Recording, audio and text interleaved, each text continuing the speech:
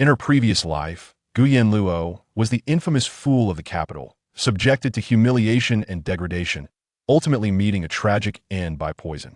Upon her rebirth, she donned the guise of a fool to conceal her true strength.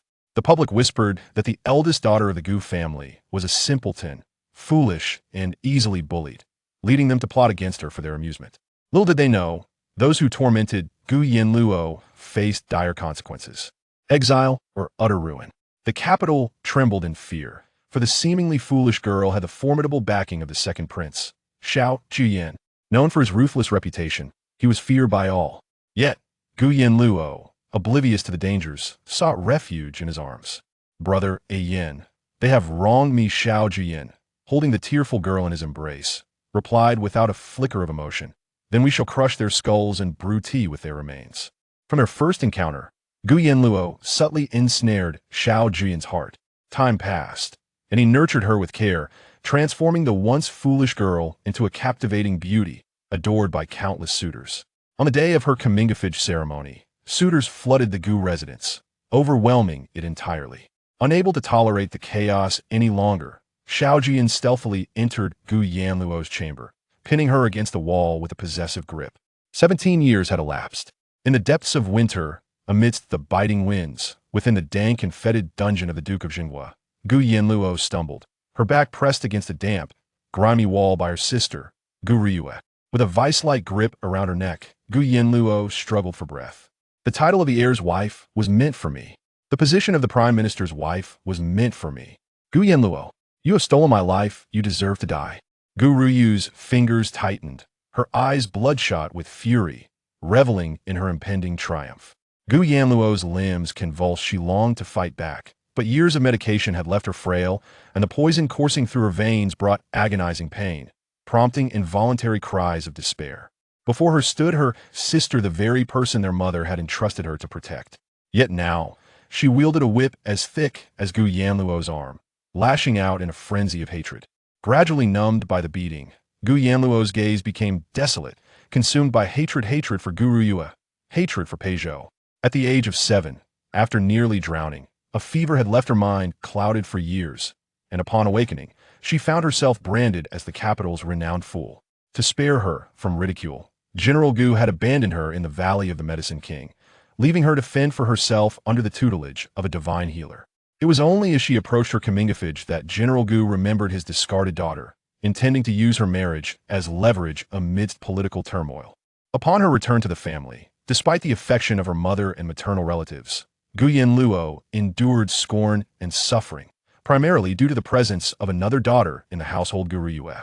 Aware of Gu Yanluo's foolishness, Gu Riyue orchestrated her continual embarrassment, tarnishing her reputation throughout the capital. Ultimately, Gu Yanluo's disgrace led to her marriage with Pei Zhou, who sought power for his family. During her 4 years as Pei Zhou's wife, Gu Yanluo lived in torment, enduring relentless ridicule and derision, despite her elevation to the position of prime minister's wife. Gu Riyue, blind to her sister's suffering, only felt a deep-seated resentment, believing Gu Yanluo had usurped her rightful place. 7 days prior, Gu Yanluo's mind inexplicably cleared, revealing the shocking sight of Gu Riyue and Pei Zhou entwined in an illicit embrace. Cold dread seeped through her, realizing the extent of her suffering at the hands of those she once trusted. Her near drowning had been a meticulously crafted scheme by Gu Riyue. Her marriage was a premeditated trap by Pei Zhou. The death of her mother had been orchestrated by her father to pave the way for his beloved sister. Those she deemed trustworthy were merely wolves in sheep's clothing, exploiting her naivety without a shred of sincerity. Upon awakening, her singular desire was revenge to annihilate Pei Zhou and Gu Riyue. Yet, her awakening came too late. Pei Zhou had ascended to prominence, leveraging the downfall of her maternal family to become the prime minister, wielding immense power. Moreover, he had sensed her newfound clarity, confining her to a dark prison and forcing poison down her throat. "Gu Yanluo, you foolish simpleton, how could you ever be worthy of me?"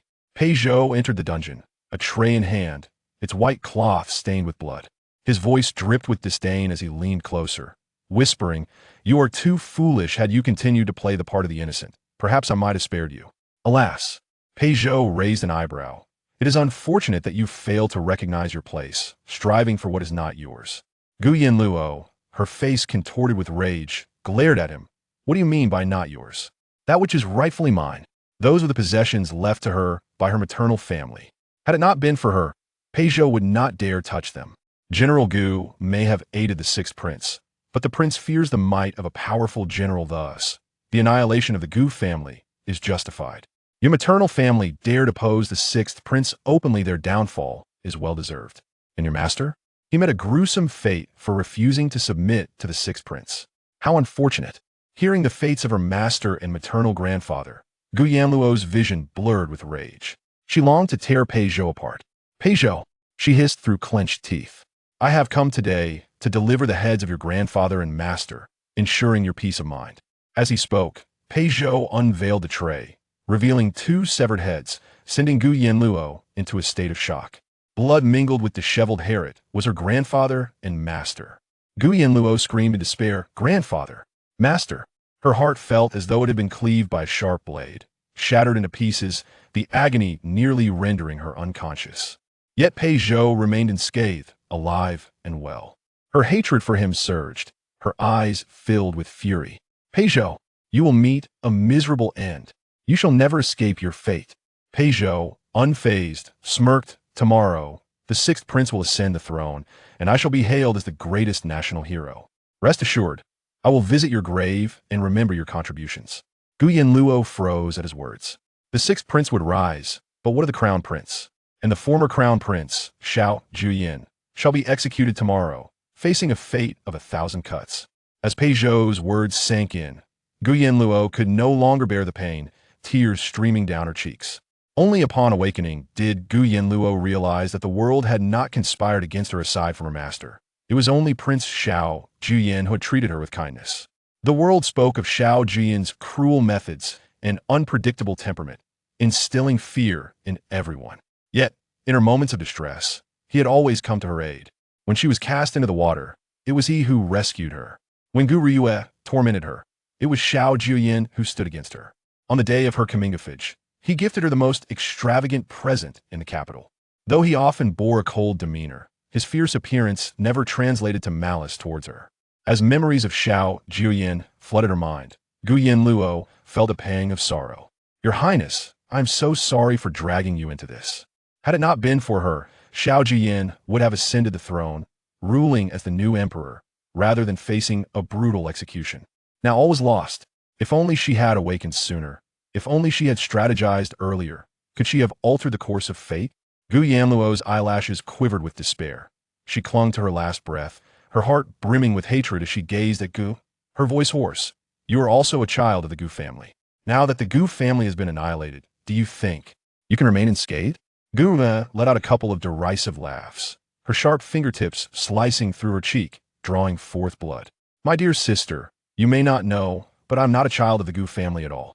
I share no blood ties with them. Why should I be entangled in their fate? Gu Yanluo's eyes widened in shock. She was not a child of the Gu family? Let me tell you the truth.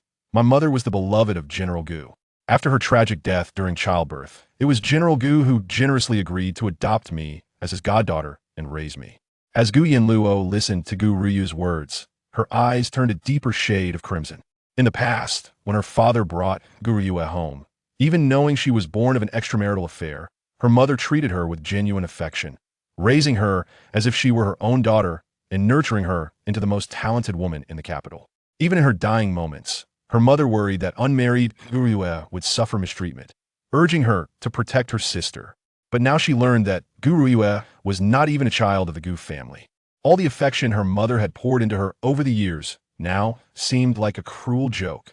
Gu Yanluo felt a fierce desire to tear Gu Riyu's face apart. Yet her breathing grew increasingly shallow as the poison spread, causing her excruciating pain.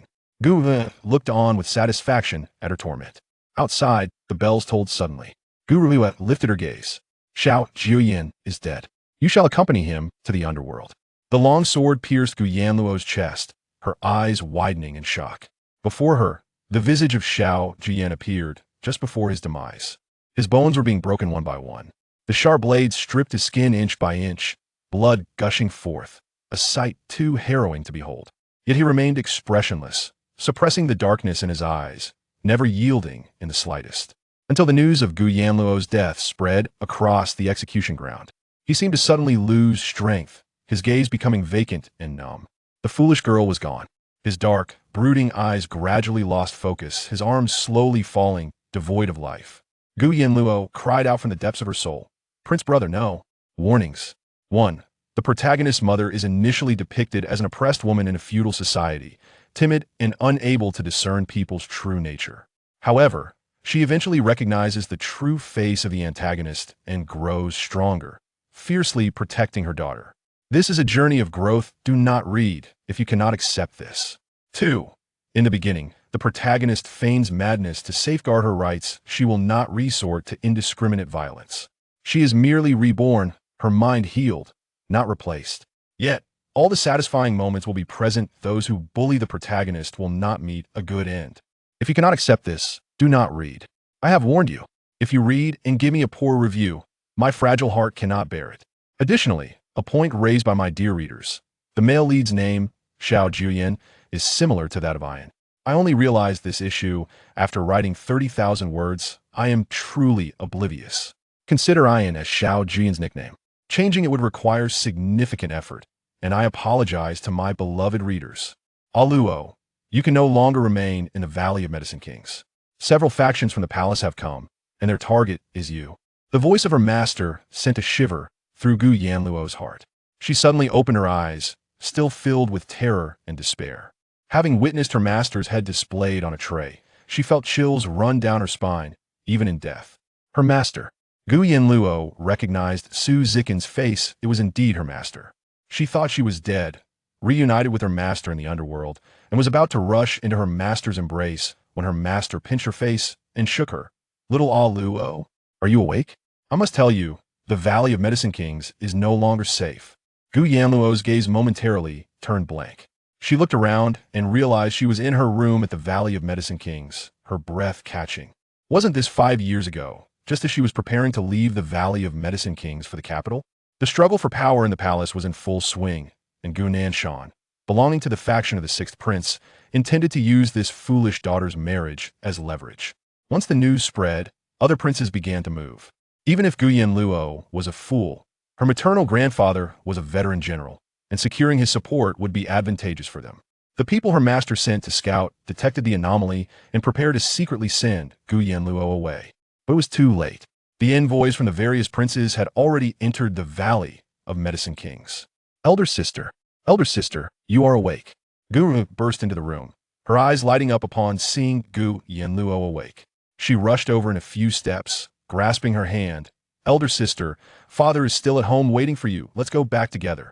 Gazing at Gu Ruyu's youthful face, a surge of intense rage ignited within Gu Yanluo's chest.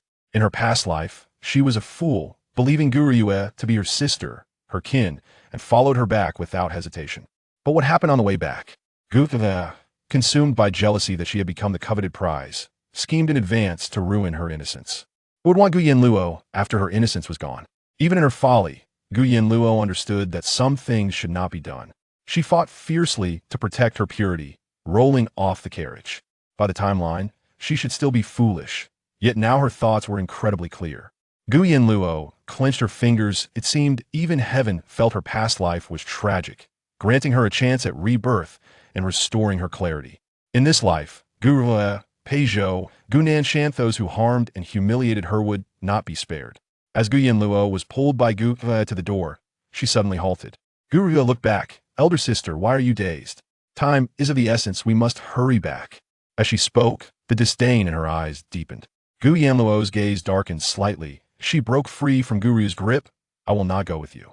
What? Gu Ruyu's voice became sharper, her brow furrowing. I am your sister. If you want to go with me, then with whom? Father, mother, and grandmother are all waiting for you at home. You foolish girl. How can you not worry about your parents? Elder sister, I'm doing this for your own good. How truly grandiose.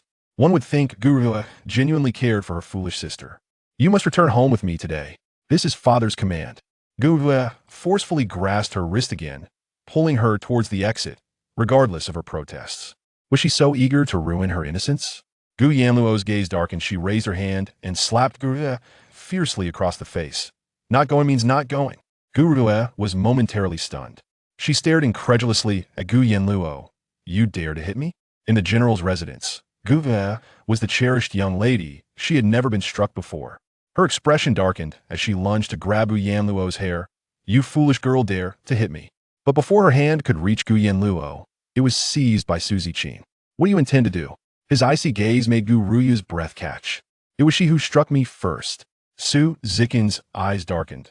Is this the attitude with which your Gu family treats visitors? If so, I see no reason to return. What are you? She is one of us from the Gu family. Returning home is only natural.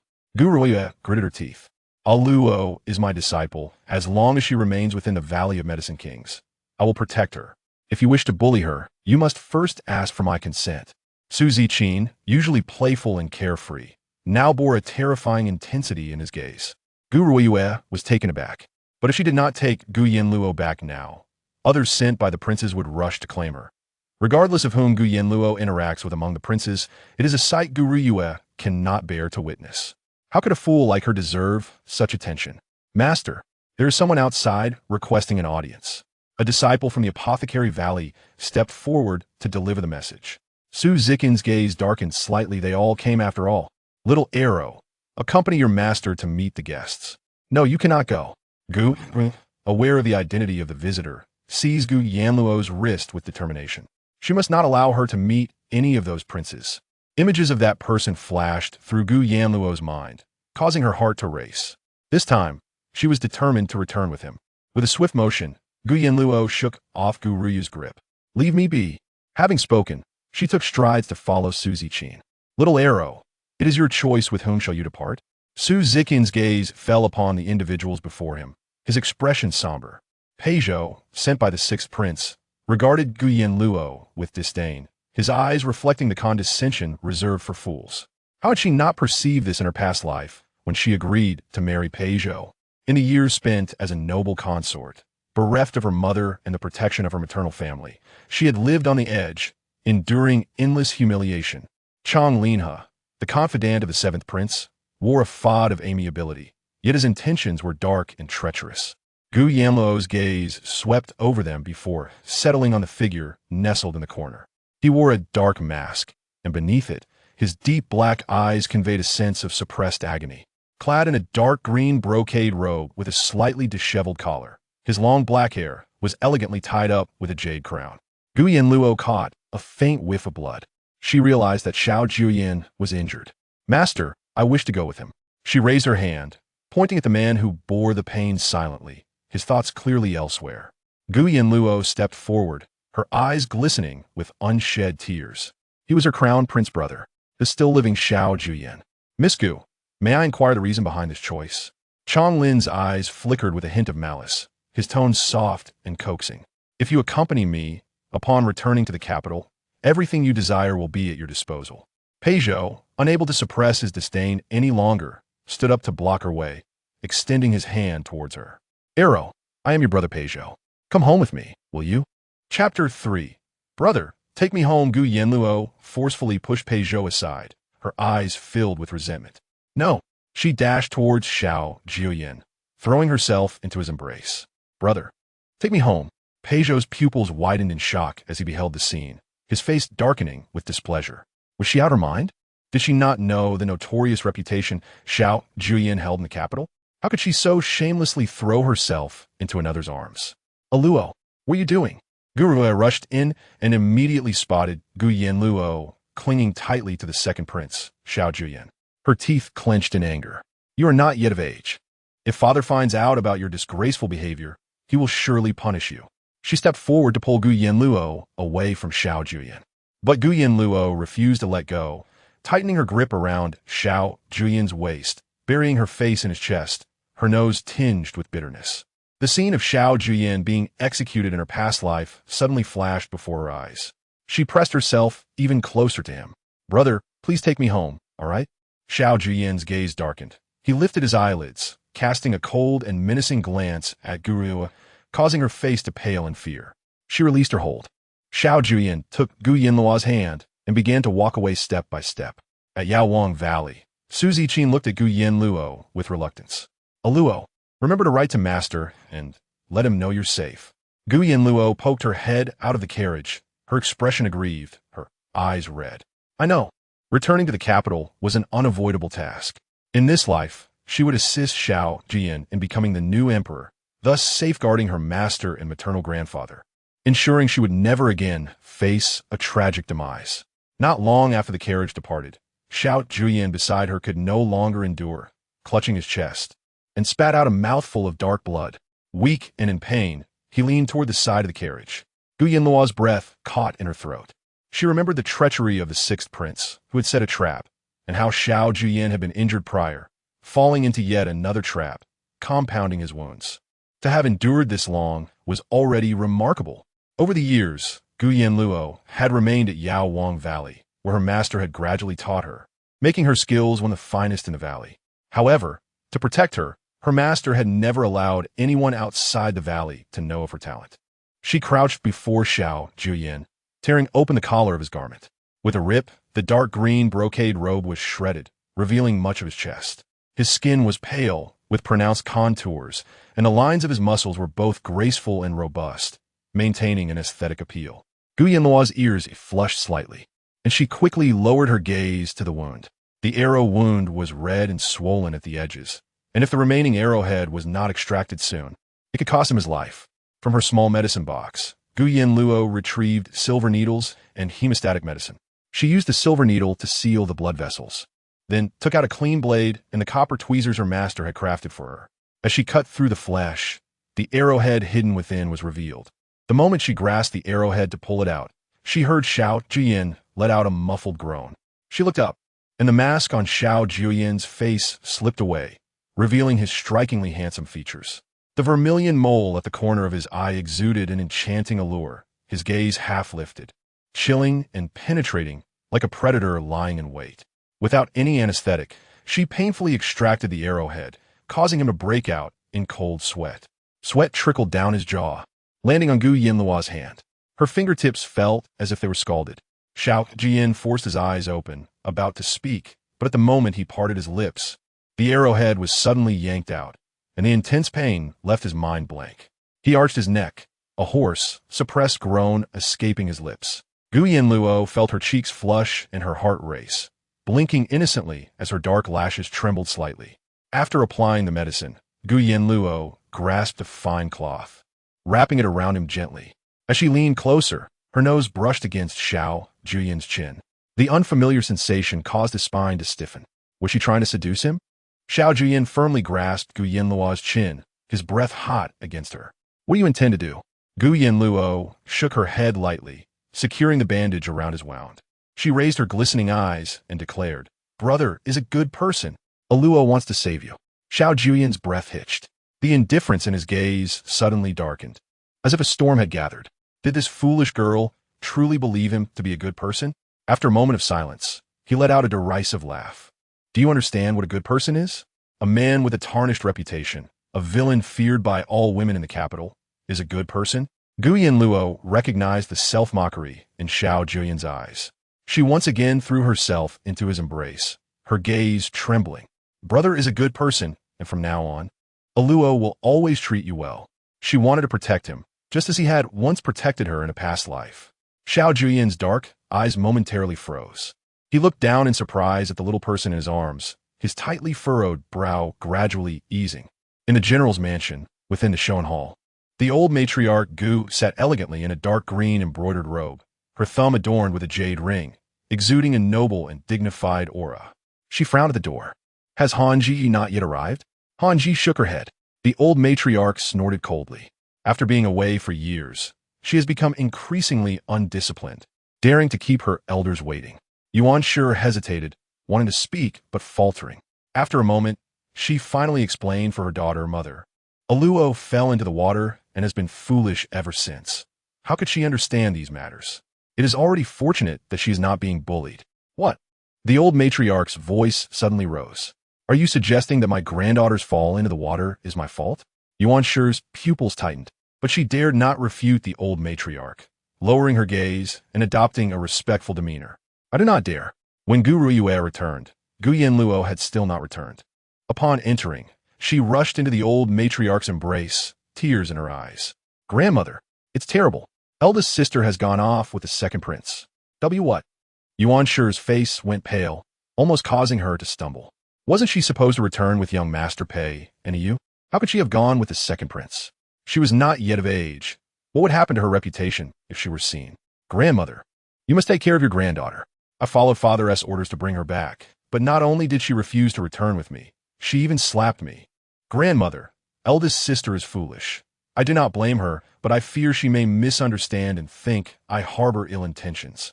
Upon hearing this, the old matriarch immediately cupped Gu Yue's face, scrutinizing it closely. Upon seeing the mark of the slap, her expression darkened. My dear granddaughter, how could your face be so marred?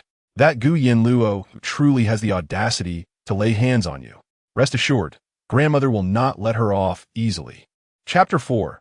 Luo misses you with the old matriarch's protection. Gu Yue's eyes turned red as she leaned against her. Grandmother, does eldest sister blame me? Over the years, she has been far away in Yao Wang Valley, and I have taken away your and father's affection. Perhaps you should send me to the countryside? That way, when eldest sister returns, she can be showered with your and father's love. How dare you speak such nonsense? The old matriarch swatted Gu Ruiyue's hand. You are the pride of the Gu family. How can we send you to suffer in the countryside? Never speak such words again. Should she return and bully you, she will face the consequences. Gu Yue leaned against the old matriarch's arm, her eyes slightly downcast, a hint of triumph flickering within them. Yuan Shi gazed at Gu Yue before her, feeling an unfamiliar distance from the daughter she had raised. How could her own sister so easily sow discord between a Luo and the old matriarch? Yuan's heart tightened around the silk handkerchief. She could not bear to think this way. Yu was also raised by her. How could she possibly be so cruel and malicious? An hour later, old madam, the young miss has returned. A servant announced from outside. The gaze of the old lady Gu darkened slightly. With Gu Ryu's assistance, she slowly stood up, preparing to discipline her. This foolish girl had grown up outside, and who knew how many bad habits she had acquired. It was imperative to give her a stern warning, to let her know that upon returning to the general's residence, she must adhere to its rules. Upon hearing this, Yuan's face instantly turned pale. Mother, a Luo has just returned, and you want to punish her? She struck at you, nearly marring her beauty. I have shown great mercy by not letting her die outside. Old Madame Gu scoffed. Yuan's heart tightened. Mother, after all these years, a Luo has been uneducated outside. Even if she does not understand the rules, we should teach her gradually. How can we strike her the moment she returns? Yuan, old Madame Gu glared at her, cutting her with a sharp look. Yuan, do not be foolish. Your daughter is Rui, the most talented young woman in the capital. Only she can bring honor to the Gu family. Do not treat a fool as a treasure. Yuan pressed her lips tightly together, gripping the silk handkerchief. In her heart, she felt no guilt towards Gu Ruiyue. Even if she were not her biological daughter, she had cared for her to the best of her ability for so many years. But what about Gu Yanluo?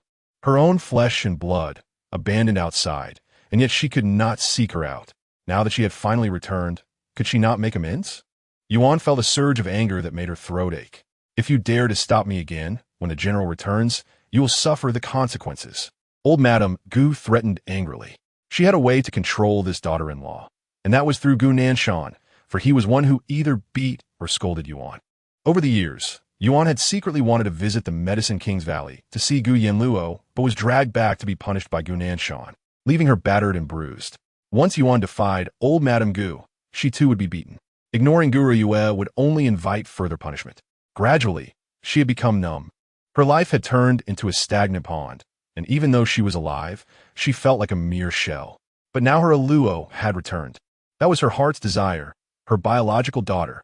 In that moment, Gu Yanluo was led into the Shoan Hall by the servant, dressed in a smoky green garment. Her skirt trailed along the ground, cinched at the waist, her figure delicate and graceful. That charming little face revealed no trace of foolishness, save for her eyes, which seemed somewhat muddled, like a pool of stagnant water. Luo. Upon seeing her enter, Yuan's eyes reddened instantly, and she rushed forward, grasping her hand, wishing to examine her thoroughly. You have suffered so much over the years. As Yuan spoke, she feared Gu Yanluo might not remember her, and thus gently explained. I am your mother. Do you remember me? Gu Yanluo nodded timidly, mother. Oh, Yuan was overwhelmed with joy and tears. My Luo still remembers. She then introduced her. Come, this is your grandmother, and this is your second sister, Ruoyue. Yuan led Gu Yanluo to greet old Madame Gu and Gu Yue in turn. Old Madame Gu raised her chin haughtily. Kneel. Gu Yanluo looked up calmly, unperturbed by the command. Did you not hear me? Kneel. The servant standing behind Gu Yanluo kicked her knee unexpectedly, causing her to collapse to the ground. Seeing this, Yuan rushed over Luo. Mother, Luo has just returned. Must you be so heartless in punishing her? She is so frail. How can she endure the family law? When she struck at you, did she not consider if you could withstand it? Old Madame Gu's expression darkened. Her gaze towards Gu Yanluo filled with disdain and malice. Execute the punishment, she ordered coldly. Gu Yanluo, having once fallen into the water and become foolish, was already weak in body. Yet, Gu Nanshan had insisted on sending her away from the capital. Although this matter had been suppressed, the emperor had heard whispers. If he were to learn of her mistreatment upon returning, he would surely question Gu Nanshan about the Gu family's barbaric and unreasonable conduct. At that moment, Xiao Jiuye appeared at the entrance of the Shoan Hall. Leaning casually against the door, his gaze was icy as he surveyed the individuals within. They all trembled in fear and hurriedly bowed. Greetings, Your Highness. It is precisely because this girl has grown up in such a remote place that she requires proper upbringing. The rules of the capital are many. A moment's inattention could lead to grave consequences, old Madame Gu explained, her voice tinged with guilt as she knelt. Are you contradicting me? Xiao Jiuye narrowed his eyes, leaning down to glare at the kneeling old Madame Gu. Changbai. His voice was cold. Let the old lady face a consequence for her actions. Changbai complied, and under the orders of the second prince, old Madame Gu received 10 lashes as punishment. Old Madame Gu's eyes widened in shock, unable to believe what was happening. What? She is the matriarch of the Gu family. She has devoted her life to this family. And now she is to be punished? Why? No, this cannot be. Gu stepped in front of old Madame Gu. Your Highness, she is elderly and cannot bear such punishment. Please spare her. We admit our mistakes with our elder sister. It is our fault for bullying her. We beg Your Highness for mercy. Miss Gu, what do you think should happen? Xiao Jiuye turned his gaze to Gu Yanluo. She glanced at the tray held by Han Ji, meant for her to serve tea to old Madame Gu, still steaming. She lifted the cup and slowly approached old Madame Gu. Luo greets grandmother. As she spoke, she splashed the entire cup of tea onto old Madame Gu's face. The old lady's expression froze, her face alternating between shades of green and white in anger. You little wretch, how dare you splash me? Changbai, let the Gu family law handle this. Xiao Jiuye smirked mockingly. Old Madame Gu's face paled at the threat. She froze in fear. Your Highness, spare me. My grandmother is old and confused. She did not mean it. Please forgive her. Gu Ryue's eyes turned red, kneeling on the ground, desperately pleading for mercy. Chapter 5. Today, she would seize. Xiao Jiuye's gaze remained fixed on Gu Yanluo throughout. Brother, thank you for helping Luo. She tiptoed to whisper in his ear. Your wound needs rest. Luo can handle things here. She could not rely solely on Xiao Jiuye for assistance. Xiao Jiuye was somewhat taken aback. He had not expected this little fool to have her own ideas. Take this token. If you have matters to resolve, seek me in the palace. Thank you, brother. Gu Yanluo accepted the token, her smile radiant. After Xiao Jiuye departed, old Madame Gu shakily rose from the ground. Gu Ruoyue, feeling wronged, looked at Gu Yanluo with tears in her eyes. Elder sister, how could you side with others and teach grandmother a lesson? Even if you have grievances, you should not vent them on grandmother. She is, after all, our elder. What if she suffers some consequence? Father would surely be furious. Old Madame Gu took a moment to catch her breath, no longer wishing to see Gu Yanluo again. Hanji, send her to the Qinghan courtyard to learn some manners. I did not want to see her again. Hearing that Gu Yanluo was to be sent to the Qinghan courtyard, Yuan panicked. Mother, that place has been desolate for ages, overgrown with weeds. Luo has just returned. How can she live there? Yuan, you have repeatedly defied me today. What are your intentions? Old Madame Gu was thoroughly enraged, slamming her palm heavily onto the table. This weak-willed daughter-in-law had dared to provoke her for the sake of a fool. If you're dissatisfied, then you can move to the Qinghan courtyard as well. Yuan's eyes dimmed slightly, yet without hesitation, she replied, very well. Then I will go to the Qinghan courtyard to accompany Luo. Old Madame Gu Yuan, however, took Gu Yanluo's hand and turned to leave. Gu Yanluo stood still. Yuan could not follow her. Otherwise, it would be just like in her past life, inciting Gu Nanshan's wrath. Gu Nanshan was volatile and would either beat or scold her. As they were not yet divorced, Gu Yanluo could not let her mother fall into such a predicament again. "Mother, please don't." Yuan Shi's gaze fell upon Gu Yanluo, her throat tightening with emotion.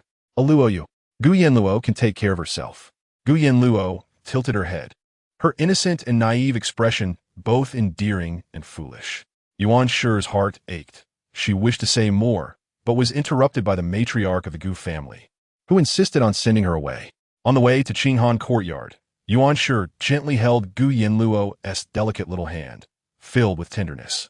"Aluo, how have you been living in Yaowang Valley? Has anyone bullied you?" Gu Yanluo shook her head, assuring her that her days in Yaowang Valley were the happiest and safest of her life, protected by her master. Yuan Shi's eyes glistened with tears. "Aluo, do you blame your mother? For these 7 years, I have not visited you." It was not that Yuan Shi did not wish to go, but each time she ventured out of the city, she was dragged back by Gu Nanshan and beaten. Several times she attempted to find Gu Yanluo, only to be brought back and punished again. With a timid disposition, Yuan Shi dared not speak of Gu Nanshan's violence to her family, leaving her without support. Gu Yanluo understood this, pausing before taking 2 steps forward to embrace Yuan Shi. "Mother, Aluo misses you.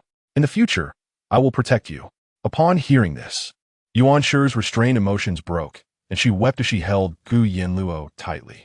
Yuan Shi ordered servants to tidy up Qinghan courtyard, worried that Gu Yanluo might suffer. So she sent a maid to bring over the bedding and clothes she had prepared in advance. The courtyard had been uninhabited for a long time, filled with a musty odor mixed with dampness. With the windows wide open for ventilation, Yuan Shi and Gu Yanluo stood in the small courtyard. "When the clothes arrive, try them on. They're made by your mother. Let's see if they fit." A smile graced Gu Yanluo's face, her clear eyes sparkling with joy. "Thank you, mother." Yuan Shi felt warmth in her heart. Her child was no different from any other. Why should she endure such suffering? After a short while, the maid Hongzhu arrived with the finished garments. "Miss, these clothes were sewn by madam with great care. The exquisite embroidery is even more beautiful than that of the masters in the palace. You must try them on." Saying this, Hongzhu placed a tray on the table and held the clothes up, ready to assist Gu Yanluo in trying them on. However, as the garments were unfolded, a sharp tearing sound pierced the air. Yuan Shi and Gu Yanluo looked down to find 2 long slashes across the beautifully crafted clothes, glaringly placed in the center. Hongzhu paled in fright. "Madam, please forgive me. I had no idea how this happened." Yuan Shi frowned slightly, feeling a pang of regret. She had hoped to see Aluo in new attire. Gu Yanluo's expression darkened. She remembered in her past life how Gu Ruiyue had claimed that their mother did not care for her, sending her tattered clothes to instill a sense of self-awareness and to deter her from bothering their mother. Later, Gu Yanluo discovered that it was Gu Ruiyue who had sabotaged these garments to sow discord between mother and daughter. Gu Yanluo's eyes grew cold. Lifting her gaze, mist gathered in her eyes as she choked out, "Mother, Aluo wants new clothes." Yuan Shi's heart shattered at these words. "Do not be sad, Aluo. I'll buy you new ones." "No, Aluo wants the ones made by mother." Tears brimmed in Gu Yanluo's eyes, threatening to fall. She swayed, her fragile state as if she might faint. Yuan Shi's heart raced. "Hongzhu, go to Weiyue's room and fetch the butterfly skirt I made." That skirt was originally intended for Aluo, but Gu Ruiyue had taken it after accusing Yuan Shi of favoritism. Hongzhu hurriedly left for Gu Ruiyue's Jinhua courtyard. Yuan Shi gently patted Gu Yanluo's back, soothing her, and ruffled her hair. "Whatever Aluo desires, your mother will provide." Gu Yanluo's lashes fluttered, casting shadows over her troubled eyes. Gu Ruiyue's nature made it unlikely for her to easily relinquish the clothing, but today she was determined to reclaim it. As expected, within moments, an uproar erupted in the general's residence. In Jinhua courtyard, Gu Ruiyue cried, her eyes brimming with tears, and rushed to Shoan Hall to complain, claiming Yuan Shi was biased and trying to steal her clothes for Gu Yanluo. Enraged, the matriarch of the Gu family brought Gu Ruiyue to Qinghan courtyard to confront Yuan Shi. "Yuan Shi," the matriarch's voice boomed as she entered, echoing through the space. Gu Yanluo, clutching the torn garments, stepped forward and flung them at the matriarch's face. "You villain," she shouted, puffing up like an angry little beast. Han Ji quickly picked up the clothing, glaring at Gu Yanluo with malice. You are truly audacious. This is the matriarch. You wretched girl. Do you think you can act without consequence just because of the second prince? Han Ji snapped. Someone slap her. Teach her the proper conduct of the general's residence. The matriarch was even more furious. Yuan Shi immediately shielded Gu Yanluo, saying, Mother, a Luo is just a child. Why must you argue with her? Besides, it was my garment for a Luo that was torn. Had it not been for that, I would not have gone to Ryue's room to retrieve clothing. That butterfly skirt was also prepared for a Luo long ago. Upon hearing Yuan Shi's words, Gu Ryue's tears flowed freely, her eyes red. Mother, how can you be so biased? As soon as my sister returned, you treat me this way. Is there no place for you in this general's residence? If so, I shall leave and no longer trouble you. Yuan Shi felt a pang in her heart at Gu Ryue's words. She had genuinely cared for Gu Ryue over the years. And now, having inadvertently hurt her, she felt sorrowful. But before she could speak, Gu Yanluo pointed at Gu Ryue. You villain, you tore a Luo's clothes. It was you. With that, Gu Yanluo lunged forward, grabbing Gu Ryue by the hair without mercy. After all, she was foolish and naive, so striking someone was hardly surprising. Gu Ryue screamed in pain, calling out, Grandmother, Grandmother, it hurts. This is outrageous. The matriarch struggled to catch her breath, ordering Han Ji to pull Gu Yanluo away. But for some reason, Gu Yanluo's grip was firm, causing pain without any visible injury. You are speaking nonsense. I did not tear your clothes. They both cried, struggling to separate.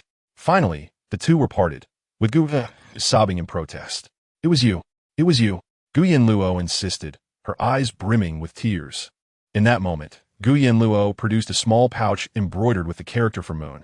In the entire general's residence, only Gu Ryue had a name that contained Moon.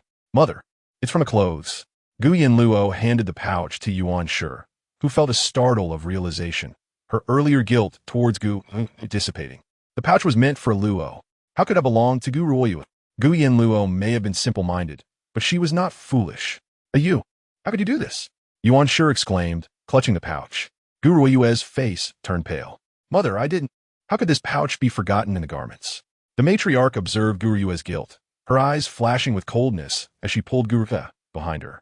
Yuan Shi, if it were not for your favoritism, this situation would not have arisen. If you continue to pursue a Yu's responsibility, we shall bring this matter before the general and seek justice. Yuan Shi's expression shifted as she heard Gu Jianjuan's name, her face losing all color. Gu Yanluo realized that Gu Nanshan's violence towards Yuan Shi was likely instigated by that old woman. Since she wished to aid Gu Ryue, let the matter escalate and reveal who was truly in the right. Without hesitation, Gu Yanluo turned to flee. Hong Zhu, fearing for her safety, followed closely behind. Yuan Shi, alarmed, cried out, a Luo, stop her. What madness is she plotting? Servants from the general's residence rushed forward to block Gu Yanluo, but she slipped away like a nimble fish, effortlessly evading them. Gu Yanluo dashed out of the general's residence, heading towards her maternal grandfather's home, 3 streets away. The sky had darkened, and the Yuan family had already closed their doors. Standing before the Yuan residence, Gu Yanluo knocked vigorously on the door, calling out, Grandfather, help, help. Her voice was pitiful, like an injured kitten. The steward inside heard her cries and hurried to open the door. Upon catching sight of Hong Zhu, the red candle, who had grown up as a maid in the Yuan household, it became evident that the young mistress had returned home only to encounter distress. Without hesitation, she had rushed to this place. Hong Zhu explained the situation, and upon learning that it was the eldest daughter of the Guo family, the steward was immediately taken aback and hastily ushered her inside. Chapter 6. Kneeling to acknowledge mistakes, the venerable patriarch of the Yuan family, having just finished his meal and on the verge of slumber, was stirred by the clamor outside. Frowning, he inquired what the commotion was about. Sir, it is the eldest daughter of the Guo family who has arrived. The eldest daughter? What brings Guo Ryue here? The patriarch had never held a fondness for Guo Ryue, and the mere mention of her name caused his gaze to grow colder. She is your legitimate granddaughter, Miss Yanluo. At this revelation, the patriarch, who had already reclined, abruptly sat up, breathless. Yanluo has returned. It had been 7 long years since she had been sent away. The capital was treacherous, and Guo Yanluo, being simple-minded, would have remained in Yuan's good graces had it not been for his concern over her potential mistreatment. He had frequently visited the Medicine King Valley, bringing numerous gifts, hoping to ensure her well-being. Yet, each time he encountered Guananshan, he could not help but unleash a torrent of curses. Donning his outer robe, the patriarch, accompanied by servants, made his way to the main entrance. Halfway there, he spotted a slender figure rushing towards him. Yanluo ran straight into her grandfather's embrace, her eyes glistening with unshed tears. "Is it Yanluo? Let me see. Is our little Yanluo back?" The patriarch, trembling with excitement, grasped her shoulders, scrutinizing the delicate face illuminated by the lantern's glow. "Why do you look so thin?" In her childhood, Yanluo had chubby cheeks and was like a soft bun, always nestled in his arms, her round, bright eyes sparkling with life. "Grandfather, I've been bullied. Someone has wronged Yanluo." She pouted, determined to voice her grievances. It was essential that her grandfather understood the harsh realities her mother faced in the general's household. "Who? Is it that despicable father of yours?" The patriarch's beard bristled with anger. He comforted Yanluo, gently patting her back. "Do not be afraid. Speak slowly. Grandfather will stand up for you." Yanluo recounted how Jiuye had torn her dress and made a false report to the matriarch. "Let's go." The patriarch took Yanluo's hand and headed toward the general's residence.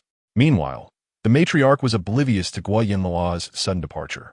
Fearing her foolishness might bring shame to the Guo family, she intended to send someone to bring her back. Just as she was about to leave, Guananshan approached from outside. Upon seeing Guananshan, the matriarch felt emboldened and exchanged a glance with Jiuye. Instantly, Jiuye stepped forward, tears glistening in her eyes. "Father," she cried, her voice laden with grievance.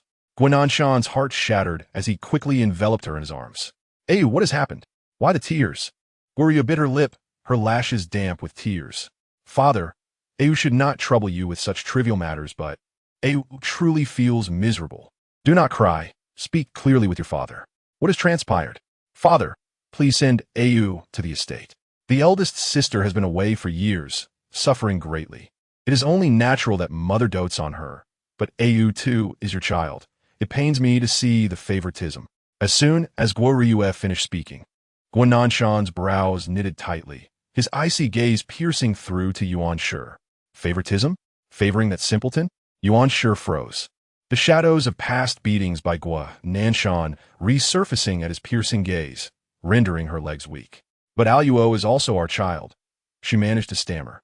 Guananshan's eyes were cold and dark. "What is she to you? A fool, a simpleton.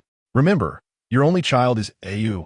Once Yanluo's marriage is settled, she shall have no further ties to the Guo family." Yuan Shi's heart ached with bitterness. She had never dared to oppose Guananshan, but now, hearing his heartless words felt like a dagger to her heart. Why should he be so biased? Yanluo had been sent away since childhood, and now that she had finally returned, could they not make amends? "Yuan Shi, do you dare to defy my words?" Guananshan strode forward, seizing Yuan Shi by the neck, his palm striking her face with a resounding slap. "Consider this a warning. Should you act out again, I will ensure you spend the rest of your life in bed." As his domineering words echoed, a thunderous voice erupted from outside. "Guananshan, is this how you treat your wife's daughter?" Guananshan stiffened at the sound. He blinked in disbelief as his darkened gaze swept over Yuan Shi, only to find Yuan Te striding angrily toward him, his eyes burning with fury. Behind him stood a maiden of striking beauty, delicately crafted like a celestial being. "Yanluo." Yuan Te rushed forward, kicking Guananshan in the chest. Once a warrior on the battlefield, Yuan Te's prowess remained unmatched even in his old age. Guananshan stumbled back several steps, clutching his chest, bewildered. "Father, who is your father?" "Guananshan, do not forget the oath you swore when you wed Xinyu." Yuan Te's face was ashen. "To dare lay hands on Xinyu now, do you wish to challenge me?" Guananshan's lashes fell, a shadow of malice crossing his features. He fixed his gaze on the distant Yanluo, and when looking back at Yuan Te, adopted a facade of sincerity. "Father, it was a moment of folly on my part. Please, punish me as you see fit." Guananshan knelt before Yuan Te, accepting his reprimand. Yuan Shi's eyes brimmed with tears, her gaze fixed on Yuan Te, trembling. "Father, what brings you here?" Yuan Te scrutinized her deeply. His daughter was too soft-hearted, a fault of his own making due to excessively harsh teachings in the past, resulting in her current endurance. Had it not been for Yanluo seeking him out, he would have remained unaware of Guananshan's audacity to lay hands on his daughter. I cannot punish you, for you're now a prominent general. Who would dare lay a hand on you? Yuan Tai's gaze turned icy.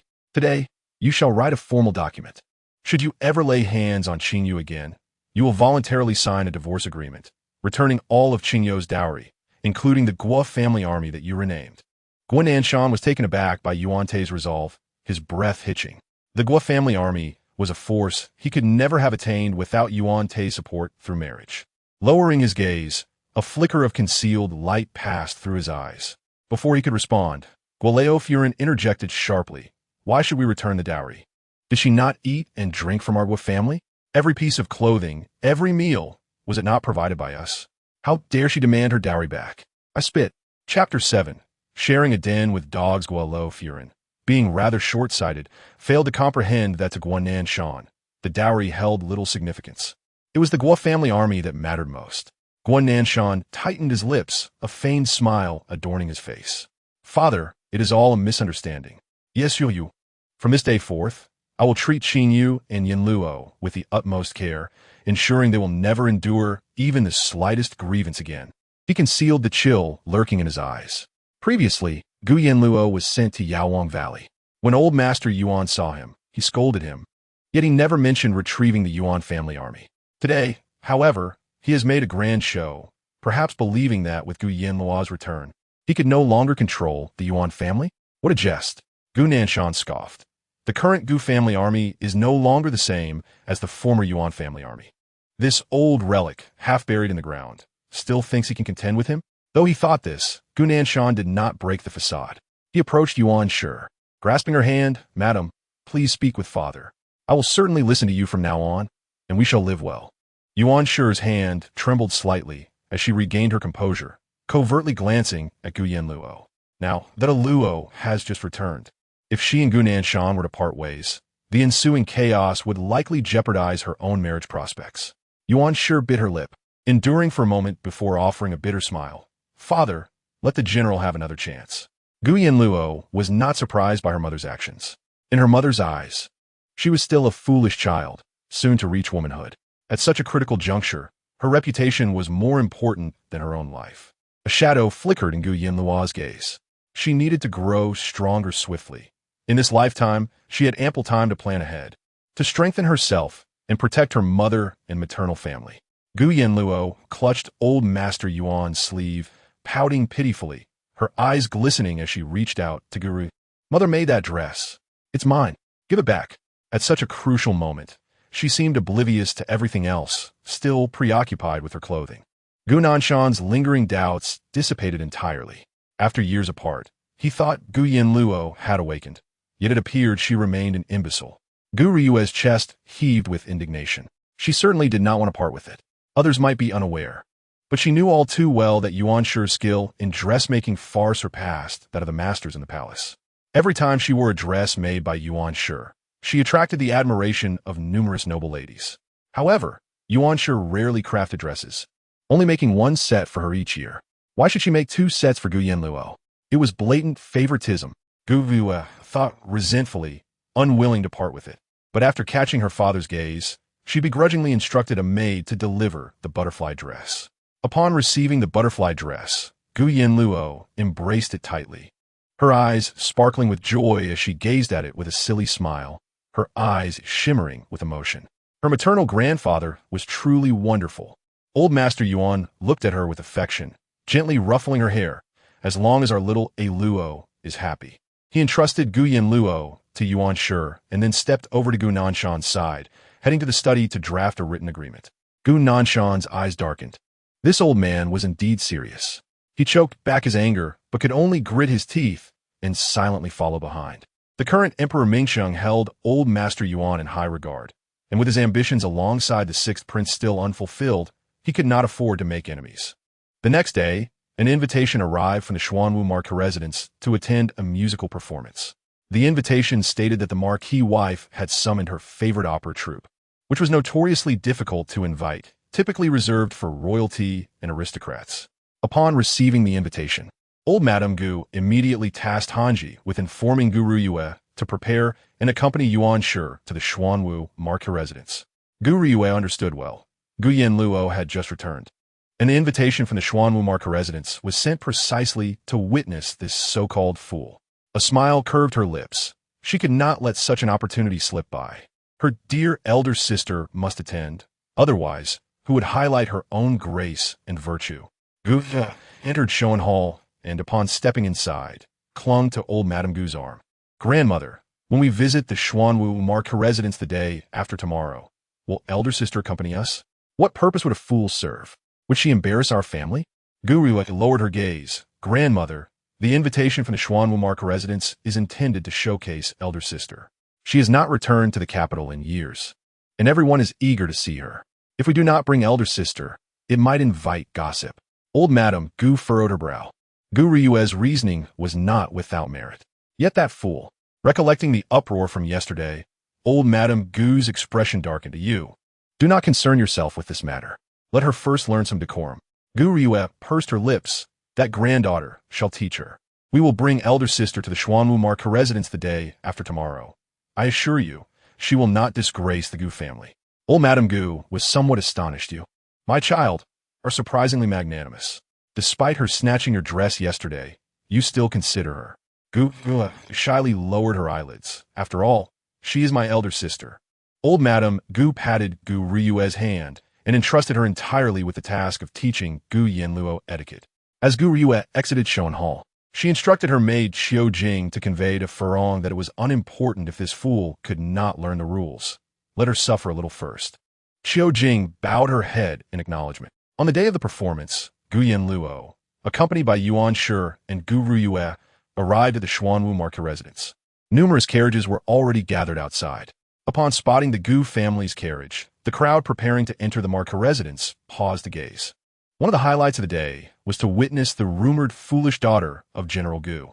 It was said she was exceedingly dim-witted during her foolish days. She would abandon her bed to squeeze in with the dogs raised by the general's household, provoking General Gu to chop one of the dogs for stew, forcing Gu Yanluo to consume it.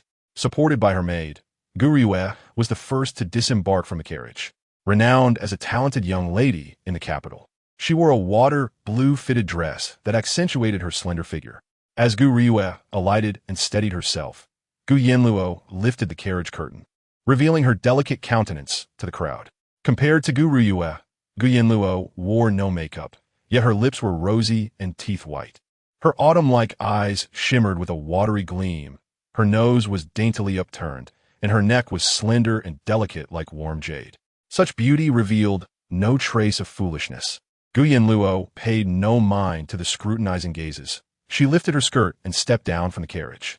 Gu Riyue, standing beside the carriage step, secretly extended her foot towards Gu Yanluo, intending to make her embarrass herself before the Xuanwu Marquis residence. To her surprise, Gu Yanluo not only avoided her foot, but firmly stepped on the top of it, her full weight bearing down. Gu Riyue nearly cried out in pain. Chapter 8. Encountering Xiao Jiuye again. Yet, upon seeing the gazes of those around her, she struggled to stifle the tears welling in her eyes. The pain was excruciating. This little wretch, Gu Yanluo, she did it on purpose. Gu Riyue was on the verge of tears, but could only endure, glaring fiercely at Gu Yanluo. Gu Yanluo, however, appeared oblivious. She turned, her eyes slightly raised, sparkling as she looked at Yuan Shi stepping out of the carriage. Mother, Aluo will assist you. She smiled, extending her slender arm. Yuan Shi lowered her gaze, seeing Gu Yanluo's bright eyes, her heart swelling with a flicker of joy. Aluo is truly obedient. It seemed her worries were unfounded. With Aluo being so sensible, how could she be ridiculed? Yuan Shi led the two into the Xuanwu Marquis residence. Upon learning of their arrival, the Marquis wife immediately gathered her attendants to welcome them. Gu, upon seeing the Marquis wife approach, quickly performed the proper greeting. Riyue pays her respects to the lady. No need for excessive courtesies. The Marquis wife brushed past Gu Riyue, her gaze fixated directly on Gu Yanluo behind Yuan Shi. Is this Aluo? Yuan Shi's eyes glimmered as she led Gu Yanluo forward. Aluo, quickly greet the lady. Gu Yanluo obediently curtsied, sweetly speaking. Aluo greets the lady. Such propriety. The Marquis wife was deeply moved. Your father had the heart to leave you outside all these years. Yuanshi's expression dimmed slightly. The Marquis hastily instructed someone to show them to their seats. The opera troupe was already set up, awaiting the audience to gather before commencing. Yanluo, do you enjoy listening to music? Yanluo nodded, feeling a bit shy, her eyelashes fluttering down, exuding a hint of youthful charm. The Marquis wife, witnessing this, found her even more endearing. Where's the foolishness in her? Docile and gentle, she resembled a soft little lamb, bringing joy to those who beheld her. Guruoyue, feeling overlooked, darkened her gaze and stepped forward to softly inquire, Madam, is Sister Xuanhe around? Ah, Xuanhe is by the lotus pond in the backyard. You two have not met for quite some time. Take Yanluo along and go have a chat, came the reply. Guruoyue bowed slightly and grasped Yanluo's wrist, leading her forward. Yanluo suppressed her disdain for Guruoyue's touch, fully aware of her ulterior motives. The two made their way to the lotus pond, but had scarcely taken a few steps when a group of young ladies from prominent families rushed past them like a gust of wind. Is that truly the heir of the Dingwa Marquis? Indeed, a maid has spotted him. It's young Master Pei. I saw him with my own eyes. Quick, let us hurry. Pei Zhou's appearance was among the finest in the entirety of Mingxing, with the esteemed status of the Dingwa Marquis. His charm and striking looks captivated countless noble young women. Whenever he appeared, he inevitably attracted swarms of admirers. Upon hearing this, Guruoyue halted her steps towards the lotus pond, casting a glance at Yanluo before resolutely dragging her towards Pei Zhou. Yanluo lowered her gaze, and Guruoyue remained oblivious to the hatred simmering beneath her calm exterior. Pei Zhou, we meet again, Yanluo thought, striving to suppress the animosity within as she stumbled alongside Guruoyue towards Pei Zhou's vicinity. Just as Pei Zhou disembarked from his carriage, he was immediately besieged by a throng of bold young ladies, leaving him no room to maneuver. Yanluo was pulled in the crowd by Guruoyue. The moment they managed to break free, Yanluo barely steadied herself when someone behind her gave her a forceful shove. Her eyes darkened, bracing for what was to come. She collided into Pei Zhou's embrace, becoming the target of resentment among the noble ladies, labeled as shameless and foolish. Meanwhile, Guruoyue rushed forward to help her up, apologizing to Pei Zhou on her behalf, successfully catching his attention. How utterly shameless! Yanluo discreetly raised her hand, and at the moment she was about to crash into Pei Zhou, she yanked Guruoyue's wrist, flinging her forward. No one anticipated the scene that unfolded. Even Guruoyue was taken aback. The force of her impact sent Pei Zhou sprawling to the ground, utterly disheveled. In that moment, Yanluo's hand, which had initially intended to push Guruoyue away, transformed into a grasp. She held on to Guruoyue tightly, exclaiming, Sister, what are you doing? Let go of me. If you like young Master Pei, go to him yourself. Yanluo spoke in a fluster, as if Pei Zhou were a fearsome beast. Watching Guruoyue fall into Pei Zhou's arms, her face flushed with embarrassment, she wished desperately for a hole to hide in. She never imagined that not only would she collide with him, but she would also send him tumbling to the ground. If she had to crash, it should have been gently into his embrace. They were a match made in heaven. This Yanluo. Guruoyue's teeth nearly ground to dust in rage. The noble ladies around them, upon hearing Yanluo's words, were aflame with indignation. This Guruoyue is truly despicable, employing such tactics to cozy up to young Master Pei. How disgusting! Who here does not admire young Master Pei? Yet she shamelessly tumbles into his arms, only to make him look foolish. Pei Zhou's expression darkened as he stood up, his attire, crafted from the finest silk reserved for the palace, now sullied with dust. What misfortune! He shot a disapproving glance at Guruoyue, who was blushing profusely, and with palpable annoyance, he turned toward the Xuanwu Marquis' residence. Guruoyue stood frozen in place, as his gaze pierced her heart like a thorn. She adored him so deeply. Her father had promised to arrange their marriage. Yet now Pei Zhou seemed utterly exasperated by her presence.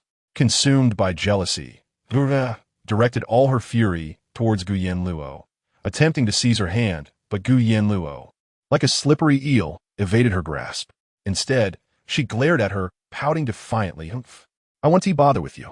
Yanluo's cheeks puffed with anger as she stomped her foot and flounced away. As Yanluo strode forward, she unwittingly collided with someone around the corner. Her nose throbbed painfully, and as she looked up to see who it was, she recognized the familiar, repressed gasp of pain. Her ears perked up. Xiao Jiuye. She raised her gaze, locking eyes with his cold, piercing black ones. Xiao Jiuye clutched his chest where she had bumped into him, his jaw clenched, his eyes glistening with an icy glare. "It's you." Yanluo tilted her head, her innocent eyes sparkling as she clutched her racing heart and leaned closer. Upon hearing her voice, Xiao Jiuye's gaze darkened slightly, and he lifted his hand, his long fingers pinching her delicate chin, inquiring in a low tone. "What are you doing here?" Chapter 9. What is there to be proud of if one's mind is not well? Yanluo choked. Why was Xiao Jiuye pinching her again? Maintaining her composure, she slipped out of his grasp, her voice sweet and bright. "Mother brought me to watch a play. Brother, how come you are here? Are you spying on my whereabouts?" Xiao Jiuye narrowed his eyes slightly, a glimmer of coldness lurking within. Yanluo's glistening eyes appeared genuinely concerned as she lowered her lids, puffing out her cheeks. "No, I'm just worried about you." Her sincerity was palpable. Xiao Jiuye raised his fingers slightly, forcing her charming little face to tilt upward. "Is your mind any better?" His long fingers effortlessly held her delicate face. The darkness in his eyes held a complexity she could not decipher. "Mother said your mind is not well." Yanluo smiled sweetly, her eyes blinking innocently, her lips curving into a charming smile, unashamedly. "Xiao Jiuye, what is there to be proud of if one's mind is not well?" His fingers tightened, and he pinched Yanluo's face, the softness of her skin eliciting an unexpected reaction from him. "Is your injury healing?" Yanluo paused, suddenly recalling how she had collided with Xiao Jiuye earlier, seemingly causing him pain. Xiao Jiuye's dark lashes fell slightly. "It's quite impressive that your mind, not well as it is, can still remember." Yanluo. How could the dignified second prince mock others? But she was a fool, and fools did not comprehend mockery. Yanluo gazed at Xiao Jiuye with her innocent, bright eyes, causing his throat to tighten, and an inexplicable urge to tease her arose. He placed his hand atop her head, recalling how she had previously tugged at his clothes, causing him distress. Yanluo's expression shifted to one of caution, worry creeping into her eyes as she reached for his sleeve. "Let me see." Xiao Jiuye's expression darkened, recalling the last time in the carriage when she had pulled at his garment, sending a chill down his spine. He quickly restrained her small hand. Such a fool, pulling at a man's clothing in broad daylight. "Have you no regard for your reputation?" Yanluo's actions were thwarted, and Xiao Jin effortlessly grasped her delicate wrist, saying, "No need. Are you angry?" Yanluo asked, her lips pouting in a display of distress. She wanted to draw closer to Xiao Jiuye, to prevent Gu Nanshan from marrying her off to Pei Zhou. "No," Xiao Jiuye replied, his gaze growing dim under her watery eyes. He cleared his throat, gripping her collar, and nudged her forward a few steps. "Go in and watch the play." Yanluo protested, "But I want to see if your injury has healed." Concern filled her gaze. As she feigned a rush toward him, Xiao Jiuye sighed in exasperation, pulling down his collar to reveal the bandaged wound, which showed no signs of bleeding. Yanluo felt a wave of relief wash over her. "As long as you're fine." Just as she finished speaking, Xiao Jiuye turned and disappeared into the crowd, leaving her bewildered by his sudden vanishing act. How could he be so elusive? Returning to the front of the stage, the performance had already commenced. Yuan Shi took her hand and seated her. "Ruo, why are you so late?" Yanluo leaned closer to Yuan Shi's ear, recounting the incident involving Guru Yue in detail. Upon hearing this, Yuan Shi's expression darkened immediately. Wasn't she always one to uphold propriety? How could she engage in such disgraceful behavior? Today, she had brought shame upon herself, and upon returning, the old matriarch would surely be upset. However, it was not she who instigated it. Yuan Shi pushed aside her thoughts and focused intently on the stage. "Ruo, do you know which play this is?" Yanluo observed the stage for a moment before tilting her head and replying, "The Drunken Concubine." Ruo understood the play. The wife of the Marquis of Xuanwu looked over in surprise. Yanluo lowered her gaze shyly. Just as the wife of the Marquis intended to inquire further, a voice rang out from outside. "His Highness the Sixth Prince has arrived." The mention of the Sixth Prince caused a stir among the crowd, and a deeper meaning flickered in Yanluo's eyes. In her past life, she had little interaction with Prince Xiao Chengxian, only having attended a banquet together due to Pei Zhou. She vividly remembered the mocking and derisive glint in his eyes upon seeing her, a memory that lingered even after living 3 lives. As Xiao Chengxian appeared before everyone, those seated watching the performance knelt in reverence. Gu Yanluo knelt beside Yuan Shi. Xiao Changxian lifted his chin, his gaze filled with arrogance, and coldly commanded, "No need for courtesy." As soon as he finished speaking, the crowd began to rise, only to be interrupted by another announcement from outside. His Highness the Second Prince has arrived. Many who had already bent their knees nearly collapsed upon hearing this. How could the notorious Second Prince have also come? Xiao Jiuye's reputation in the capital was far from favorable.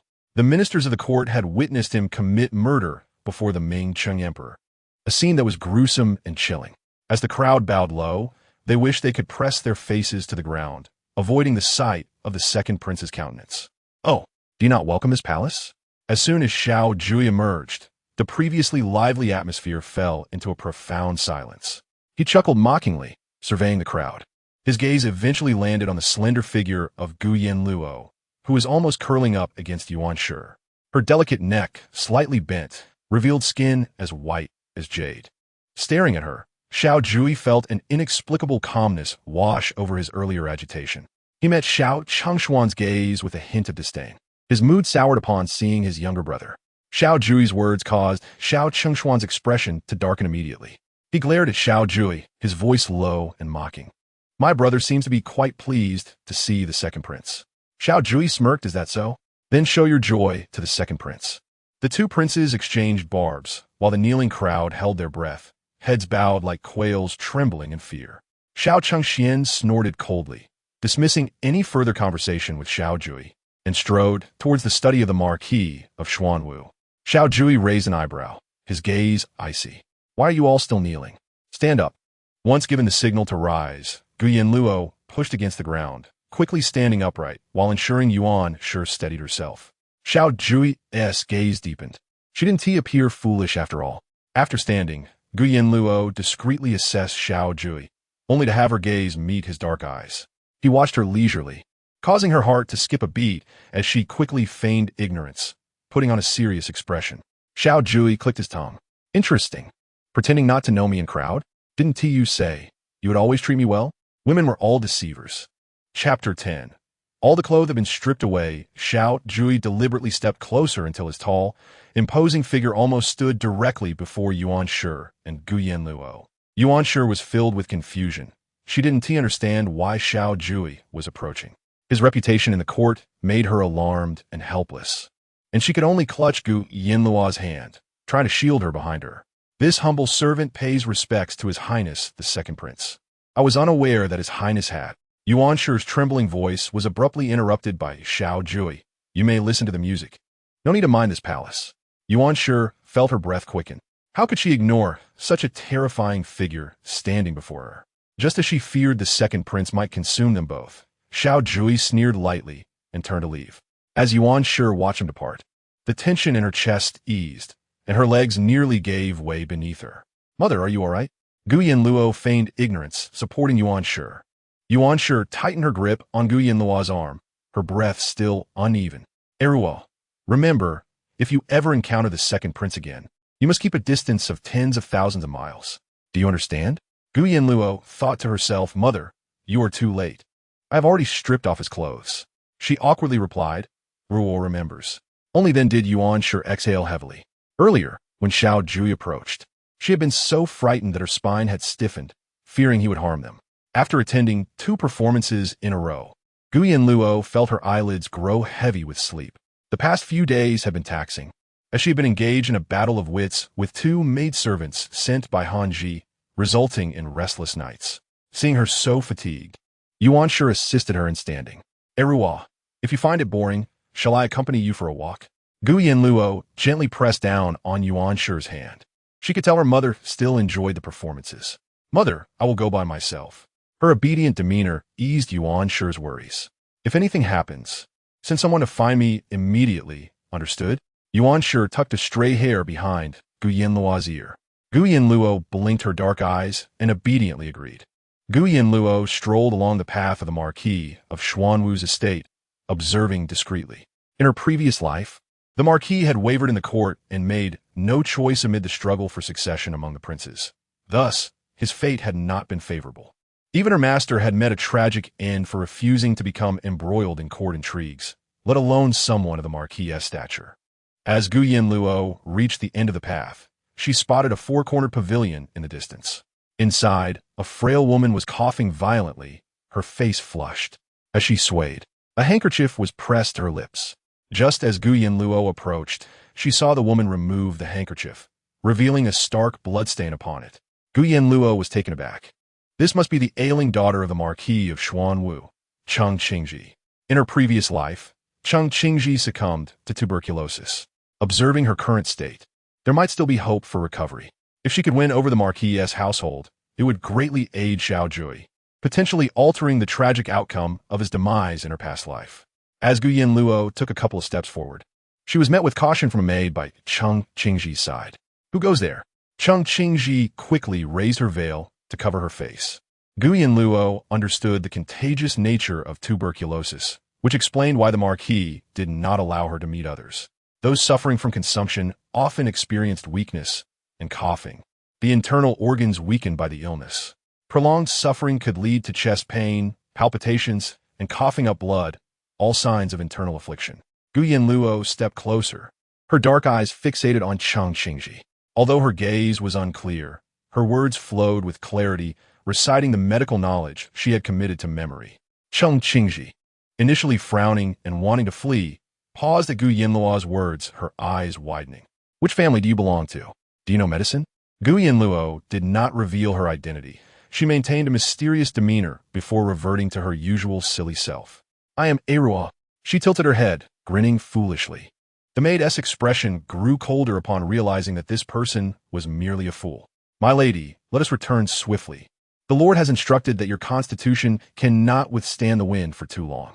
In cases of coughing up blood, one must first take the powder medicine to alleviate the symptoms. If the symptoms persist, one should then use the flower budstone powder to stop it." Gu Yanluo began to speak, referencing medical texts. However, the maidservant interrupted her with a sharp rebuke. "You fool, be quiet.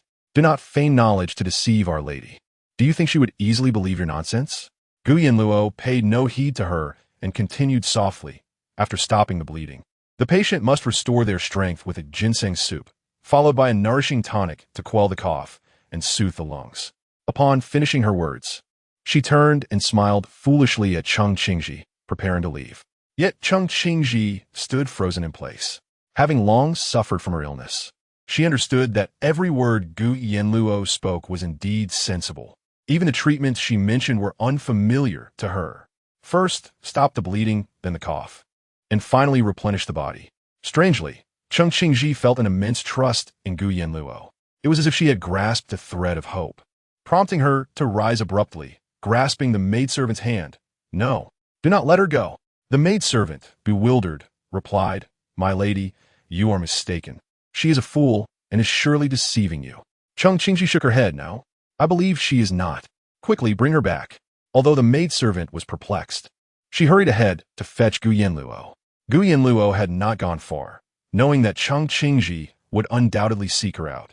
Sure enough, the maidservant soon returned, leading Gu Yanluo back. Upon re-entering the pavilion, Cheng Qingji moved back a bit, wary of contracting her ailment. Gu Yanluo smiled gently and retrieved a special mask crafted by her master. This mask was no ordinary silk or cloth. A few years prior, during an outbreak in the southern region, her master had survived thanks to this very mask. After donning it, she gestured for Cheng Qingji to extend her wrist. The maidservant frowned deeply, her eyes scrutinizing Gu Yanluo with skepticism, wholly disbelieving that this fool possessed any medical skill.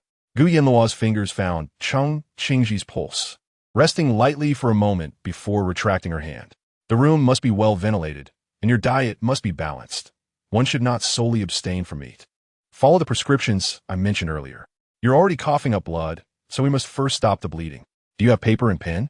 The maidservant, who had initially doubted Gu Yanluo, was taken aback by her clear and coherent instructions. Instinctively, she handed over the writing materials.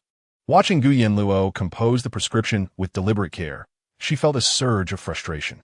Could this fool truly be capable? Why was she complying with her instructions? Chapter 11. Persuading her to tear the princess's garment, Gu Yanluo meticulously wrote out the prescription for the powdered medicine.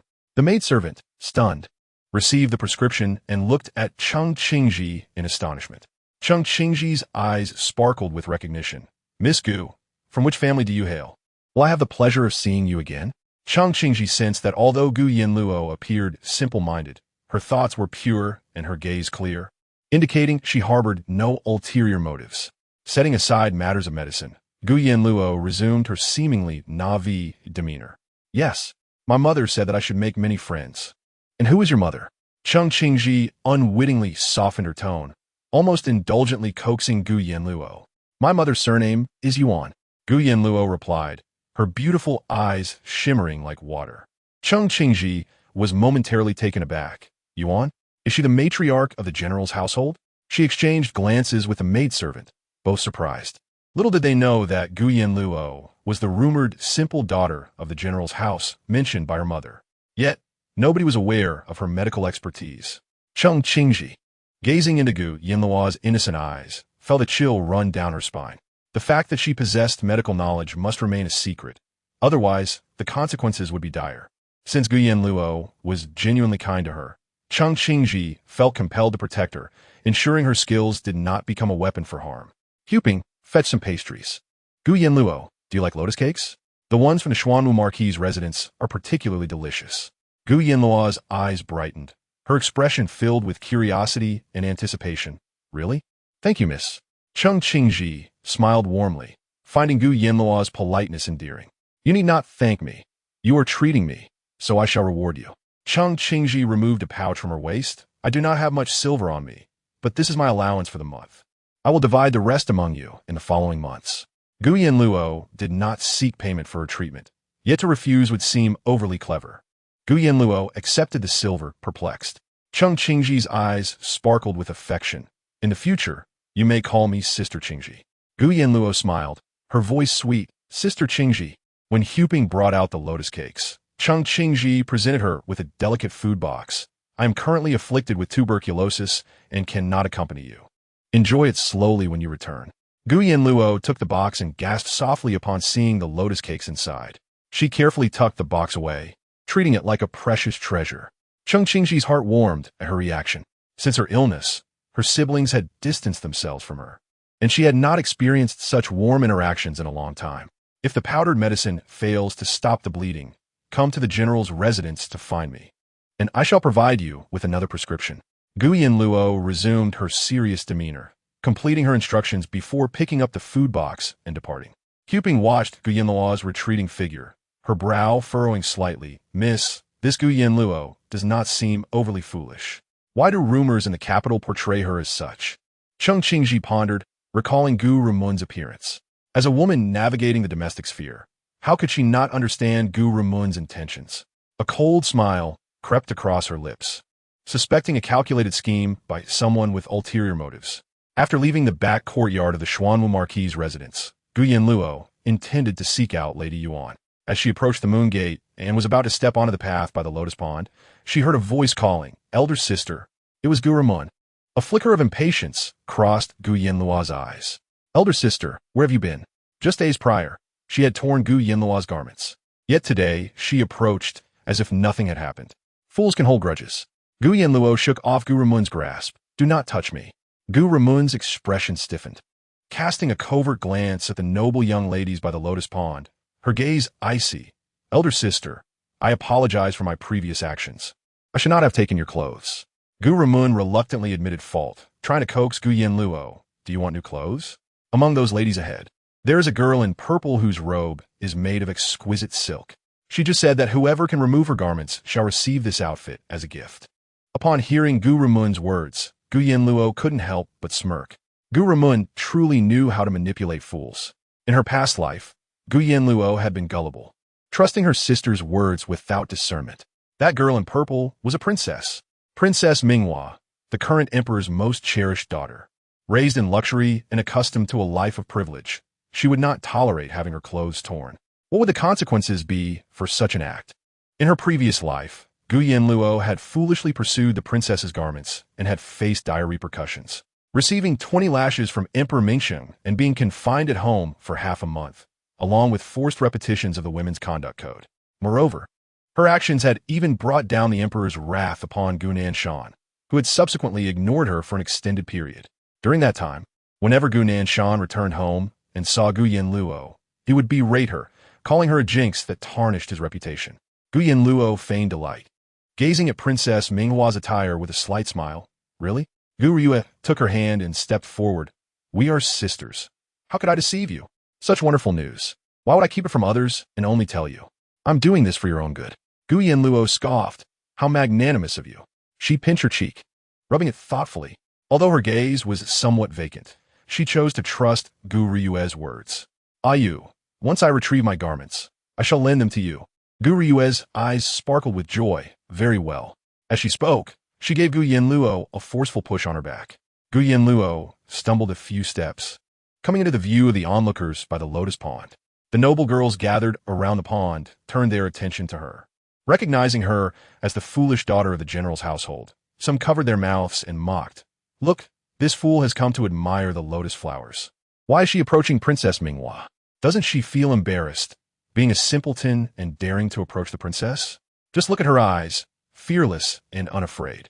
Do you think if she fell into the water, she would cry for help? Gu Yanluo ignored their jeers and directly approached Princess Minghua. She bowed, her watery eyes fixed on her.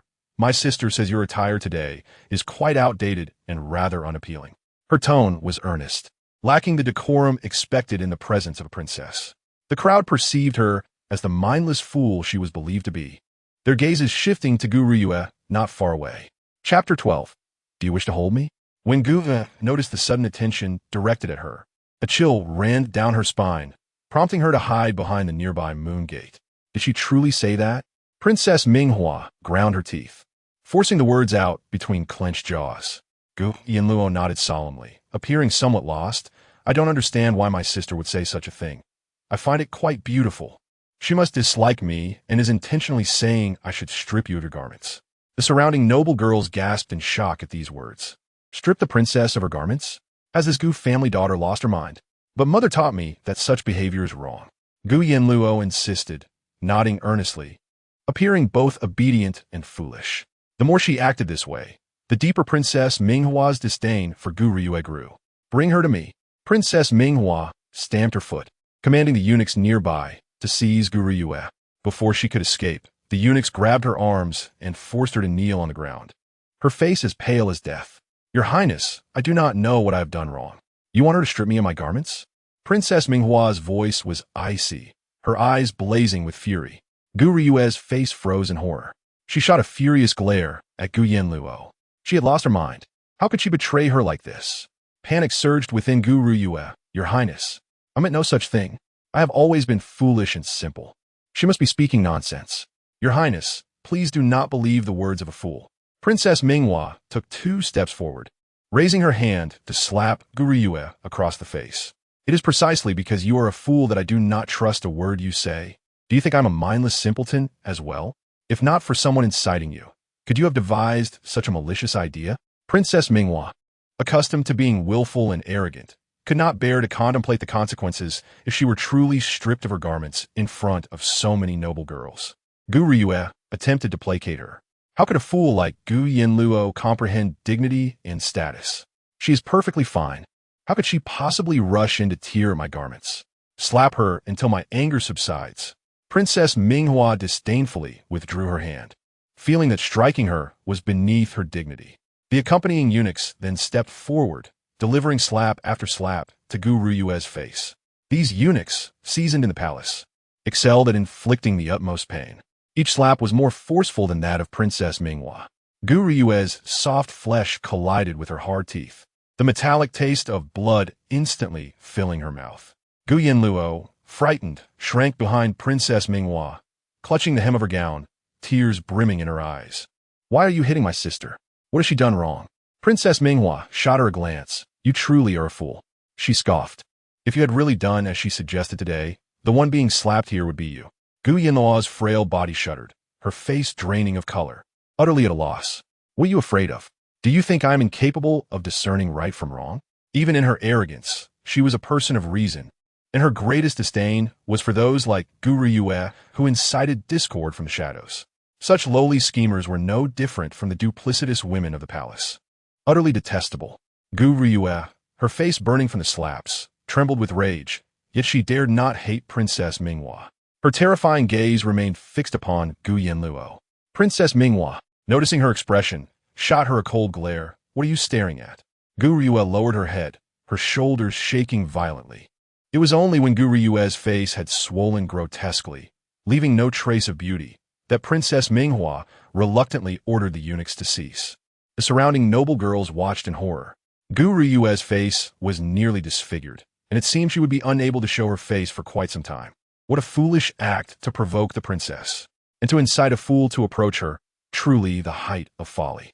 Once released, Gu Ryue's body crumpled to the ground, her ears ringing, her cheeks flushed, and her lips swollen, a pitiful sight. Gu Yanluo, filled with fear, approached Gu Ryue, her heart aching at her sister's wretched state, tears streaming down uncontrollably. "It was my fault, it was my fault," sob, sob, sob. Her watery eyes glistened, her pitiful weeping tugging at the heartstrings of those who beheld it. This little fool, manipulated by her own sister, now felt compelled to pity her. It was both tragic and lamentable. Princess Minghua, uninterested in the scene, lifted her gown to depart. Passing by Gu Yanluo, she kicked her embroidered shoe. "Don't be so foolish again." With that, she strode away, followed by the other noble girls. Once the lotus pond was left with only Gu Yanluo and Gu Ryue. Gu Yanluo slowly stood up. Seeing her sister about to leave, Gu Ryue, in a mix of pain and anger, impatiently exclaimed, "Help me up, you fool!"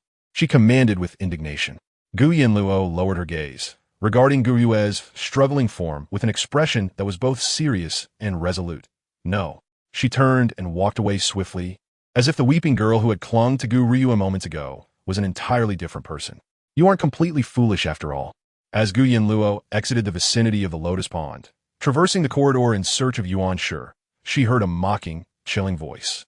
The familiar coldness sent shivers down her spine. Glancing sideways, she spotted Xiao Jiuye leaning casually against a pillar, his gaze cold and filled with disdain. Gu Yanluo did not miss the suspicion lurking in his eyes.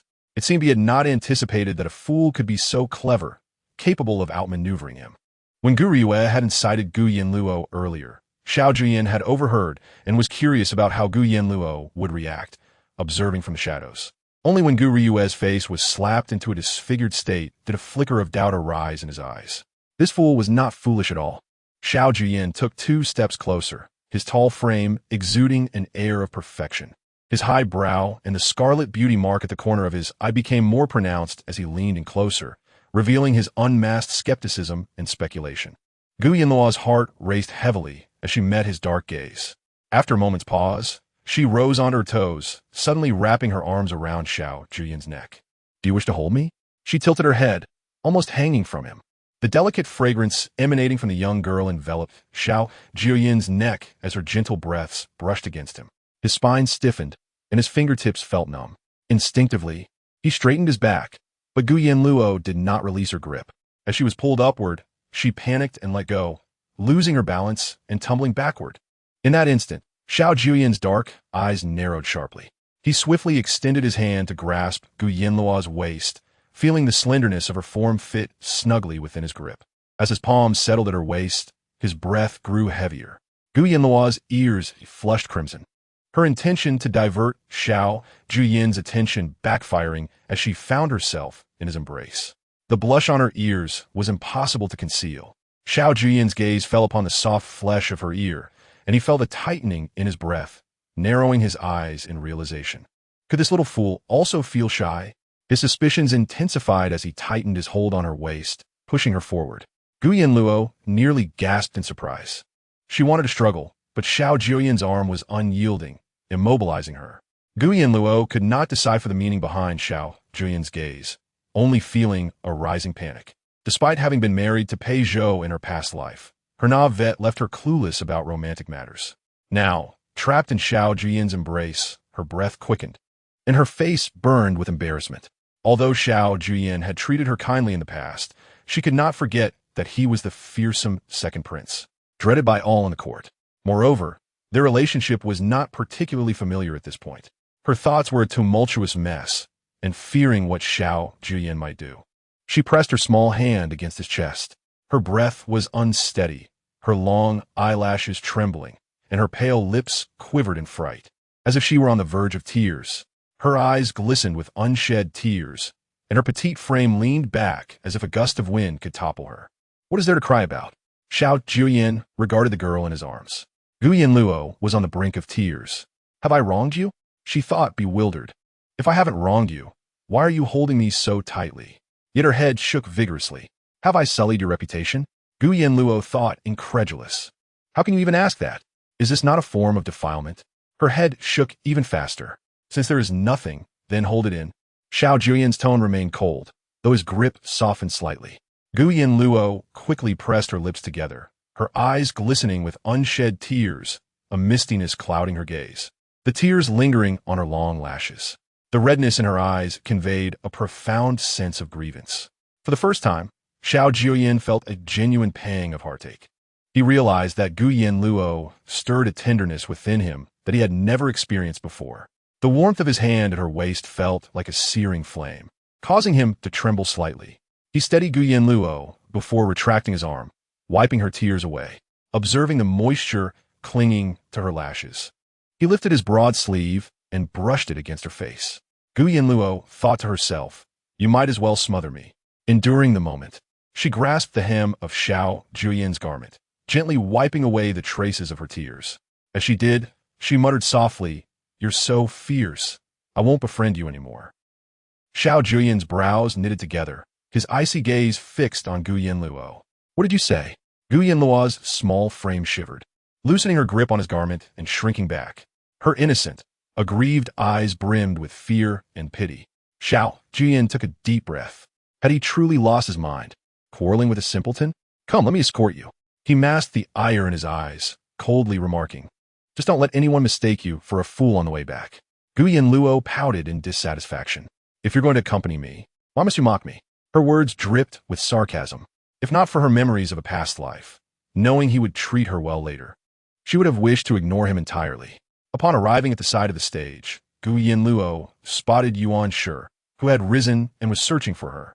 Her eyes lit up, and she was about to wave to her mother when suddenly, Xiao Jiuye tugged at her collar, pulling her back. Do not mention this to the general's wife.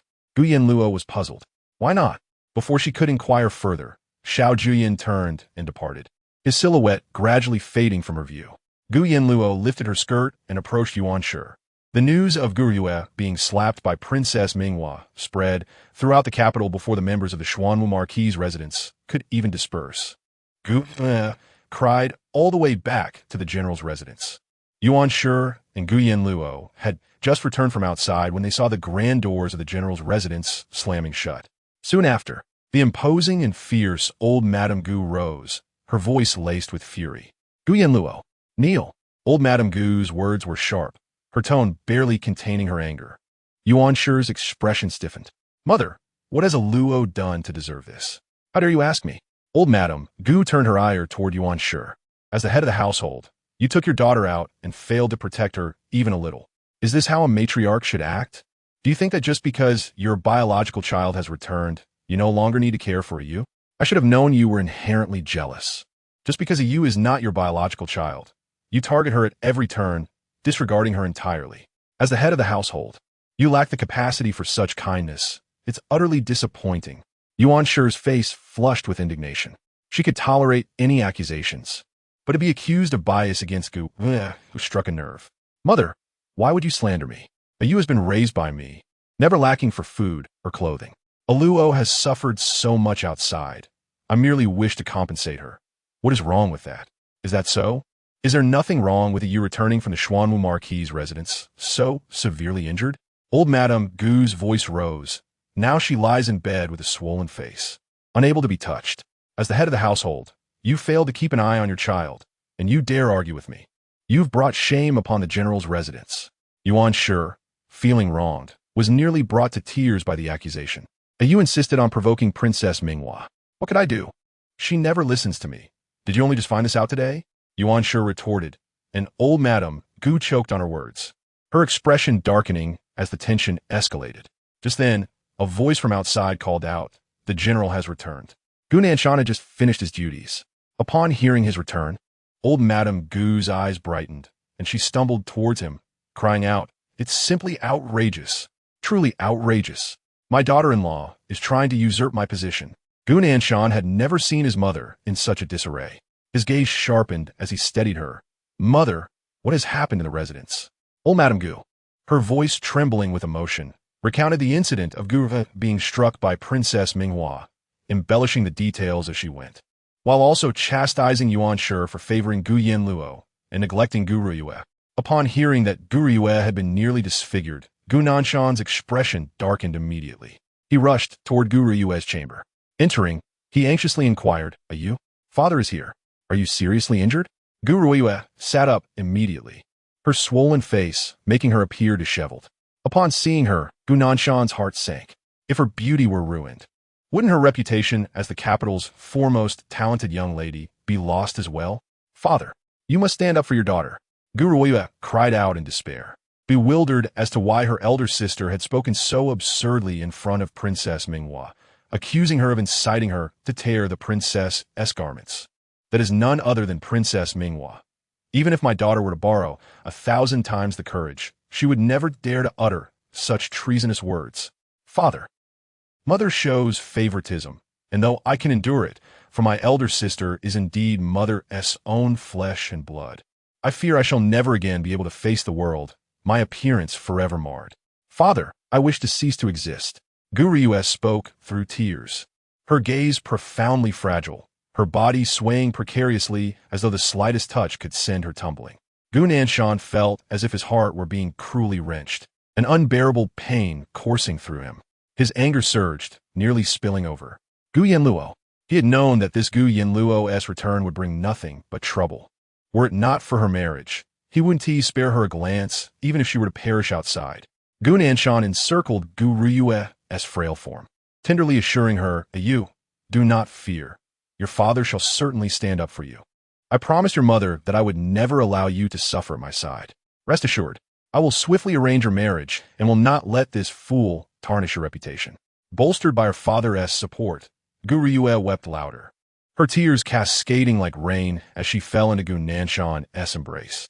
Upon exiting Gu Ruyue's quarters, Gu Nanshan's countenance was as dark as the bottom of a pot. Over the years, Yuan Shi had truly been cowed by Gu Nanshan. Upon witnessing the scene before her, a primal fear began to stir within her. Yet she still struggled to pull Gu Yanluo behind her. "Gu Yanluo, come here."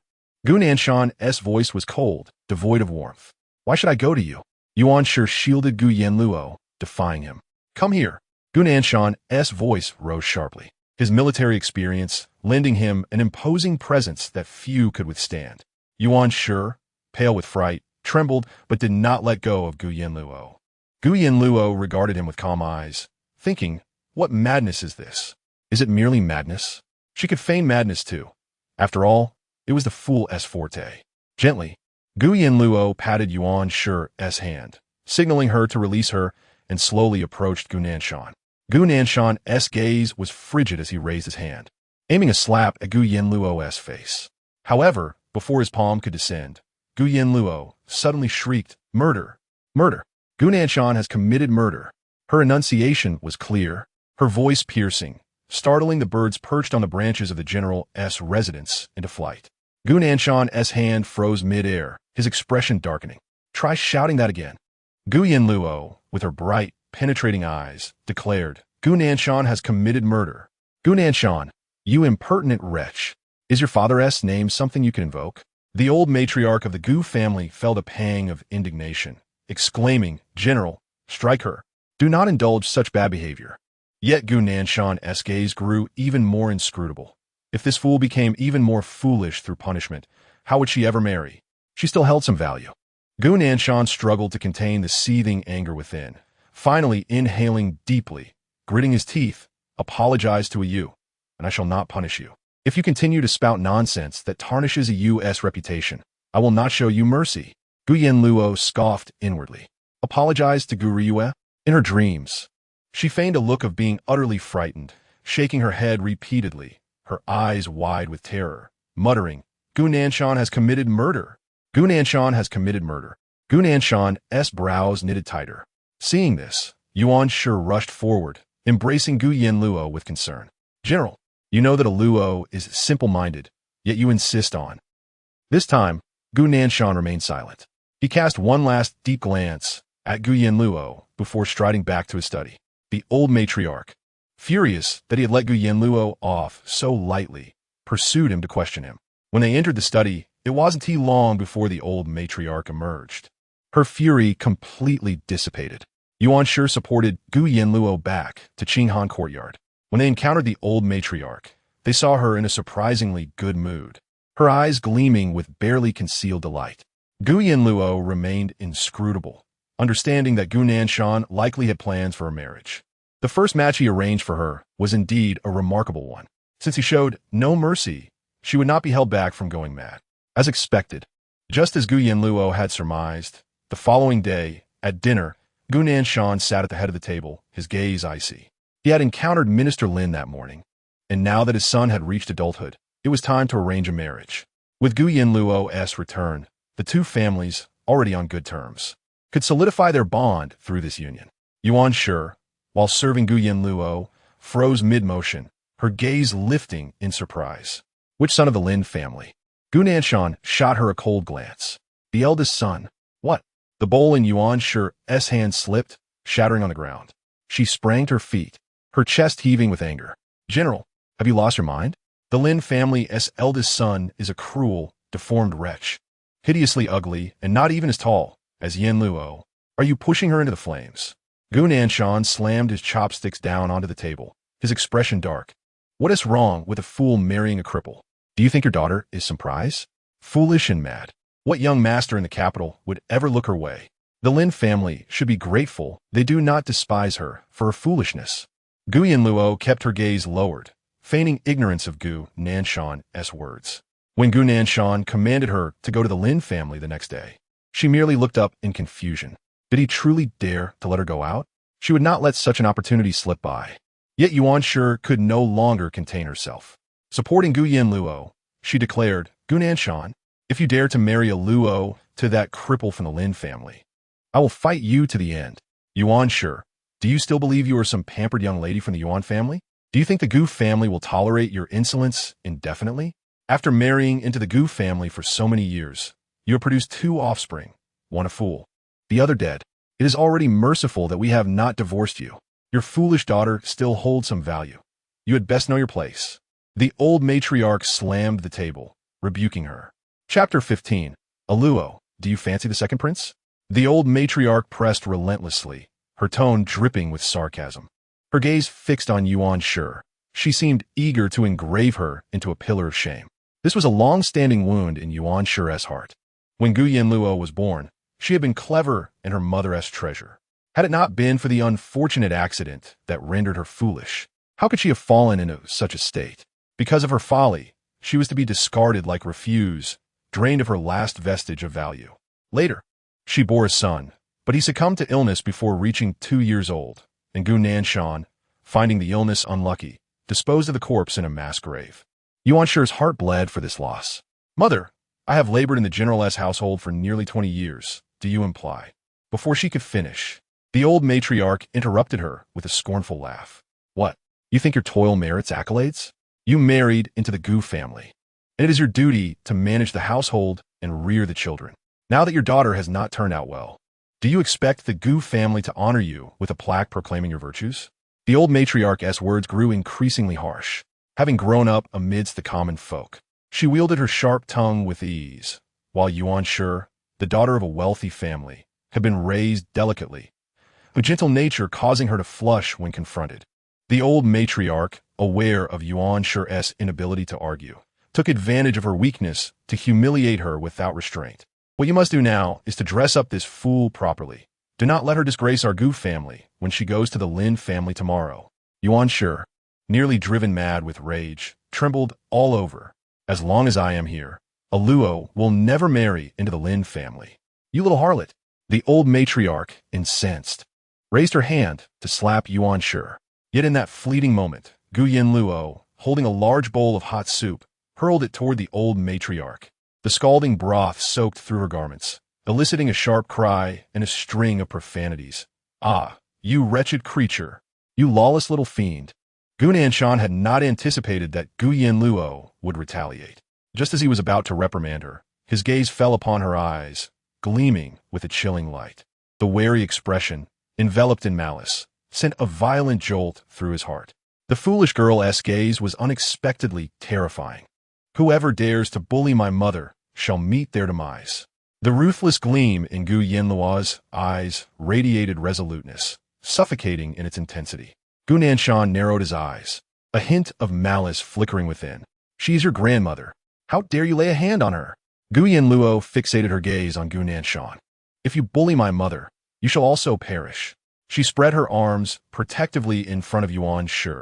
Her delicate face, red lips and white teeth, appeared frail yet exuded an unyielding ferocity, embodying a motherly resolve to safeguard her kin. Gu Nanshan's heart trembled violently. In a fit of rage, he raised his hand to seize Gu Yanluo, intending to strike her himself, only to be interrupted by Yuan Shi's piercing cry. You have already signed the agreement. You shall not lay a finger on either me or Yanluo. Her words snapped Gu Nanshan's reason back into place. His eyes glinted with dangerous intent. With the sixth prince's position precarious, he could not recklessly sever ties with the veteran general. Lock them in the Qinghan courtyard. No one is permitted to step out without my consent. Gu Nanshan commanded in a deep voice, then swept away to tend to the injuries of the old lady Gu.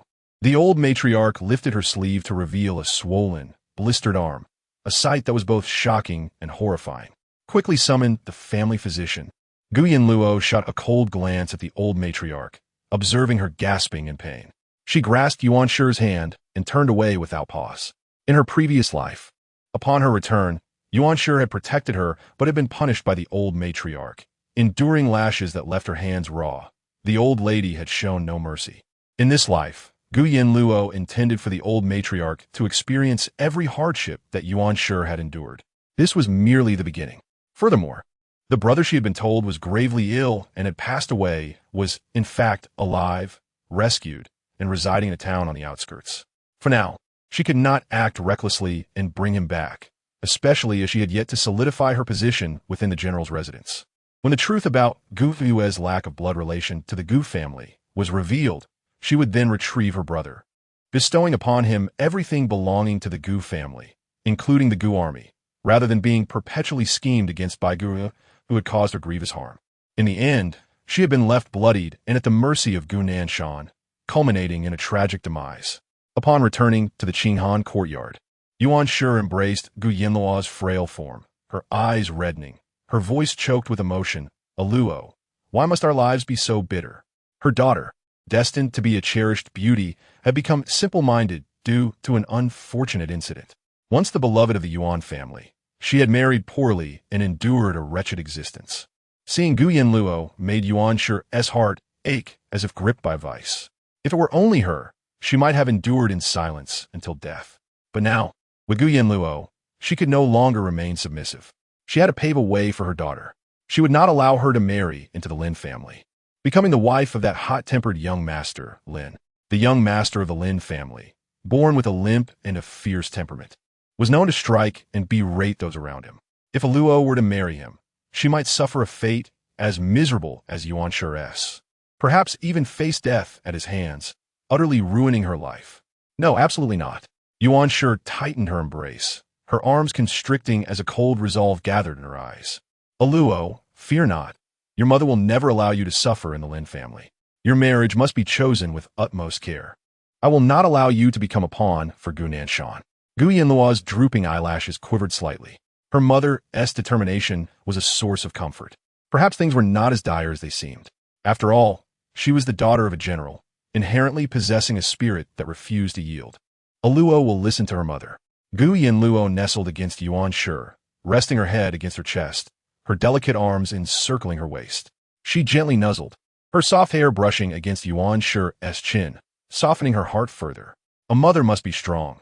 She could no longer allow Aluo to suffer indignities. Yuan Shi stayed with Gu Yanluo in the Qinghan courtyard for the night, guarding her closely, fearing that Gu Nanshan would secretly whisk her away. Shall I help Aluo style her hair? Yuan Shi asked gently, supporting Gu Yanluo as she sat before the bronze mirror. Gu Yanluo nodded obediently, her eyes sparkling with anticipation. I will listen to mother. Yuan Shi's heart melted as she gathered Gu Yanluo's hair, carefully arranging it. Once finished, she adorned her hair with a beautiful blue jade hairpin, elegantly inserted. Gu Yanluo's beauty, already striking, was further accentuated, radiating the grace and poise of a noble lady. Dignified and courteous, our Luo is truly lovely. A girl like her must not marry into the Lin family's madness. Upon hearing Yuan Shi's words, Gu Yanluo puffed her cheeks in contemplation. After a moment's hesitation, she raised her glistening eyes to her mother. Mother, what about the second prince? At the mention of the second prince, Yuan Shi's heart sank. That ruthless man, capable of killing without a second thought in the court, would surely have no qualms about harming a fragile girl like Gu Yanluo. Panic washed over her, and she grasped Gu Yanluo's shoulders, incredulously asking, Luo, do you fancy the second prince? Chapter 16. Proposing to the Lin family, Gu Yanluo had not anticipated her mother would think so far ahead. Since her rebirth, her encounters with Xiao Jiuye had been few and far between. How could she harbor feelings for him? She merely wished to assist him in this life. Feeling guilty for the past, seeing the bewilderment in Gu Yanluo's eyes, Yuan Shi realized she had overthought it. Gu Yanluo's mind was still that of a child. How could she comprehend the concept of affection? The man she would choose for Gu Yanluo must be someone who would cherish and protect her, ensuring she would not be bullied. After finishing Gu Yanluo's grooming, Yuan Shi decided to take her back to the Yuan family. Her father's connections were broader, and he could assist in this matter more swiftly. As Yuan Shi approached the door, her other maid, Leviao, arrived. Madam, the general requests your presence in the study for an important discussion. Yuan Shi's expression soured. I have no desire to confer with him. She turned to leave, but Leviao's eyes darted nervously. But the general said, if you do not go, he will send the eldest miss to the Lin family and allow them to raise her henceforth. Yuan Shi felt a suffocating weight in her chest, nearly gasping for breath. How could he be so heartless? Enraged, she stormed towards Gu Nanshan's study. Gu Yanluo watched her mother's departing figure, silently counting 1, 2, 3. Upon reaching 7, 2 burly women burst in. They rushed forward, each seizing one of Gu Yanluo's shoulders, dragging her outside. To prevent her from shouting, one of the women covered her mouth. Gu Yanluo followed along calmly, reflecting on her previous life and Leviao. Leviao had been bribed by the old matriarch long before Yuan Shi entered the general's residence. For years, she had been working for the old lady, keeping a close watch on Yuan Shi. After Yuan Shi's demise, Gu Nanshan had brought back the sister of his beloved as a new wife, and Leviao had been arranged as a concubine for Gu Nanshan, living a comfortable and indulgent life. Gu Yanluo was forced into a carriage, which then sped towards the Lin family. This tactic of drawing the tiger away from its mountain lair was executed by Gu Nanshan with great finesse. Inside the carriage, the women tightened their grip on Gu Yanluo's wrist. Miss, once we arrive at the Lin family, be obedient and do not cause trouble. As long as you comply, the general will not mistreat you. Gu Yanluo gazed at them with a naive expression, her eyes glimmering with excitement, clearly unaware of the impending events. Upon reaching the Lin family, Gu Yanluo was assisted down from the carriage. As I approached the Lin family's residence, I spotted the elderly matriarch of the Gu family standing not far away, engaged in lively conversation with the Lin family matriarch. Upon noticing Gu Yanluo, the old lady Gu forced a smile, feigning warmth. She stepped forward and took Gu Yanluo by the hand, pulling her away from the servants. Our Luo's appearance and stature are among the finest in the capital. You need not worry, she assured. The Lin matriarch scrutinized Gu Yanluo from head to toe. Her eyes filled with astonishment. Indeed, she was far more exquisite than expected. The matriarch had anticipated a scruffy, dull-witted girl, but was instead met with breathtaking beauty. She is quite a match for my shunner, the Lin matriarch mused, satisfied, as she signaled a nearby servant to summon shunner. Old Lady Gu tightened her grip on Gu Yanluo's wrist, forbidding any attempts to resist, and they proceeded to the Lin family's main hall. Once seated, a maidservant presented tea. Moments later, a voice announced, the eldest young master has arrived. Chanel? The Lin matriarch's eyes brightened, and she swiftly rose to greet him at the door. Gu Yanluo tilted her head to glance over. Entering was a short man, his face partially obscured by shadow, revealing a countenance that bore an unsettling hue. His eyes were dark and lifeless, his neck flushed, as if he had recently been angered. He walked with a noticeable limp, his gait unsteady. Shunner, take a look at this young lady. Are you satisfied? The Lin matriarch gestured toward Gu Yanluo. Shunner's gaze fell upon her, and upon seeing her beauty, his squinting eyes widened in surprise. "Which family does this maiden hail from?" he inquired, his scrutiny causing Gu Yanluo to feel a wave of revulsion. This Shunner was no good man. While the world believed him to be a self-conscious cripple, unworthy of marriage, the truth was he simply looked down on ordinary women. Despite his unattractive appearance and physical disability, his noble status led him to believe that only a breathtaking beauty or a princess from the palace would suffice as a match for him. He was not only excessively confident, but also frequented the pleasure quarters, carrying with him a host of unsavory ailments, maintaining no fewer than 10 clandestine concubines. "Miss Gu," the Lin matriarch beamed, "is Shunner satisfied with this one?" Hearing the mention of the Gu family's eldest daughter, Shunner paused for a moment, then scoffed. "That fool from the Gu family?"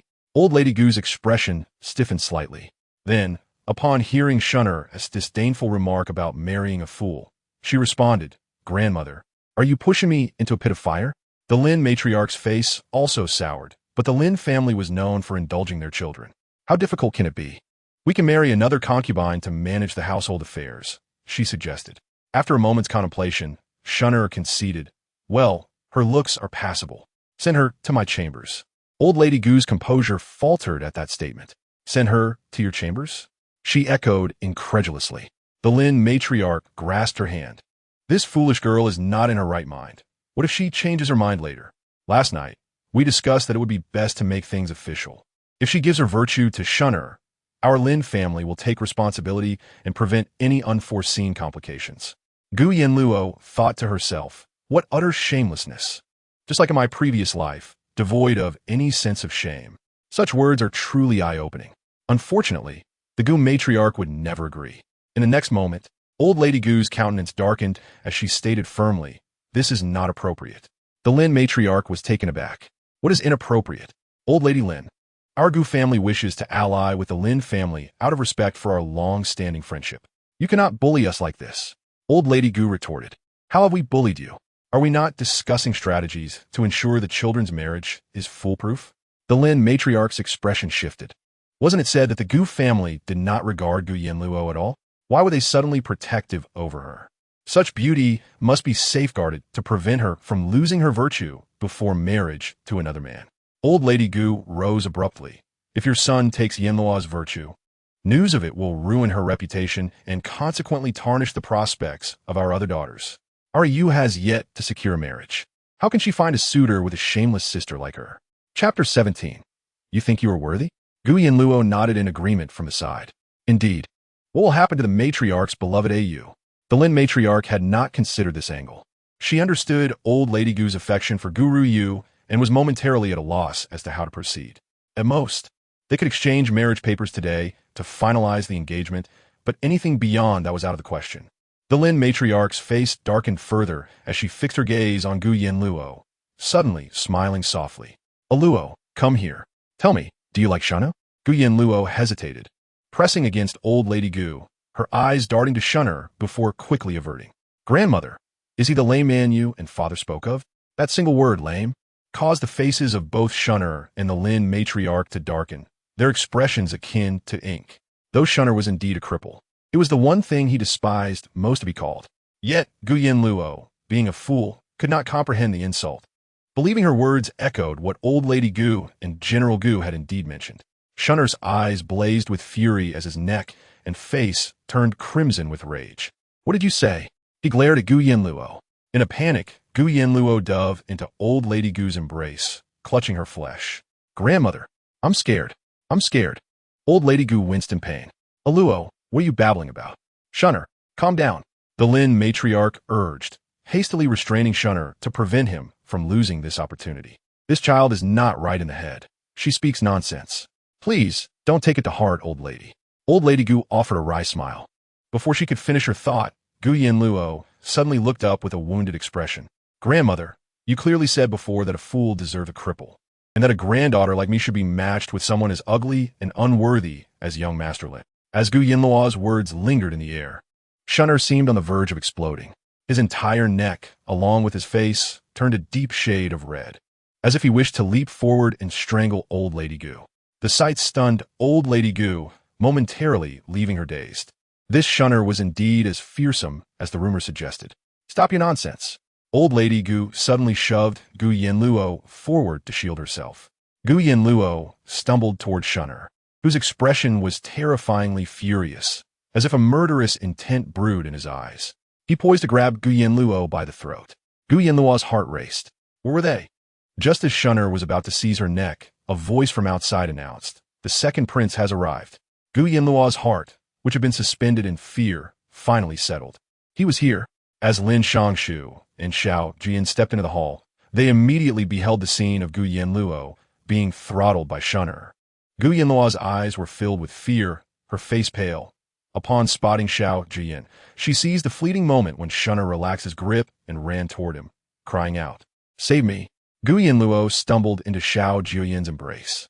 The instant her frail form fell into his arms, it felt as though his heart had been struck with a fierce blow. Steadying her in his arms, Xiao Jiuye placed his palm gently on her slender back. What has transpired? Lin Xiangshu, taken aback by the escalating situation regarding the marriage proposal to the Gu family, found himself trembling as he addressed the second prince. "Your Highness, my eldest son is currently in the midst of courting a young lady from the Gu family." Courtship? Xiao Jiuye was unaware that a chill suddenly flickered in his eyes, and an overwhelming aura of menace enveloped him. His gaze swept across Gu Yanluo's face before landing on the hideously unattractive Lin Changshun nearby. "How dare you presume?" Lin Changshun felt as though he had been stabbed by a sharp needle. His face drained of color as he knelt on the ground, too afraid to breathe. Xiao Jiuye averted his gaze, and in his arms, Gu Yanluo lifted her eyes, which shimmered with unshed tears, her red-rimmed eyes evoking a sense of heartache. "Would you be willing to marry him?" His gaze, cold and terrifying, bore the ferocity of a lurking beast, sending shivers down one's spine. Gu Yanluo clutched Xiao Jiuye's clothing tighter, pressing closer to him, tears cascading down her cheeks. "No, Luo doesn't want to." The tears fell onto Xiao Jiuye's hand, burning him with a softness that pierced his heart. "Did you hear that?" Xiao Jiuye's menacing gaze fell upon the old matriarch Gu, who was trembling with fear, her legs weak. When had this little wretch ensnared the second prince? How could the second prince truly stand up for her? The old matriarch Gu, shrinking back, spoke in a quavering voice. "Marriage is traditionally determined by the parents. We will surely find the best match for our Gu family child." Her voice grew slightly steadier. Moreover, with her limited intellect, who in the capital would want to marry her? The Lin family's eldest son, considering her, is already a stroke of fortune. Crash! The teacup on the table shattered violently at the old matriarch's feet, making her kneel in shock, her face ashen. "Did you not hear me say she does not wish to?" The old matriarch's eyes widened in disbelief, too frightened to respond. "Is she of age?" Xiao Jiuye's voice was frigid as he questioned. The old matriarch shook her head, panic evident on her face. "Without coming of age, how can there be talk of marriage?" His voice rose dangerously, laced with malice. The old matriarch trembled. "From now on, if I learn that you're discussing marriage before she comes of age, I will not hesitate to sever your hands and feet to feed the dogs." With that, Xiao Jiuye grasped Gu Yanluo's shoulder and turned to leave the Lin residence. Lin Xiangshu, watching the second prince he had so painstakingly invited into his home leave in such a manner, stomped in frustration and hurried after him. Once the Lin matriarch regained her composure, she glared at the affectionate display between Gu Yanluo and Xiao Jiuye, her anger flaring. With the help of her maid, she stood up and, gritting her teeth, glared at the old matriarch Gu.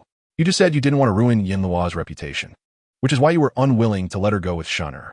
Yet now, seeing her embrace the second prince, it seems you do not value her reputation at all. It appears your Gu family is not sincere in pursuing a marriage alliance with the Lin family. A foolish girl. Does she truly think we would cherish her? Who knows what sort of history she has had while left outside all these years? She might already be tainted. Your Gu family has been riddled with scandals since you failed to marry, and it seems your granddaughter is no different. What nonsense are you spouting?" The old matriarch Gu gasped at these words, rushing forward to seize the Lin matriarch's arm. The two immediately became entangled in a scuffle, chaos erupting in the front hall. Chapter 18. Gouging out eyes as Gu Yanluo exited the Lin residence with Xiao Jiuye, he promptly lifted her into the carriage. Lin Xiangshu, flustered, chased after them, bowing with a forced smile. "Your Highness, that jade Rui." He sought to use the Jade Rui as an excuse to invite the second prince to discuss important matters, but this incident had interrupted his intentions. Xiao Jiuye understood that Lin Xiangshu was secretly working for the sixth prince. Initially, he had considered playing along, but witnessing Lin Changshuan's treatment of Gu Yanluo stirred a tempest of anger within him. Just seeing that ugly son of yours disgusts me. As his sardonic words fell, the carriage curtains slowly descended, shielding Lin Xiangshu from view. Inside the carriage, Gu Yanluo curled up in a corner upon entering, her petite frame resembling a fragile bundle. She cautiously lifted her innocent gaze to observe him, a hint of timidity evident in her demeanor. Xiao Jiuye took a seat beside her, his cold eyes fixed upon her. So now you know fear? Did you not consider the consequences when you rushed into my embrace? Even if Gu Yanluo had not sought refuge in his arms, he would have come to her aid upon witnessing her being bullied. Yet, she had chosen to embrace him in front of everyone. And how would such a display affect her reputation? Xiao Jiuye's brows knitted together, his expression darkening as an ominous chill enveloped the atmosphere. Gu Yanluo shivered, biting her lip, her eyes still glistening with remnants of tears. When Xiao Jiuye glanced over, he was met with her watery gaze, brimming with unshed tears, and his heart tightened. He found himself inexplicably unable to bear witnessing this little fool cry. How absurd! A simpleton like her. What was he even thinking? Shouldn't he, a figure feared by officials, be devoid of such tenderness? Xiao Jiuye swallowed hard, exhaling a breath. If you dare shed another tear, I shall gouge out your eyes. Gu Yanluo gasped in shock, quickly biting her lip to stifle the tears pooling in her eyes. After a moment, she managed to sit up straight, sensing a degree of indulgence from Xiao Jiuye towards her. Why was that? They had barely crossed paths since his rebirth. Could it be that he showed greater tolerance towards a fool? His thoughts were truly perplexing. Sitting upright, Gu Yanluo cautiously tilted her head, stealing a glance at Xiao Jiuye. This furtive glance did not escape his notice. He stared at her intently, clearly awaiting her words. Gu Yanluo's eyes shifted, and she carefully moved from her corner, slowly settling beside him. Stop! Just as Gu Yanluo drew near, Xiao Jiuye spoke. She froze, feeling aggrieved, wondering why he would not allow her to be close. Leaning forward, she almost pressed her face against his, her voice a soft whimper. You can hit me. Xiao Jiuye was nearly amused to the point of laughter by her unexpected remark. Why would I hit you? Gu Yanluo's tear-stained eyes appeared pitiful, evoking sympathy. When my father and grandmother are angry, they always punish me like this. A surge of uncontainable rage welled within Xiao Jiuye. Was this how the Gu family treated her? Gu Yanluo failed to decipher the emotions swirling in Xiao Jiuye's gaze. She only knew that, upon speaking, his expression grew even darker. She faltered, wondering if she had misspoken, but it mattered not. After all, she was a fool. Ignoring Xiao Jiuye's objections, Gu Yanluo pressed closer to his side. The moment her soft form brushed against his arm, his breath caught in his throat. Gu Yanluo, are you truly willing to forsake your reputation? Gu Yanluo hesitated, her eyelashes fluttering. Do you dislike me? If so, I shall take my leave. As she spoke, she began to rise. At that moment, the carriage hit a bump, causing Gu Yanluo to lose her balance and topple to the side. Xiao Jiuye's eyes darkened as he instinctively reached out to catch her. Gu Yanluo fell into his embrace, her back hitting his chest, the sound of heavy breathing filling the air. A muffled groan escaped Xiao Jiuye as he breathed. Are you intent on repeatedly injuring your already treated wounds? Gu Yanluo, feeling guilty, attempted to rise, but her small hand inadvertently brushed against Xiao Jiuye's thigh. A low gasp escaped him, causing her to freeze in terror. She widened her eyes, unable to meet his gaze, and quickly withdrew her hand, returning to her corner with all due decorum. Xiao Jiuye tilted his head slightly, swallowing hard, his cold eyes sweeping over Gu Yanluo, who appeared utterly innocent and oblivious. Xiao Jiuye, why should he be angry with a fool? If your wounds hurt, you can come to me. I will treat you. Gu Yanluo paused for a while, the heat in her ears finally dissipating, and feigned ignorance as she spoke to Xiao Jiuye. Xiao Jiuye closed his eyes, let out a cold snort, and ignored her. The carriage continued on its way, and when it finally stopped again, the coachman lifted the curtain and announced, Your Highness, we have arrived. Xiao Jiuye rose abruptly, his tall figure bent slightly as he stood, instantly making the confined space within the carriage feel even tighter. Gu Yanluo shrank back, her cheeks puffed out in confusion, unsure of Xiao Jiuye's intentions. "What are you dawdling for?" A chilling voice called from outside, and Gu Yanluo blinked in bewilderment before nimbly descending from the carriage.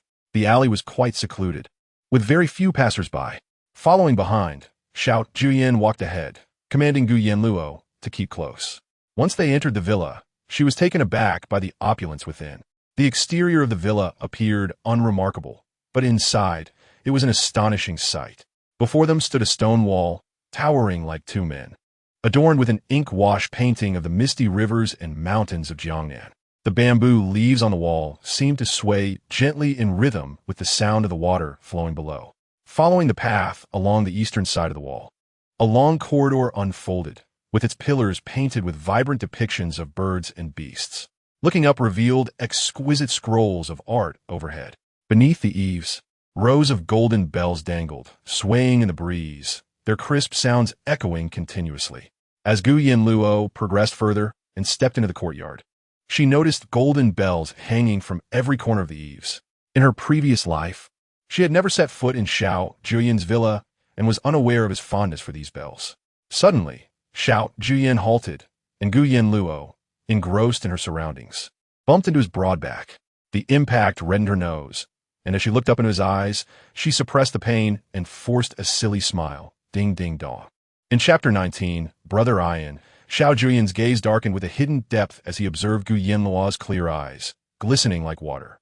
Instinctively, he reached out, gently rubbing her nose with his fingertip. Gu Yanluo stiffened, staring at him in a daze. Realizing his actions, Xiao Jiuye's expression shifted, and he quickly withdrew his hand. What was he doing? Was he really calling her ding ding dong? Gu Yanluo's heart fluttered uncontrollably, and she blinked before looking at him. It wasn't incorrect to say ding ding dong, for the bells did indeed make such sounds when swayed by the wind. As Xiao Jiuye entered the hall and took his seat, he turned to leave immediately. Gu Yanluo sprang up, taking 2 steps forward and grasping his sleeve. "Where are you going?" A flicker of delight crossed Xiao Jiuye's face at her dependence on him. After giving his orders, his figure in a dark blue brocade robe vanished from sight. When he returned, he was accompanied by servants carrying dozens of food boxes. The fragrant aroma wafted into the air as they opened the boxes. Still in a daze, Gu Yanluo watched as a maid approached her with a food box, asking, "Miss Arrow, which do you prefer, snowflake pastry or orange cake?" Gu Yanluo turned to look at Xiao Jiuye, who half closed his eyes and gave her a casual nod. Her eyes lit up with excitement as she carefully picked up a plate of snowflake pastries, softly thanking him. Another maid arrived with a food box, offering, "Lotus seed pastry or pear pastry. Miss Arrow, which do you like?" Gu Yanluo's small face blossomed like spring flowers, her eyes sparkling with clarity. After making her choice, she took small bites of the treats. Xiao Jiuye dismissed the servants and sat opposite her, observing as she munched with her cheeks puffed out, and asked in a low voice, "Do you still wish to be betrothed?" The pastry caught in Gu Yanluo's throat as her face flushed crimson, looking at Xiao Jiuye in bewilderment. What did he mean? If she agreed to an engagement, she would lose the chance to enjoy such delightful pastries. His tone was low, yet coaxing, as if he were enticing her. Gu Yanluo blinked, realizing he was using such words to threaten her, who was truly lacking in wit. Slowly chewing her food, a smile began to grace her unadorned face. No more engagements. Mother said that when Arrow grows up, she will secure the best marriage for me. After the commotion regarding her secret visit to the Lin family, Yuanshu would not allow Gu Nanshan and the old lady to meddle in her affairs any longer. Once she finished speaking, Gu Yanluo lowered her eyelashes again, focusing on her pastries. Her cheeks puffed adorably, evoking a tender softness in those who beheld her. Can Arrow eat this every day? She wondered, her gaze greedily scanning the food platter. Xiao Jiuye glanced sideways at her, smirking, "If you obediently listen, you shall have it every day." Wow! Gu Yanluo's eyes sparkled with delight. "Yea, thank you." She seemed at a loss for how to properly express her gratitude towards Xiao Jiuye. Hesitantly biting her lip, she softly inquired, "They call you second prince. What does that mean?" Xiao Jiuye raised an eyebrow. "It means Brother Ian." Gu Yanluo's cheeks flushed uncontrollably, momentarily stunned. "Huh? You could just call me Brother Ian." As he spoke, Xiao Jiuye clicked his tongue, pondering why he was indulging in teasing a Na'vi girl. Gu Yanluo did not speak further, but in a soft, round voice, she called out, "Brother Ian, thank you for the pastries." Xiao Jiuye's brow twitched slightly. Truly shameless. By the time they returned to the general's residence, it was already noon. Yuan Shi was taken by Levayo to the study, where she was locked in until she learned that Gu Yanluo had safely arrived at the Lin family. Upon returning to Qinghan courtyard, she discovered Gu Yanluo was missing and realized something was amiss. Attempting to leave, she found the general's residence guarded like a fortress by Gu Nanshan's men, making escape impossible. Yuan Shi sank into despair. Meanwhile, Gu Yanluo, with a full stomach, settled into the carriage sent by the Yuan family to take her back. It was Xiao Jiuye who had instructed them to fetch her, for her reputation was at stake. Inside the carriage, her cousin Yuan Shiulan furrowed her brows. She had known about Arrow's return to the capital for days and had planned to visit her tomorrow. However, news had spread today that Gu Yanluo was to be sold by Gu Nanshan. Arrow, what happened today? Why is the entire capital saying that General Gu is selling you? And why did you come out of the second prince's villa? Yuan Shiulan genuinely cared for Gu Yanluo, and her maternal family treated her well, often secretly providing her with money to prevent her from feeling wronged. Gu Yanluo's lips curled into a gentle smile, her eyes sparkling. "Cousin, Arrow misses you so much." With that, she dove into Yuan Shiulan's embrace, wrapping her arms around her waist and snuggling close. The previously worried Yuan Shiulan felt her ire dissipate upon seeing this. She gently placed her hand on Gu Yanluo's back. "Cousin misses you too. Now, tell me everything that happened today, all right?" Gu Yanluo nodded and recounted the day's events. Upon hearing them, Yuan Shiulan clenched her fists and pounded them against the carriage wall in frustration. "That dog Gu Nanshan, has he lost his mind? Is he really selling his daughter?" Fuming, Yuan Shiulan nearly flew back to the Yuan residence to inform the old lady. "So it was the second prince who saved you?" Yuan Shiulan exclaimed in disbelief. After all, he was notorious in the capital for his unpredictable temperament and ruthless nature. How could he possibly show kindness? Gu Yanluo, brimming with excitement, declared, "Brother Ian is wonderful. He gave Arrow so many pastries. They were so delicious." Yuan Shiulan was left speechless. "Is this truly the second prince in your eyes? It can't be. Regardless of his intentions, Arrow, you must distance yourself from him in the future. This man is truly terrifying. Do you understand?" Yuan Shiulan genuinely worries for Gu Yanluo. Unfamiliar with Xiao Jiuye, she cannot fathom the sinister motives of this brooding individual and can only urge Gu Yanluo to remain vigilant. As the carriage passes the Yuan residence, Yuan Shiulan grasps Gu Yanluo's hand, saying, "Arrow, why not stay at the Yuan family home with me?" Gu Yanluo shakes her head. "My mother is still at the general's residence." Yuan Shiulan sighs, acknowledging that they cannot abandon her aunt. The Yuan carriage soon arrives at the general's residence. Just as Gu Yanluo and Yuan Shiulan alight, they spot the Gu matriarch staggering down from a carriage, her meticulously styled hair in disarray, resembling a bird's nest atop her head. Her garments are tattered, making her appear like a beggar. Upon catching sight of Gu Yanluo standing alongside Yuan Shiulan, her eyes blaze with fury. "You little wretch, how dare you return?" Chapter 20. Selling daughters for glory. Upon hearing the Gu matriarch's sharp voice, Yuan Shiulan immediately steps in front of Gu Yanluo, her eyes glinting with defiance. "On what ground can Arrow not return?" "Oh, what a surprise. The Yuan family has come to our Gu family again. Has the Yuan family fallen so low that they have nowhere else to go, constantly visiting their married daughters' households?" The Gu matriarch cannot help but mock Yuan Shiulan. Yuan Shiulan advances, her dark eyes icy. "Perhaps you should first inquire whether it is the Yuan family's reputation that is tarnished or your own, as the whole capital knows of your family's disgraceful actions. You dare to bully Arrow here. How shameless. Truly a decrepit old hag lacking respect." Her words strike the Gu matriarch like an arrow to the chest, leaving her seething with rage. Yet she seizes upon the most critical aspect of Yuan Shiulan's statement. "Who are you calling a seller of daughters for glory?" Yuan Shiulan scoffs. "What? I assumed the Gu matriarch returned in such a woeful state due to the ridicule of the common folk, but it seems you remain unaware." The Gu matriarch's expression darkens. The scandal involving the Lin family has escalated, and now the entire capital knows of General Gu's disgraceful actions. She fears that the news will reach the palace, and wonders how the emperor will react. Upon hearing Yuan Shiulan's words, the Gu matriarch's complexion drains of color. She clutches her face and stumbles back into the residence. Gu Nanshan, upon learning of this, rises abruptly. Who has spread this news? The Lin family? The Lin matriarch and I were in a scuffle all morning. How could she have time to disseminate such information? The Gu matriarch replies anxiously. The only outsiders aware of this are the second prince. The second prince? Gu Nanshan is taken aback. What benefit would it serve him to spread such news? The Gu matriarch trembles with fear. Son, have you offended the second prince? Is this his way of intimidating us? Gu Nanshan furrows his brow. That cannot be. I have not wronged the second prince in any setting. Then when that little wretch was coerced into a marriage with the Lin family's eldest son, the second prince arrived just as she ran into his arms. Could it be that she truly seduced him? The Gu matriarch speculates. Gu Nanshan's heart sinks.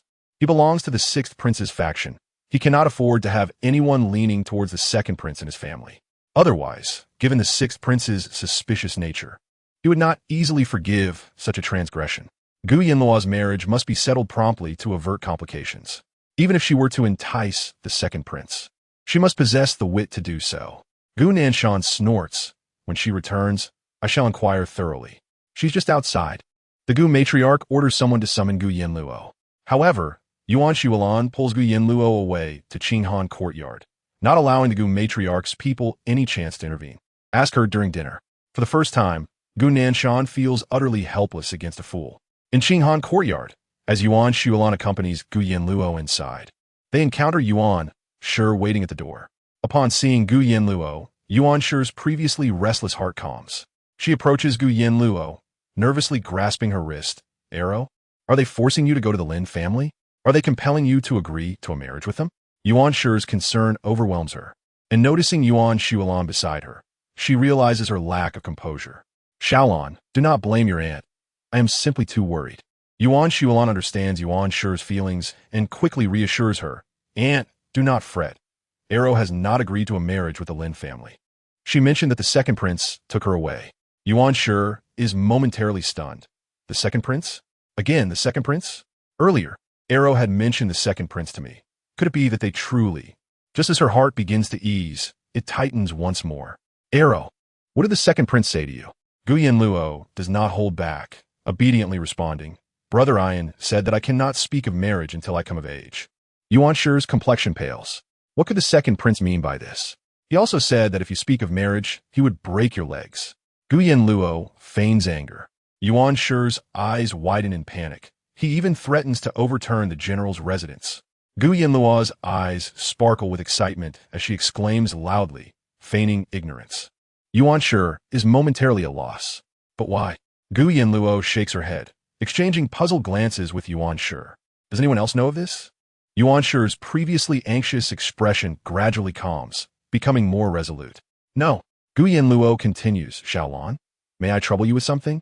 Please speak freely, aunt. Yuan Shi takes Gu Yanluo and Yuan Shuolan into the room. Xiaolan, once you return to the Yuan residence, spread the second prince's words far and wide. What? Yuan Shuolan is confused.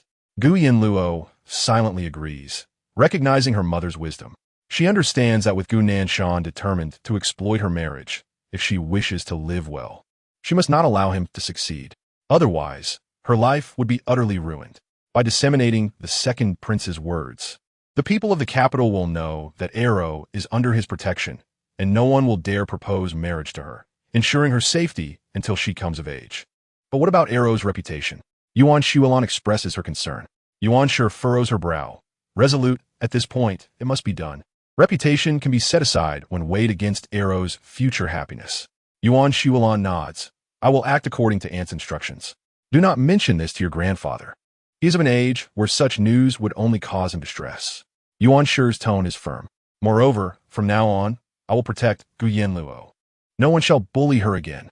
Xiaolan understand. As they converse, outside the door, Levayo approaches cautiously. Gu Yanluo glances out the window and sees her preparing to eavesdrop, immediately shouting, interrupting her mother and cousin's discussion. Arrow, what is the matter? Yuan Shi looks at Gu Yanluo with concern. Gu Yanluo stares at Levayo, who stumbles into the room in a fluster, her eyes suddenly reddening. She points at Levayo, shouting, You are a bad person. Get out. Levayo is taken aback, frozen in place, and kneels in fear. Madam, I do not know what wrong I have done. Gu Yanluo clutches Yuan Shi's hand tightly. It was she who took my mother away. They dragged me away. Though Gu Yanluo's words are not entirely clear, they strike Yuan Shi's heart like a heavy hammer. She gazes at Levio, kneeling on the ground, a chill running down her spine. Indeed, had Levio not called her away, how could Arrow have been taken to the Lin family?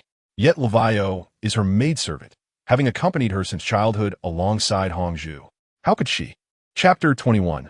A frightening scare. Yuan Shi's heart trembles slightly. Just as she opens her mouth to inquire, she sees Levio on the ground, weeping. Madam, spare me.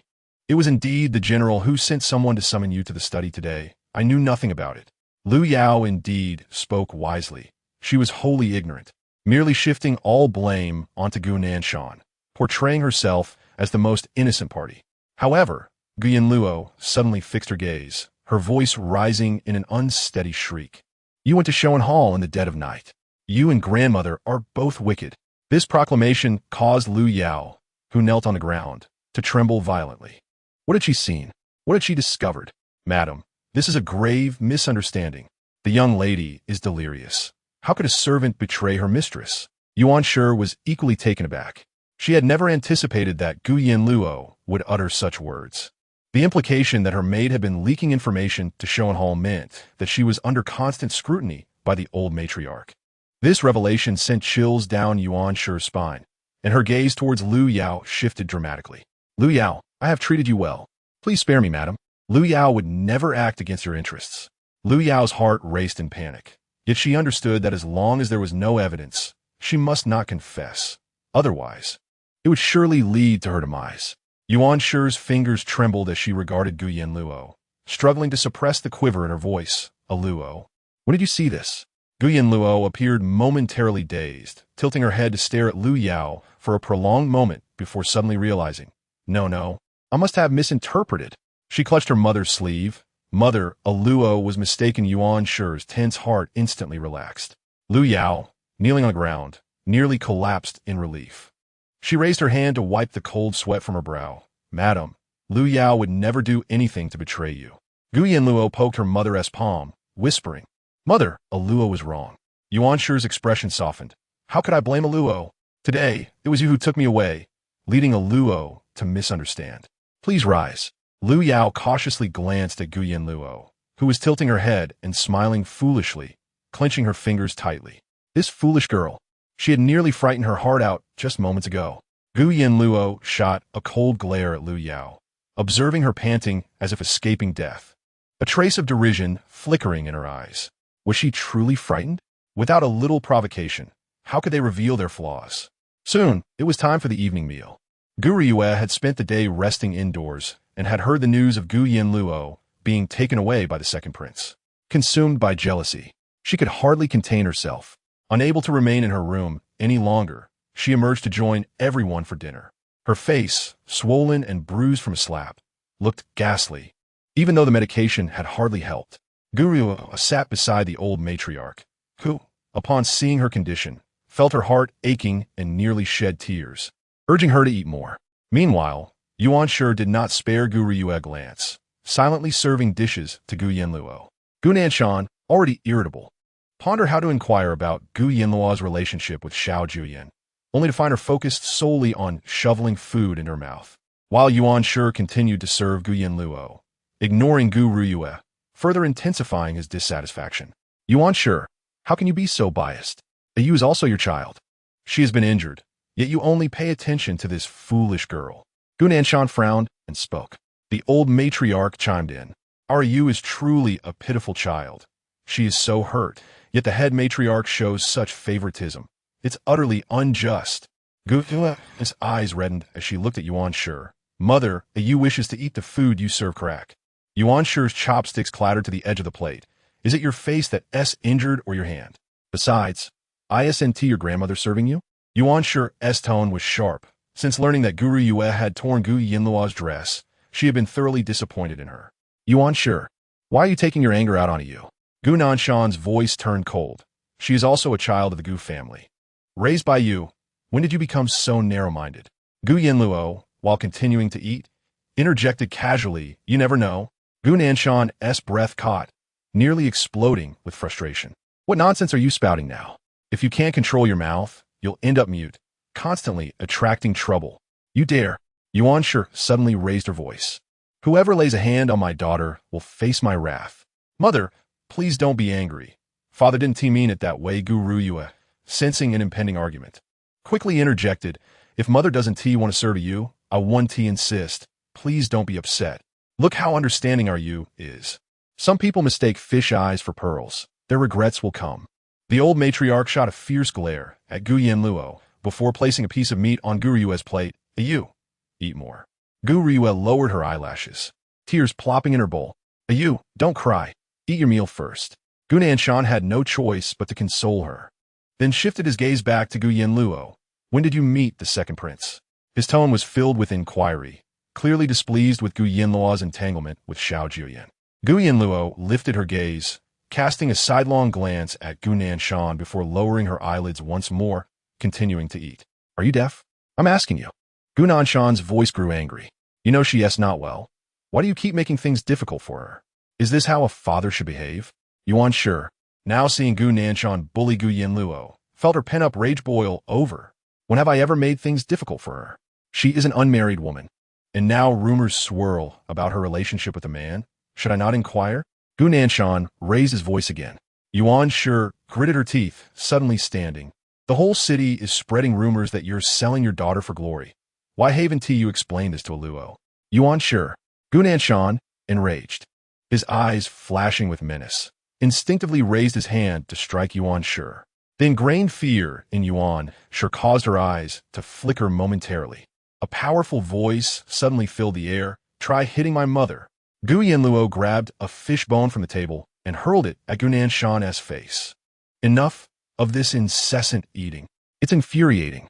Gu Nanshan swiftly dodged, his anger boiling beneath the surface, yet he dared not strike Yuan Shi again. Are you two trying to revolt? The old matriarch stood, declaring, ever since Gu Yanluo returned, there has not been a single peaceful day in this household. Gu Yanluo's gaze sharply fell upon the old matriarch, her eyes briefly scanning the fish soup. A torrent of memories surged within her, causing the old matriarch's heart to quiver. This little wretch, the old matriarch, now too fearful to strike, could only resort to verbal jabs. Don't think that just because you've climbed up to the second prince, you can wreak havoc in the general's residence. The second prince is notorious. Do you truly believe you will have a good life in his grasp? You may end up tortured beyond recognition. Chapter 22. Testing Lu Yao. Though the old matriarch's words were harsh, they echoed Yuan Shi's concerns. This second prince was known for his violent temperament. There was no doubt that a Luo would face mistreatment. However, the priority now was to leverage the second prince's influence to protect her. Yuan Shi could not allow a Luo's marriage to become a tool for exploitation. With a cold snort, she added, Mother also knows that the second prince has a notorious reputation. Now he is willing to protect a Luo, and should you dare to bully her again, the second prince will not easily let you off. Yuan Shi's words sent a jolt through the old matriarch. She instinctively glanced at Gu Nanshan, who furrowed his brows tightly, irritation evident in his eyes. Meanwhile, Gu Yue observed quietly, her fingers tightening around her chopsticks. Was Yuan Shi implying that Gu Yanluo truly had a connection with the second prince? That foolish girl, by what right? In terms of talent and intelligence, they were worlds apart. What made her worthy of the second prince's attention? Since the incident where Yuan Shi had been lured into the study by Lu Yao, a sense of suspicion had inexplicably taken root in her heart regarding Lu Yao. In recent days, she had been meticulously selecting suitable marriage candidates from among the eligible young men in the capital. Yuan Shi no longer trusted Lu Yao as she once did. Every matter was discussed with Hong Zhu, and any tasks were delegated solely to her. Meanwhile, Lady Gu urged Lu Yao daily to report on Yuan Shi's activities and whether there had been any clandestine communications with the second prince. However, Yuan Shi conveyed no such information to Lu Yao, leading her to sense a growing suspicion from Yuan Shi. After several anxious days, Lu Yao turned her attention to the dim-witted Gu Yanluo. One day, she returned from the market with a plethora of candied fruits and pastries. As Gu Yanluo prepared to seek out Yuan Shi, Lu Yao called her over and led her to the side chamber behind Qinghan Courtyard. Miss, I have purchased a variety of your favorite treats today. Do try them. Lu Yao revealed the exquisite pastries wrapped in oiled paper. Gu Yanluo, discerning Lu Yao's intent, accepted the offering nonetheless. She picked up a piece and discreetly took a small bite. Upon tasting it, her eyes sparkled with delight, and she gazed at Lu Yao with joy and excitement, exclaiming, "It's delicious." "Thank you, Sister Lu Yao." Seeing how easily Gu Yanluo could be persuaded, Lu Yao felt a surge of confidence. In the following days, she presented Gu Yanluo with an assortment of pastries each day. With each treat consumed, Lu Yao sensed their bond growing closer. After 5 days, having fed Gu Yanluo yet another round of pastries, she cautiously inquired, "Miss, do you think we could be considered friends now?" Gu Yanluo tilted her head, smiling sweetly, her eyes radiating innocence and simplicity. "Sister Lu Yao brings me delicious food every day. We are friends." With those crisp words, Lu Yao's heart, which had been in suspense, finally found peace. "Miss, it seems Mother has been upset with me lately. She no longer confides in me, and I truly worry for her. Could you tell me what Mother has been planning recently? I wish to assist her in secret to ease her burdens." The fox's tail had finally been revealed. Gu Yanluo furrowed her brow, listening intently to Lu Yao's words. "You are right, Sister Lu Yao. Mother has indeed been troubled. She and Sister Hongzhu have been deliberating over Luo's marriage. It must be exhausting for her." With a look of concern for Yuan Shi, Gu Yanluo continued, "Yes, I, too, wish not to see Mother so burdened.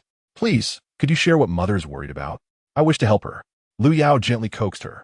Gu Yanluo blinked, scrutinizing Lu Yao for a long moment. Seemingly convinced of Lu Yao's integrity, she lowered her voice and revealed, "Mother is arranging a marriage for Luo. She mentioned the 4th young master of the Sun family, handsome, refined, and courteous.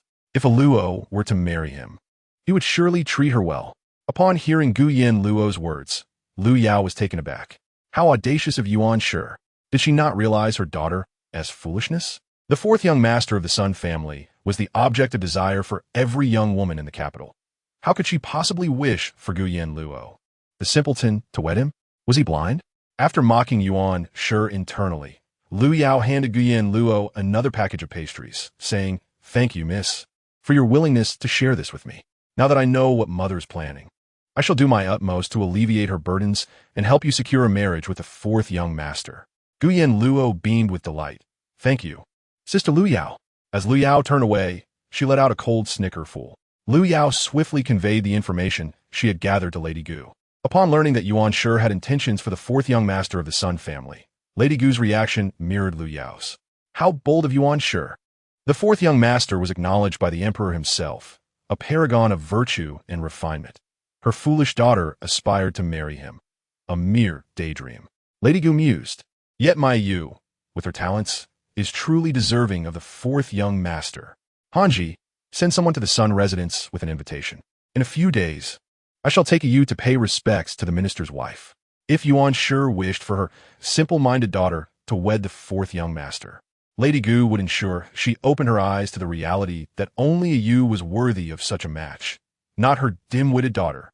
In the depths of Qinghan courtyard, that night, Gu Yanluo did not retire to her room, but instead, wrapped in a thick cloak, stealthily made her way to Yuan Shi's chamber.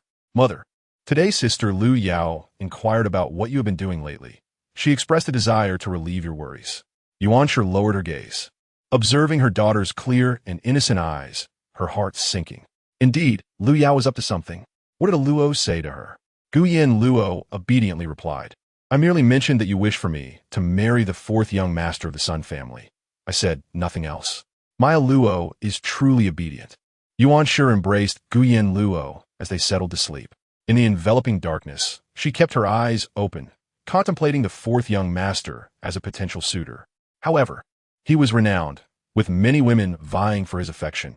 He might not be the most secure choice for Gu Yanluo. Now that Gu Yanluo had relayed this information to Lu Yao, Yuan Shi would have the opportunity to test whether Lu Yao had indeed betrayed her and was serving Lady Gu. The next morning at breakfast, Lady Gu taunted Yuan Shi. "You ought to be more self-aware regarding this simpleton." Yuan Shi ignored her. Within 2 days, Lady Gu departed with Guru Yu. Clad in a veil, Guru Yu accompanied Lady Gu in the carriage towards the Sun residence. Upon learning of their visit to the minister's estate, Yuan Shi's expression darkened, and she was firmly convinced that Lu Yao had indeed betrayed her. Hongzhu, summoned Lu Yao at once. Chapter 23. the treacherous servant, when Lu Yao arrived. She immediately perceived Yuan Shi's somber demeanor. Yuan Shi, raised in a noble household, rarely exhibited such a displeasing countenance. Lu Yao, when did you begin serving me? Yuan Shi's voice was cold as she spoke. Lu Yao felt an inexplicable flutter of anxiety in her heart. Madam, I have been with you since I was 6. Indeed, you have been with me since 6. Hence, when I married, I brought you and Hongzhu along. Yuan Shi's deliberate tone only heightened Lu Yao's unease. Madam, what do you mean by this? She cautiously inquired. Luo mentioned you inquired about my activities? Lu Yao's face paled. Yanluo had indeed reported her. Despite her fervent warnings to keep this matter secret, the simpleton had divulged it. Truly a brainless fool. Just as she confided to you that she was considering the 4th young master of the Sun family, Lady Gu promptly took Guru Yu to the minister's estate. Lu Yao, do you believe this matter does not concern you? Lu Yao's cheeks drained of color as she fell to her knees. Madam, please spare me. I truly did not know. It must be a coincidence.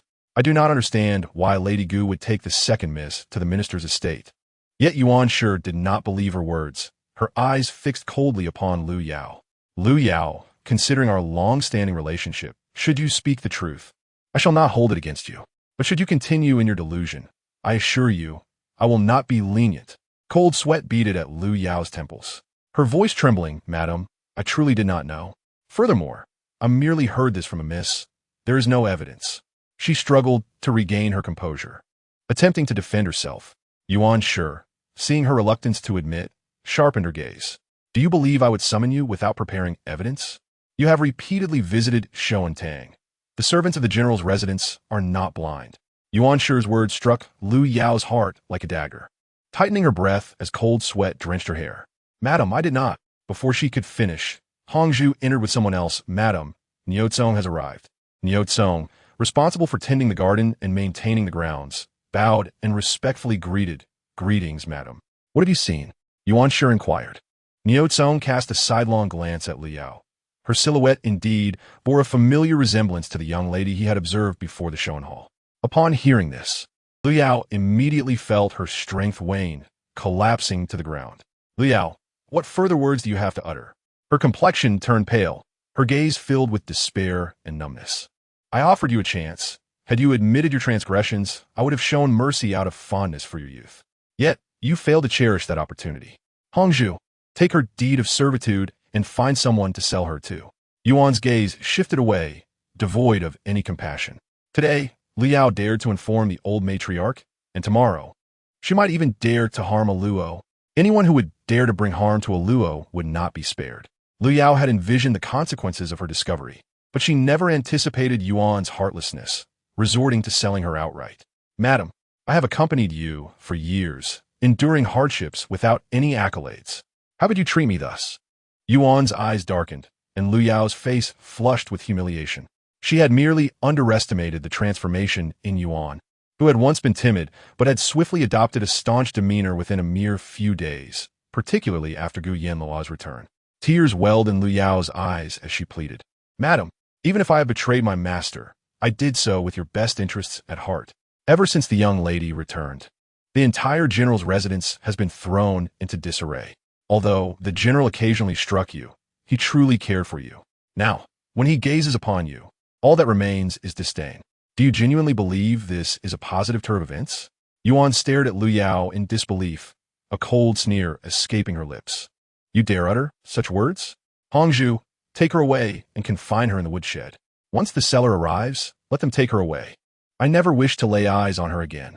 Lu Yao had endured countless grievances in the general's residence, often battered by Gunan Shan. Yet in Lu Yao's words, he was portrayed as genuinely caring. It was nothing short of a jest, a grand jest. Lu Yao was dragged away. After her departure, Gu Yanluo emerged from behind a nearby screen. Yuan handed Niuzong a pouch of silver, stating, You have done well. Niuzong's eyes brightened as he accepted the silver and turned to leave Qinghan courtyard. Gu Yanluo watched his retreating figure, her mind racing back to the events of the previous day. Yesterday, she had been seated in the garden pavilion, lost in thought, while Niuzong had been pruning the plants nearby. She frowned upon spotting him. Come here. Niuzong approached with lowered eyes, and Gu Yanluo inquired, Have you seen Lu Yao at Shoan Hall these past few days? He shook his head. What shall we do then? Lu Yao has betrayed her master, yet without evidence. How can we convict her? Gu Yanluo spoke with a vacant expression, oblivious to the fact that such words should not be uttered in public. After saying this, she turned and departed without further conversation. Having grown up in the general's residence, Niu Tsong quickly discerned the underlying implications. Should he choose to assist the madam, boundless rewards would await him. That very evening, he approached Yuan to inform her that he had witnessed Lu Yao at Shoan Hall. Had I not seen it with my own eyes, I would never have believed that Lu Yao could betray her master. I have treated her well over the years, considering her and Hongzhu as my own sisters, yet she has turned out to be this way. Yuan's heart ached at the mention of Lu Yao. She gently squeezed Gu Yanluo's fingers, saying, Aluo, you must remain vigilant in your dealings with others from now on. Do you understand? Gu Yanluo obediently nodded. Later that afternoon, the old matriarch returned with Guruyue, both wearing expressions of joy, evidently having achieved much during their visit to the prime minister's residence. Just as the old matriarch stepped through the door, the seller summoned by Hongzhu also arrived. Their paths crossed, and upon learning that Yuan intended to sell Lu Yao, the old matriarch promptly stormed into Qinghan courtyard with Guruyue in tow. Yuan, Lu Yao has served you loyally for so many years without complaint, and you treat her this way? How can you be so heartless? This revelation regarding Lu Yao's impending sale incited her fury. Yuan emerged from the room, her eyes calm yet icy. Mother, Lu Yao has betrayed her master. I can no longer employ such a servant. What evidence do you have to substantiate her betrayal? The old matriarch shot Yuan a piercing look. Someone witnessed her informing others. Is that not sufficient evidence? The old matriarch's eyelids fluttered, her breath heavy with incredulity. To whom did she relay information? You would condemn your own, made based on mere hearsay from outsiders? You were once gentle and kind. How have you become so venomous? Yuan took a step forward, asserting, it is precisely because I was too meek and gentle that I am now powerless to prevent my daughter from being sold. The old matriarch choked on her words, astonished at Yuan's newfound sharpness. If you persist in selling Lu Yao, I shall have my son divorce you. You heartless woman. Realizing reason would not suffice, she threatened Yuan directly. Yet, Yuan remained unflinching, as if her heart were a still lake, indifferent even to threats. Why does mother show such favoritism towards Lu Yao? Could it be the old matriarch felt a pang of alarm? I do not wish for the general's residence to be sullied by your actions. Lu Yao is an elder in this household. Have you considered how the other servants would feel if you cast her aside? Your actions only serve to desolate the hearts of those who serve the general's residence. If you do not wish to distress the servants, then take Lu Yao back. I will never employ a servant who has betrayed her master. The old matriarch gritted her teeth, her face flushed with anger. What would it signify if I took your maid? She could remain by your side as a mere cleaning servant, without the need for exalted duties, thus preventing any scandal from tarnishing the general's residence. The old matriarch spoke with conviction. At that moment, as the two women stood at an impasse, Gu Yanluo emerged from Lu Yao's quarters, holding a box of jewelry. She rushed to the old matriarch and overturned the box. Both Yuan and the old matriarch gazed at her in astonishment. Gu Yanluo exclaimed, Mother, this belongs to Lu Yao. She possesses so many beautiful hairpins. Mother, I want some too. As her words hung in the air, Yuan's gaze fell upon the exquisite jewelry, an emerald bracelet so fine it was rare even for her, along with jade hairpins that glimmered in the sunlight and intricately designed gold earrings that captivated the eye. Several of the bracelets were evidently from Shoan Hall. Such opulence. Lu Yao, where did you acquire these? Yuan's sharp gaze shifted to Lu Yao, who was being led out from the woodshed with a look of trepidation. Lu Yao looked towards the old matriarch in fear. These were gifts from the madam. Given the circumstances, what further pretense could she maintain?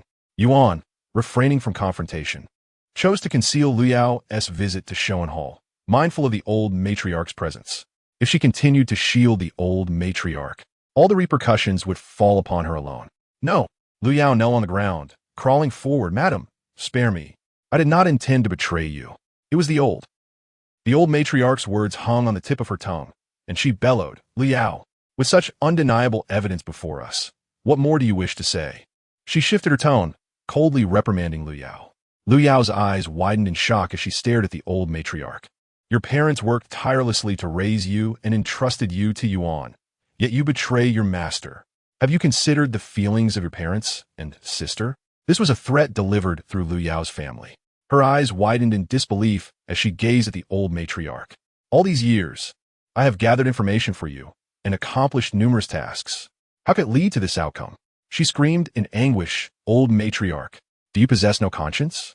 I have toiled for you, yet you would use my family to coerce me. Lu Yao had always been strong-willed and could not endure such indignities.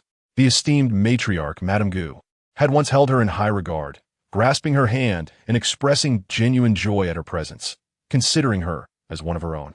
She had promised to secure a splendid marriage for her. However, with the revelation of the truth, the old matriarch unceremoniously cast her aside, demanding that she bear the brunt of the consequences. You lack compassion, so do not expect me to show mercy. Madam, many years ago, when the young master was gravely ill, it was the general who deemed him a harbinger of misfortune. It was Madame Gu who commanded me to abandon the young master at the mass grave. You may not know this, but he was still breathing when he was left there. As these words fell from Levaio's lips, the entire Qinghan courtyard fell into an eerie silence. Yuan's eyes widened in disbelief as she rushed forward, gripping Levaio's shoulders. What did you say? You mean to say he was still alive? Upon hearing this, Madame Gu nearly fainted. When Gu Xiaofeng was born, she had nearly regarded him as her lifeline. However, as he fell into a severe illness, his condition deteriorated day by day. At that time, Gu Nanshan's career was fraught with difficulties, and he attributed all misfortunes to Gu Xiaofeng. After the physician declared him beyond saving, Gu Nanshan hastily ordered that the child be discarded.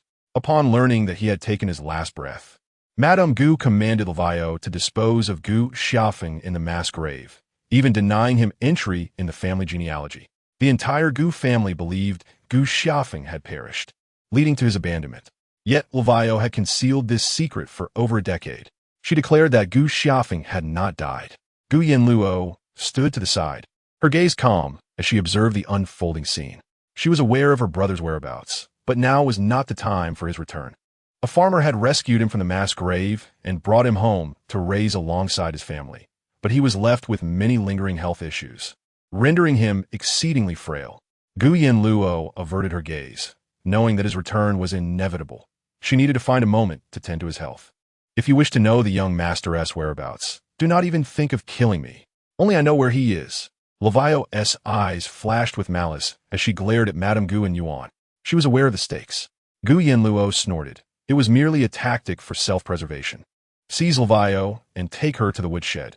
Extract the young master's whereabouts. Madame Gu trembled as she pointed a finger at Levaio. Levaio stood her ground, staring defiantly at Madame Gu. No matter her hatred or desire for vengeance, none could take her life now. As tranquility returned to the Qinghan courtyard, Gu Yanluo sat beside Yuan, her clear eyes fixed on her mother. Mother, my brother is alive. He is not dead. Her voice rang with clarity, intensifying Yuan's turbulent emotions. Aluo, how can you say he is alive? He is alive. He is not dead. Gu Yanluo repeated, before idly fiddling with the tassels hanging from the bed. Yuan realized further inquiries would yield no results and promptly summoned Hongzhu. Hongzhu, investigate this matter. Levaio has only revealed it now as a means of self-preservation. We cannot take her word for it. Find out the truth. Yes, Hongzhu replied before departing. Yuan cast a deep glance at Gu Yanluo, contemplating how wonderful it would be if both of her children could return to her side, for they were her pride and joy.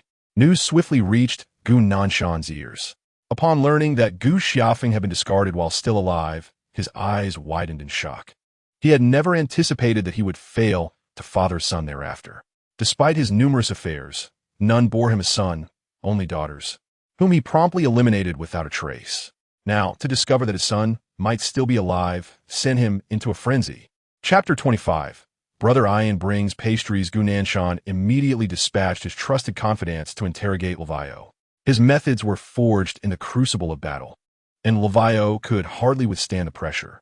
Within 3 days, she divulged everything she knew, yet ultimately met her demise at Gu Nanshan's hands. As the household dealt with Levaio's corpse under the cover of night, Gu Yanluo perched herself on the eaves, observing with a calm, detached demeanor. Gu Nanshan was a cold-hearted man, a truth she had come to know in her past life. He was selfish and ruthless, willing to resort to any means to achieve his ends, rarely displaying genuine affection. The only instance of true emotion was perhaps towards Gu Ryue. Yet that woman had never loved him, and the child she bore was not his. Even his interest in finding Gu Xiaofeng was merely for the sake of securing an heir, not out of paternal affection. Lavio's body was swiftly transported out of the capital under the cover of night. The next day, Gu Nanshan secretly began searching for Gu Xiaofeng's whereabouts. At his pace, he estimated he would locate Gu Xiaofeng within a month. During this time, he planned to ruin Gu Ryue's reputation, exposing her lack of Gu lineage at her most desperate moment, turning her against Madame Gu in a feud. As Gu Ryue's appearance gradually improved, she still concealed herself behind a veil. Friends she had made in the capital, if not frequently contacted, quickly became distant, unable to wait. Gu Ryue invited numerous noble ladies to the general's residence under the pretense of admiring the flowers. Gu Nanshan's deputy returned with several exquisite peonies, which were promptly arranged in the garden. As the peonies bloomed vibrantly, noble ladies began to arrive in droves. Upon disembarking from their carriages, they were immediately drawn to the garden's flowers. Amidst the lively atmosphere at the general's residence, a luxurious carriage adorned with red silk and gold bells approached, emitting a melodious chime as it rolled forward. The carriage came to a halt before the general's residence. Xiao Jiuye's attendant, Chang Bai, disembarked with a food box and approached the entrance, inquiring of the doorman, "Is Miss Gu in?" "This is a gift of pastries from His Highness the Second Prince for Miss Gu." Upon hearing this, the noble ladies present turned their attention to Gu Ryue, their eyes sparkling with curiosity. "Ayu, when did you become acquainted with the Second Prince?" Initially taken aback, Gu Ryue suddenly recalled the incident when Gu Yanluo was taken away by the Second Prince during her visit to the Lin family. Their relationship had indeed grown close to such an extent. A shadow crossed her eyes as she glanced outside at the carriage, seemingly devoid of occupants. "The Second Prince did not come?" She pondered, stepping forward to address Chang Bai. "What business do you have with me?" Chang Bai, having never met Gu Yanluo, had only aided Xiao Jiuye during her previous visit to the manor. "Are you Miss Gu?" he asked. Gu Ryue nodded. "These pastries are a gift from the Second Prince," he said with a smile, adding His Highness mentioned that this was previously arranged. At this revelation, the surrounding noble ladies gasped in astonishment. They leaned closer to Gu Ryue, whispering enviously, "Hey, when did this happen with the Second Prince? He is known for being aloof and cold, yet is so kind to you. Could it be that good fortune is on the horizon?" Despite Xiao Jiuye's notorious reputation, there remained those who envied the women he favored.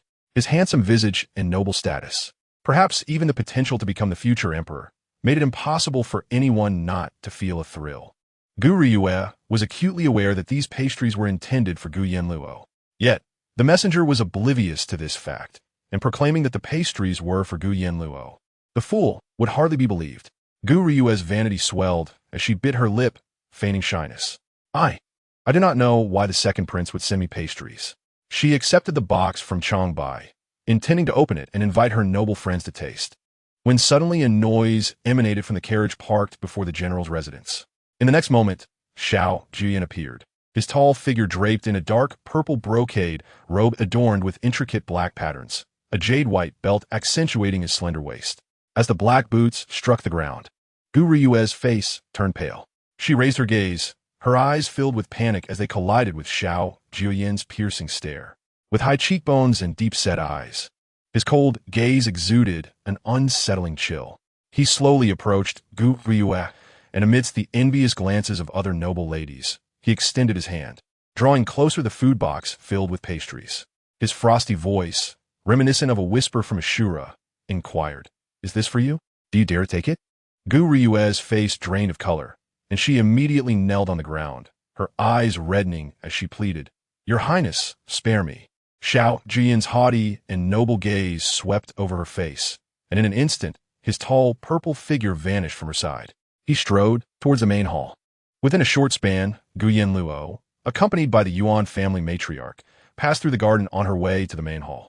The noble ladies who had come to admire the flowers were taken aback. "So, the Miss Gu whom the Second Prince gifted pastries to was Gu Yanluo? Impossible. The Second Prince actually treats that simpleton with such kindness. I seem to recall a rumor that when General Gu sought to sell his daughter for glory, it was the Second Prince who came to her rescue and took her away.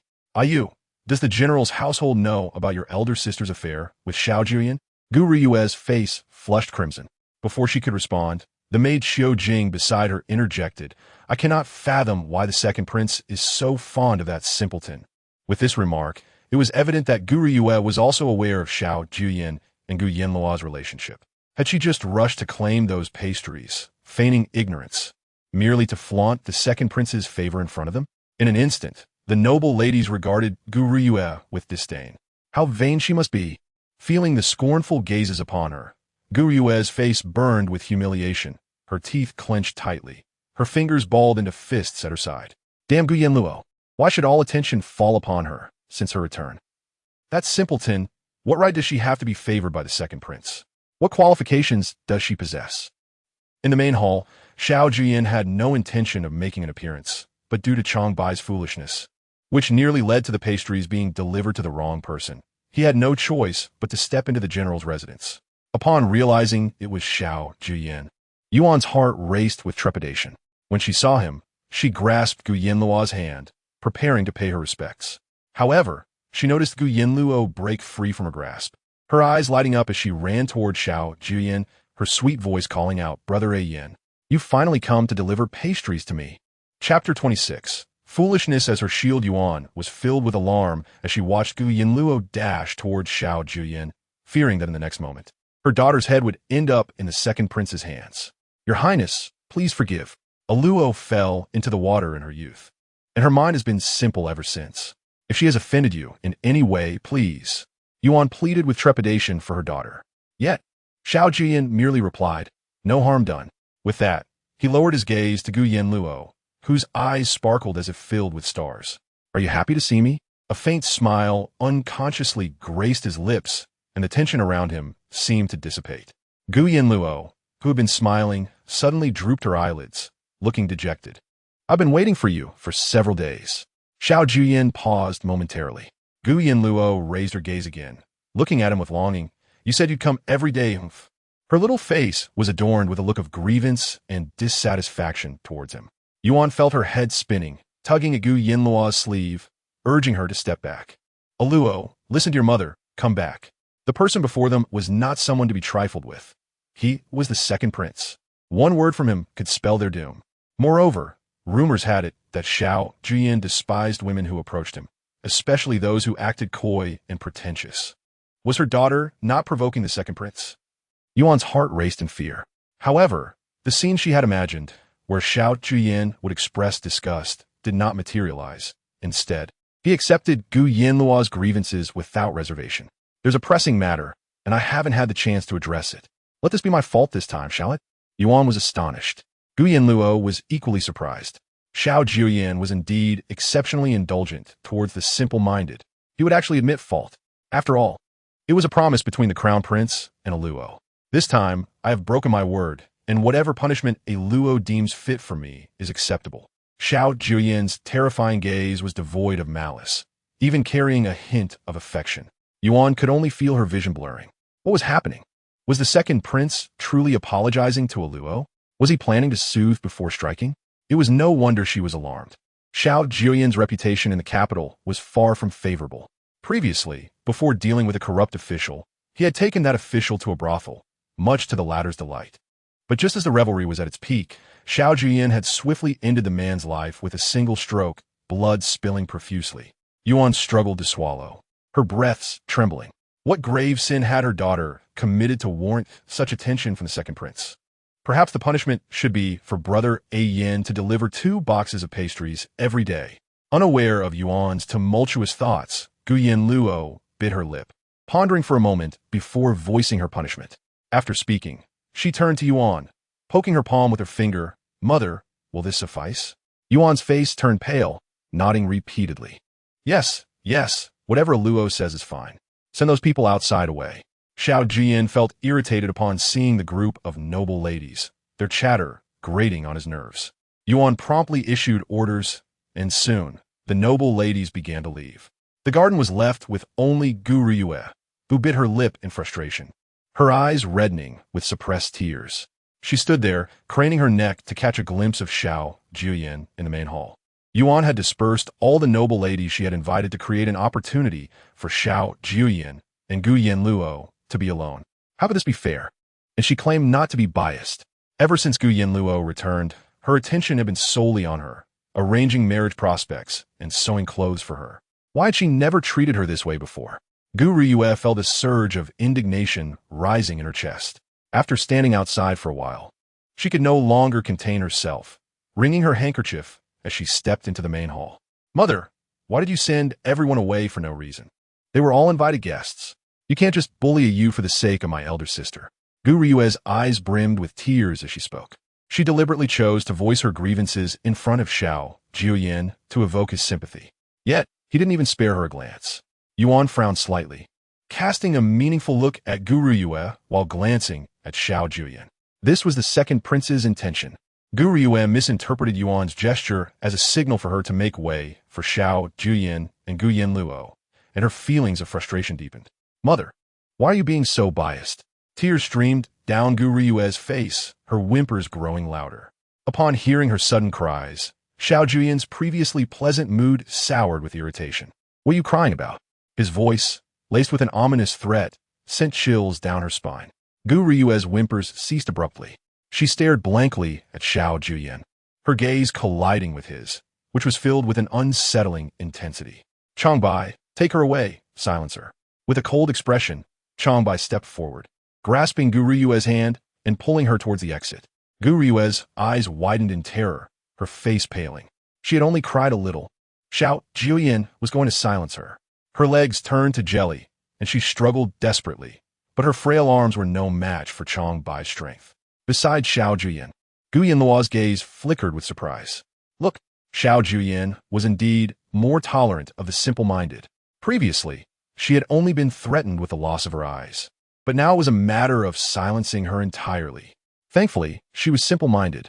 Gu Yanluo silently pressed her lips together, realizing that from now on, her foolishness would serve as her shield against danger in front of Xiao Jiuye. Your Highness, spare me. Your Highness, I was wrong. Please spare me. Gu Riyue's voice was filled with desperation as she pleaded for mercy. Upon learning that the second prince had arrived at the estate, Gu Nanshan hurried back on horseback. Upon his return, he happened to witness Gu Riyue being dragged out by the second princess men. Seeing her, Gu Riyue looked upon him as a savior. Father, save me. The second prince wants to silence me with poison. Gu Nanshan's heart sank heavily. He rushed forward to protect Gu Riyue, kneeling before Xiao Jiuye. Your Highness, I beg for your forgiveness. My daughter is unaware of how she has offended you. Please, I implore you to speak frankly. I will certainly punish her severely and provide you with an explanation. Xiao Jiuye lowered his gaze, coldly scrutinizing Gu Nanshan. To Gu Yanluo, he treated her as a mere commodity for personal gain. To Gu Riyue, he was overly indulgent. He leaned forward, a menacing aura surrounding him, declaring, Your tears are vexing me. The disdainful and mocking look in his eyes made Gu Nanshan want to curse. Without waiting for Xiao Jiuye to speak again, he turned to Gu Riyue, sternly admonishing her, You have no manners. Crying and wailing before the second prince. What are you thinking? Drag her away and give her 10 strikes. 10 strikes. Gu Riyue's eyes widened in terror. She had never been punished in her life. Her father threatened her with 10 strikes. As she choked back tears, about to cry again, Xiao Jiuye scoffed coldly, his chilling gaze sweeping over her. Only 10 strikes? General Gu, whom do you think you are fooling? Chapter 27. Stay for dinner. Gu Riyue abruptly raised her eyes to Xiao Jiuye. He believed it was insufficient. Indeed, he was as ruthless as the rumor suggested. At this moment, regret flooded Gu Riyue's heart. Why did she provoke him, placing herself in this predicament? Seeing this, Gu Nanshan truly began to worry. Your Highness, there is no need to hold a grudge against a girl who has grown up in a sheltered environment. If you're truly displeased, punish me instead. I willingly accept the punishment on her behalf. At Gu Nanshan's words, Xiao Jiuye's gaze shifted to Gu Yanluo's face. This was her father. Gu Yanluo should have long been accustomed to this. Yet at this moment, she couldn't help but compare. If she were the one to anger Xiao Jiuye now, would her father be willing to take her punishment? Without needing to think, she already knew the answer in her heart. Gu Nanshan would only see her as a burden. Turning her gaze away, Gu Yanluo inclined her head towards the Yuan family, unwilling to cast another glance at Gu Nanshan. This action, perceived by Xiao Jiuye, felt like a dagger piercing his heart. Both were his daughters, Yet Gu Nanshan defended Gu Ruyue so fiercely. A wave of frustration surged within him. He despised seeing Gu Yanluo like this. Changbai, take her away. Yes. Gu Ruyue was dragged away, utterly broken, her cries hoarse. Gu Nanshan shot Gu Yanluo a furious glare, suppressing his anger. She is your sister. How can you be so heartless, not even pleading for her? The tone he adopted seemed absurd to Gu Yanluo. What sister? Do you truly believe that the emperor is unaware of your dealings with the second prince? Xiao Jiuye's sharp gaze suddenly landed on Gu Nanshan. Gu Nanshan felt a chill run down his spine as he quickly averted his eyes. Your Highness, I have not sold my daughter for personal gain. Please see through this. You need not investigate, for the emperor will take action himself. The emperor is curious about General Gu, whose military achievements have garnered him such favor. He wonders what kind of character lies beneath. Xiao Jiuye's words struck Gu Nanshan like a hammer. He was shaken to the core, a cold sweat breaking out on his forehead. The implications were far-reaching. The emperor. Gu Nanshan tightened his lips, kneeling on the ground, the sweat soaking his brow. As Xiao Jiuye observed his gradual submission, he sneered. Leaning closer, he looked down on Gu Nanshan, his voice dripping with ice. A general with great accomplishments could easily find himself on the executioner's block for the smallest transgression. The chilling tone echoed ominously, like the sound of a death knell. Gu Nanshan was left trembling, the cold sweat trickling down his back. In recent years, he had led the Gu army to numerous victories, his name growing ever more renowned among the populace.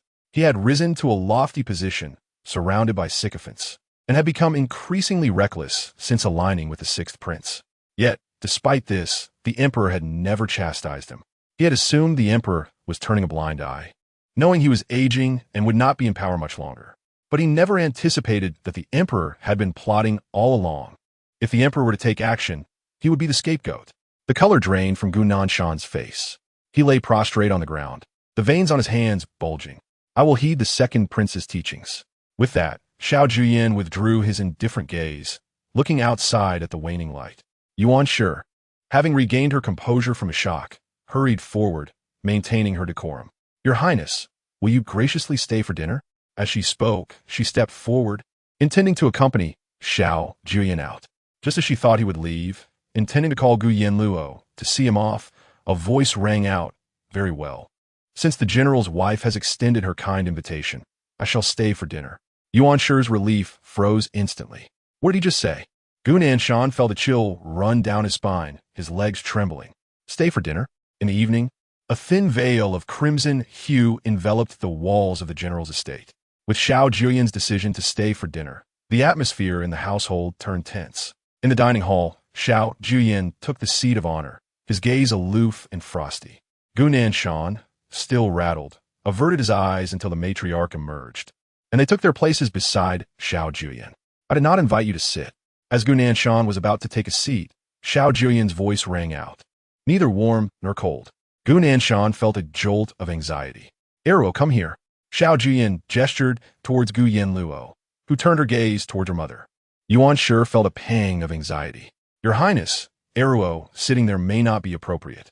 Xiao Jiuye raised an eyebrow, his fingers tapping lightly on the table. The sound sent a shiver through everyone present. Yuan Shi dared not speak further and nudged Gu Yanluo, urging her to sit beside Xiao Jiuye. Everyone settled down, the Gu family members holding their breath. Where's the other young lady of the Gu family? Xiao Jiuye inquired casually. Gu Nanshan lowered his brows, responding, My daughter was punished and has returned to her chamber. Call her here. Gu Nanshan was momentarily taken aback.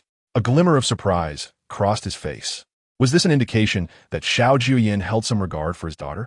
He had always believed that with her beauty and talent, no man could resist her charm. Gu Nanshan's eyes brightened, and he ordered someone to summon Gu Ruyue. Moments later, Gu Ruyue limped in, her face pale. Just as Gu Nanshan prepared to rise and assist her to a seat, he heard Xiao Jiuye's cold voice, kneel. Gu Nanshan's expression stiffened. Your Highness, what does this mean? He stammered. My daughter has just been punished. She is quite weak and may not. What? Must I explain my every action to you? Gu Nanshan quickly lowered his eyes. I dare not. Changbai stepped forward and kicked Gu Ruyue's knee, causing her to fall to the ground unexpectedly, the stone floor painfully striking her legs. Gu Ruyue's already pale face grew even more ashen. Once Gu Yue knelt properly and the dishes were served, Xiao Jiuye, seeing them all still, waved his hand. Eat. He assumed the demeanor of a master of the house.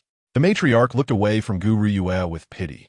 No matter how much she ached for her granddaughter, she was too old to forego her meal. Carefully, she picked up the serving chopsticks to reach for a beautifully golden fried fish. The matriarch adored meat, and the dishes prepared by the estate's chef were well regarded. She eagerly anticipated this moment during every meal. However, before her chopsticks could touch the fish, Xiao Jiuye's indifferent voice rang out, "Changbai, bring the fish to Yanluo for her to taste." Madame Gu was still in a state of surprise when she noticed that the entire platter of fish and meat had been lifted by Changbai and presented to Gu Yanluo. "Miss Luo, please enjoy," he said. Chapter 28. A woman should not be confined to the courtyard. Madame Gu's hand froze in place, her expression darkening, yet unable to express her displeasure openly. Instead, she directed her chopsticks toward a plate of 8 treasures meat. Changbai's cool voice resonated again as he lifted the 8 treasures meat and served it to Gu Yanluo. Madame Gu's face paled slightly. She pressed her lips together and forced a smile. "What is the second prince doing?" Xiao Jiuye did not glance at her, but focused intently on Gu Yanluo, who was engrossed in her meal. "Is there anything else you wish to eat, Luo?" With her small face lifting from the bowl, Gu Yanluo's eyes sparkled as she eagerly listed her desires. Braised chicken with red meat, tofu with hibiscus, stir-fried meat with water bamboo, and another bowl of apricot pudding. Seemingly oblivious to the tense atmosphere in the dining hall, she earnestly recited the dishes, her eyes glistening like dew. One by one, these dishes were placed before Gu Yanluo. Soon, the remaining guests were left with only 2 plates of bland vegetarian dishes, which held little appeal. Madame Gu's hands trembled as she gripped her chopsticks in anger. Gu Nanshan cast a furtive glance at Gu Yanluo, pondering that the second prince must be here to support her. Such audacity, he thought, completely disregarding the Gu family. While Gu Yanluo devoured her meal, she noticed Xiao Jiuye's lack of movement and looked at him in confusion.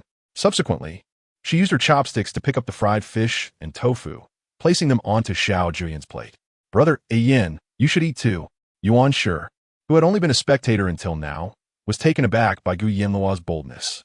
No matter how indulgent they were, they could not presume to serve dishes to the second prince. He was a royal, esteemed and precious. For him to serve them was a great honor, but for them to serve him was an affront. Yuan Shi's face turned pale. Even Madame Gu and Gu Nanshan could no longer maintain their composure, their eyes trembling as they silently cursed Gu Yanluo for her utter lack of decorum. This reckless behavior would surely bring ruin to the entire Gu family. Gu Nanshan felt a wave of regret for bringing Gu Yanluo back, realizing he should not have harbored any expectations for this foolish girl. If this continued, the downfall of the Gu family was inevitable. Outside, Gu Yue knelt with red-rimmed eyes, feeling an almost exhilarating satisfaction as she watched Gu Yanluo's reckless actions. What a complete fool she was. Just as everyone was anxious, fearing that the second prince would overturn the table in fury, they were astonished to see Xiao Jiuye leisurely picking up his chopsticks, savoring the fried fish and tofu that Gu Yanluo had offered him, and remarking, "The taste is quite delightful." Everyone was dumbfounded. The second prince had indulged Gu Yanluo to such an extent. Gu Yue's eyes burned with jealousy. Why did this foolish girl deserve such treatment? During this meal, Madame Gu was thoroughly vexed. Gu Nanshan remained apprehensive and did not dare to eat, while Yuan Shi, worrying for Gu Yanluo, could only manage a few bites. Only Gu Yanluo was satisfied, her stomach full and content. Before departing, Xiao Jiuye gestured for Gu Yanluo to accompany him. Gu Nanshan finally regained his composure, saying, "Second prince, Luo has yet to reach adulthood. If word of today's event spreads, it may not be appropriate." Xiao Jiuye frowned slightly, his gaze darkening. "Since Luo has called me brother Yin, I consider myself her half-brother. What could possibly be inappropriate?" Gu Nanshan was left speechless. Xiao Jiuye stepped forward, his robe billowing behind him, his voice tinged with mockery. "Your heart seems to be tainted by unclean thoughts." Gu Nanshan was at a loss for words. Gu Yanluo obediently followed behind Xiao Jiuye. As they approached the main gate of the general's residence, Xiao Jiuye turned to her, his deep gaze fixed upon her. "If anyone dares to bully you again, you need only call upon me, and I shall teach them a lesson." Gu Yanluo was momentarily stunned. Xiao Jiuye treated her far better than he did others. A smile broke across her face, her eyes sparkling. "Thank you, brother A Yin." Seeing her so satisfied at her laughter, Xiao Jiuye could not help but let the corners of his lips rise slightly. As Gu Yanluo watched him prepare to board the carriage, Xiao Jiuye suddenly turned back to glance at Yuan Shi, who stood at the gate. "Madam of the General," he said, his voice calm, yet sending a shiver down her spine. Yuan Shi approached with downcast eyes. Xiao Jiuye's gaze fell slightly, a depth of meaning passing through his eyes. "Have you considered allowing a Luo to study at the Guozijian?" Yuan Shi was momentarily taken aback. She looked up at him in astonishment. "You mean, allowing a Luo to attend the Guozijian?" The Guozijian, renowned as the institution for the elite sons and daughters of the capital, was a place where Gu Yue attended daily. But a Luo, Yuan Shi had never considered this since her return. Fearing that Gu Yanluo would be bullied at the Guozijian, she hesitated to let her go, wishing instead to keep her close, where she could protect her at all times. However, the general's wife understood the truth. Merely sheltering a Luo beneath her wings was not a good strategy. As Xiao Jiuye's words fell, he turned to board the carriage. Changbai led the horses forward, the sound of golden bells ringing clearly. Yuan Shi stared at the retreating carriage, her heart suddenly pounding. She prided herself on her deep affection for a Luo, yet she lacked the foresight that Xiao Jiuye possessed. Even if a Luo was foolish, she deserved the chance to face challenges, to sharpen her character. In time, when she left this world, Yuan Shi wished to be able to trust her to navigate life on her own. Yuan Shi retracted her gaze, her eyes brightening as she looked at Gu Yanluo. "A Luo, do you think what the second prince said holds any merit?" Gu Yanluo's heart trembled slightly.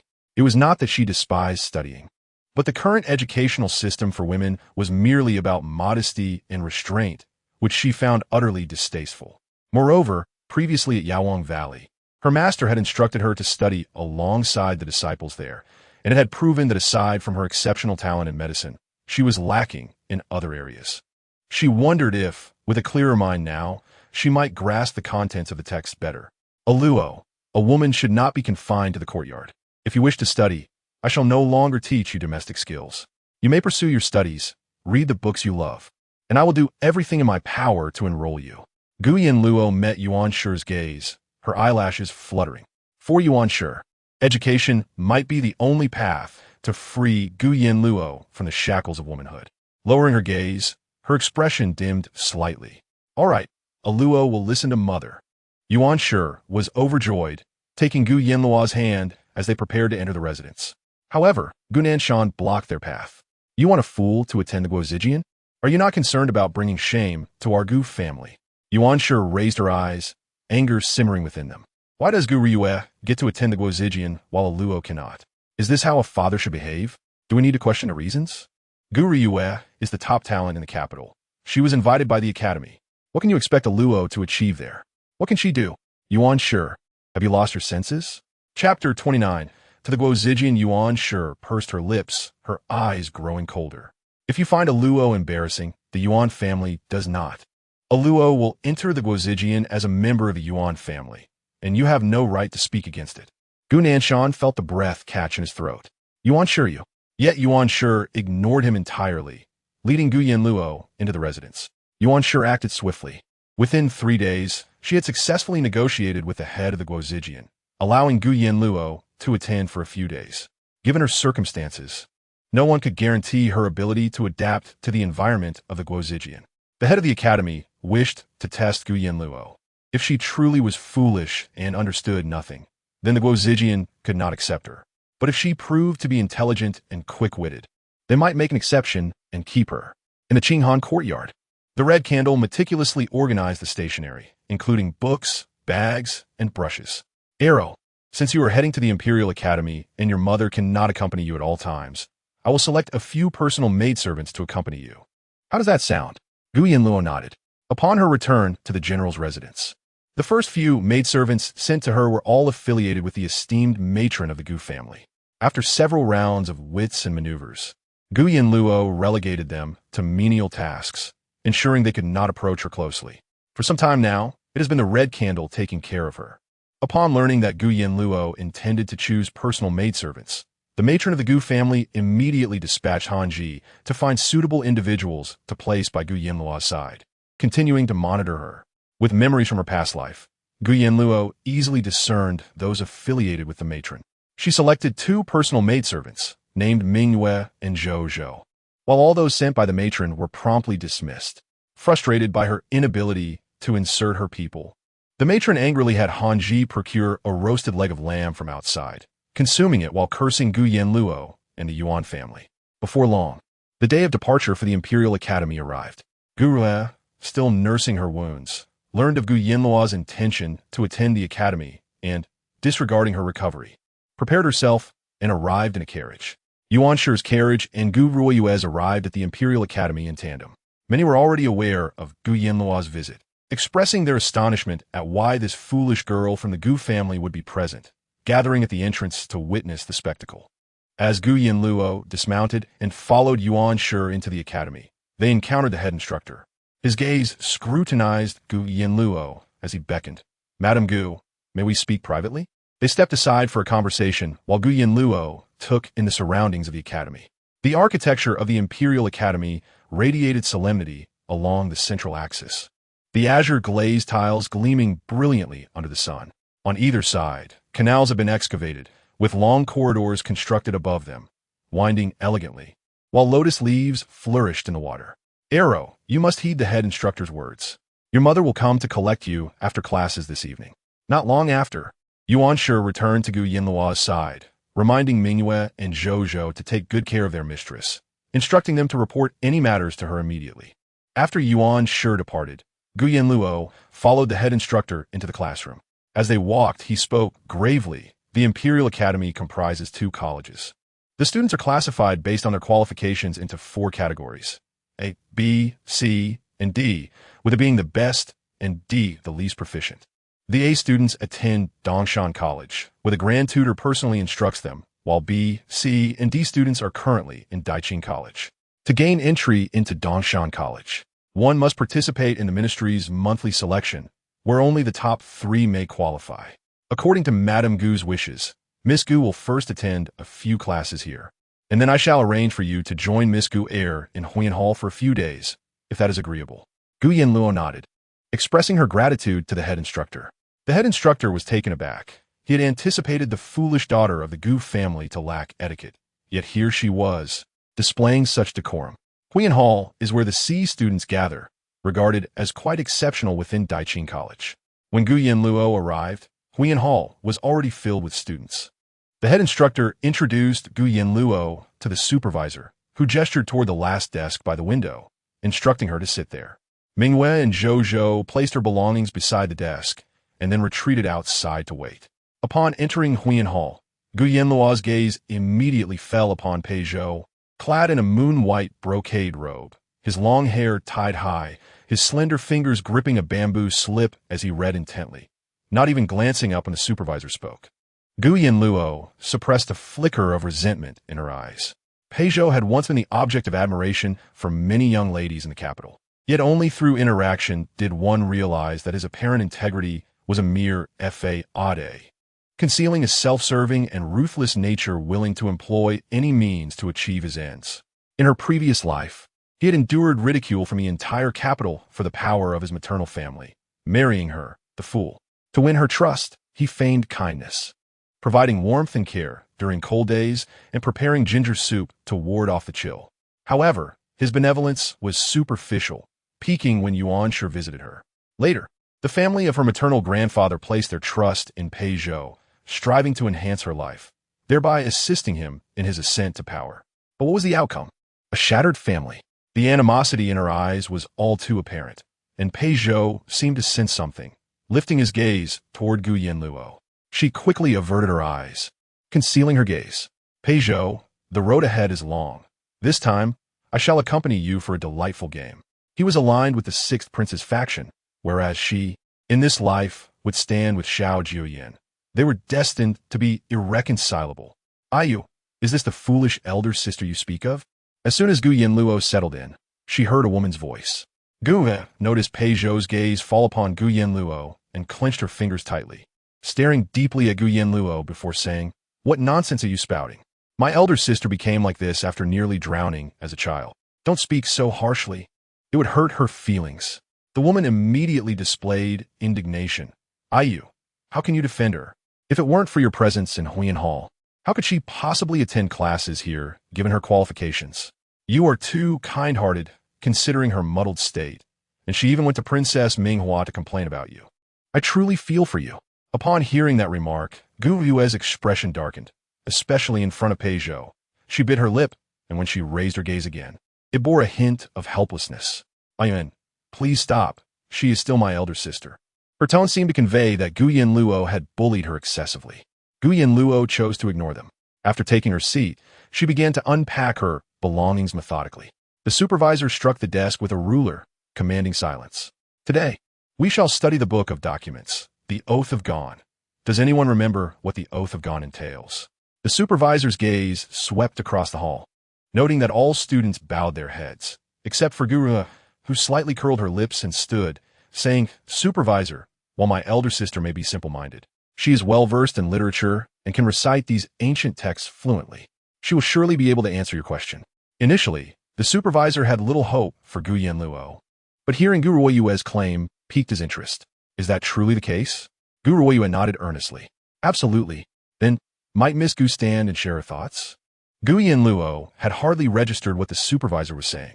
She was engrossed in perusing the bamboo slips handed to her by Mingyue and Zhou Zhou. It wasn't until Gu Ruoyue called her name that she looked up bewildered. What was the supervisor asking?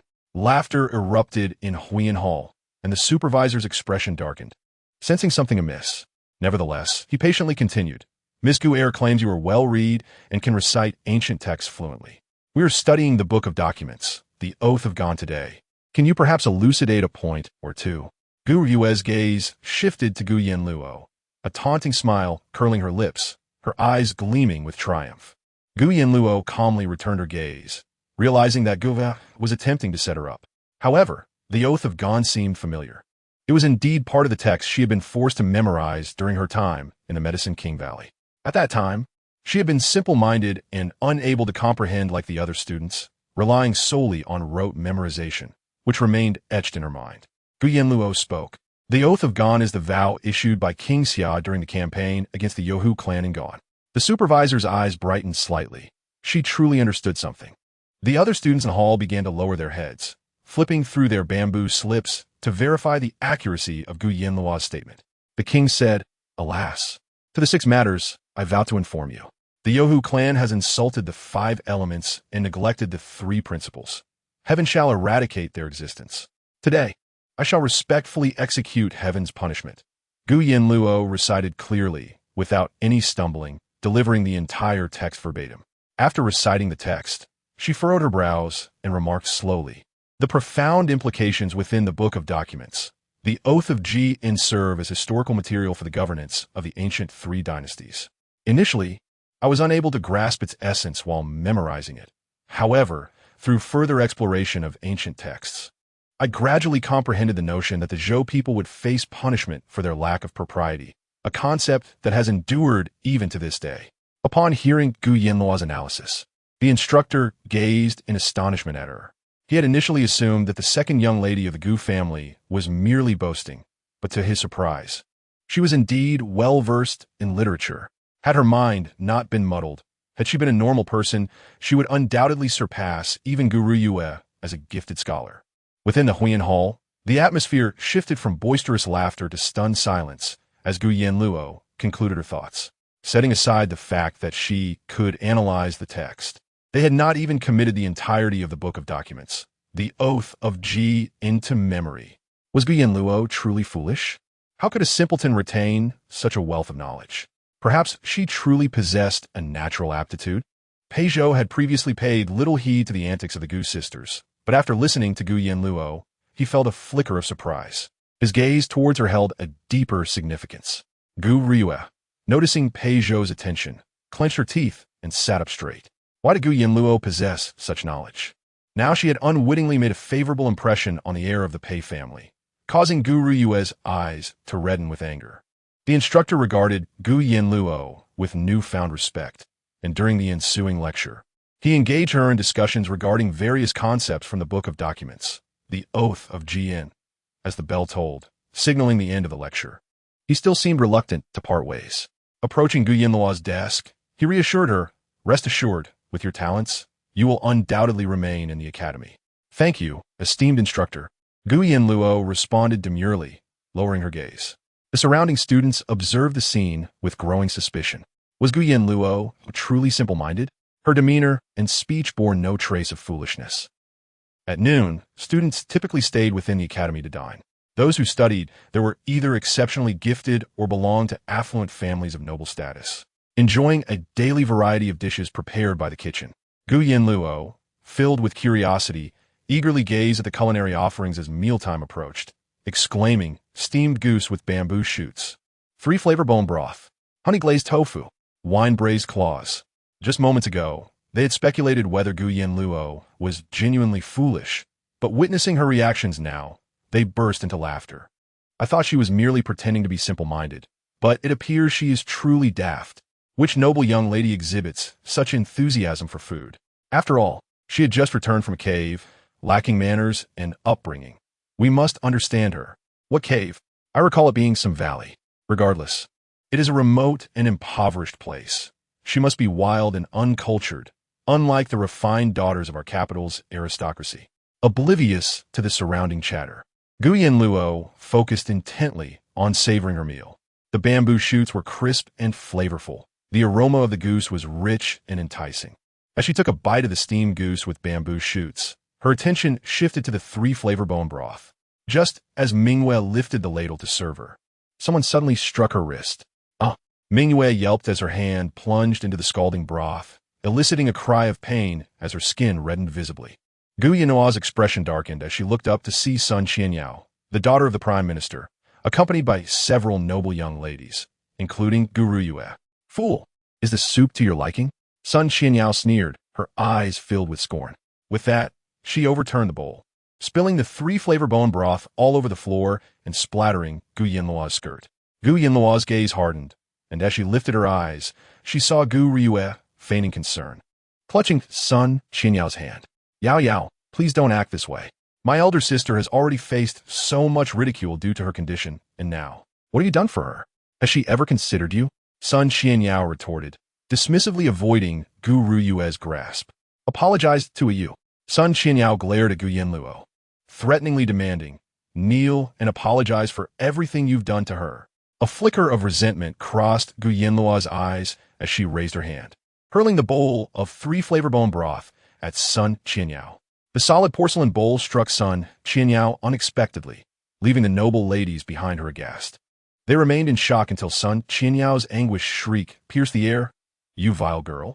How dare you strike me? You all bullied my lady first. Mingyue interjected, stepping protectively in front of Gu Yanluo. You dare strike me? You foolish girl actually dared to hit me. Sun Qianyao's face contorted in pain as she lunged forward, attempting to retaliate against Gu Yanluo. Just before she made contact, a sharp pain surged through her palm, causing her to gasp and release her grip. You! Sun Qianyao's frustration escalated, and she charged forward once more, only to be restrained by Gu Ruyue. The three of them soon became entangled in a chaotic scuffle.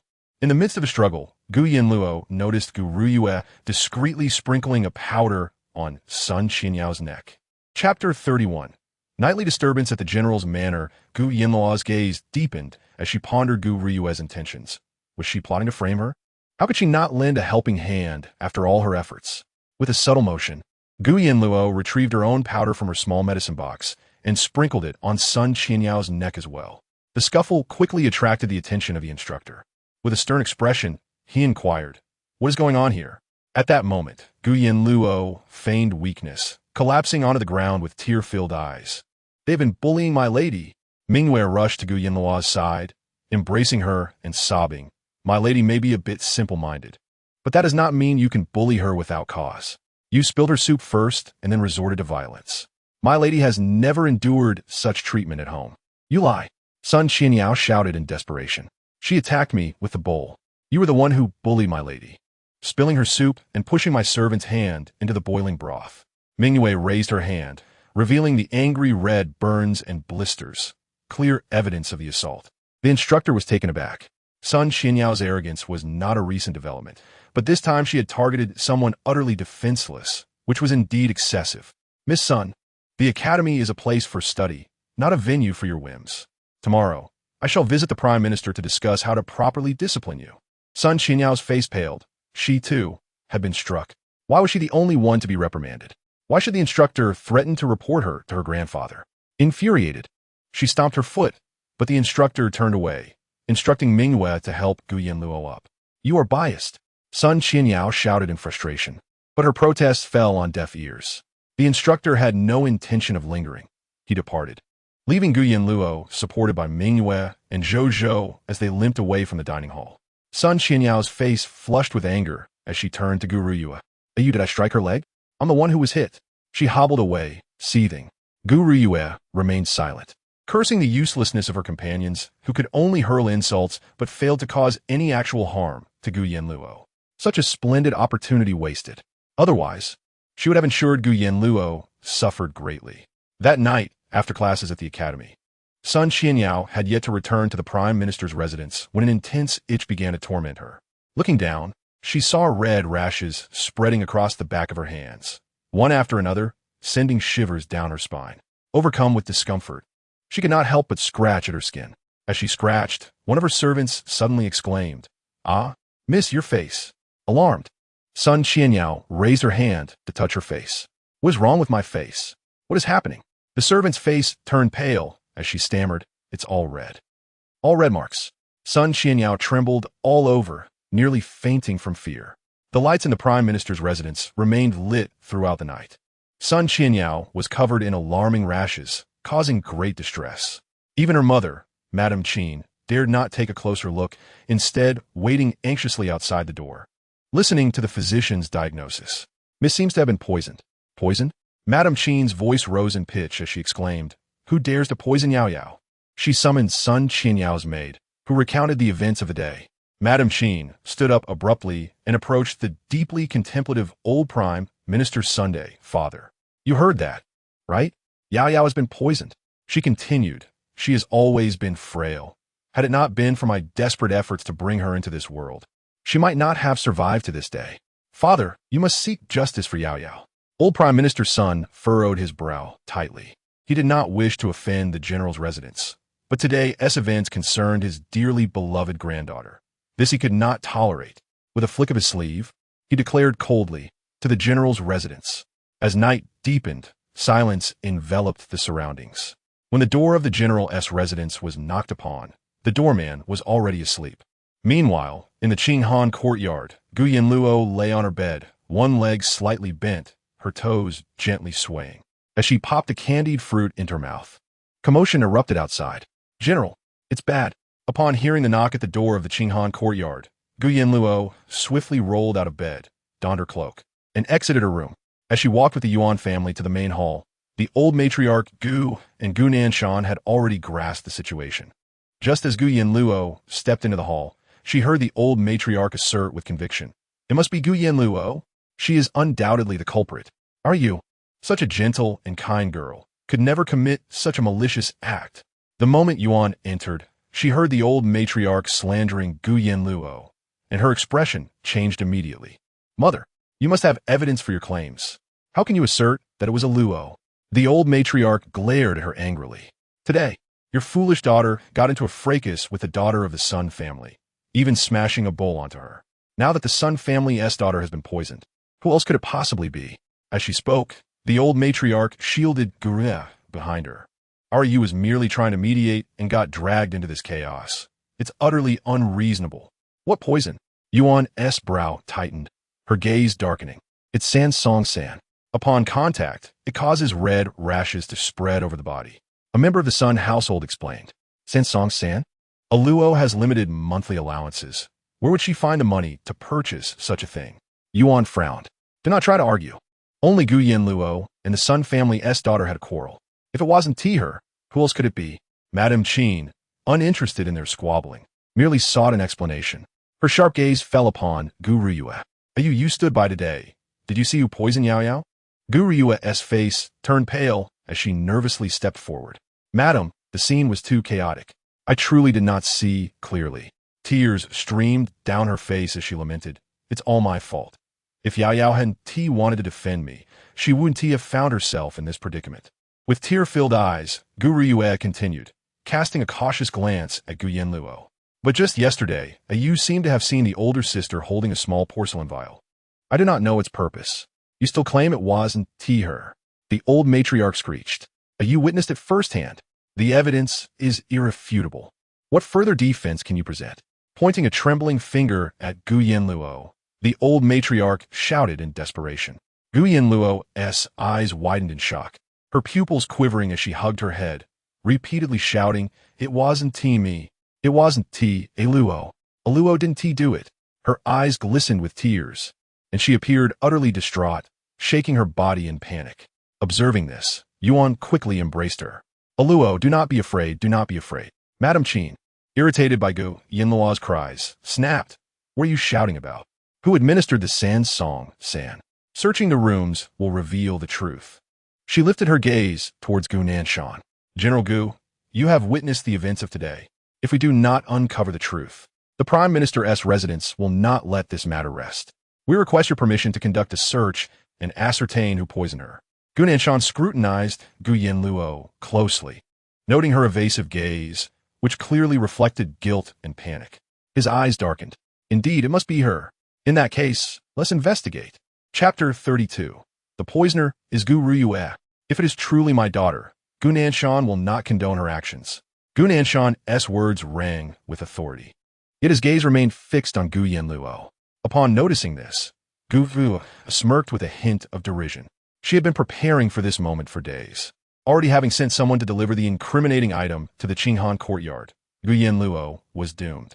Madame Qin, accompanied by members of the Prime Minister's residence, entered the General's residence, dispatching individuals to search both Gu Rui's Jinhua courtyard and Gu Yanluo's Qinghan courtyard. Madame Qin headed directly for the Qinghan courtyard. Upon entering, she paused slightly, reflecting on how, despite being the esteemed daughter of the General's residence, Gu Yanluo lived in such humble conditions. A pang of sympathy flickered in her heart. She instructed her people to begin searching within the Qinghan courtyard. Soon hearing a guard from the Prime Minister's residence call out, "Madam, we found something." The guard held up a small porcelain vial, retrieved from Gu Yanluo's cosmetic case, and approached Madame Qin. Her eyes widened in disbelief. Her earlier sympathy swiftly transformed into fury. "And you claim it wasn't you?" Madame Qin, clutching the vial, stormed toward Gu Yanluo. The latter cowered behind Yuan, her eyes filled with dread. Upon seeing the vial in Madame Qin's hand, Gu Nanshan's expression darkened.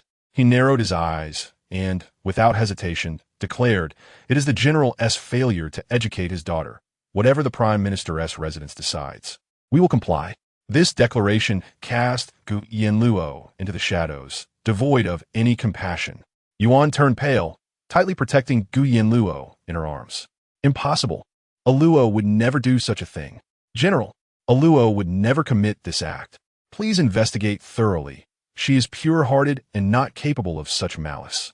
Since Gu Yanluo's return, Yuan had already severed ties with Gu Nanshan to protect her, having not sought his assistance since. Yet now, for Gu Yanluo's sake, she once again knelt before Gu Nanshan, grasping his sleeve, tears brimming in her eyes. "General, I implore you, Luo did not do this. I beg you to investigate and restore her innocence."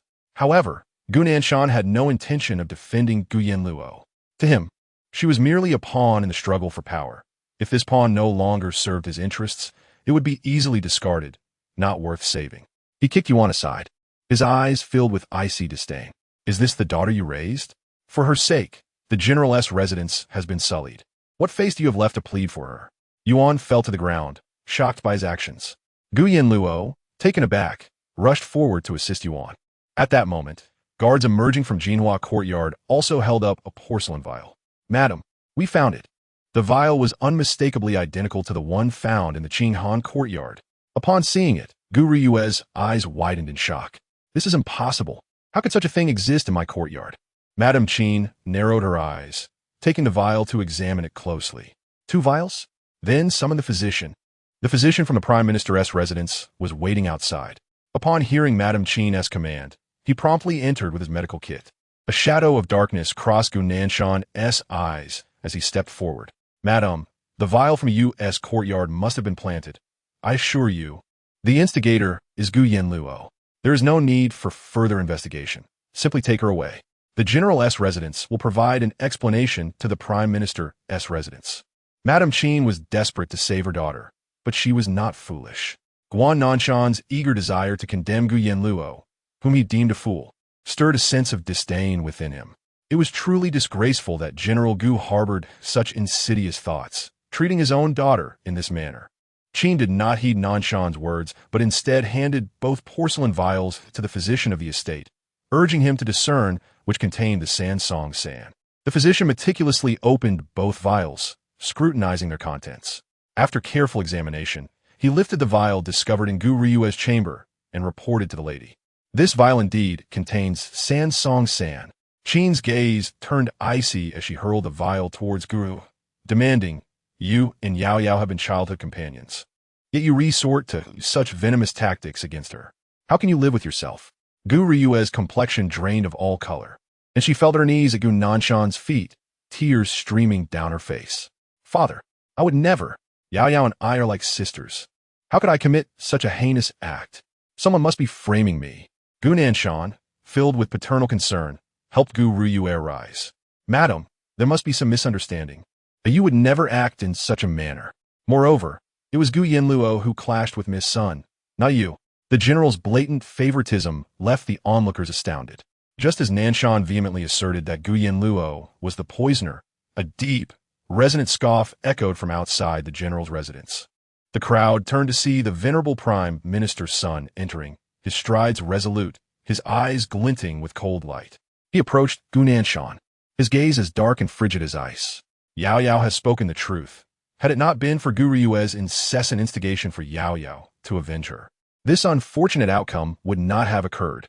I have no interest in the affairs of the Gu family, but the evidence is indisputable. As the poison was found in Gu Ryue's quarters, what further excuses do you have? General Gu's blatant partiality is truly alarming." Listening to the Prime Minister's words, Gu Ryue's face turned ashen, her body swaying as she fought to maintain her composure, tears brimming in her eyes. "Yao Yao, why would you slander me? Father, I swear I know nothing. I am innocent." The more she cried, the more disdain was expressed by the Prime Minister and Qin. "General Gu," Qin stated coldly, "her actions in poisoning her classmate and then framing her own simple-minded sister are calculated and chilling. From this day forth, the Prime Minister's residence shall not welcome such a woman, lest we attract misfortune. A child raised without discipline is akin to a child doomed to destruction. If she dares to betray her simple sister today, tomorrow she may scheme against a princess in the palace. Do not wait until it is too late to regret your decisions." With anger in her heart, Qin's words weighed heavily, causing Gu Nanshan's gaze to tremble. He had always regarded Gu Ryue as his pride, yet now, that pride had been rendered worthless. He was certain that once news of today's event spread, Gu Ryue's reputation would be irreparably tarnished, and should he continue to shield her, his own standing in the court would be similarly destroyed. "Absolutely not. Before the investigation, General Gu promised to provide our residents with an explanation. Now that the culprit has been identified, we request that you permit us to take Gu Ryue with us." Gazing intently at Gu Ryue, Gu Nanshan chose not to intervene this time. Gu Ryue gasped, "Father, father, save me." Chapter 33. Aluo, do not fear, yet Gu Nanshan merely turned away, his back to Gu Ryue. Observing this, Qin ordered someone to seize Gu Ryue and lead her outside. Her cries pierced the air as she repeatedly called out to Gu Nanshan, but when he ignored her, she desperately screamed, "Grandmother, grandmother, save me." It was not me. It was Gu Yanluo. Gu Yanluo set me up. Upon hearing this, Yuan raised a hand to cover Gu Yanluo's ears, embracing the trembling girl, who looked both wronged and helpless. "Aluo, do not fear, do not fear." Gu Ryue was dragged to the carriage outside. Qin approached Yuan, her gaze filled with sympathy for Gu Yanluo. "Aluo, I am truly sorry for today's events. I misjudged the truth and wronged you. I owe you an apology." Gu Yanluo peered out from Yuan's embrace, her lips quivering in a pout, tears shimmering in her eyes but not yet falling. Glancing at Qin, she replied, "It is all right, Aluo does not blame Madam." With that, she nestled back into Yuan's arms, softly sobbing. Qin's heart melted, and she quickly removed a jade bracelet from her wrist, placing it in Gu Yanluo's hands. "I offer this as an apology. I came in haste today and brought nothing else." I promise to bring you more tomorrow. Whatever you desire. As long as Yanluo is willing to forgive me. Yuan promptly returned the bracelet. Madam, please do not do this. Yanluo's nature is pure. As long as the truth is made clear, that is enough. No, I was gravely mistaken today. Qin insisted, firmly placing the bracelet on Gu Yanluo's wrist before turning to leave, hurrying back to the residence to check on Sun Qianyao. Watching the carriage depart, accompanied by Gu Riyue's heart-wrenching cries, Gu Yanluo smiled faintly in Yuan's embrace. Gu Riyue had not truly poisoned Sun Qianyao. The contents were merely ordinary powder. She had discreetly placed the vial of Sansong, San, in Jinhua courtyard, waiting for this moment. Though San was not highly toxic, it was difficult to resolve. Ordinary physicians could only alleviate its effects, but it posed no mortal danger. Henceforth, every time San acted up, Gu Riyue would be loathed by the Prime Minister's residence. The old matriarch still intended to marry her into the Prime Minister's household. To the fourth young master of the Sun family. How absurd. Yet both Prime Minister Sun and Qin were discerning individuals. Sun Qianyao had suffered greatly. Uncovering Gu Riyue's true nature, should there be any change in her behavior moving forward, she might reluctantly consider assisting in the remedy. With Gu Riyue taken away, silence enveloped the general's residence. Gu Nanshan's expression darkened, while the old matriarch lamented in Shoan Hall. My poor Au, my dear granddaughter, what sin have you committed? Gu Yanluo returned to Qinghan courtyard with Yuan, who held her hand tightly, fearing for her well-being. Upon arrival, Yuan immediately instructed the physician to prepare a calming remedy, anxious that Gu Yanluo might suffer any distress. After drinking the soothing concoction, night fell deeply. Yuan comforted Gu Yanluo. Yanluo, you should rest early. Tomorrow we must go to the Guozijian. Gu Yanluo nodded, a diminutive figure curled up on the bed, her exquisite face barely visible beneath the covers. Yuan gently tucked a stray lock of hair behind her ear, softly coaxing, Yanluo, sleep well, mother's here with you. Gu Yanluo grasped Yuan's hand tightly, gradually closing her eyes. Meanwhile, within the Prime Minister's residence, Sun Qianyao had endured the most arduous moments. The physician had administered medicine, and the redness on her face began to fade. As she opened her eyes, she heard her mother say, "The one who harmed you is Gu Riyue. Impossible. How could you poison me? We have been friends since childhood." She would never. Qin gazed at her daughter with concern, holding her hand gently and asking, Yao, you're childhood friends, but think carefully about what she has done for you over the years. She only seeks you out when she needs help, never appearing without a purpose. Is such a person truly sincere towards you? Moreover, this time, you were embroiled in a conflict with Gu Yanluo to his sister, only for her to exploit you to frame Gu Yanluo. Can you truly feel at ease keeping someone so cunning by your side? Listening to Qin's words, Sun Qianyao's gaze flickered as memories of her interactions with Gu Riyue flooded her mind. She recalled their first meeting when she witnessed Gu Riyue being bullied, and, unable to tolerate it, she stepped in to help. Thereafter, every encounter seemed to find Gu Riyue in distress, igniting within her a protective instinct.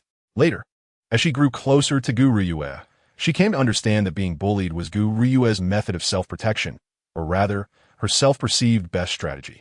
Regardless of the circumstances, she would always position herself as the weaker party. When they previously had a falling out, it was Gu Riyue who had disclosed her private matters to the public. Yet in front of so many people, Gu Riyue wept bitterly, begging for her forgiveness. This left her feeling immensely aggrieved, while everyone around her urged her to forgive Gu Riyue. Such incidents happened far too frequently. However, none of these events ever posed a threat to her life. Sun Qianyao cherished this friendship immensely, and thus never confronted Gu Riyue directly. Now, Gu Riyue completely disregarded their bond, using her to slander Gu Yanluo. Sun Qianyao gently closed her eyes stinging with tears. She wept, collapsing into Qin's embrace. Mother, I treated her so well. Why does she choose to hurt me like this? Qin held her tenderly. Yao, some people are inherently wicked. Everything she does is for her own benefit, and she will stop at nothing to achieve her goals. She will never appreciate your kindness.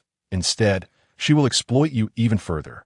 As the saying goes, one who associates with the good is uplifted, while one who associates with the bad is brought down.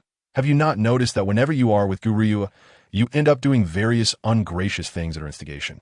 Teaching Gu Yanluo a lesson is just one example. Do you truly believe that Gu Yanluo, who seems muddled, can outsmart someone as cunning as Guru Yue? Sun Qianyao was taken aback. When Guru Yue spoke to her, she didn't think much of it. She merely acted out of loyalty, not wanting her friend to be wronged, and thus defended Guru Yue by confronting Gu Yanluo. Yao Yao, a woman must possess the ability to cut her losses at the right time. Since you understand what kind of person Guru Yue is, you should reconsider your relationship with her. Do you truly wish to continue mingling with someone like her? Sun Qianyao's eyes brimmed with tears as she shook her head in distress. Mother, I do not want to. Then from now on, keep your distance from her. She has poisoned you, and your grandfather will not easily forgive her. He will certainly punish her. Meanwhile, you must strengthen your resolve and ensure that you have no further dealings with her. As for Gu Yanluo, I see her as a good child. Once you have recovered, go and apologize to her, and try to grow closer. Chapter 34. Is she feigning ignorance? Sun Qianyao's face was pale, with remnants of a rash still visible. She lowered her gaze and replied, But mother, she is a fool. Is it her decision to be foolish? You should not harbor such prejudices against her. It is wrong, Qin said earnestly. Sun Qianyao's expression faltered as she tugged at Qin's sleeve, pausing for a moment before finally saying, Then once I recover, I will go and apologize to her. That is the right attitude. Remember to bring a gift to show your sincerity. I understand, mother. When Gu Yue was brought back, she was in a state of unconsciousness. The old matriarch of the Gu family feared that she was on the verge of death, causing her great distress. Nearly fainting on the spot, the family physician, upon examining her pulse, revealed that she had merely been frightened. No matter how much Sun's elder statesman cared for his granddaughter, he would never resort to brutality against a girl who had not yet reached adulthood, as it would tarnish his reputation in his twilight years. The Sun family only administered a few blows and frightened her thoroughly, accompanying it with a threat. If she approached Sun Qianyao again, they would break her legs. After enduring several beatings, Gu Yue could no longer withstand it and reported to the Imperial Academy, claiming she needed to recuperate at home for a while. The following day, after Gu Yanluo arrived at the Imperial Academy, she behaved herself in the Huayan Hall, where the instructor occasionally discussed matters with her. Growing increasingly satisfied and even proactively approached the head scholar, declaring that Gu Yanluo was undoubtedly qualified to study at the academy. The head scholar was somewhat astonished. This seemingly foolish girl from the general's residence was indeed extraordinary.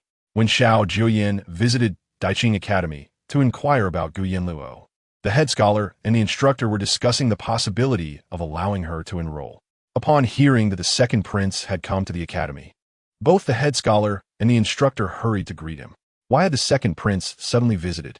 The head scholar personally served tea, his eyes revealing a hint of confusion. After all, it was a place he once studied. Nostalgia compelled him to return for a visit. Xiao Jiuye leisurely picked up the teacup, taking a gentle sip. Not far away, Changbai pursed his lips, inwardly pondering that it would be best if His Highness missed the academy rather than Miss Gu. According to Ming Cheng's regulations, even princes and princesses of the royal family had to first study at Daiqing Academy and pass a selection process before they could enter Dongshan Academy. The current princes and princesses had followed the grand tutor since their youth, naturally excelling far beyond ordinary aristocrats, and had all been selected early to enter Dongshan Academy. What does the second prince wish to see? Shall I guide you around, Your Highness? The head scholar, noticing Xiao Jiuye's interest, prepared to show him around. However, Xiao Jiuye replied, No need, you may continue your business. The head scholar had no choice but to relent, allowing the second prince's freedom, while he continued to discuss Gu Yanluo's admission. Wait, Xiao Jiuye suddenly raised his gaze, his dark eyes shining with interest. Miss Gu is being admitted? The head scholar nodded. Your Highness is aware of Miss Gu. Although she appears foolish, she is remarkably intelligent. The content taught by the instructor is something she is already familiar with. According to Miss Gu, she can recite ancient texts fluently and comprehends them swiftly. She is truly a gem. Hearing the head scholar praise Gu Yanluo so, Xiao Jiuye's lips curled into a subtle smile. He furrowed his brow, pretending to be serious, but could not suppress the delight in his eyes. Is it truly so remarkable? The instructor could not help but add, indeed. She is a piece of unpolished jade, and Miss Gu will undoubtedly achieve great things in the future. Xiao Jiuye turned his gaze away, avoiding the eyes of the head scholar and instructor, pride rising in his heart. However, upon meeting Chang Bai's seemingly all-seeing gaze, he quickly reined it in. Then let us hasten to facilitate Miss Gu's admission. After giving his instructions, Xiao Jiuye turned to leave, surveying the surroundings of the Imperial Academy. Chang Bai followed closely behind. Your Highness, this Miss Gu truly surprises me. Though she seems foolish, she possesses such intelligence. If she were not truly foolish, the title of the capital's foremost talented woman would not belong to the second daughter of the Gu family. Xiao Jiuye shared the same sentiment but remained silent, leisurely walking along the corridor of the Imperial Academy. As he approached the academy's walls, he spotted a familiar, slender figure. Chang Bai's eyes brightened. Your Highness, is it not Miss Gu? Xiao Jiuye looked over, about to speak when he exclaimed, Why is Miss Gu crawling through a dog hole? In Ming Cheng, the status of women is not high. Thus, while some subjects are studied by both genders at the Imperial Academy, others, such as archery, horseback riding, governance, and strategy, are strictly reserved for men. During such times, noble ladies would gather to study the arts of music, chess, calligraphy, and painting. Gu Yanluo paid little heed to these matters. She needed to find an opportunity to venture to the outskirts of the city to meet Gu Xiaofeng before Gu Nanshan returned him home. The Yuan family, fearing for her safety, seldom allowed her to leave the estate alone. With 2 hours remaining before the end of classes, she had ample time for a trip to the outskirts. Gu Yanluo stealthily approached the wall of the Imperial Academy, having observed a dog hole that allowed for an escape the day before. It was surely dug by some student wishing to flee. She instructed her maid to rest in her room, administering a mild sleeping potion so that when she returned, the two would be none the wiser, thus sparing Yuan's worries. Gu Yanluo bent down, clearing the weeds from the dog hole before crawling through. Her petite frame allowed her to slip through with ease, and just as she emerged, she thought she heard someone calling from behind. However, Gu Yanluo paid it no mind. Once outside the academy, she quickly rented a carriage and set off for the outskirts. Xiao Jiuye leapt lightly onto the wall of the Imperial Academy, watching Gu Yanluo nimbly climb into the carriage, his gaze darkening. What was she up to? He instructed Chang Bai to guard the academy while he took a carriage, closely following Gu Yanluo. As she approached the city gates, Xiao Jiuye's gaze darkened with increasing intensity. What was she doing alone outside the city? A seed of suspicion began to sprout in her mind, and she swallowed hard, her cold, dark eyes tinged with a hint of rage. Her fingers, which hung at her side, tightened slightly, the veins on the back of her hands becoming prominent. Was she feigning ignorance? The carriage continued forward, heading towards Qinghe Town, where Gu Yanluo was destined to go today. Upon nearing Qinghe Town, she dismounted and instructed the coachman to wait for her, then proceeded on foot towards her destination. Her strides were swift and purposeful, and before long, she located the courtyard where Gu Xiaofeng resided, guided by memories from her past life. The courtyard was modest yet complete. The family who took in Gu Xiaofeng bore the surname Shun and held a bias towards males. At the time they adopted Gu Xiaofeng, they had only 2 daughters and no sons. Eventually, they had a biological son, Shun Kuan, and began to neglect Gu Xiaofeng. Shun Kuan, spoiled and unruly, bullied Gu Xiaofeng relentlessly, treating him like a mere beast, subjecting him to physical abuse. Chapter 35. Sibling Recognition. When Gu Yanluo knocked on the courtyard door, a pale youth clad in green sat at a desk by the window, engrossed in a book. He occasionally coughed gently into his fist. The aged scroll before him was tattered from extensive reading, yet he remained captivated, furrowing his brow in concentration. Whom do you seek? Gu Xiaofeng's voice faltered as he looked up, his eyes falling upon the striking figure standing at the entrance. His expression froze momentarily, and he dropped the scroll, striding towards Gu Yanluo. Your cough is an old ailment. Gu Yanluo's gaze bore into Gu Xiaofeng's, a flicker of compassion flashing in her eyes. Memories from her previous life surged unexpectedly, where she had been Navi, manipulated by Gu Nanshan into marrying Peizhou. However, Peizhou had conspired with his subordinates, deeming the marriage to Gu Yanluo a mere expedient, using her as a pawn. Gu Xiaofeng had overheard these discussions and desperately attempted to thwart the marriage, only to be nearly beaten to death by Gu Nanshan, who accused Gu Yanluo of instigating him. In a moment of reckless bravery, Gu Xiaofeng had rushed to protect her, sustaining grievous injuries. Subsequently, she married into the Duke of Dinghua's household, and not long after, she received news of Gu Xiaofeng's death, attributed to the resurgence of his old ailment. Yet, Gu Yanluo found it increasingly suspicious when had his old ailment escalated to such a lethal degree? It seemed he had been plotted against. As these thoughts crossed her mind, Gu Yanluo felt her eyes welling up with emotion. This time, she vowed to protect Gu Xiaofeng. No one would take his life. I possess some medical knowledge. Gu Yanluo stood at the threshold, not crossing inside. Gu Xiaofeng's eyes brightened slightly. For years he had been plagued by his cough, and due to his parents' refusal to spend money on his treatment, he had been forced to endure. The woman before him had discerned his affliction at a glance. Is there still hope for my illness? Gu Xiaofeng's eyes were earnest. Despite his covert ambitions to attain scholarly success, he was acutely aware that given his frail state, even if he succeeded, the court would likely not value him. There's hope. Gu Yanluo lowered her gaze, her nose tinged with a bittersweet sensation. For reasons unknown, gazing at this woman evoked a sense of closeness in Gu Xiaofeng, who guided her into the courtyard, settling onto a stone bench. Gu Yanluo took his pulse. It was indeed weak, yet not beyond remedy. She produced paper and ink, crafting a prescription for Gu Xiaofeng. After composing the prescription, she hesitated before speaking. Do you have a crimson crescent-shaped birthmark on your left calf? Gu Xiaofeng was taken aback, rising in astonishment. Who are you? How do you know? Gu Yanluo rolled up her sleeve, and instinctively, Gu Xiaofeng averted his gaze, but he heard her say here, I have an identical birthmark. Gu Xiaofeng's eyes trembled as he glanced at her arm, where indeed the cold, pale skin bore a birthmark identical to his left leg. To be honest, I am your elder sister.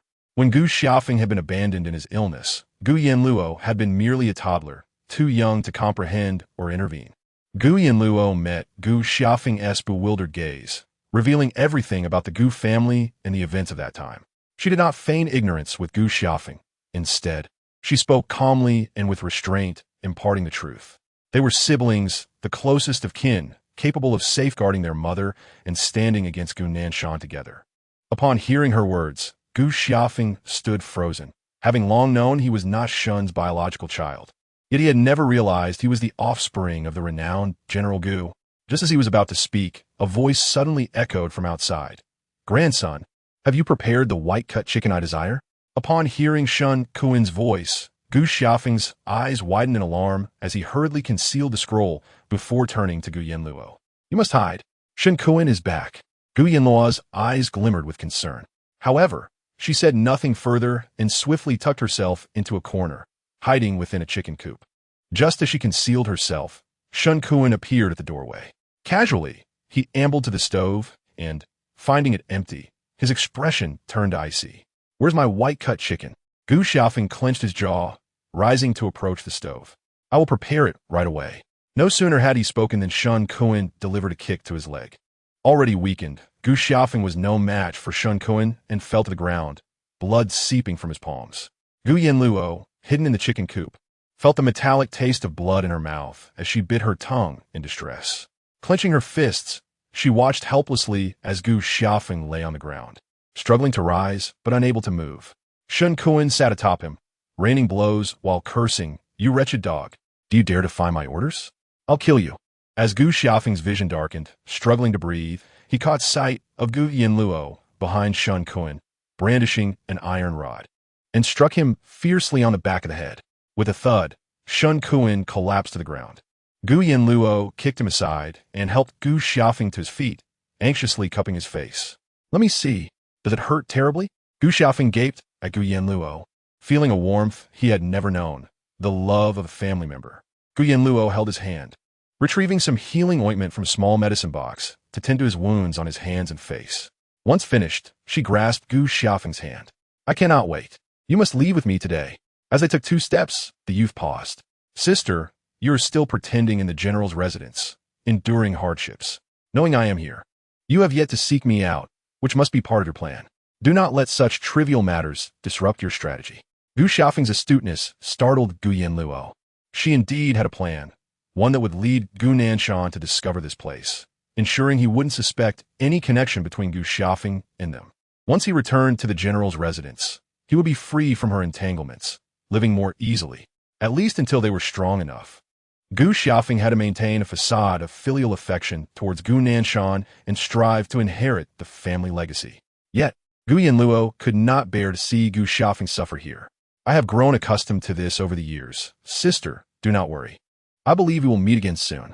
Gu Yanluo gazed at the understanding Gu Xiaofeng, her heart aching with emotion. She pressed a pouch of silver into his hands. Follow my prescription to procure medicine. In less than half a month, your cough will show improvement. I will await your return at the general's residence. All right. Before Shen Kuan's arrival, Gu Xiaofeng had harbored doubts about Gu Yanluo's words and his lineage. At this moment, witnessing the concern and worry in her eyes, seeing her determination to rescue him from this den of wolves, he felt a familial love he had never known. He believed she was indeed his sister. From now on, he would have family, his mother, his elder sister. Chapter 36.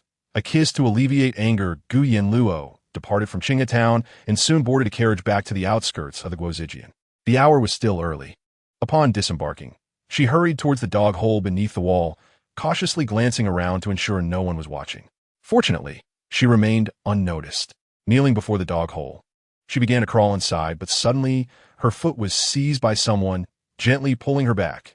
Startled, Gu Yanluo's heart raced. Who could it be? She bit her lip, her breath quickening. Desperate not to be pulled out, she crawled forward, attempting to escape the grip. Yet, the hand clasping her ankle showed no signs of relenting. A shadow flickered in her gaze. Who was this person? Clenching her fists, she emerged from the hole, prepared to berate her captor, only to find herself ensnared by the piercing gaze of Xiao Jiuye, whose dark eyes seemed to harbor danger. He knelt partially, still holding her ankle. Gu Yanluo's spine stiffened. She twisted around, trying to retract her foot, but to no avail. Arrow, what are you doing here? Xiao Jiuye spoke slowly, his tone chillingly cold, radiating an unsettling danger. Gu Yanluo's lashes fluttered slightly. How could Xiao Jiuye be here? A sense of dread washed over her as she recalled her actions since leaving the city. Had he witnessed everything? Otherwise, why would he regard her with such a menacing expression, merely for crawling through a dog hole? It seemed illogical. Her heart trembled as she lowered her gaze. Xiao Jiuye only tolerated fools. If he discovered her pretense, what would become of her? Just as she pondered how to explain herself, Xiao Jiuye released her foot and leaned closer. He assisted her in standing, retrieving a silk handkerchief from her sleeve to wipe his fingers clean. What is this? Are you at a loss for words? He scoffed, his voice as frigid as ice shards. The handkerchief was discarded on the ground, and he stepped on it with his black boots, grinding it beneath his heel. Gu Yanluo's gaze fixated on the pristine handkerchief now tainted with dirt, and she felt a tightening in her scalp, as if Xiao Jiuye was not crushing the fabric, but her very skull. Have you done something to be ashamed of, that you cannot meet my gaze? The voice above her echoed again, and suddenly he grasped her chin, compelling her to look him in the eyes. Brother Ian. Gu Yanluo's voice trembled, filled with helplessness and panic. Her expression was one of confusion, as though she were unaware of any wrongdoing. The fingers on her chin caressed her gently, each touch causing her heart to race. You're hurting me, she whispered, her voice choked with emotion. Xiao Jiuye's grip tightened on her chin, his fingers brushing against her delicate skin, a sensation that made his breath hitch. Yet, as he gazed at Gu Yanluo, she appeared like a delicate black lotus cloaked in foolishness, impossible to decipher. The feeling of being deceived was suffocating. Observing her innocent, helpless face, Xiao Jiuye gently tilted her, guiding her towards the corner of the wall. His voice turned cold. Tell me, if this skin of yours were to be stripped away and fashioned into a drum skin, wouldn't it be exquisite? And these eyes of yours, dark and clear, if extracted to create beads, would surely feel delightful to the touch. This skull of yours, meticulously carved, could serve as a skull cup, displayed prominently. As his words fell, Gu Yanluo's emotions, which she had painstakingly held in check, erupted. Her previously terrified gaze was now clouded with tears, the redness around her eyes becoming palpable. Hot tears cascaded down, landing on Xiao Jiuye's hand. Gu Yanluo felt as though her heart was shattering. She struggled to suppress her sobs, yet could not help but burrow into Xiao Jiuye's embrace. Brother Ian, I'm scared, she murmured, burying her face against his chest, her slender arms tightly encircling him. I was wrong, Brother Ian. I left the city to find my brother. Sister Levio said he isn't dead. I want to make Mother happy. Please don't kill me. I promise I'll be good and one tea leave the city again. The young girl wept heart-wrenchingly, drawing the attention of Changbai, who couldn't help but crane his neck to witness how his lord was tormenting the girl. Xiao Jiuye had initially believed Gu Yanluo was merely feigning ignorance, a schemer at heart. Yet, seeing her pale face nestled against him, her clear eyes brimming with tears, her mouth pouting in grievance, and her body swaying as if on the brink of fainting, his resolve wavered. Xiao Jiuye tilted his neck slightly, his throat constricting in an expression of helplessness, raising a hand to rub his brow. Could it be that he had misjudged her? After a long silence, he lowered his gaze to meet Gu Yanluo's tearful eyes, ultimately yielding to her despair. His heart softened inexplicably. Gently, he placed his hand on her back, firm yet comforting, and said, "Stop crying." Gu Yanluo's lashes fluttered. Was this a way to smooth things over? She puffed her cheeks, emerging from his embrace. Her tear-streaked face flushed with warmth. "Brother Ian, are you still angry with Arrow?" she asked, her voice intermittent with sobs. Xiao Jiuye's jaw remained tense, his expression still dark. Gu Yanluo leaned closer, her nose brushing against his chin. Just as he intended to push her away to maintain some distance, a soft kiss unexpectedly landed on his cheek. The fierce demeanor he wore, akin to a daunting ruler, suddenly stiffened, his ears flushed crimson, his dark, brooding eyes filled with bewilderment. He looked down in astonishment, only to see Gu Yanluo gazing up at him, oblivious to her audacity, her eyes sparkling. "Arrow's kiss means you're not angry anymore. Mother always did this to console me." Her voice was bright and sweet, her eyes shimmering like gems as she tugged at Xiao Jiuye's sleeve, playfully shaking it. "Brother Ian." Before she could finish, Xiao Jiuye, like a startled bird, swiftly turned away. In an instant, he leaped away, vanishing from Gu Yanluo's sight. Gu Yanluo. Could it be? Xiao Jiuye, with his esteemed status, could have any woman he desired. Despite his fierce exterior, did he possess a tender heart? All she had done was kiss him, hoping to quell his anger over her escapade to Qinghe town, yet she frightened him away. Tilting her head, she stared at the direction he had fled for a while, before preparing to crawl back through the dog hole. Just as she bent down, a strong, powerful arm reached out, and Gu Yanluo felt herself lifted off the ground. She gasped, instinctively wrapping her arms around the person. Turning her head, she found Xiao Jiuye scowling, his face dark as he swept her into his arms and jumped into the Guozijian. His ears were astonishingly red. Chapter 37. You mustn't kiss me. In the blink of an eye, Gu Yanluo's feet touched the ground. After regaining her balance, she kept her hands around Xiao Jiuye's waist. He cleared his throat twice, his expression stern. "Release me." Gu Yanluo did not comply, raising her gaze to him, her eyes wide and pleading. "Brother Ian, have you forgiven me?" Xiao Jiuye avoided her gaze, remaining silent. "Do you know that men and women should not engage in physical contact? What are you doing embracing me so?" The word kiss was one he could not utter. Gu Yanluo was naive, unaware of the world's intricacies. He could not afford to be as reckless. Having shared such intimate contact, he felt compelled to consider her future. Xiao Jiuye contemplated this, his expression still grim. "When I angered mother as a child, a kiss on the cheek would suffice to placate her. Is that not acceptable?" Gu Yanluo blinked, her innocent eyes filled with confusion. Xiao Jiuye found it increasingly difficult to articulate his thoughts, the buzzing in his ears overwhelming. "But you cannot kiss me." He gritted his teeth, the line of his lips taut, exuding a palpable anger. Gu Yanluo, who was it that had just fled in embarrassment? How could Xiao Jiuye be so contradictory? She cautiously released her hold on Xiao Jiuye's waist, stepping back a couple of paces, murmuring softly that she would no longer engage with Brother Anyan. Gu Yanluo fidgeted with her fingers, and after speaking, she turned to leave. However, after taking just 2 steps, Xiao Jiuye grasped the collar of her garment, pulling her back gently, clarifying that was not his intent. His brow was furrowed, irritation evident in his gaze. After a moment's hesitation, he finally managed to utter, "What I mean is, you must not treat other men in such a manner. Do you understand?" The clouded expression on Gu Yanluo's face brightened instantly at his words, her eyes sparkling as she replied, "I understand, Arrow." Seeing her agreement, Xiao Jiuye's anxious heart finally found relief. After parting ways with Xiao Jiuye and returning to her resting quarters, Mingwen and Zhozhou were still asleep. She feigned nonchalance, lying in the compartment, waiting for Yuan Shi to take her home after class. Only then did Gu Yanluo rouse Mingyue and Zhozhou to return to the general's residence together. As their carriage arrived at the entrance of the general's manor, they noticed a graceful figure about to enter the estate. Upon seeing Yuan Shi, Gu Yanluo paused momentarily before approaching her, greeting, "Qingqing has seen the lady." Su Qingqing, one of the close companions of Gu Ruyue, had always been by her side. Su's father held a modest position in the court, relying on the Gu family for sustenance, which is why Su Qingqing often trailed behind Gu Ruyue, serving her like a servant.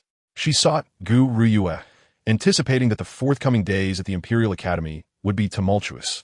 Gu Yanluo discerned this, and chose to withdraw her gaze, ignoring Su Qingqing. Su Qingqing proceeded to find Gu Ruyue, while Yuan Shi escorted Gu Yanluo back to Qinghan Courtyard. The matter of Gu Ruyue poisoning son Qianyao had been concealed by Gu Nanshan, leading outsiders to believe that only minor disagreements had occurred between Gu Ruyue and son Qianyao. An inconsequential affair, evidently to protect Gu Ruyue's reputation. Upon hearing of this, Hongzhu, unable to contain her anger, reproached in front of Yuan Shi and Gu Yanluo, deriding the illegitimate daughter who had no standing, oblivious to the charm she had cast upon the general, and scolding the matriarch for neglecting her legitimate granddaughter while doting upon Gu Ruyue. The old matriarch's affection for Gu Ruyue was predicated on her being a member of the Gu family. Secondary to that was the face and honor Gu Ruyue could bring to the family. What if Gu Ruyue were not of the Gu bloodline? Gu Yanluo popped a candied fruit into her mouth, cheeks puffed, and curiously asked Yuan Shi, "Mother, who is Sister Ryue's mother?" Yuan Shi paused, acknowledging she knew little about Gu Ruyue's mother. When Gu Nanshan brought Gu Ruyue back, he claimed her mother was a concubine he had kept outside who had already passed, and that Gu Ruyue was a legitimate child of the Gu family, entrusted to her care.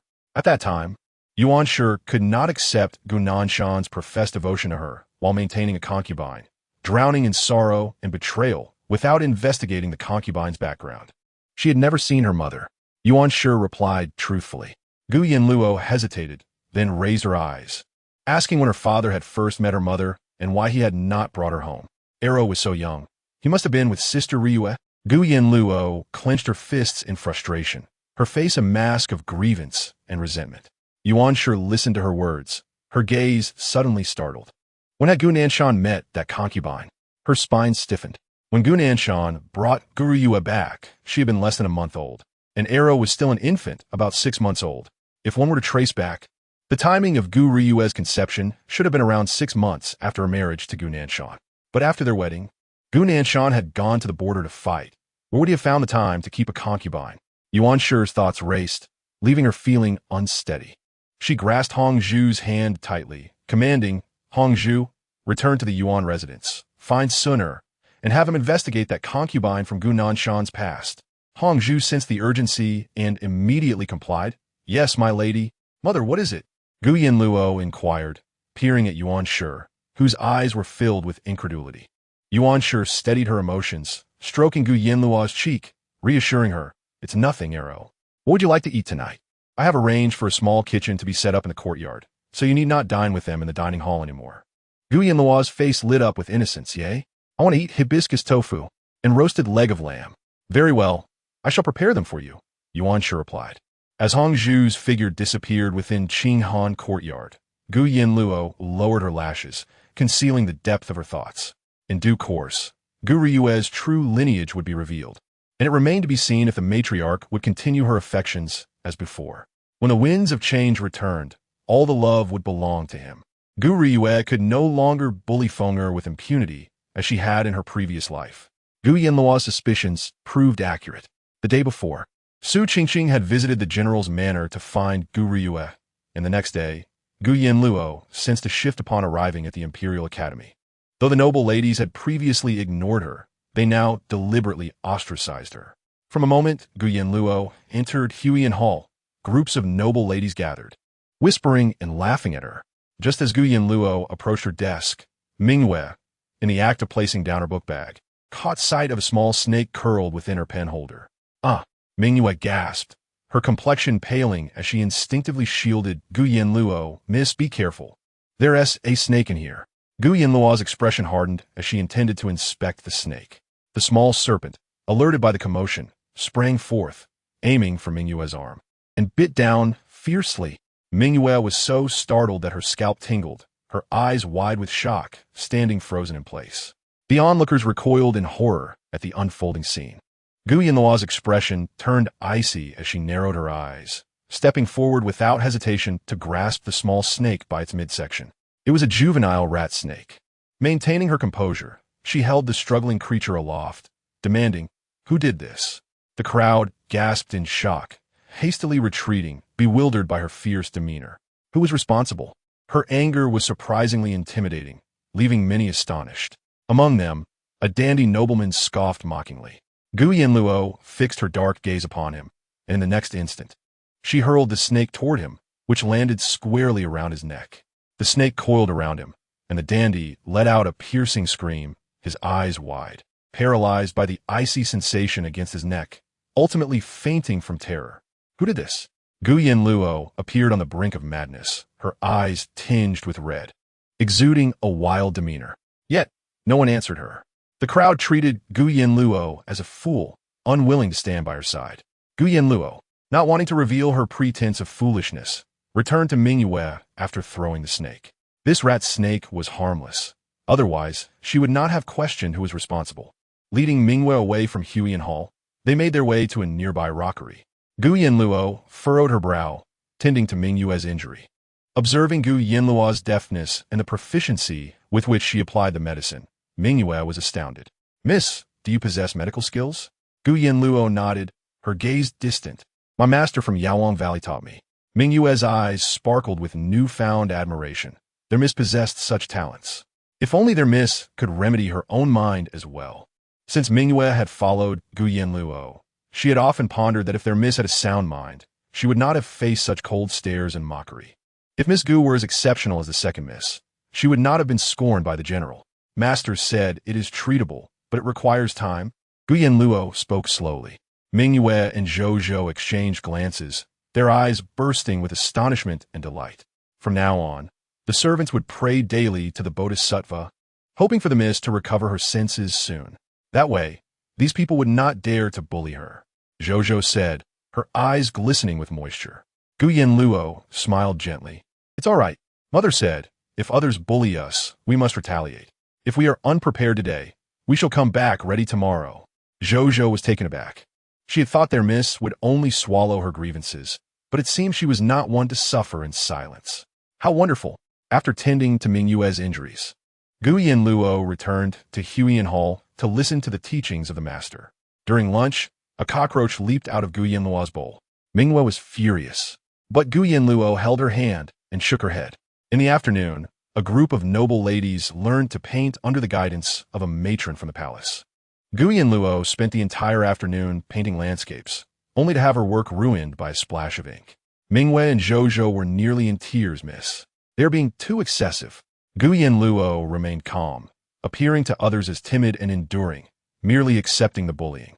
That evening, after classes, in the carriage, Mingyue wanted to recount her experiences at the Guozijian to Yuan Shi, but Gu Yanluo stopped her. Mingyue and Zhou felt stifled. In the dead of night, when everyone was asleep, Gu Yanluo stealthily slipped out of Qinghan courtyard. She went to the nearby river, sprinkled powder to attract water snakes and toads, and waited until midnight, catching over 20 toads and a dozen water snakes, filling her basket to the brim before returning to the general's residence. Under the cover of darkness, Gu Yanluo arrived outside Gu Ruyue's Jinhua courtyard, scattering her concocted sleeping powder into the air. Once the night watch maid fell unconscious, she climbed over the wall into the courtyard, opened Gu Ruyue's inner room door, and released the water snakes and toads into her chamber. Taking advantage of the slumbering creatures, Gu Yanluo locked the door and sealed the windows before making her way back leisurely. As dawn broke, Yuan Shi, accustomed to rising early, instructed the cook to prepare apricot pudding for Gu Yanluo. Just as she finished her orders, a heart-wrenching scream echoed from the direction of Jinhua courtyard. Gu Ruyue opened her eyes to find 3 water snakes coiled by her side, 2 toads nestled in her arms, and 1 still writhing upon her face. She was so frightened that her vision blurred, and she nearly fainted. But as the water snakes slithered into her clothing, she hastily rolled off the bed to escape, only to discover the floor was also teeming with writhing creatures. Gu Ruyue's complexion turned ashen. She gritted her teeth and rushed to the door, only to find it locked. Unable to open it, Gu Ruyue's voice was hoarse. "Open the door. Hurry! Help!" The patrolling servants of the general's residence heard the commotion and rushed into Jinhua courtyard. They hurriedly opened the door, only to be met with the sight of several water snakes crawling about and toads jumping chaotically, a truly terrifying scene. The servants' scalps tingled in fear. Gura did not care. She dashed out, her clothes in disarray and utterly flustered. The entire general's residence was thrown into chaos. After some time, the servants managed to capture the water snakes and toads, and things began to settle down. In the main hall, Gu Ryue, wrapped in a cloak, curled up in the embrace of the old lady Gu, her face pale. Gu Nanshan's expression was grim. He had just returned from court to hear of such an incident. How could there be so many water snakes and toads in the room? Where were the night watch maids from last night? The maid who had been on duty in Jinhua courtyard knelt trembling on the ground. General, I do not know. You were on watch, and you do not know. I refuse to believe that these water snakes could have entered the house on their own. Investigate this. Gu Yanluo had finished her breakfast, and, accompanied by Yuan Shi, made her way to the Guozijian. As they passed the main hall, Gu Nanshan's furious voice reached them. Yuan Shi held Gu Yanluo's hand and urged her forward. Luo, let us go. Gu Yanluo obediently nodded. They had not taken more than a few steps when Gu Nanshan's roar echoed behind them. Your sister's courtyard has encountered such a grave situation, and you still have the heart to go to the Guozijian? Yuan Shi immediately expressed her displeasure, glancing back. What does it have to do with Luo that something happened in Jinhua courtyard? Shouldn't she accompany Gu Ryue in her grief? Gu Nanshan's gaze was cold. Her foolish brain, what use is it to attend the Guozijian daily? Then it is not necessary for the general to worry. Your favoritism is evident. Just take care of your Yu. Yuan Shi, you are becoming increasingly unreasonable. The general is your husband. A woman should regard her husband as her heaven. Look at you now, devoid of any decorum. Yuan Shi scoffed. Etiquette should only be bestowed upon those worthy of it. What do you mean by that? Are you implying the Gu family lacks manners? The old lady Gu was instantly enraged. Her greatest taboo in life was the discussion of their family's low status, saying they were poorly raised. The old lady Gu's expression soured, and Gu Ryue quickly raised her hand to soothe her. Grandmother, do not be upset. In half a month, it will be time for the Ministry of Right Selection, and at that time, you will surely bring you honor by being accepted into Dongshan Academy, showing them that grandmother can also raise capable children. Upon hearing this, the old lady Gu felt a wave of relief. Indeed, our Yu will certainly be admitted to Dongshan Academy. Even if you are a daughter of a high-ranking family, a foolish daughter cannot become talented. Just wait to be laughed at by the entire capital. Based on a Yu's performance at Daiqing Academy, she is bound to be accepted this month.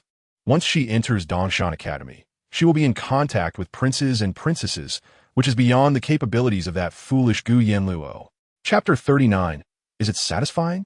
Yuan Shi said little more, weary of engaging with the old lady Gu, and led Gu Yanluo into the carriage. On their way to the academy, Mingyue and Zhou hesitated, wanting to tell Yuan Shi about the previous day's events, but fearing to go against Gu Yanluo's wishes. Upon arriving at the Guozijian, they worried about the possibility of the noble ladies intensifying their bullying of the young mistress. Gu Yanluo, however, maintained a tranquil demeanor. Upon entering Huiyan Hall, Mingyue and Zhou walked cautiously ahead. As they approached the desk, they noticed a puddle of yellow liquid on Gu Yanluo's desk, emitting a foul odor. Mingyue's face instantly stiffened. Furious, she stamped her foot, confirming that they were indeed escalating their bullying of their young mistress. Gu Yanluo, however, said little. She led Mingyue and Zhou away from Huiyan Hall, but just a few steps down the corridor, a frail girl suddenly dashed in front of her. In the next moment, a basin of slop was splashed down, drenching the girl from head to toe. Meng Ruxiang, are you also a fool? We're dealing with Gu Yanluo, that idiot. Why are you meddling? The girl, identified as Meng Ruxiang, turned pale, biting her lip. Have you gone too far? What wrong has she done? I simply cannot stand fools. The girl crossed her arms defiantly and strutted up to Gu Yanluo, sneering. What qualifications did a fool like you have to study alongside me? Truly unfortunate. She shot a disdainful glance at Gu Yanluo before stepping into Huiyan Hall. The other noble ladies followed suit. Once the majority of the attendees had gathered in Huiyan Hall, they all awaited the master. Gu Yanluo instructed Mingyue and Zhou, lock the door. Mingyue and Zhou, confused, approached and locked the door of Huiyan Hall. In the next instant, a series of piercing screams erupted from within. Hearing the commotion, Meng Ruxiang, already pale, turned even whiter. She tiptoed to peek through the window, only to see the hall filled with toads and water snakes, entangling the very girl who had just splashed her. The once proud, noble ladies and young masters were now in utter disarray, panic-stricken and scrambling in every direction. The scene quickly descended into chaos. Meng Ruxiang's eyes gleamed with excitement. She cast a surprised glance at Gu Yanluo beside her, blinking in confusion. "Miss Gu, are you enjoying this?" Gu Yanluo tilted her head, appearing innocently bewildered, yet her pitch-black eyes betrayed a chilling coldness. Meng Ruxiang came from a humble background, having gained admission to the National Academy through sheer diligence. Thus, she had often been bullied here. The young ladies from affluent families excelled at wielding their familial power to intimidate and humiliate her. She had never witnessed them in such a disheveled state. Though a tinge of fear still lingered within her, Meng Ruxiang could feel a burgeoning sense of exhilarating delight within her heart. "A little," she replied, nervously clutching the hem of her garment. Soaked through with slop, she felt entirely drenched, yet Gu Yanluo's gaze held no trace of disdain or revulsion. "Mingwei, help her change into my clothes." Mingwei promptly led Meng Ruxiang away to change. Gu Yanluo observed the chaotic scene unfolding within the room, blinking thoughtfully. Meng Ruxiang's comment about merely feeling a bit of pleasure seemed insufficient. She noticed the woman who had splashed her earlier, now preparing several buckets of slop around the corner. The stench was unbearable. "Zhou, assist me." Gu Yanluo lifted the buckets of slop and opened the window to pour them inside. The woman, cowering in the corner beneath the window, was the very one who had doused her. Pale and trembling, she clutched her head and screamed as a bucket of slop cascaded down upon her, drenching her completely. Who? The woman shrieked, but the slop filled her mouth, causing her to vomit uncontrollably, unable to look up to see her tormentor. Gu Yanluo continued to pour bucket after bucket, her expression serious, as if she were diligently performing labor. Once finished, she closed the window and, holding the key to Huan Hall, strolled away leisurely.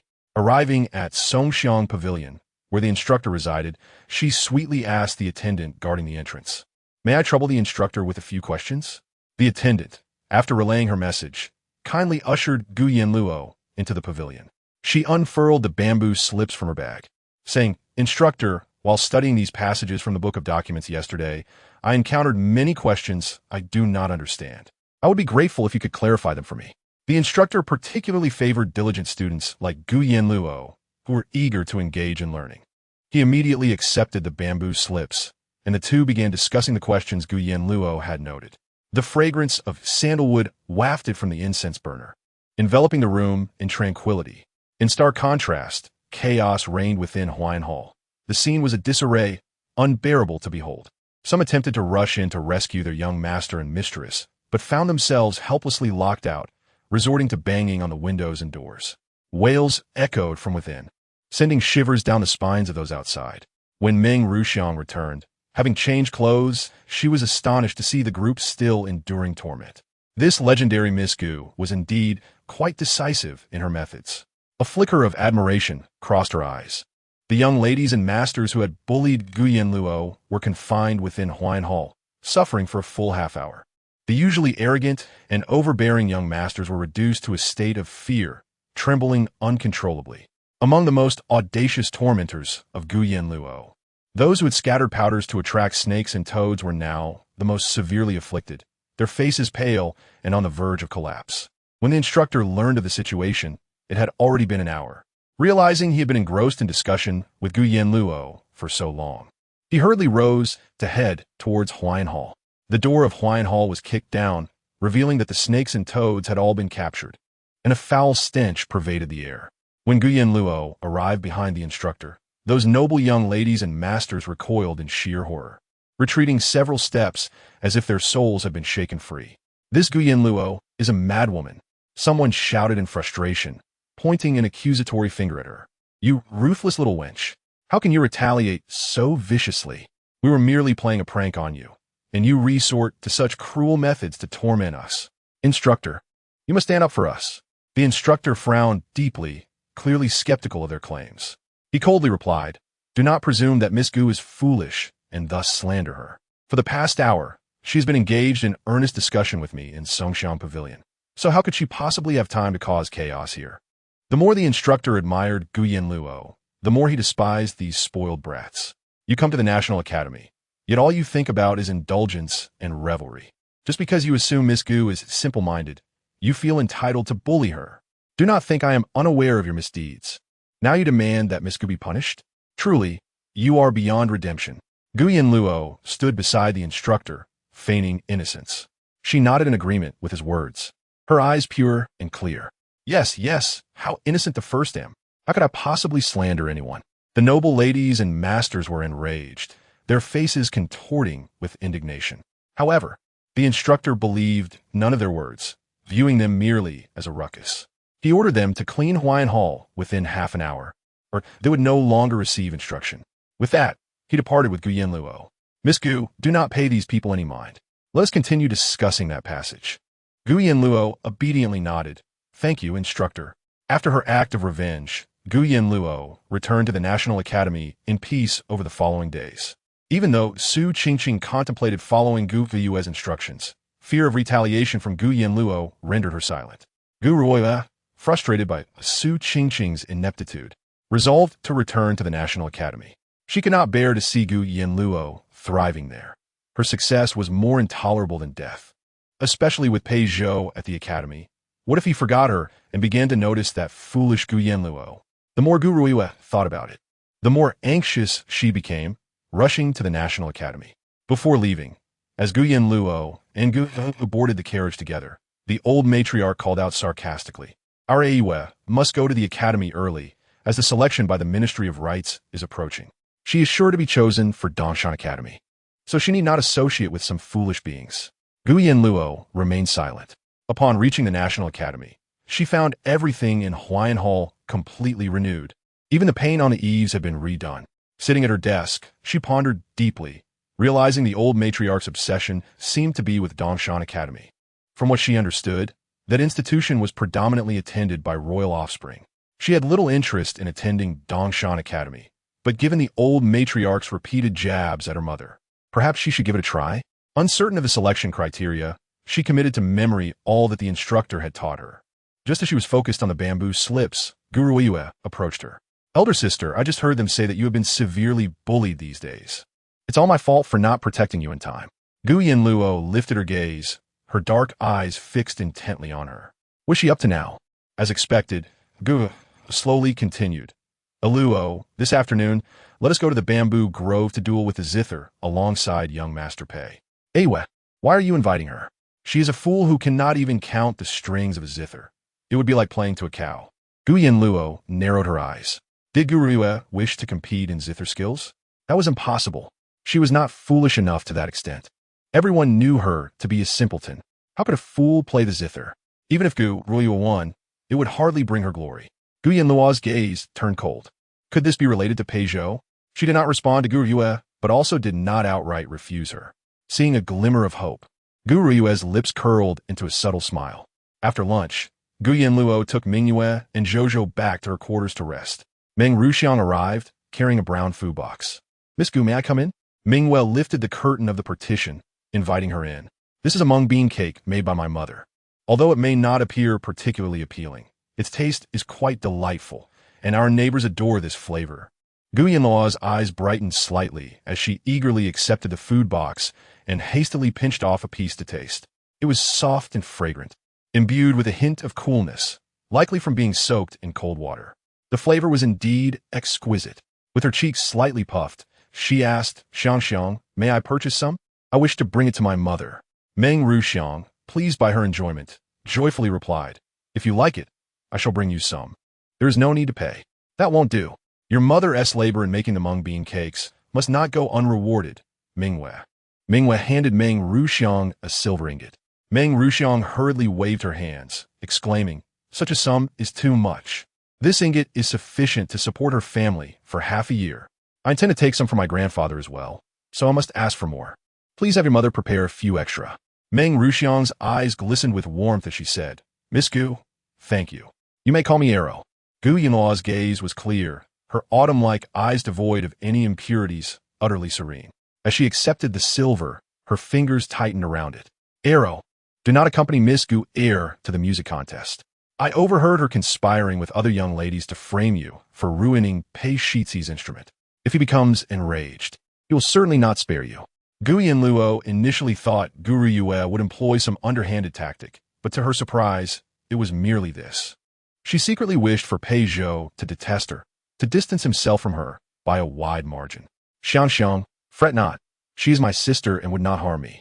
Hearing Gu Yanluo's reassurance, Meng Ruxiang grew increasingly concerned, her brows furrowing tightly as she resolved to follow along and see if she could assist Gu Yanluo in clearing the misunderstanding. Soon, it was time for the music contest.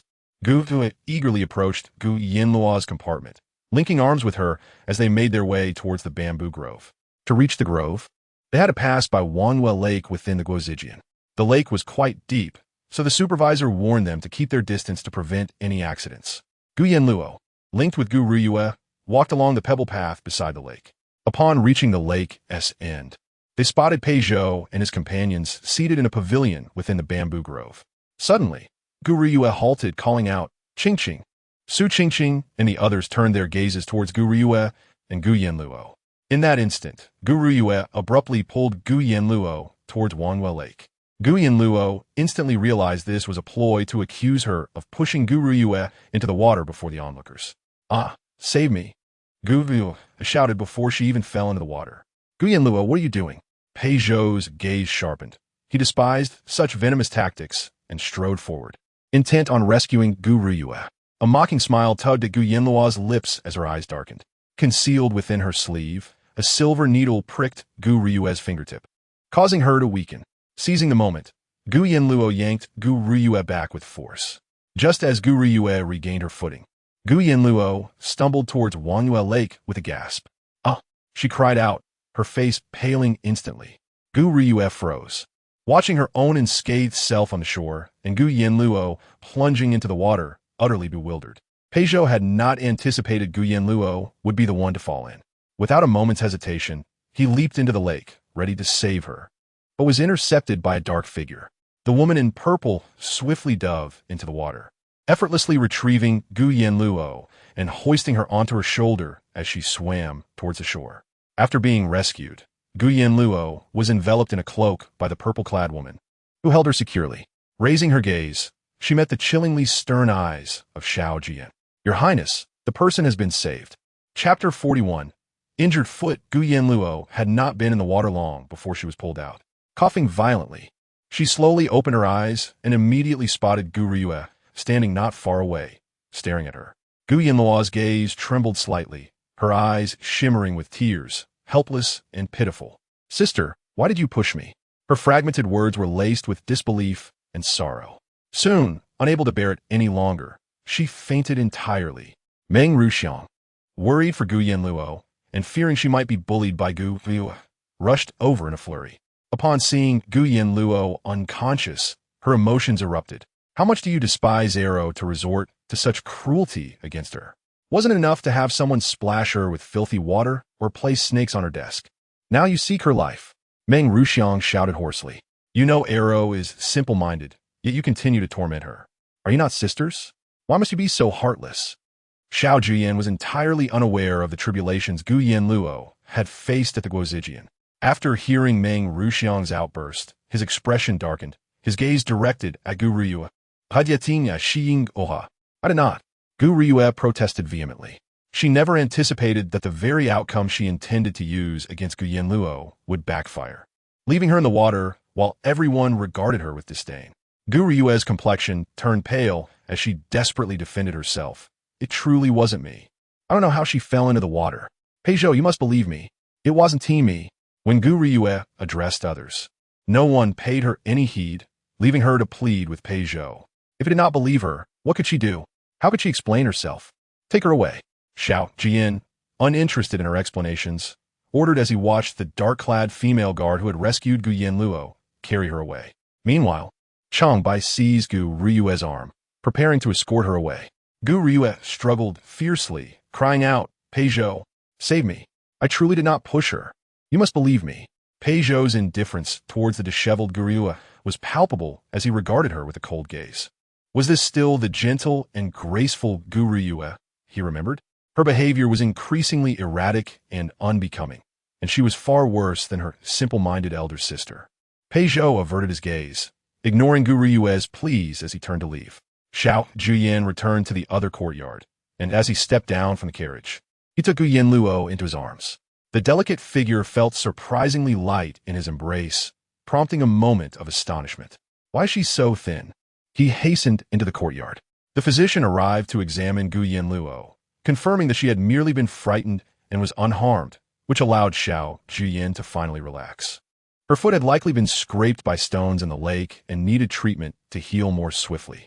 Xiao Jiuye's gaze deepened as the physician left after prescribing medicine. Emerging from the inner chamber, he closed the door behind him and inquired, "Song Zi, have you found anything?"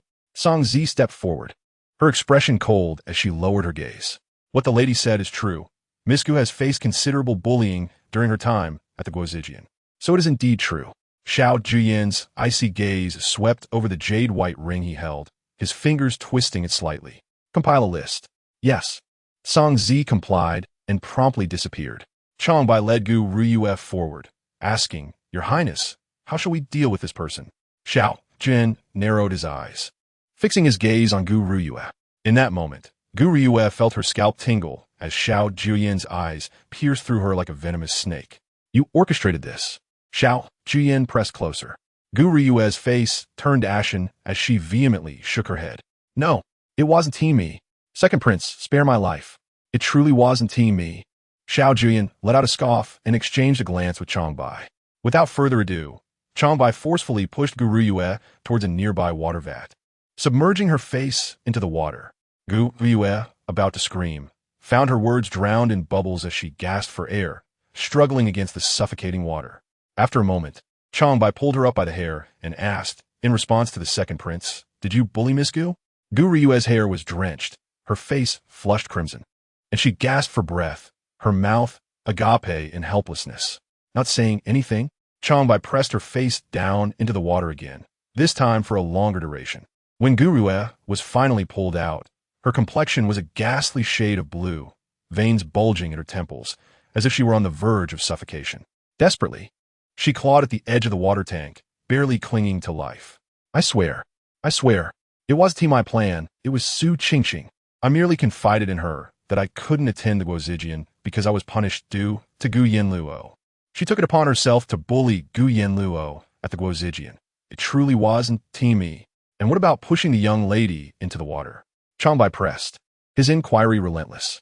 Gu Riyue struggled to breathe. It was Su Qingqing and her friends who suggested that I frame Gu Yanluo for pushing me into the water. But somehow, it ended up being Gu Yanluo who fell in. I had no intention of harming her. I truly did not. Her fingertips trembled as she spoke in a panic, finally turning her terrified gaze towards Xiao Jiuye, who stood nearby. She knelt on the ground, pleading, "Your Highness, spare me. I never meant to harm her. She is my elder sister. How could I ever do that to her?" Xiao Jiuye cast a cold glance at Gu Riyue and ordered Changbai, "Take her to the dark prison until General Gu arrives to redeem her." Yes, Gu Riyue was led away, her cries and sobs echoing in despair. Once again, Xiao Jiuye entered the hall. He slowly approached the bed, where Gu Yanluo lay with her eyes tightly shut and her pale face betraying her condition. His gaze darkened. Had he known that sending her to the Guozijian would lead to such torment, he would never have spoken to Madame Gu that day. Xiao Jiuye had never regretted his decisions as much as he did at this moment. He sat at the edge of the bed, his eyes fixed on Gu Yanluo's delicate features. A foolish child, no matter how clever, would struggle to protect herself. His gaze turned cold. After a moment, it fell upon the ointment resting on the corner of the table. Her foot was injured. Xiao Jiuye's breath grew shallow as he grasped the porcelain bottle. Moving to the foot of the bed, he lifted the silk quilt, revealing the girl's foot, which bore a faint pink hue. His gaze quivered. The tender sole bore a laceration. Although it had ceased bleeding, it was still a shocking sight. He leaned closer, his fingertips brushing around the wound. How much must it have hurt? In her slumber, Gu Yanluo seemed to sense his touch, curling her toes to evade his fingers. But Xiao Jiuye held her firmly, gently pulling her foot down. He applied the ointment onto the wound, and after a moment, his fingertips smoothed the salve evenly over her sole. The itchiness became unbearable. prompting Gu Yanluo to instinctively curl her foot again. Her toes twitched, and Xiao Jiuye's eyes lifted, noticing something that made his breath hitch. He swallowed hard. Avoiding his gaze, he pressed his fingertip against her foot, continuing his ministrations, until a soft whimper escaped Gu Yanluo's lips, murmuring, "It itches." The next instant, unable to tolerate it any longer, she kicked her foot towards Xiao Jiuye. Chapter 42. Don't move recklessly. Xiao Jiuye was caught off guard, swiftly grasping Gu Yanluo's ankle. Gu Yanluo. His voice was low, each word a deliberate threat. He was merely trying to help her with the ointment, yet this ungrateful girl sought to kick him. As his words fell, Gu Yanluo, who had been with her eyes closed, opened them. She shifted her legs, realizing her ankle was held firmly. Her mind went blank. After a moment, she glanced down and saw Xiao Jiuye seated at the foot of the bed, holding her ankle. Their eyes met, and in that instant, Gu Yanluo's pupils widened in surprise. Her ears flushed with heat. Her foot. Xiao Jiuye had seen it. Instantly, she struggled, attempting to retract her foot. Her innocent eyes were wide, blinking rapidly, filled with alarm. "Yan, you on my foot." Xiao Jiuye's dark eyes locked onto her. "What are you hiding from?" The ointment isn't finished. He leisurely placed his fingertip back on the center of her sole. Gu Yanluo felt her head spin, her face reddening at an alarming rate. She made a small, hesitant struggle. "I can do it myself." And as she spoke, she attempted to shrink away. The moment she did, her ankle was gripped tightly, and the next moment, Gu Yanluo found herself pulled closer to Xiao Jiuye. She was entirely unprepared, falling into his embrace. Gu Yanluo's lips brushed against his neck, her teeth grazing his collarbone, a slight sting. But at that moment, she paid no mind to it, enveloped in Xiao Jiuye's arms. He did not push her away, but rather extended his long arm around her waist, holding her protectively. "Do not move," he murmured, his voice low and enveloped in warmth. Gu Yanluo's spine stiffened. She stood frozen, at a loss. Xiao Jiuye held her close as he finished applying the ointment, then lowered his gaze. Noticing the sudden closeness between them, his eyes darkened slightly. Gu Yanluo, her small face taut, blushed deeply, curled up in his embrace, completely still, her eyes wide and unblinking, as if she were stunned into silence. If the ointment was not applied promptly, the wound would not heal properly and would leave a scar. Xiao Jiuye found himself inexplicably patient, explaining to her as if she were a child. Gu Yanluo's eyes flickered. She dared not meet Xiao Jiuye's gaze, merely fiddling with the edge of her garment and murmuring, "Thank you, Yan." "What?" It was uncertain whether Xiao Jiuye heard her or not, as he replied with a question. Gu Yanluo took a deep breath, secretly glancing up at him, quickly exclaiming, "Thank you, Yan," like a startled little rabbit. Xiao Jiuye's gaze softened as the corners of his lips curled up in an arc he was unaware of. When Gu Nanshan and the Gu family arrived at Xiao Jiuye's villa, Gu Yanluo's foot had been treated and bandaged, showing no significant issues. She wished to return home, but Xiao Jiuye refused, glaring at her from a distance, his eyes threatening her to remain still. Gu Yanluo could only retreat to the bed, tossing and turning in frustration. After today's events, no one would regard Gu Riyue as the innocent second Miss Gu any longer. There were many witnesses to her pushing the young lady into the lake. Even Pei Zhou was among them. Gu Nanshan and his entourage were kept waiting at the villa for half an hour before Xiao Jiuye leisurely rose. Before leaving, he asked Gu Yanluo, "Are you going?" Upon realizing it was Gu Nanshan and the others, Gu Yanluo immediately stood, getting off the bed. Xiao Jiuye frowned, moving to her side and linking his arm with hers, guiding the limping Gu Yanluo towards the main hall. Gu Nanshan had grown increasingly anxious. When he saw Gu Yanluo limping in, her foot injured and her gait unsteady, he turned back, asking, "Where is Yue? What have you done with her?" Gu Yanluo felt a sharp pang in her heart. Though she had never expected much from Gu Nanshan, she could not comprehend why, being his daughter too, he could disregard her injury, focusing solely on Gu Riyue. "Where is Yue?" The old Madame Gu hurriedly approached, questioning, "Where have you taken Yue? Do you not know she is frail? If she is frightened again, she will surely." The second Miss Gu, having pushed the eldest Miss Gu into the water, was confined in the dark prison of the villa. Xiao Jiuye's previously languid gaze turned icy upon hearing Gu Nanshan and the old Madame Gu's words. She fell into the water and was injured, yet these so-called relatives seemed utterly blind to her suffering, fixated only on Gu Riyue. "What? The old Madame Gu exclaimed, impossible. Yue is pure-hearted. How could she do such a thing?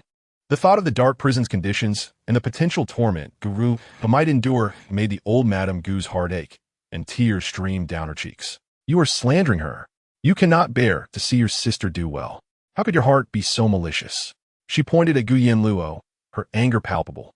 Gu Yanluo's gaze momentarily froze, as if she took a long while to come to terms with the unfolding events. In the face of the accusations from the old lady Gu, she opened her lips, and they all witnessed it. Young Master Pei saw it.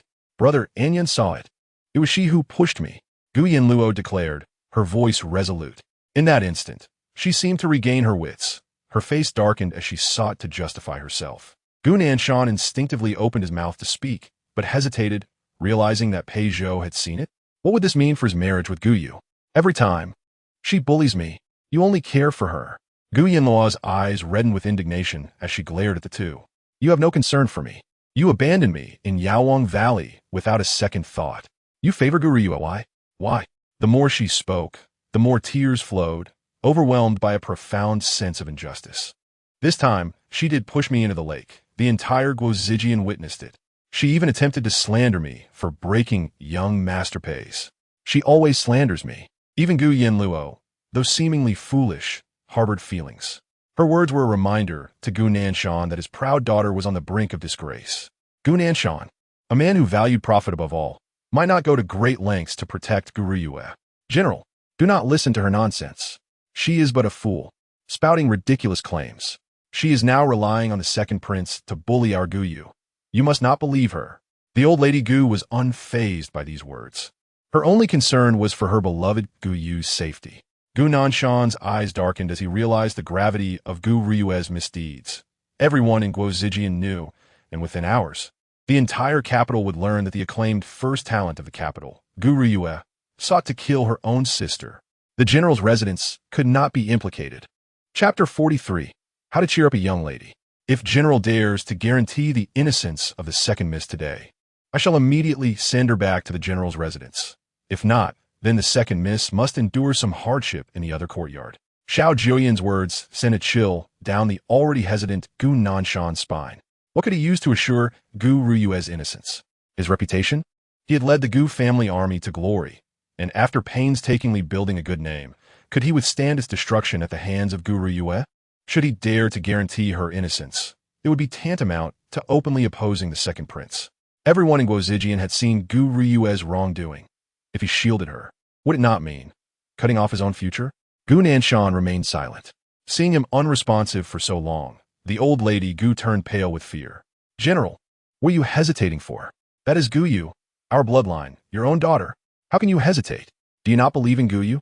The old lady's heart ached deeply. She had heard of Xiao Jiuye's tormenting methods, and just the thought of Gu Yue imprisoned in his dark dungeon made her feel suffocated. She struggled for breath, nearly fainting. Yet Gu Nanshan remained silent, his fingers clenched tightly by his side. After a prolonged stalemate, Gu Nanshan abruptly stood and walked before Gu Yanluo. She instinctively took a step back, her eyes filled with estrangement and rejection. Xiao Jiuye extended an arm to steady her, preventing her from falling. Gu Nanshan lowered his gaze, suppressing the emotions within, and stepped closer to Gu Yanluo. Aluo, this matter was wrong on Gu Yu's part. I apologize on her behalf. Gu Yanluo was not surprised by Gu Nanshan's reaction. A man so selfish and self-serving would never allow a child not of his blood to tarnish his reputation. Gu Ryue was exceptional, the first talent of the capital. He would cherish and protect her. But if she became a universally reviled outcast, all of Gu Nanshan's love and care for her would evaporate into thin air. General, what are you saying? Do you also believe that Gu Yu pushed her? How foolish. The old lady Gu could hardly believe that Gu Nanshan would apologize to Gu Yanluo. Furious, she rushed to strike him, but before she could reach him, a sharp reprimand echoed. Enough. Do you not think this has escalated enough? Everyone in Guozijian has witnessed it. How long will you continue to protect her? The old lady's vision blurred, and she clutched her chest, gasping for air, before fainting on the spot. Your father will make Gu Yu apologize to you in front of everyone in Guozijian. Gu Nanshan ordered a maid to assist the old lady, then turned to Gu Yanluo. He had completely given up on Gu Ryue for his own sake. Gu Yanluo lowered her eyes, her gaze dark. She ignored Gu Nanshan and leaned her head slightly on Xiao Jiuye's shoulder. Let us go home with father. Gu Nanshan's heart sank at the sight before him. Her closeness to the second prince was startling. Could it be? The second prince truly harbored feelings for this foolish girl? Gu Nanshan was taken aback, realizing he had not anticipated such complications from bringing Gu Yanluo home. Had he known earlier, he would have let her fend for herself in Yaowang Valley. Please no. Gu Nanshan reached for Gu Yanluo's wrist, but she evaded him, her voice filled with longing. I do not want to see father, I want mother. Having just experienced a breakdown, Gu Yanluo was now venting her frustration at Gu Nanshan and the old lady. She avoided Gu Nanshan's grasp, her eyes shimmering with unshed tears. I only want mother. A shadow crossed Gu Nanshan's eyes. He had feared that Yuan would neglect Gu Yanluo in her defense, thus confining her to the Qinghan courtyard. He bit his lip, resigned. Fine, let your mother come to fetch you. He waved his sleeve and departed, taking with him the old lady, now unconscious and supported by two maids. Their figures vanished from sight, and Xiao Jiuye turned to observe Yanluo's still red eyes, frowning slightly. It seemed this little fool was genuinely heartbroken. How to cheer her up? Xiao Jiuye pondered. How would you like to torment the second miss? Seeing Gu Riyue in despair might lift her spirits, he reflected, for when he was in a foul mood, he dealt with those who had wronged him in such a manner. Yet Gu Yanluo shook her head, expressing her disinterest in encountering Gu Riyue. Moreover, what pleasure would I derive from tormenting her? I do not wish to see her. You must not see her either. She is a bad person. Gu Yanluo tightened her grip on Xiao Jiuye's wrist. At that moment, Gu Riyue was likely fantasizing about Gu Nanshan coming to her rescue. If only she knew that he had abandoned her, she would suffer far more than any torment. This was true heart-wrenching cruelty. Each moment spent in the dark dungeon would be a moment of unbearable agony, a cycle of hope ignited only to plunge into despair. What does a Luo wish to eat? Xiao Jiuye, noting her reluctance to see Gu Riyue, felt a pang of compassion, recalling that faint bond of sisterhood. Gu Yanluo had little appetite. She shook her head. I wish to lie down. Standing caused her feet to ache. The journey here had aggravated her wounds. Very well. Xiao Jiuye did not press further. He supported Gu Yanluo as they left the main hall. Yet after only a few steps, her legs buckled, and she gasped in pain, leaning against his arm. Does it hurt? Xiao Jiuye furrowed his brow, concern evident in his eyes. Gu Yanluo struggled to catch her breath, but stubbornly replied, It doesn't hurt, Brother Anyun. No sooner had she spoken than her feet gave way beneath her. Gu Yanluo gasped as she realized Xiao Jiuye had swept her up into his arms, her eyes widening in surprise. Brother Anyun, it doesn't hurt. Xiao Jiuye ignored her as he strode forward. At your pace, you won't reach your bed until nightfall. Gu Yanluo silently puffed out her cheeks. He being so critical. She discreetly clutched the collar of Xiao Jiuye's garment, feeling a sense of relief. Once Gu Yanluo lay back on the bed, Xiao Jiuye stepped out, his expression grave as he gazed at Changbai. Do you know how to cheer up a young lady? Changbai. Was this something a man who had never interacted with women could possibly know? However, upon observing Xiao Jiuye's earnest expression, it seemed he was genuinely invested in the matter. Consequently, he leaned in closer, drawing upon his subordinate's understanding of women, who were typically fond of cosmetics and beautiful garments. Xiao Jiuye's eyes darkened slightly, pondering why Zongzi did not share such preferences. Changbai couldn't help but scoff. Your Highness, do you truly consider Zongzi a woman? She perpetually wears a cold demeanor, shunning all proximity. One touch, and she could easily break an arm. How could she possibly be deemed a woman? Xiao Jiuye reflected on this assertion, finding merit in it. Then, go to the East Street and procure a variety of cosmetics. This way, Gu Yanluo may feel less despondent. He instructed. As Xiao Jiuye contemplated this, Changbai inquired, Your Highness, how much should I buy? Furrowing his brow, Xiao Jiuye replied, Acquire some of everything. And new garments as well. Let her choose upon your return. Chapter 44. Are you mad? Changbai promptly took his leave. In the dark prison, Gu Riyue continuously battered the iron door, her demeanor frantic. On what grounds do you imprison me? Go to the general's residence and fetch my father. He will undoubtedly rescue me. Yet, the dark guard station at the prison paid her no heed. Gu Riyue's palms were swollen from her incessant banging. After a prolonged wait, she overheard whispers outside. Gu Nanshan has arrived. Instantly, she scrambled to her feet and rushed to the door of the prison. Is my father here? Has he come to save me? Let me out quickly. But the guards remained unmoved. Filled with anticipation, Gu Ruyue paced anxiously, tucking her disheveled hair behind her ears and attempting to tidy her soiled clothing. Her father was coming to take her home. That wretched Gu Yanluo thought she could soar to greatness simply by clinging to the second prince's favor. Throughout history, which prince would be permitted to marry a foolish princess? She was surely deluding herself. Ultimately, her father's love was of utmost importance. With such thoughts, Gu Ruyue felt less urgency. Her heart brimmed with hope, her eyes sparkling as she gazed at the prison's entrance. However, after a full half-hour had passed without any sign of Gu Nanshan, unease began to creep in her heart. Where could he be? She stood up, anxiously peering at the prison entrance. Her father had promised to protect her, pledging before her mother that he would care for her throughout her life. Gu Ruyue reassured herself with this thought. Yet another half-hour passed, and still, there was no sign of Gu Nanshan. Her composure shattered. She cried out, "Where's my father? Why hasn't he come? Are you preventing him from seeing me?" She continued to pound on the iron door, vexing the guards. With a fierce glare, one of the guards retorted, "Your father left long ago. Why do you keep shouting?" "What? That's impossible. How could he come and not rescue me? It must be Gu Yanluo's doing, interfering with the second prince and preventing my father from saving me. It must be Gu Yanluo." Gu Ruyue's eyes burned with rage as she shouted, "Where's Gu Yanluo? I demand to see her."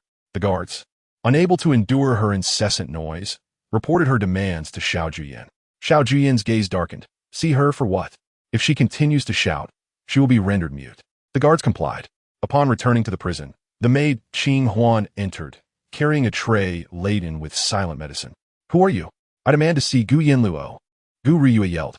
Upon entering, Qing Huan was greeted by Gu Ruyue's shrieks. With a stoic expression, she pried Gu Ruyue's mouth open. As she stepped into the dark prison with the silent medicine, Gu Ruyue felt a chill run down her spine and immediately shut her mouth, her face paling. "I won't shout anymore. I just want to ask why Gu Yanluo is tormenting me. Why won't she let my father see me?" Qing Huan scoffed. "It is General Gu who has abandoned you. What does it have to do with Miss Gu?" This statement struck Gu Ruyue like a sharp blade, piercing her heart. Her already pale face drained of color. Abandoned? Why would her father abandon her? Had he not claimed she was his pride and joy? No matter what happened, he would protect her. Her legs buckled, and she collapsed to the ground, her eyes filled with despair. Why? Why would her father abandon her? He had sworn to her mother. How could he break his promise? Observing her despair, Qing Huan fell silent. Her gaze filled with indifference as she withdrew the silent medicine and exited the prison. If she continued to shout, they would simply force the medicine down her throat. After completing her task, Qing Huan left the dark prison. When Changbai returned with cosmetics and new garments, Gu Yanluo had already been asleep for a while. Upon awakening, she noticed that the pain in her foot had lessened. Cautiously climbing down from the bed, she was greeted by the sight of Xiao Jiuye entering. "I brought you something. Come take a look." Gu Yanluo raised her eyes in confusion. "What is it?" "Cosmetics that you like," he replied. Her eyes sparkled with delight as she reached out. "Brother Ian, hug." Xiao Jiuye's brow arched slightly. "Didn't you say it didn't hurt?" She smiled brightly. "Brother Ian, carry me quickly." Xiao Jiuye. It seemed her eagerness was purely to see the goods rather than a desire to be held. He carried Gu Yanluo towards the entrance of the courtyard. Just before exiting, he set her down and assisted her to the doorway. Gu Yanluo, puzzled, wondered why the cosmetics were not simply delivered to the courtyard, but rather brought to the entrance. As she stepped outside, she was met with the sight of Changbai standing respectfully before her, saying, "These are all cosmetics selected for Miss Gu." Gu Yanluo looked up, and her eyes widened at the sight of 3 fully loaded carts. Changbai had indeed brought back the entire shop of cosmetics. The latest trends in the capital, Zisha snow, water plum fragrance, floral resin, and white jade curtain, were all present in abundance. Gu Yanluo swallowed hard, realizing this was far more than she could ever use in her lifetime. "Does Arrow still like it?" Xiao Jiuye smiled gently. "With this, she should be pleased, don't you think?" Gu Yanluo's eyes flickered, and her lips trembled as she awkwardly replied, "Arrow likes it." "Then, unload it." Changbai's booming voice echoed, and as soon as Gu Yanluo finished speaking, he shouted, prompting the carriage drivers to hustle about, unloading the cosmetics. Gu Yanluo gazed at the numerous boxes, shaking her head in disbelief, her expression one of mild horror. This was far too much. She could never use it all. After Zhang compiled the list of those who had bullied Gu Yanluo, she returned to the courtyard, ready to report her findings. Upon entering the alley, she was met with the sight of 3 carts blocking the entrance. Her expression remained unchanged, but her eyes flickered with curiosity as she stepped forward to stand before Gu Yanluo and Xiao Jiuye, bowing her head. "Your Highness, what is this?" Changbai, eager for recognition, stepped forward. "These are all the cosmetics I bought for Miss Gu. What do you think?" He raised an eyebrow, a hint of pride in his gaze. Zhang's face remained impassive, but the confusion in her eyes was unmistakable as she calmly replied, "Are you mad?" Changbai, taken aback, retorted, "Who are you calling mad?" "Zhang, are you jealous?" With a flat expression, Zhang coldly remarked, "You purchased enough for 3 lifetimes. One could never use it all." Changbai. Both he and Xiao Jiuye turned their attention to Gu Yanluo, who blinked innocently, retreating a step. I don't know. I've never used it before. She was just a simple girl. How could she possibly comprehend such matters? Chapter 45. What use is cuteness? All of these items were at her disposal, whether for personal use or to give away at her discretion. With Xiao Jiuye's words, Gu Yanluo felt a sense of assurance blossom within her. She lowered her gaze. "Thank you, Brother Ian." When Gu Yanluo smiled, she appeared soft and obedient. However, such a scene falling into Zhang's eyes caused her gaze to cool slightly. Is this truly the future princess chosen by the second prince? A simpleton, how could she possibly assist His Highness in the tumultuous struggle for the throne? Zhang's expression darkened. No one could interfere with His Highness's grand ambitions. As her gaze shifted, a hint of malice flickered within her. Just as she was contemplating how to drive Gu Yanluo away from Xiao Jiuye, Gu Yanluo rushed over with 2 large boxes of cosmetics, exclaiming, "Brother Ian said I could decide, so I brought these for you." Presenting the boxes before her, her eyes sparkled with a brightness akin to glistening water, radiant and clear. Zhang was momentarily taken aback, finding Gu Yanluo unexpectedly endearing. Upon realizing her own thoughts, she quickly tightened her fingers. What use is cuteness? Once the struggle for the throne erupts, she would be the first to lose her head. Zhang feigned ferocity, furrowing her brow as she replied, "I have no need for cosmetics." Gu Yanluo seemed somewhat disappointed, "But you're so beautiful." Her gaze dimmed slightly, lips pursed as she reluctantly retrieved the boxes. Adding hastily, "You're still lovely even without them." Zhang paused, feeling something soft tug at her heart, causing her lips to involuntarily curl upwards. She quickly composed herself, straightening her lips into a line and stepping back. Aluo. The boxes of cosmetics were still en route to the other courtyard when Yuan Shi arrived in a carriage. Upon catching sight of Gu Yanluo's slender figure, her eyes immediately welled with tears. Supported by the red candles, she alighted from the carriage and called out, "Yanluo." Hearing her mother's voice, Gu Yanluo turned, returning the boxes to Changbai before lifting her skirts and rushing towards Yuan Shi. "Mother."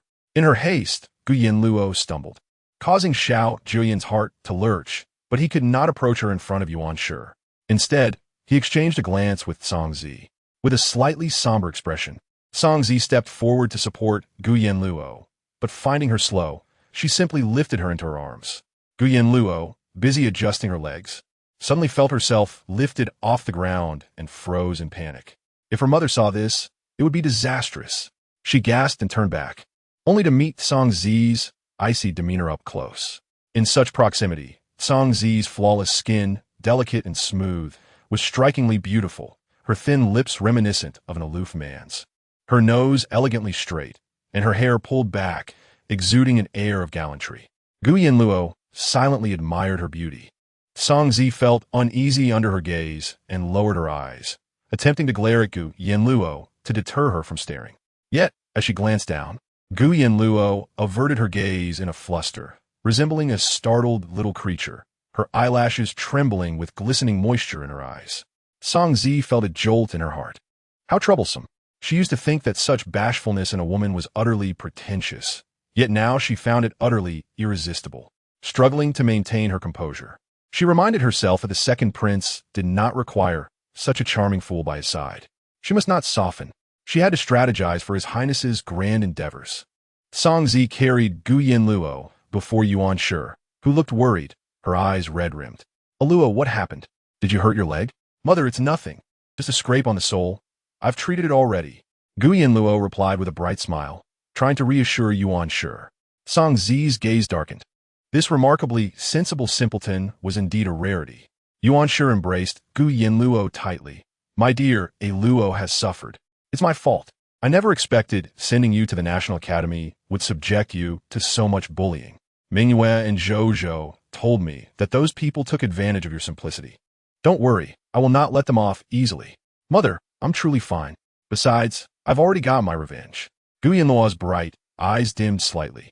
A hint of grievance surfacing. A Luo just doesn't understand why sister hates me so. Yuan Shi's heart ignited with anger.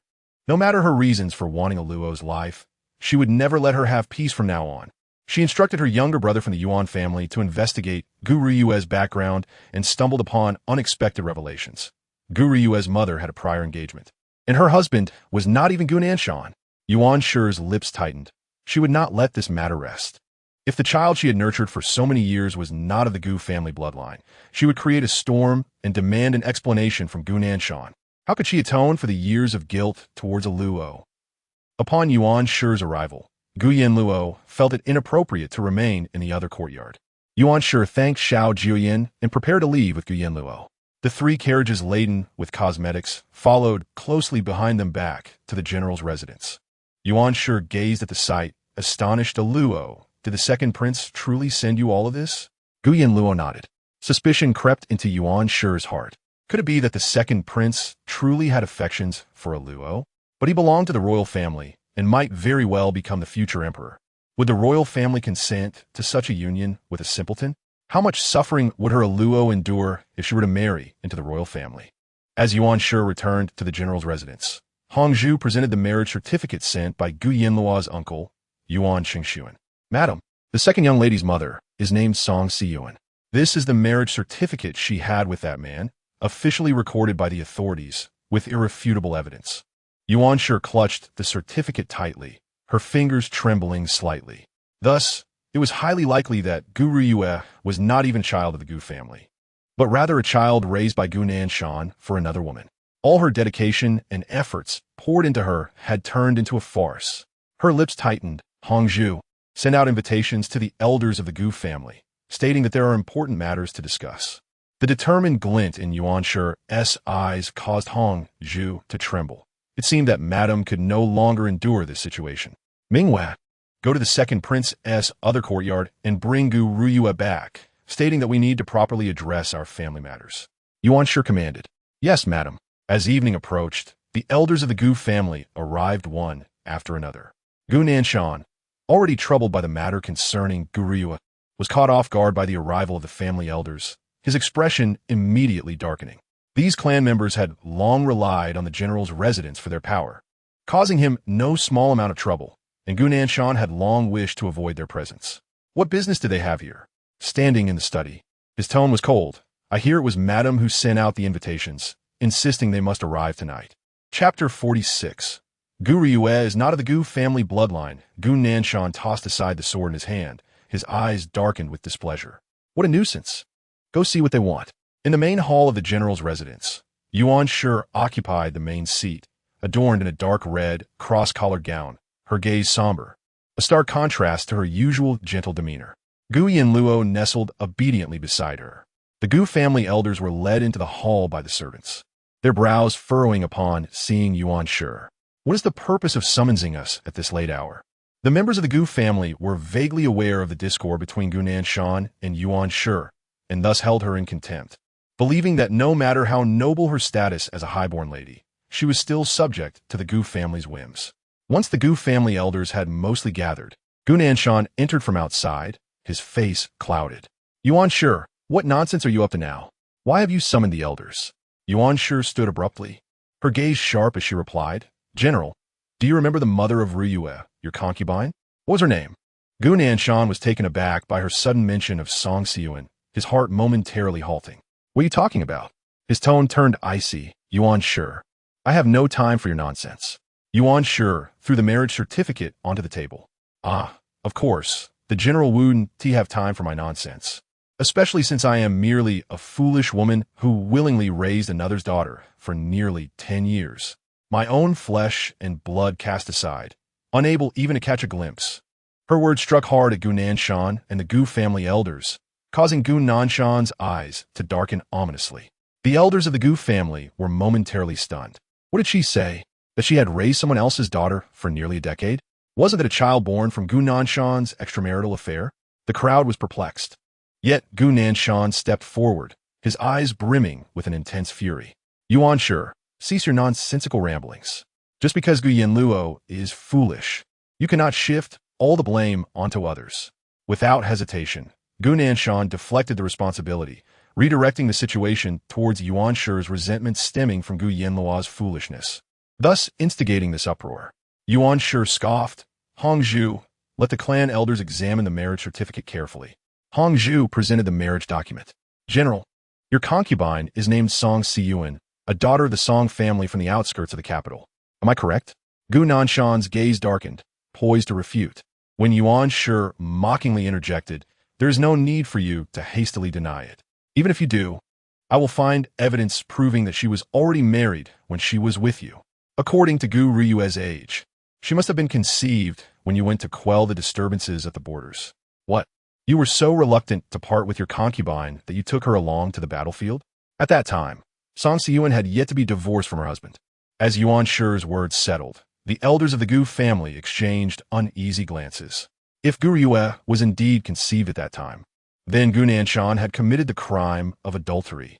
Gu Nanshan's countenance darkened, his expression becoming exceedingly grim, his chilling aura instilling fear. Yuan Shi, do you understand what you are saying? Yuan Shi rose, locking her gaze onto Gu Nanshan. I do. Every word is true. If the elders of the Gu family have doubts, they can investigate for themselves. Gu Ryue, who bore no blood ties to the Gu family, had been raised within it, lavished with affection as if she were the legitimate daughter, while the true heirs were discarded and neglected. Is this how a general raises his child? Does he not fear being ridiculed in the capital? Yuan Shi's words were fierce, showing no sign of retreat. Gu Nanshan felt as though he were being scorched over an open flame. If he admitted that Gu Ryue was not of Gu blood, it would expose his years of nurturing a child not belonging to the family while neglecting his true kin. He would become a laughingstock in the capital. The prestige he had painstakingly built within the Gu clan would come crashing down. If he confessed to his extramarital relations with Song Siyuan, he might preserve Gu Ryue's legitimacy, but he would still face severe consequences. After all, a general committing such an offense would not be easily forgiven by Emperor Ming. At this moment, the only solution that could spare him was. Gu Nanshan's eyes darkened as he contemplated for a long time. It was Song Siyuan who climbed in my bed while I was intoxicated. At that time, her husband was missing, and the authorities could not locate him. She came to the borders in search of him, in despair, attempting to take her own life. I, feeling pity, allowed her to stay in the barracks, to help wash clothes for the soldiers and earn some silver.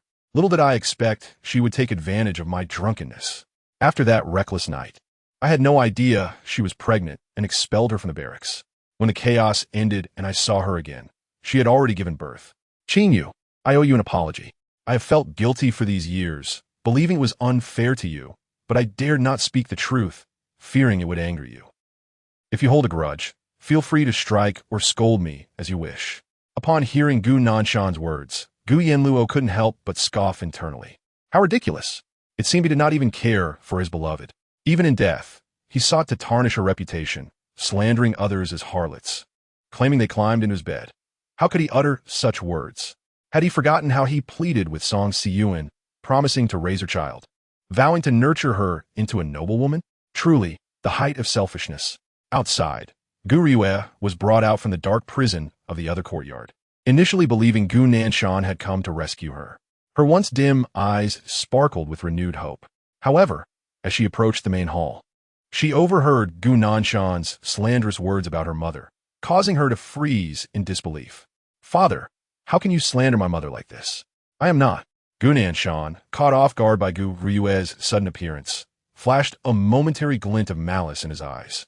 Before she could finish her sentence, he coldly interrupted. I fabricated those words to comfort you, not wanting you to be influenced by your mother and live unhappily. But you should be grateful to Yuan Shi. She is the one who raised you. Gu Ryue was utterly bewildered, finding the Gu Nanshan before her to be a stranger. Was he still the father who had once vowed to protect her, ensuring she would never suffer a moment of grievance? Father. Gu Riyue felt herself teetering, as if a gust of wind could topple her. Take the second young lady away, Gu Nanshan ordered coldly. You lie. My mother is not such a person. She is not that kind of woman. Gu Riyue struggled to rise, attempting to confront Gu Nanshan, but was forcibly pulled away by his man. As Gu Riyue continued to resist, Gu Nanshan knelt before Yuan Shi and Gu Yanluo. Qingyu, I owe you this. This matter has been a thorn in my heart. But I truly had no idea that Song Siyuan would secretly give birth to my child. And as for Luo, I know the dangers of the capital and feared you would be bullied due to your foolishness, which is why I sent you to the Medicine King Valley. Do not misunderstand. Your father does not want you, all right? Chapter 47. She must marry someone better than Gu Yanluo. Gu Nanshan's gaze was filled with deep emotion, brimming with guilt and helplessness. It is all my fault. If I had not concealed the truth from the beginning, there would have been no misunderstandings with my wife. My lady, feel free to strike me. You may punish me as you wish. Before the Gu family elders, Gu Nanshan knelt before Yuan Shi, fervently pleading, as if he were deeply devoted to her, driven to madness by concern. However, Yuan Shi was no fool. She did not believe a word of Gu Nanshan's explanation. He was adept at disguising his true self, presenting one facade to outsiders and another behind closed doors. With a cold expression, Yuan Shi listened to the elders of the Gu family attempt to persuade her. A man traditionally has multiple wives. Gu Nanshan has never taken a concubine or kept a mistress in deference to Yuan Shi. Such a virtuous disposition is rare. Moreover, it was Gu Riyue's mother who climbed into his bed of her own accord. It was not Gu Nanshan who harbored such intentions. In marriage, who does not face difficulties? These words of persuasion felt like shackles binding Yuan Shi tightly. Her eyes darkened. Even if she wished to part ways today, it would not be so simple. The reason for summoning the elders was to compel Gu Nanshan to make a choice. Wasn't Gu Riyue the one who loved to bully her, relying on Gu Nanshan's affection? Let us see from now on who she can rely on for favor. With a stern face, Yuan Shi took Gu Yanluo and left the main hall. Observing her reaction, the Gu family elders said nothing further, only approaching Gu Nanshan to advise. General, with today's events spiraling out of control, you must treat the general's wife and that fool kindly moving forward. Otherwise, in moments of crisis, if any incriminating evidence is held against us, the Gu family may face dire consequences. Gu Nanshan was acutely aware of the gravity of the situation. His eyes darkened as he shifted all blame onto Gu Riyue. If not for her incessant troubles, even attempting to take Gu Yanluo's life, would Yuan Shi have been driven to such extremes? If she had not investigated, these events would not have unfolded. The tarnishing of her mother's reputation was all her doing. After the elders departed, Gu Nanshan went to Jinhua courtyard. Gu Riyue was confined within, unable to leave, with Gu Nanshan's men guarding outside.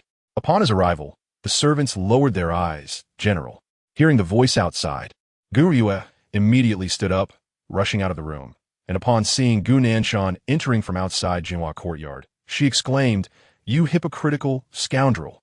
How dare you slander my mother?" Gu Riyue, her eyes filled with rage, charged at Gu Nanshan, but before her hand could reach him, she was kicked to the ground. Gu Nanshan's gaze was cold and piercing. If it weren't for you, how would I be forced into this position? She is but a fool. Can you not bear to witness it? You dared to strike at her before the scholars of the National University, now that matters have escalated.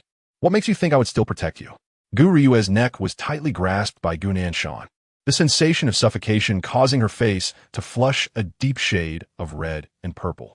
She gazed in disbelief at the frenzied Gu Nanshan, her eyes trembling with fear. How could he lay the blame for everything at her feet? Was this truly the same father who had once cherished and protected her? You promised, mother, that you would ensure my life was free from worry. You liar. Tears streamed down Gu Riyue's cheeks, her frail appearance reminiscent of the dying Song Siyuan. Suddenly, Gu Nanshan released her, his voice icy. You're not my child, yet you have enjoyed the lavish life of a legitimate daughter of the Gu family for over a decade. I have shown you more kindness than you deserve. If you were more compliant, I would arrange a marriage for you into a prestigious family. Yet, you continue to create disturbances, angering the Prime Minister's residence and the Second Prince, while forcing the Yuan family to investigate your mother's affairs, tarnishing my reputation. His neck veins bulged as his fury escalated. Should there be a next time, Gu Ruyue, I would not hesitate to end your life, allowing you to reunite with Song Si-Yuan in the afterlife. Gu Ruyue felt an icy chill envelop her. Her limbs grew numb as she collapsed to the ground, devoid of tears, her eyes filled with despair and apathy. Gu Nanshan turned and left, his sleeves swirling behind him. In the room, Xiao Jing's face turned pale upon hearing Gu Nanshan's words. Gu Ruyue was not of the Gu bloodline. The second miss was not even a true member of the Gu family. Xiao Jing's eyes darted anxiously. This was monumental news. She must not let Gu Ruyue discover that she had overheard. Otherwise, her life would be in jeopardy. Gu Ruyue slowly rose from the ground. Her despair gradually replaced by a burning hatred. The rift between her and Gu Nanshan was irreparable. He would no longer protect her. As she approached the age of marriage, Gu Nanshan was no longer a pillar of support. She needed to find a worthy husband, one who could provide for her. She aspired to become the matriarch of a prestigious household, living better than that foolish Gu Yanluo. And then there was grandmother. Grandmother had watched her grow and had always sheltered her. Now that Gu Nanshan would not expose her lack of Gu lineage for the sake of reputation. As long as she remained a part of the Gu family, grandmother would protect her. Surely, she would find her a suitable match. Gu Ruyue rose, disheveled and in tatters. After a prolonged silence outside, Xiao Jing rushed out, exclaiming, "Second miss, what has happened to you?" Gu Ruyue gazed at Xiao Jing with hollow eyes, dimming slightly. "Xiao Jing, I have only you left. You must help me, you must help me. Father misunderstands me. He believes I wish to harm Gu Yanluo, and he does not trust me. Xiao Jing, you believe me, do you not?" Xiao Jing's gaze flickered, tears brimming in her eyes. "I, your servant, believe in you, Mississippi. Please, go to grandmother on my behalf. Urge her to see me. Will you? Once grandmother sees how pitiful I am, she will surely take pity on me and hasten to arrange my marriage." Xiao Jing's eyelashes trembled, her throat tightening. "Very well, I shall seek the old madam." In the general study, after Gu Nanshan returned from Jinhua courtyard, the person he sent to find Gu Xiaofeng had just returned. "General, we have located the young master." While pondering how to persuade the old madam to abandon Gu Ruyue, upon hearing news of Gu Xiaofeng, his dark eyes brightened. No matter how much mother dotes on Gu Ruyue, her true preference lies with a grandson who can carry on the family line. Moreover, Gu Xiaofeng must have endured hardships outside these years, far worse than life in the general's residence. Once he brings Gu Xiaofeng back to mother, she will be preoccupied with caring for her beloved grandson, leaving little room in her heart for Gu Ruyue. A smile crept onto Gu Nanshan's lips. "Fetch the young master back to the manor, and ensure that the news of his return reaches the old madam's ears." At Shoan Hall, after returning from the second prince's residence, the old madam had remained in a deep coma. The household physician had been attending her for some time, administering needles and concocting medicines, until finally signs of consciousness began to emerge. In the dead of night, the old madam slowly opened her eyes, noticing Han Ji by her bedside, who wore an expression of delight as she calculated something. "Han Ji, help me sit up."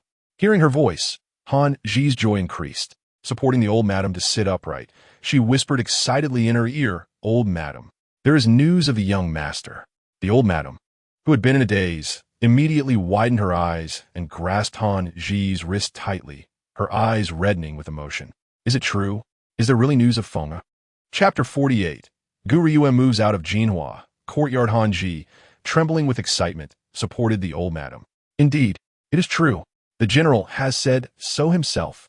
The previously unfocused gaze of the old madam suddenly brightened. Her Fenger is truly returning. Her lifeline. The news of Gu Xiaofeng's imminent return spread throughout the general's residence in less than half a day. When the news reached Qinghan courtyard, Yuan Shi was sewing clothes for Gu Yanluo. Upon hearing from Hongzhu that Gu Xiaofeng was returning, her hands froze, the needle piercing her fingertip. Yet Yuan Shi seemed oblivious to her pain, remaining still for a moment before realizing that her Fenger was truly coming home. Yuan Shi turned to Gu Yanluo, who sat by the window, reading seriously. "Aluo, did you hear? Your brother is coming back. He is really coming home." Gu Yanluo blinked in confusion, tilting her head as if she could not comprehend her mother's words. "Mother, who is my brother?" Yuan Shi's eyes brimmed with tears as she wiped them away and quickly embraced Gu Yanluo. "Your brother is our dear A Luo's family. Now there will be one more person to protect you." Nestled in her mother's embrace, Gu Yanluo's eyes sparkled with joy. Feng'er is finally returning. From this point onward, Gu Ryue's life in the manor would likely grow more difficult. Gu Nanshan had forsaken her, even if the old madam protected her. What could she persuade the old madam to do? The old madam would surely reconsider whether a granddaughter who had lost Gu Nanshan's favor was still worth her protection. The Gu family, at their core, valued profit above all else. Even if the old madam appeared to care for Gu Ryue, Gu Yanluo lifted her gaze slightly. In her previous life, after Gu Nanshan received news of Gu Xiaofeng, it had not been so easy to bring him back. The Shen family was not to be trifled with. Upon learning that the child they had taken in was actually the young master of the general's residence, they had plotted to extort Gu Nanshan, demanding 1,000 taels of silver for Gu Xiaofeng's return. While 1,000 taels might be a substantial sum for the Shun family, it was but a trifle to Gu Nanshan. Yet he felt threatened and insulted, and after much deliberation between dignity and Gu Xiaofeng, he had caused the boy considerable suffering. It seemed this time she should subtly urge Gu Nanshan to bring Gu Xiaofeng back sooner. As Gu Yanluo had surmised, upon receiving news of Gu Xiaofeng, Gu Nanshan immediately dispatched someone to retrieve him, only to be blocked by the Shun family, who demanded 1,000 taels of silver up front. The servants sent to fetch the young master could only return to report this to Gu Nanshan. Furious, Gu Nanshan fumed. Since becoming a general, no one had dared to threaten him so brazenly. A cautious servant asked, "General, shall we pay the 1,000 taels to redeem the young master?" Gu Nanshan's eyes darkened. Let them stew for a few days, so they understand that this general is not someone they can easily threaten. The servant hesitated, but could only obey Gu Nanshan's orders. Gu Nanshan did not inform the old madam of the threat. Upon hearing the news of Gu Xiaofeng's return, the old madam, who had previously been in a faint, suddenly revived, brimming with energy. She ordered the entire general's residence to be organized meticulously and even began selecting a suitable courtyard for Gu Xiaofeng. The general's residence had been built not long ago, with Jinhua Courtyard, where Gu Ryue resided, being the most lavishly constructed. The old madam feared that if Gu Xiaofeng returned and found his living conditions inferior to his sister's, he would be disheartened. After much contemplation, she sought out Gu Nanshan. "General, the wind is soon to return home. After all, he is the legitimate son of the Gu family, his status esteemed. If he were to reside in a humble abode, it would surely be disheartening, not only for him, but also for outsiders who might perceive our lack of regard for him." Before the words of the elder madam, Gu could fully escape her lips. Gu Nanshan furrowed his brow and declared that you should vacate the Jinhua courtyard to make way for Feng'er's return. Elder madam Gu was taken aback. Her intention was to suggest constructing a new residence for Gu Xiaofeng within the general's estate. Yet Gu Nanshan had directly instructed Gu Ryue to move out of Jinhua courtyard. "But where would you reside?" Gu Nanshan replied. "She will eventually marry. What need has she for such a splendid dwelling? Let her make do in another courtyard for now." Elder madam Gu felt a pang of sympathy. "General, this will surely weigh heavily on Yue's heart. She has been cherished and pampered throughout her upbringing. To be uprooted from Jinhua courtyard will be a bitter pill for her to swallow." Gu Nanshan's gaze remained cold and unyielding. What is there to be upset about? If a Luo can endure living in that dilapidated place of Qinghan courtyard, why can't she withstand a little hardship? Moreover, Feng'er, as the legitimate heir of the Gu family, rightfully deserves the finest quarters. Though elder Madame Gu was still reluctant to accept this, the thought of Gu Xiaofeng and the hardships he had endured softened her resolve. He must have a place to recuperate upon his return. Do we have any indication of when he will be home? Soon, Gu Nanshan responded curtly, unwilling to elaborate further. Once the news of Gu Ryue's impending move from Jinhua courtyard spread throughout the general's estate, pandemonium ensued among the servants. "What? The second young lady is moving out of Jinhua courtyard? Isn't the general most fond of her? Indeed, Jinhua courtyard is the most luxurious in the estate. Each time I deliver items there, I am envious of the finely crafted swing. You have no idea of the rare treasures within that room. It is said that 2 particularly precious pearls from the EC are displayed in the second young lady's chamber." "Oh, pearls? I have yet to see such pearls in my lifetime." Gu Ryue was the last to learn of her relocation from Jinhua courtyard. Her face turned pale, and she collapsed onto a soft couch. "Gu Nanshan, how could you be so cruel?" Tears welled in her eyes as she lamented. "If my mother were still alive and witnessed how you treat me, she would never forgive you. What right does Gu Xiaofeng have to usurp everything that belongs to me upon his return. When Gu Yanluo came back, she was only fit to reside in the dilapidated Qinghan courtyard. How dare he demand more? Gu Riyue clenched her fingers tightly, resolute in her determination not to accept this fate. She vowed to make Gu Nanshan regret his decision. Just then, a glimmer of hope ignited within her. If she could become Gu Xiaofeng's pillar of support during his most vulnerable moments upon returning to the Gu household, then she would be the most trusted sister in his eyes. Would the Gu family dare to treat her with any disrespect? Even Gu Nanshan would be powerless against her. Provided she had the protection of Gu Xiaofeng and elder Madame Gu, she would still be the beloved second young lady of the Gu family. Wiping away her tears, Gu Riyue promptly sent Xiao Jiuye to inquire about Gu Xiaofeng's return. Outside the academy, Xiao Jiuye pondered how to approach the servants in the study for news of Gu Xiaofeng's return when she spotted Mingyue carrying a tray from the study. She paused. As the biological child of Madame Yuan, she would surely know something. Dear Mingyue, do you know when the young master will return? The second young lady wishes to prepare a gift for him upon his arrival. Mingyue scrutinized Xiao Jiuye with an indifferent gaze. I do not know, she replied curtly. As she turned to leave, Xiao Jiuye grasped her wrist, pleading, Mingyue, as the young master's biological mother, surely you must know. Please, share with me. Mingyue frowned slightly and shook off Xiao Jiuye's grip. I truly do not know. Watching Mingyue walk away, Xiao Jiuye's expression darkened. Previously, when Gu Riyue was the most favored young lady in the general's household, many envied her position. Now, with news of her move from Jinhua courtyard, they began to mock her. She could no longer maintain her elevated status within the estate. Mingyue returned to Qinghan courtyard and recounted her encounter with Xiao Jiuye to Madame Yuan. Gu Yanluo, eavesdropping nearby, pondered Gu Riyue's intentions in seeking news about Feng Er. What was she plotting? Gu Yanluo's gaze sharpened as realization dawned upon her. Previously, Gu Riyue's strongest ally within the general's estate had been Gu Nanshan, but now that he no longer protected her, she must seek a new protector. Gu Xiaofeng, the future heir of the Gu family, could provide her with the security she craved for the rest of her life. It was a long-term strategy indeed. A chill ran through Gu Yanluo as she recalled how in her previous life, Gu Riyue had bullied Gu Xiaofeng, taking advantage of Gu Nanshan's affection. The memories haunted her. Now, as Gu Riyue sought to rise by aligning with Gu Xiaofeng, such a maneuver felt utterly insincere. Red candle, when a young master returns. We must ensure Gu Riyue does not come within a step of him, Madame Yuan instructed. Understood, madam. Gu Xiaofeng remained hidden away by the Shun family, and Gu Nanshan had yet to procure the funds to retrieve him, leaving the situation in limbo for a day or two. Gu Yanluo, recovering well, sought to charm Madame Yuan into allowing her to attend the Guozijian. Although reluctant due to concerns for her safety, Madame Yuan ultimately relented. Swayed by Gu Yanluo's enthusiasm about her newfound friends at the academy, Gu Yanluo, however, harbored her own ulterior motives. Only by attending the Guozijian could she seize the chance to check on Gu Xiaofeng and ensure the Shun family did not take advantage of his plight. On the day of her departure, Gu Yanluo rode in a carriage, escorted by Madame Yuan to the entrance of the Guozijian.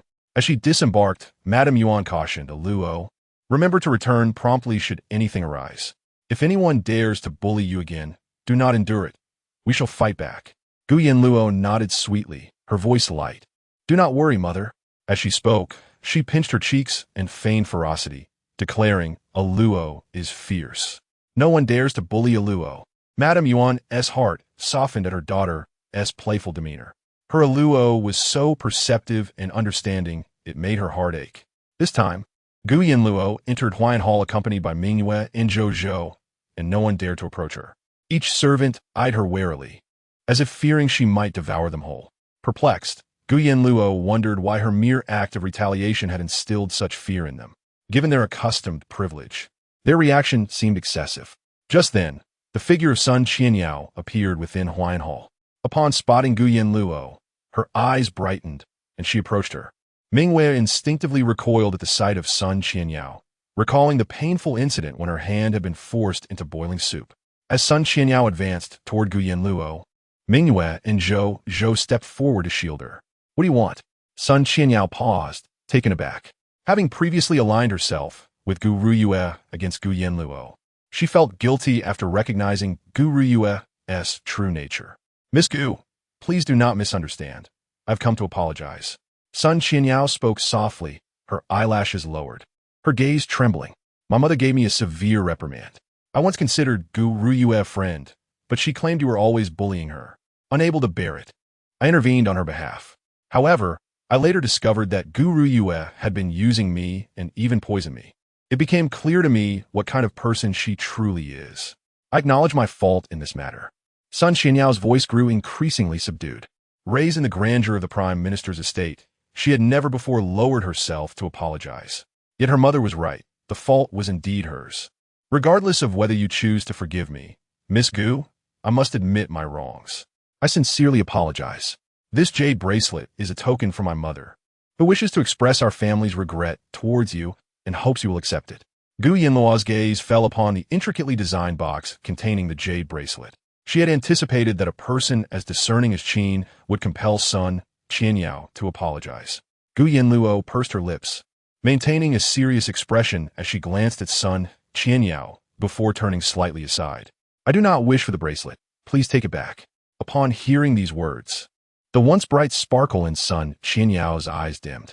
I understand that you resent me. My mother said this bracelet was crafted specifically for you. It matters not whether you choose to forgive me upon accepting it. Gu Yanluo still shook her head. I do not want it. Sun Qianyao's eyes reddened. She realized that Gu Yanluo was indeed quite angry with her. Her mother had also mentioned that to seek forgiveness, one must demonstrate their sincerity through actions, not merely utter empty apologies. It is all right if you do not forgive me, she reassured herself, clenching her fists resolutely. Turning to the other young ladies and gentlemen in the Huayan Hall, she declared, from this day forth, anyone who dares to bully a Luo shall find themselves at odds with me. Sun Qianyao, I will ensure that you regret it. No sooner had she made this proclamation than a noble lady who was friendly with her remarked, Yao Yao, no one dares to bully her anymore. Sun Qianyao was taken aback. What do you mean? The noblewoman cautiously explained. Those who previously bullied Miss Gu have all encountered misfortune. The Zhao family girl who splashed her with dirty water saw her father dismissed from his post. The young Master Chun, who tore her ink painting, had his family shop forcibly shut down. The girl Bai, who secretly placed cockroaches in her bowl, has seen her father and brother demoted 3 ranks due to the scandal. And the ringleader, Su Qingqing, her father was directly implicated in corruption and exiled along with their entire family. With each revelation, Sun Qianyao's eyes widened in disbelief. She was astounded to learn that there were indeed powerful figures in the capital protecting Gu Yanluo, systematically resolving the grievances against her. A chill ran down her spine as she realized how fortunate she was to have awakened from her delusions early.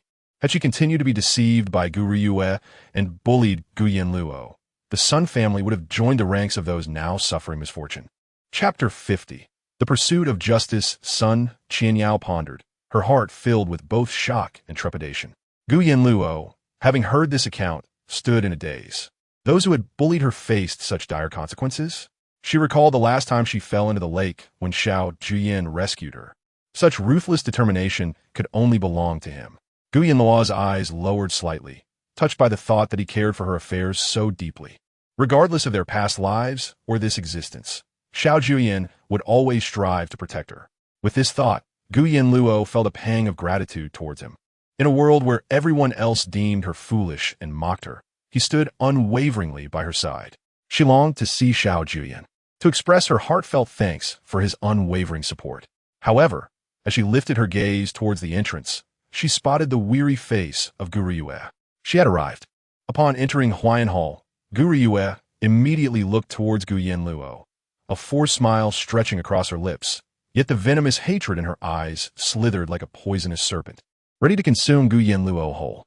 Approaching Gu Yanluo and Sun Qianyao, Gu Ruyue's eyes glistened with unshed tears. Elder sister, I was wrong. I never intended for you to fall into the lake. It was all my fault. Please do not hold my mistakes against me any longer, all right? Gu Ruyue reached out to grasp Gu Yanluo's hand, but Sun Qianyao intercepted her. What do you think you are doing? Yao Yao, I swear I did not poison her. Please do not. Gu Ruyue attempted to plead with Sun Qianyao, but she was pushed aside. Gu Ruyue, spare me your words. The bond we once shared has dissipated entirely with your act of poisoning me. From now on, I, Sun Qianyao, will regard you only as an enemy. Gu Riyue gazed blankly at Sun Qianyao and Gu Yanluo, her eyes filled with rage, nearly spilling over with blood. She bit her lip, tasting the iron tang of resentment. I truly realize my mistake now. I did not mean to hurt you, she murmured, but neither Sun Qianyao nor Gu Yanluo paid her any heed. Desperate, Gu Riyue fell to her knees, her eyes swollen and red. She raised her hand to strike her own face in remorse. I truly was wrong. Please, do not ignore me. I beg you. Her cries drew the attention of others in the hall, who glanced over in pity as they witnessed Gu Riyue's pitiful state. Once celebrated as a talented young woman in the capital, she now knelt in disgrace, repeatedly slapping herself. The onlookers could not help but shift their gazes towards Gu Yanluo and Sun Qianyao. However, Gu Yanluo had no intention of forgiving Gu Riyue, nor did Sun Qianyao. Gu Riyue understood all too well that they would not absolve her, which was precisely why she resorted to this tactic. Gu Yanluo, she is your sister. How can you be so ruthless? Just as Pei Zhou entered Huayan Hall, he froze at the sight before him, regardless of his disdain for Gu Riyue. She had been his childhood acquaintance. Now, witnessing her reduced to such a wretched state at the hands of a fool struck him deeply. He approached and attempted to help Gu Riyue to her feet. May you please get up? Gu Riyue shook her head. Brother Zhou, I was in the wrong. I carelessly pushed my elder sister into the lake, and it's because of me that Yao suffered poisoning. It is only right that they do not forgive me. I must apologize to them. As she spoke, her body swayed dangerously, collapsing into Pei Zhou's embrace. He steadied her, his gaze darkening as he turned to Gu Yanluo. Have you had your fill of this charade? Even if you made a mistake, pushing you into the water was an accident. You stand here unharmed.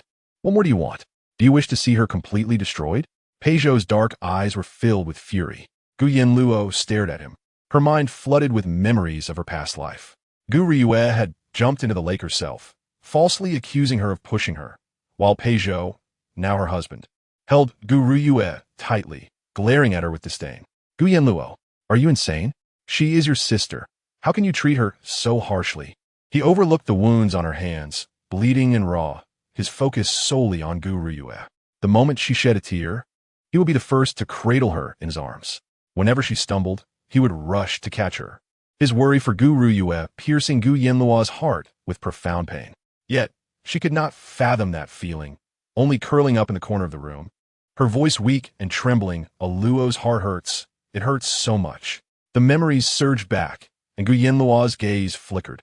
Pei Zhou, are you blind? Which of your eyes saw us tormenting her? She knelt before us, striking herself, demanding our forgiveness. Sun Qianyao, fuming, stomped her foot, not only for herself, but also for Gu Yanluo. Why should Gu Yanluo endure such unjust treatment simply because she was Navi? Pei Zhou, it is indeed my fault. It is only right for the elder sister and Yao not to forgive me. Please do not be angry any longer. Gu Riyue collapsed against Pei Zhou's chest, seeing her face pale as a ghost, devoid of color, with her frail shoulders trembling slightly. His heart ached with compassion. What have you done wrong? Just because you accidentally pushed her into the water, General Gu neglects you, forces you to move out of Jinhua courtyard, and Madame Gu despises you? Is it not enough that the entire capital scorns you? Why must you be so foolish as to come before Gu Yanluo to admit your mistakes? As he spoke, his gaze bored deeply into Gu Yanluo. Gu Yanluo, you have truly disappointed me. I once believed you to be of pure character, yet you are so malicious, unable to bear seeing your sister live well. Had I known this, I would never have gone to Yaowang Valley to bring you back. Gu Yanluo seemed to find his words laughable. You brought her back? How dare you utter such words? Just as she was about to retort, a mocking voice echoed from behind. What a joke. When did young Master Pei bring Miss Gu back? Turning sharply, Gu Yanluo beheld Xiao Jiuye, clad in a dark brocade robe, his black boots adorned with golden threads, striding into Huayan Hall with a fierce expression. Pei Zhou's expression stiffened. In the entire general's mansion, who did not know that Miss Gu was brought back by her highness? How dare you, without shame, claim credit for it? Xiao Jiuye stepped forward, positioning himself beside Gu Yanluo, arms crossed, his cold gaze looking down upon Pei Zhou.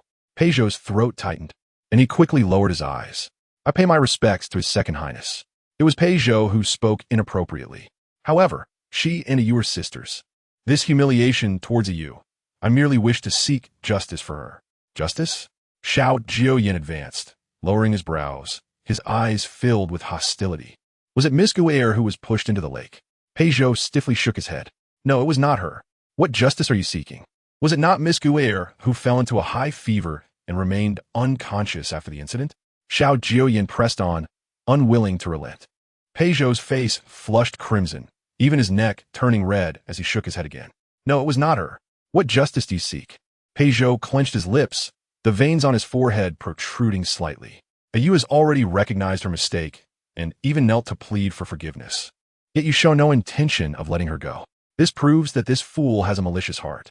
Suddenly, Pei Zhou, who had been arguing, was forcefully kicked, falling to the ground while holding Guru Yu, the two landing heavily and grimacing in pain. I cannot stand those who foolishly speak. Was it Miss Gu who forced Miss Guerre to kneel and seek forgiveness? I must say you are truly blind. You might as well gouge out your eyes. Changbai. Yes, your highness. Changbai retrieved a dagger from his waist and stepped toward Pei Zhou. Pei Zhou's eyes widened in terror, momentarily frozen, not noticing even Guru Yu crawling away from him. The onlookers in Huiyan Hall were dumbfounded. They had all heard of his second highness, Xiao Jiuye's notorious reputation, trembling in fear. Would he really gouge out young Master Pei's eyes? But after all, he is the heir of the Dinghuo Marquis Songzi, standing guard outside. Was alarmed to see his highness truly intending to gouge out young Master Pei's eyes for Gu Yanluo's sake. She began pacing anxiously, with tensions high between his highness and the sixth prince. If his highness harmed the heir of the Dinghuo Marquis, the sixth prince would surely seize this opportunity to make a severe accusation against him in court. Just as Songzi was about to rush into Huiyan Hall to stop Xiao Jiuye, Gu Yanluo, who had remained silent, suddenly spoke. Brother Ayen. She stepped forward, her delicate fingers grasping the sleeve of Xiao Jiuye. Brother Ayen, please do not harm him. Gu Yanluo raised her gaze slightly, her eyes glistening with tears. Please do not harm him. She repeated her plea. Xiao Jiuye's expression darkened inexplicably, and he lowered his gaze, his eyes cold. What? Are you reluctant to let him be harmed? Gu Yanluo quickly shook her head, blinking innocently. No, mother said that bad people carry misfortune and should not be touched, or else it will dirty one's hands. In truth, Gu Yanluo was well aware that Pei Zhou, being a close friend of the sixth prince, would undoubtedly bring about a heap of trouble if harmed. She did not want Xiao Jiuye to worry for her. Upon hearing this, Pei Zhou's complexion turned a shade of blue and purple, his chest heaving with rage. Gu Yanluo's words stung more than if his eyes were gouged out. What does she mean by saying he carries misfortune? He, the esteemed heir of the Dinghuo Marquis, has countless women vying for his attention in the capital. And this fool dares to claim he carries misfortune? What a farce. It is a miracle that she does not consider him a complete fool. Outside Huiyan Hall, Songzi was once again stunned by the scene before her. This fool managed to stop his highness at such a critical moment? Has she inadvertently done something useful? This little fool is not as useless as she seems. Fearing that Xiao Jiuye might act against Pei Zhou, Gu Yanluo tugged at his sleeve with all her might, pulling him out of Huiyan Hall. As she passed Pei Zhou, she did not glance at him. In her previous life, she might have cared about Pei Zhou's opinion, but in this life, she was utterly indifferent to what he thought. Even if he were to ruin himself for Guru Yu, it would have no bearing on her. Pei Zhou looked up, seeing her cold and distant expression, his gaze darkening. Gu Yanluo forcefully pulled Xiao Jiuye out. Only then did Chang, by leisurely rise, his gaze coldly fixed on the ground where Pei Zhou and Guru Yu lay. Miss Gu is under the protection of our second highness. From now on, if anyone dares to bully her again, this knife shall gouge out their eyes. With this proclamation, everyone present shuddered in fear, especially those who had previously bullied Gu Yanluo, now faced dire consequences, with even their families suffering repercussions. Some in government facing severe fallout. Gu Yanluo exerted all her strength to pull Xiao Jiuye out of Huiyan Hall. Once they reached the corridor outside, she took a few deep breaths before raising her eyes to gaze at Xiao Jiuye with her sparkling, tear-filled eyes. Brother Ayen, thank you. Xiao Jiuye glanced at her, leaning against the corridor's pillar. What are you thanking me for? She had blocked him from acting against Pei Zhou. In the past, whenever he had resolved to act, even if Emperor Ming sought to intervene, it had been futile. Brother Ayen helped me teach the bad people a lesson. Brother Ayen is a good person.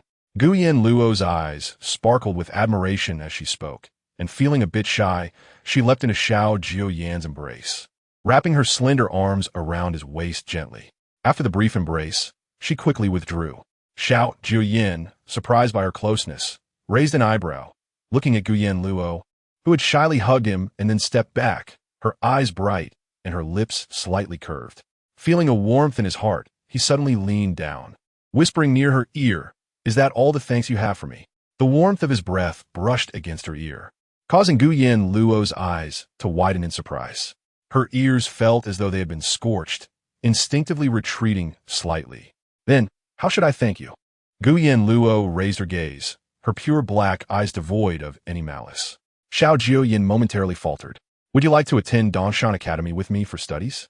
Yanluo was taken aback. Dongshan Academy, she had considered it before, not for any other reason, but to infuriate Guru Yu and the old madam. "If you truly wish to thank me, then study diligently and aim for admission to Dongshan Academy." It would also allow him to protect her better.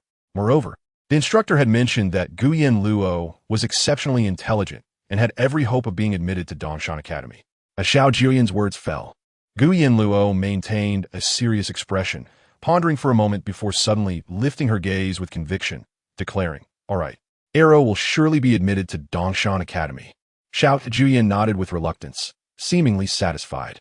Just as Yanluo prepared to share a silly laugh, Xiao Jiuye abruptly spoke, questioning if she truly felt pity for Pei Zhou, which made Yanluo furrow her brow in confusion. What was Xiao Jiuye thinking? Why would she pity Pei Zhou?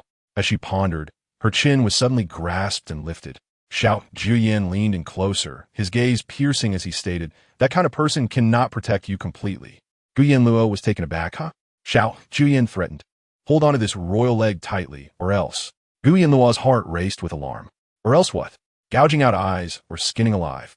Bewildered, she squatted down and clutched Xiao Jiuye's leg, exclaiming, "I'm holding on tightly. I'll definitely hold on tightly." Chapter 52. Rescuing Gu Xiaofeng. Xiao Jiuye glanced down to see Yanluo curled up on the ground, gripping his leg, and his expression shifted slightly.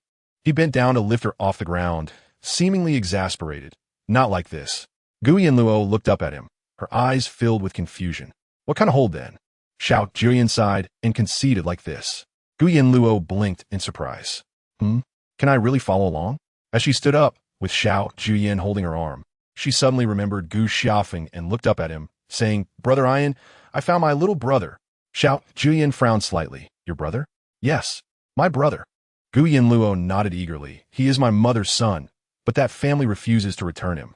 I dreamed my brother would come home before." Xiao Jiuye's thoughts drifted back to a recent time when he had pulled Yanluo through a dog hole to escape the city, suspecting she was feigning ignorance, only to frighten her into tears. She had sobbed about wanting to find her brother, revealing how crucial he was to her. His gaze deepened. "Do you wish to see your brother?" Yanluo paused, her eyes brightening as she nodded vigorously. "Yes, I want to see him." Noticing her eagerness, Xiao Jiuye raised an eyebrow. "Do you already know where he is?" Yanluo cautiously glanced around, then tiptoed to whisper in Xiao Jiuye's ear. "Sister Liao secretly told me where my brother is. I want to go see him." "Then why not directly inform General Gu?" Xiao Jiuye inquired, narrowing his eyes. Yanluo clenched her fists. "Gu Nanshan is a bad person. He could kill. He dislikes Arrow. I cannot let him dislike my brother too." Her fervent words made Xiao Jiuye's heart tremble. This little fool could consider her brother's plight, suggesting she was not entirely beyond hope. With a deep gaze, he reached out to pat Yanluo's head, instinctively rubbing it gently. "How about I take you to see your brother?" Initially, Yanluo had spoken to Xiao Jiuye with the hope of persuading him to assist in rescuing Gu Xiaofeng, wishing to spare him some suffering. Her eyes sparkled as she looked at him, her lips curving in a joyful smile. "Really? Brother Ian can take Arrow to see her brother?"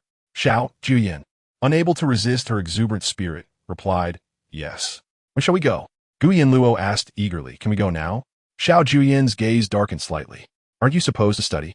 Yanluo's radiant face fell. "But I've already learned what the instructor taught." "You've learned?" Xiao Jiuye seemed surprised. "Did you learn at Yaowang Valley?" "Yes. My master forced me to study. If I didn't obey, he would hit my palms with a ruler, and it hurt."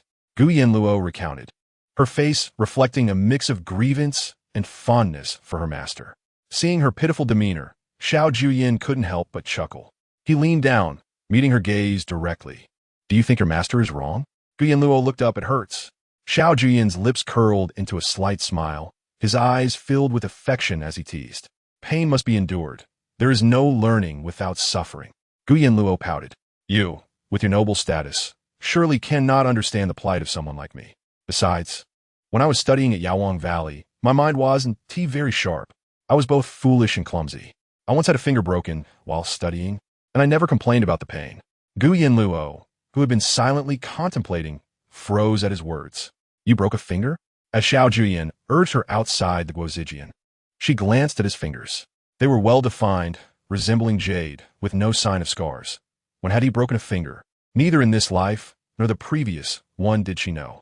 Distracted by his fingers, Gu Yanluo nearly collided with a pillar, prompting Xiao Jiuye to catch her by the collar, gently pulling her aside. Watch where you're going. Brother Ian, which finger did you break? Can you still use it? Xiao Jiuye's pinky finger trembled slightly.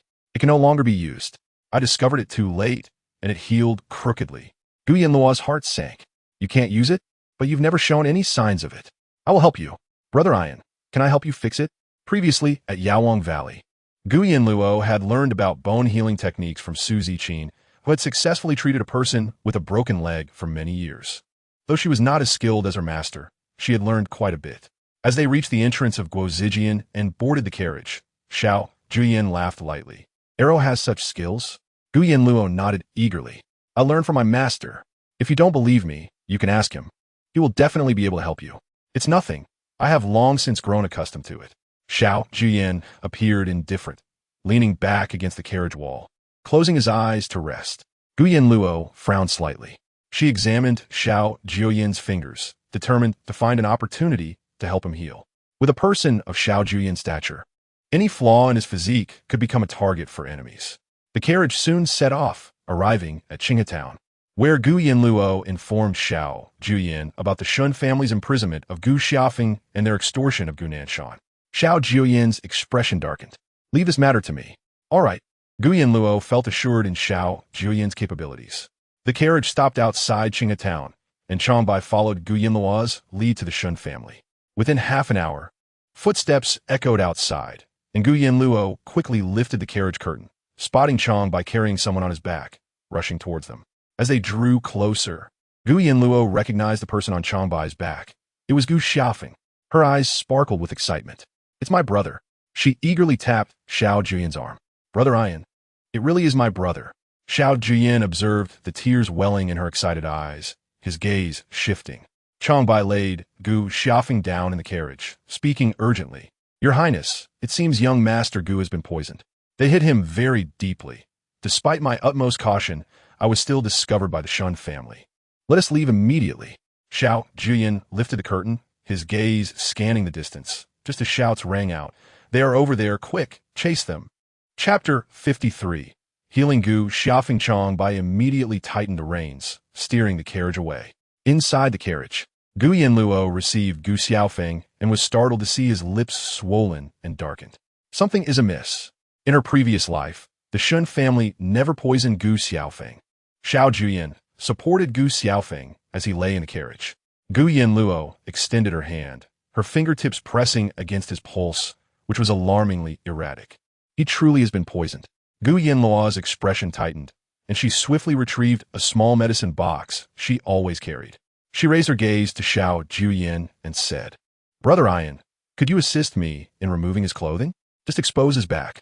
Xiao Jiuye, accustomed to Gu Yanluo's naive and endearing demeanor, was momentarily taken aback by her serious expression, with her small face taut and her gaze solemn. However, valuing human life above all, he set aside his surprise and complied with Gu Yanluo's request, helping Gu Xiaofeng sit up and supporting him. Once the upper garment was removed, Gu Yanluo beheld the gruesome wounds adorning Gu Xiaofeng's body, fresh injuries evidently inflicted in recent days. According to her memories from her past life, the Shun family had merely confined Gu Xiaofeng. Why in this life had they tortured him so cruelly? As Gu Yanluo pondered, she extracted silver needles, piercing them into the acupoints on Gu Xiaofeng's back.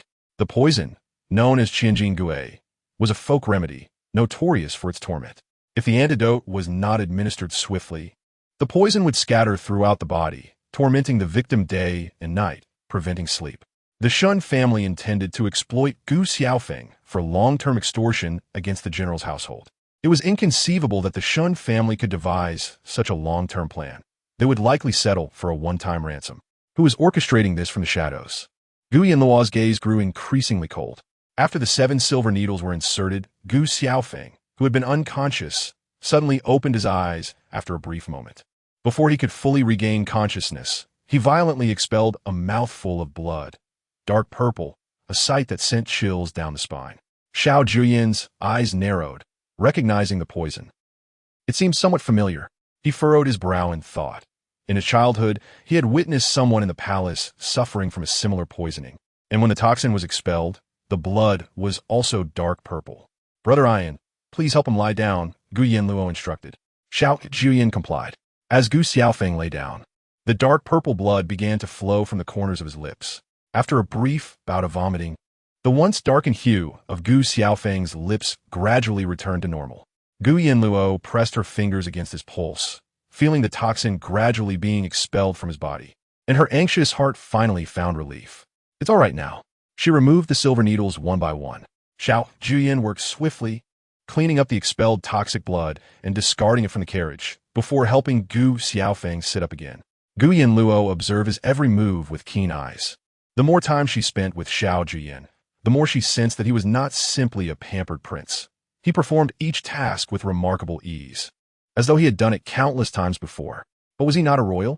Moreover, his mother was the current virtuous consort. He should not be this way. Gu Yanluo felt puzzled, but chose not to voice her thoughts. Gu Xiaofeng, now propped up, gazed at Gu Yanluo with dazed and fragile eyes. As he opened them, he reached out weakly to touch her, but his hand fell limply. In a hoarse whisper, he murmured, "Sister," before slipping back into unconsciousness. Gu Yanluo's heart ached. He was far too weak and needed proper rest. As she contemplated, her thick eyelashes fluttered slightly, but Arrow could not take her brother home. Their father despised her and would surely harbor the same feelings for him. Gu Yanluo's eyes reddened, and she looked up at Xiao Jiuye with a pleading gaze. Her lips pressed tightly together, her clear eyes shimmering with unshed tears. Xiao Jiuye understood. He shrugged helplessly and said, "All right, I will help you."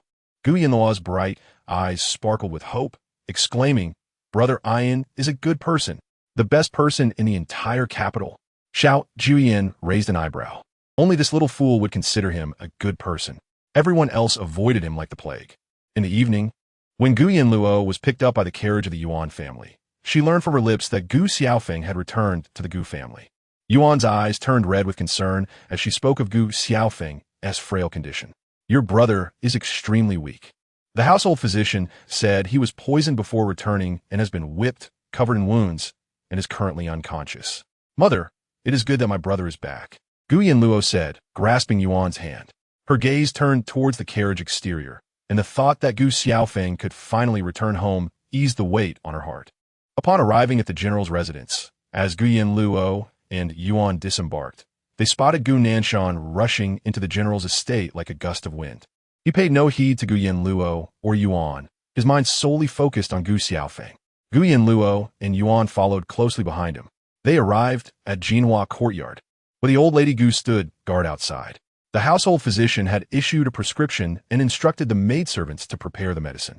As soon as Gu Nanshan arrived, the old lady Gu hurried forward, exclaiming, "General, you have finally returned. We have found Feng." Gu Nanshan's eyes brightened, but he still asked in a deep voice, "Wasn't Fenger hidden away by the Shen family? How did he return?" The old lady Gu explained eagerly. According to the farmer who brought Fenger back, he found him discarded in a ditch outside the city. At that time, he was extremely weak and unable to walk. He said he escaped from the Shun family and woke up after being rescued, asking the man to bring him back to the general's residence. Gu Nanshan's heart, which had been heavy with worry for days, felt a sense of relief at that moment. "Truly, he is my son. To escape from the Shun family shows his capability." The old lady Gu nodded in agreement. "Indeed, our Fenger is truly capable. After all, he is from a family of generals." However, when did the general learn that Fenger was hidden by the Shun family? Gu Nanshan's expression darkened. He said nothing, instead deflecting, "I was also trying to figure out a way to rescue him these past few days. The Shin family had captured him for money. Those short-sighted and crude people would do anything for wealth. All the general needed to do was pay the ransom, and Fenger would return safely. Now that he is back, that is all that matters. The old lady Gu, knowing her son well, began to suspect the reason why Gu Nanshan had not redeemed Gu Xiaofeng, feeling a pang of resentment. After all, this is his own son. How could he be so indifferent?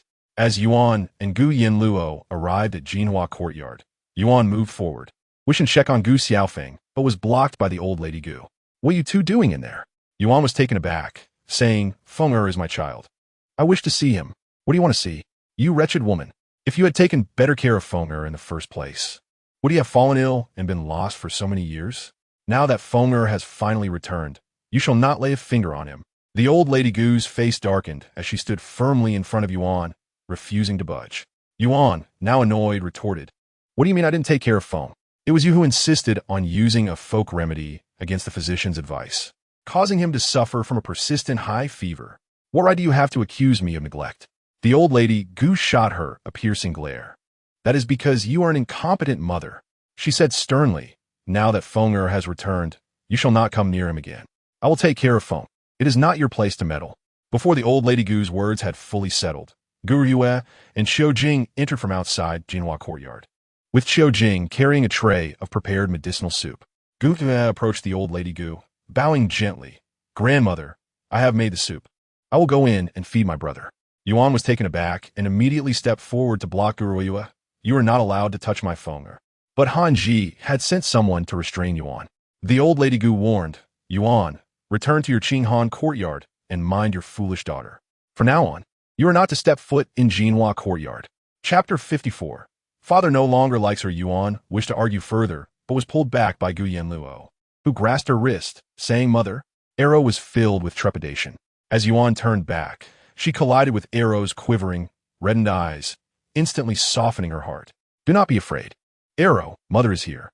She embraced Gu Yanluo tightly, and Gu Yanluo seized the opportunity to pull her towards the outside of the Jinhua courtyard. Once they exited, Gu Yanluo lowered her gaze and whispered, Mother, brother cannot return to us. Father does not favor us and will eventually come to resent him too. Gu Yanluo's words jolted Yuan awake from her reverie. She stood still for a moment, then suddenly came to a realization.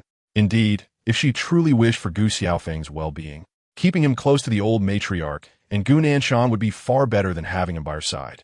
Yuan understood at last. She embraced Gu Yanluo tighter, exclaiming, Arrow, you're truly a good child. What you say is correct. The old matriarch had always regarded Gu Xiaofeng as her lifeblood. Initially, her ignorance had led her to heed dubious folk remedies, but having learned from past mistakes, she would surely be more cautious with Gu Xiaofeng now. With this thought, Yuan felt a measure of relief. Yet the image of Gu Yue flashed in her mind. This was still a concern. Gu Yue had entered the picture. Her gaze deepened.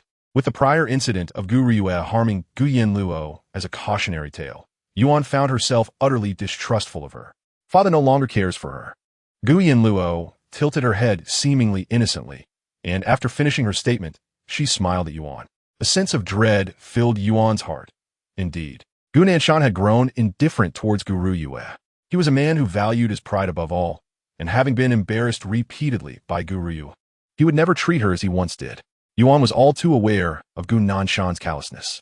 When Fenger returned, Gu Yue would undoubtedly cling to him like a lifeline, striving to win his favor, hoping that he could become her support. Otherwise, being unappreciated at home would render her unable to hold her head high even after marriage. Upon coming to this conclusion, Yuan looked at Gu Yanluo with astonishment. She had not anticipated that her arrow could be so astute. This time, it was she who had been thrown into disarray. Within the Jinhua courtyard, the old matriarch and Gu Yue remained beside Gu Xiaofeng until late into the night. As Gu Xiaofeng's consciousness gradually returned, he murmured, Sister. The once drowsy old matriarch was jolted awake by his voice and immediately nudged Gu Yue's arm, exclaiming, What did Fenger just say? Gu Yue's dazed eyes brightened. Did Fenger speak? Gu Xiaofeng struggled to open his eyes, his lips dry and cracked as he called out again, Sister. This time, both women heard him clearly. Gu Yue's eyes sparkled with excitement as she grasped Gu Xiaofeng's hand, eagerly affirming, Sister is here. Sister is here. The old matriarch was momentarily taken aback. Why does he call for his sister the moment he opens his eyes. As she pondered this, Gu Yue confidently declared, "It must be because I fed him medicine earlier. Although Feng'er was unconscious, he still knows who I am." The old matriarch tugged Gu Yue back slightly, leaning in closer to Gu Xiaofeng. "Feng'e, can you see and recognize your grandmother?" As Gu Xiaofeng's eyes adjusted, he was startled by the sudden close-up of an elderly face. He instinctively raised his hand to strike the old matriarch. Caught off guard, she felt a sharp sting as his hand connected. She staggered back, and Gu Yue rushed to steady her. "Feng'er, how could you hit your grandmother?" Gu Yue's face was filled with concern as she helped the old matriarch sit down.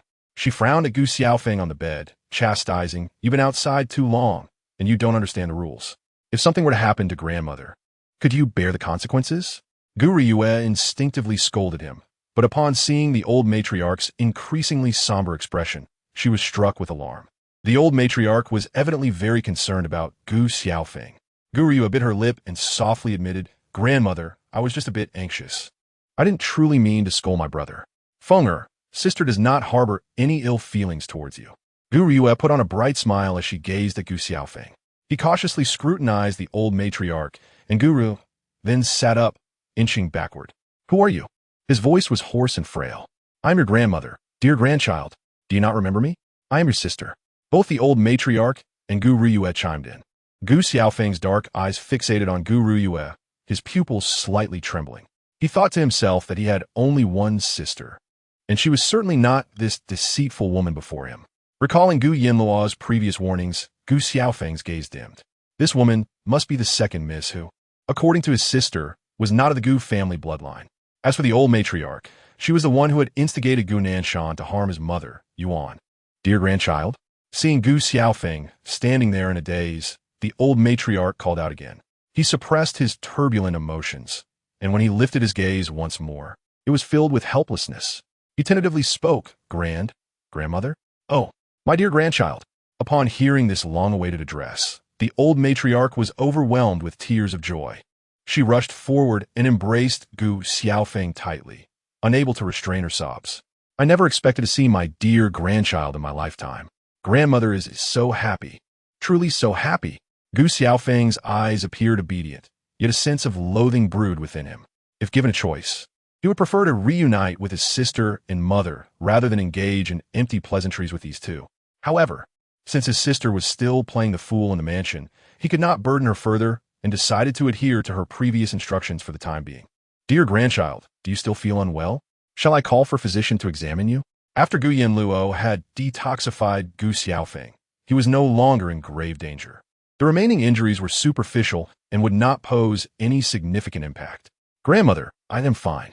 Gu Xiaofeng lowered his eyelashes, the fine strands of dark hair casting shadows over his brow. That is good. That is good. My dear grandchild is blessed with good fortune. You are our family's lucky star." The old matriarch grasped Gu Xiaofeng's hand, recalling something as she patted the back of his hand. "Dear grandchild, take good care of your health. Once you recover, grandmother will take you back to the ancestral hall to recognize your roots and enter the Gu family genealogy." "Thank you, grandmother." The news of the Gu family's long-lost son returning soon stirred a tempest within the capital. Once, it had been common knowledge that Gu Xiaofeng had died from a severe illness, yet he now appeared in good health, prompting rampant speculation about underlying schemes. Various rumors circulated, with some claiming Gu Xiaofeng was an illegitimate child whom Gu Nanshan had brought back to ensure the family's legacy, while others suggested he was a ruse to prevent the military estate's wealth from becoming mere dowries for his two daughters. These rumors did not linger for long. Gu Nanshan promptly sent invitations to the noble families of the capital, inviting them to a welcome banquet for Gu Xiaofeng at the military estate. The estate was bustling with activity, and all the servants could sense how much importance the general placed on this young master, as the welcome banquet was being prepared to the highest standards. In contrast, when Gu Yanluo returned, she had not received such treatment. As a result, when people spoke of Gu Yanluo, they could not help but laugh derisively, dismissing her as merely a fool, unworthy of attention. Chapter 55. A violent confrontation with Xiao Jiuye upon learning of the preparations for Gu Xiaofeng's welcome banquet. Yuan's previously listless demeanor was revitalized. The thought of seeing Gu Xiaofeng at the banquet brought her a measure of joy. "Hongzhu, bring out the 3 new outfits I made." "Hongzhu complete." bringing forth 3 trays carried by maidservants. This set of snow-white embroidered robes should be sent to Jinhua courtyard for him to wear at the welcome banquet. Our Feng'er will surely be the most handsome young master. Gu Yanluo, hearing this, leaned forward, tilting her head with clear eyes. Mother, Arrow also wants new clothes. Yuan looked at her fondly. How could we forget about our Arrow's new garments? She lifted a set of dark gray long skirts from another tray and held it up before Gu Yanluo. Quick, try it on. This was specially made by our mother for Arrow. You can't find such a uniquely styled garment outside. Gu Yanluo's bright eyes sparkled. Thank you, mother. At the Jinhua courtyard, Zhou brought the clothes made by the Yuan family for Gu Xiaofeng to the door. Just as she was about to hand them over to the servant attending Gu Xiaofeng, she heard Xiao Jing's voice from the side. Zhou, what are you doing at the door of Jinhua courtyard? Zhou turned her gaze to see Xiao Jing walking ahead, followed by a little maid carrying a tray with newly made garments, seemingly also intended for Jinhua courtyard. Zhou disliked Xiao Jing. Her round face instantly scrunched up like a wrinkled bun. What is it to you? Mind your own business. Xiao Jing stepped forward, casting a glance at the garments on Zhou's tray. She sneered. Is this the clothing sent from Qinghan courtyard? Such plain and shabby colors. Do you think they would catch the young master's eye? What if it's from his biological mother and sister? The young master is quite dependent on our second miss. Whatever the second miss says, the young master follows. Xiao Jing's words infuriated Zhou, her expression shifting. With such a strong attitude, does your second miss plan to remain unmarried for life, managing the household in the general's residence? You. Xiao Jing's expression changed. You dare curse the second miss to remain single. She reached out to slap Zhou's face. Zhou sensed her intention and swiftly stepped back. You lunatic. Zhou retorted. Xiao Jing's eyes glinted with malice as she suddenly turned her gaze to the garments on Zhou's tray. Do you really think the young master would choose the shabby clothing from Qinghan courtyard? This rag, not even a dog would want. She grabbed the white brocade robe from the tray, stomped on it, and yanked at the sleeve. With a ripping sound, Zhou was left in shock, staring at the garment with a torn sleeve, dumbfounded. This is the dress that Madame painstakingly sewed for many days. She spent countless nights stitching it, her eyes red from the effort. Zhou was furious. She lunged forward, grabbing Xiao Jing's hair and pushing her down. You mad woman. You lunatic. That was the outfit made for the young master by Madame. How dare you touch it? Zhou was strong, and despite Xiao Jing's desperate struggles, she was no match for the enraged Zhou, who continued to slap her face, each hit making Xiao Jing's cheeks burn. The servants in Jinhua courtyard heard the commotion and quickly reported to Gu Xiaofeng. When Gu Xiaofeng emerged, he saw a maid pinning another maid to the ground, tugging at her hair while slapping her face. Upon closer inspection, he realized that the one being beaten was Xiao Jing, the maid by Gu Riyue's side, while the one on top clearly belonged to Qinghan courtyard. Although Gu Xiaofeng was unaware of the circumstances, he instinctively sided with Qinghan courtyard and did not immediately intervene. Watching as Zhou continued to strike Xiao Jing until her cheeks were swollen and bloodied. The old madam is coming this way, someone announced. Hearing this, Gu Xiaofeng raised his gaze and managed to speak up. Stop. What are you doing? At the sound of his voice, Zhou became aware of her loss of control, having struck Xiao Jing at the entrance of Jinhua courtyard, and quickly released her grip. As Xiao Jing gasped for air, she immediately knelt before Gu Xiaofeng, crying out, Young master, you must stand up for your servant. Just because I brought new clothes for you. This lowly creature became jealous and pushed me to the ground. That is not true. Zhou's eyes reddened with anger. It was she who tore the dress that Madame made for the young master. Madame pricked her fingers until they bled to make that. Upon hearing this, Gu Xiaofeng felt a pang of sorrow. He did not need to think twice. He knew that his mother had put in tremendous effort to make his clothing, and now it had been ruined by Gu Riyue's maid. Gu Xiaofeng's gaze darkened with a flicker of hatred as he looked at the scattered tray and the torn white brocade robe. This outfit is beautiful. Gu Xiaofeng pointed at the damaged robe, and the servant Shui Yin immediately stepped forward to pick it up. Upon discovering the torn sleeve, Shui Yin hesitated. Young master, this garment cannot be worn now. Why can't it be worn? I have taken a liking to this outfit at first sight. Just as Gu Xiaofeng finished speaking, the old madam approached. My dear grandson, which outfit have you chosen? Gu Xiaofeng looked at the white brocade robe in Shui Yan's hands with a sense of grievance. I really like this outfit, grandmother. If a servant damages the master's clothing, how should they be dealt with? Which blind servant ruined your clothing? Do they think you could be bullied just because you have just returned home? They will definitely be severely punished. Otherwise, everyone will think they can walk all over my dear grandson. The old madam's gaze turned cold. Xiao Jiuye, sensing the shift, immediately crawled forward, trying to explain herself. But Gu Xiaofeng continued, "No matter who made this outfit, I want to wear it for the welcoming banquet. Now that it has been ruined by Xiao Jiuye, I have no desire to attend."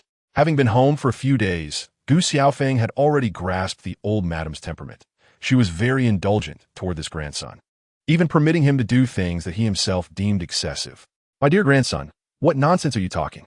Upon hearing Gu Xiaofeng's intention to skip the welcoming banquet, the old madam panicked. "The banquet is being hosted by your father for you. How can you not attend? Show it to your grandmother. Is it severely damaged?" Shui Yin brought the robe forward. "Old madam, the sleeve has been torn off." The old madam felt the fabric of the white brocade robe. It was soft and flexible, and the stitching was not something an ordinary person could achieve. Her gaze darkened further. "Someone, take Xiao Jiuye away and deal with her according to the family rules." Xiao Jiuye was taken aback, quickly raising her eyes. "Old madam, I am wronged. I've already been beaten to this state. How could I dare to tear up the young master's treasure garment?" She glanced at Zhou kneeling on the ground, knowing that no one had seen her during the tearing incident.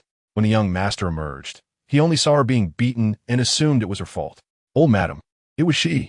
She is the one who tore the young master's favorite garment. I tried to stop her, but she beat me to this state. Old madam, look at my face." Only then did the old madam notice that there was indeed someone from Qinghan courtyard among those kneeling. Her gaze sharpened. Compared to Gu Ryue's people, she was more inclined to believe that it was someone from Qinghan courtyard who had done it. "Zhou, you dare to ruin the master's clothing? Is that how the one from Qinghan courtyard teaches you? Truly lacking in manners, just like that fool. How detestable. Take her away." Chapter 56. Selling Xiao Jiuye lock Zhou in the woodshed. Since her master cannot properly discipline her, I shall teach her the rules of the general's residence on her master's behalf. As the old madam spoke, she exchanged a glance with Han Ji, who immediately instructed someone to pull Zhou up from the ground. After taking a few steps, Gu Xiaofeng's expression deepened. "Grandmother, but she was the one who brought the clothing. How could she have ruined it?" The old madam's expression stiffened slightly. Her sharp gaze fell on Xiao Jiuye. "Useless waste. Why didn't you mention something so important earlier? It must be that this lowly maid has ulterior motives, accepting bribes, trying to sow discord between you and the Yuan family." The old madam shifted her tone, determined to teach Zhou a lesson today. Gu Xiaofeng's gaze shifted slightly as he observed the old madam. He was quite surprised. "Grandmother, are you targeting those from my mother's courtyard?" Gu Xiaofeng's words, though spoken lightly, struck the old madam like a heavy hammer, leaving her momentarily stunned. "My dear grandson, what are you saying? How could your grandmother possibly target your mother? Why do you admonish Zhou instead of reprimanding the tattered-clothed Xiao Jiuye?" Gu Xiaofeng's expression was one of genuine curiosity, devoid of any discernible favoritism in her tone. The old matriarch Gu felt her breath quicken and immediately forced a tender smile towards Gu Xiaofeng. How could she be turning against her? This Zhou often made mistakes in the residence, which is why Grandma assumed you had been deceived by her. "Grandmother, it was indeed Xiao Jiuye who tore this garment. I witnessed it with my own eyes just moments ago," Gu Xiaofeng asserted. Upon hearing this, the old matriarch found herself unable to protect Gu Ryue's companion any longer. With an awkward smile, she conceded, "Since you saw it with your own eyes, I must severely punish this Xiao Jiuye. It is utterly outrageous to ruin a master's clothing." Xiao Jing's face turned pale, and she knelt on the ground, repeatedly bowing her head. "Oh, madam, please spare me. I truly did not." "You dare to argue." Gu Xiaofeng's eyes turned icy.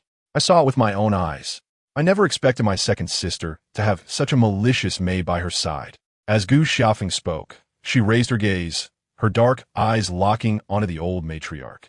"Grandmother, my second sister has treated me with such kindness. I absolutely cannot allow someone like her to remain by my sister's side. What if one day she harms my sister?" The old matriarch's complexion darkened considerably. Xiao Jiuye had been by Yu's side since childhood. If something were to happen, a Yu's heart would surely shatter. "Then, let us immediately send someone to punish her severely. 20 lashes. "Grandmother, that would not suffice." Gu Xiaofeng's expression turned grave. "If we only administer a few lashes, it will not serve as a deterrent. If we merely punish her lightly today, anyone could later trample upon my second sister's dignity. Would that not disturb my heart? The old matriarch did not expect Gu Xiaofeng to be so calculative regarding this matter. She softened her tone, speaking gently, but she has grown up alongside your second sister. We cannot beat her to death. How heartbroken your second sister would be. Grandmother, Gu Xiaofeng insisted earnestly, his deep, dark eyes revealing profound concern. If we allow such a morally bankrupt person to remain by my sister's side, it poses a grave risk. In the face of such behavior, my second sister must decisively cut ties. We cannot allow this maid to tarnish her reputation. According to my wishes, this maid should be sold away from the residence and prohibited from setting foot in the general's mansion henceforth. Upon hearing this, Xiao Jing's eyes widened in terror. No, old madam, please save me. I have never harbored any intention to harm the second miss. The old matriarch's face showed signs of distress. Her eyes filled with hesitation. Observing this, Gu Xiaofeng lowered his gaze in disappointment, his tone filled with sorrow. I have spoken too much. I should understand that grandmother shares a deep bond with my second sister and is naturally more inclined to protect her. I will refrain from speaking out of turn in the future. Upon hearing these words, the old matriarch was taken aback as she looked at Gu Xiaofeng, who had lowered his eyes, filled with melancholy and helplessness. Her heart ached for him. Oh, my dear grandson, what are you saying? How could I think you were acting on your own? You are only considering your second sister's well-being. As she spoke, she turned to Hanji. Hanji, act according to the young master's wishes. Bring someone to verify the situation. Yes, Hanji replied. Xiao Jing, in a panic, knelt on the ground. Old madam, I truly have no intention of harming the second miss. Please grant me a chance to live. She could not go to another household. Since she was sent to the general's mansion at a young age, she had made life difficult for her impoverished relatives over the years, taking advantage of her position as the second Mrs. Maid. If she were expelled from the general's mansion, those relatives would not easily let her off.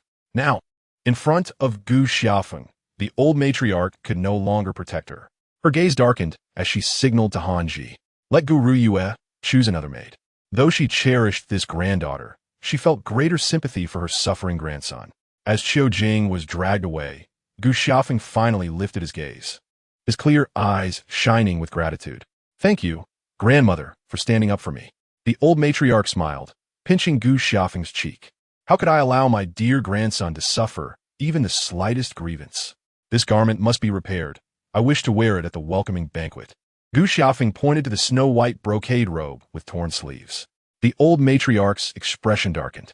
The garment made by Yuan. My dear grandson, why must we wear this robe? It belongs to that unfortunate Yuan. She looked at Gu Xiaofeng with suspicion. Before she could finish her sentence, Gu Xiaofeng interjected. Regardless of who made it, I have taken a liking to it at first sight. I want this one. Very well, my dear grandson wishes to wear it. Then wear it. The old matriarch's doubts dissipated, her lips curving into a smile. As long as Fenger bore no feelings for that woman, everything would be fine. Shui Yin brought the garment to the old matriarch, lowering her voice. Old madam, this stitching is beyond what the maidservants in the residence could accomplish. Then whoever made it shall mend it, the old matriarch replied, her tone laced with irritation. If it were not for her dear grandson's insistence on wearing this garment, she would never allow Yuan to meddle in any affairs concerning Gu Xiaofeng. When Zhou Zhou returned with the torn garment, Yuan was waiting in the Qinghan courtyard. Seeing her enter, Yuan eagerly approached. How is it? Does Fenger wish to wear the garment I made?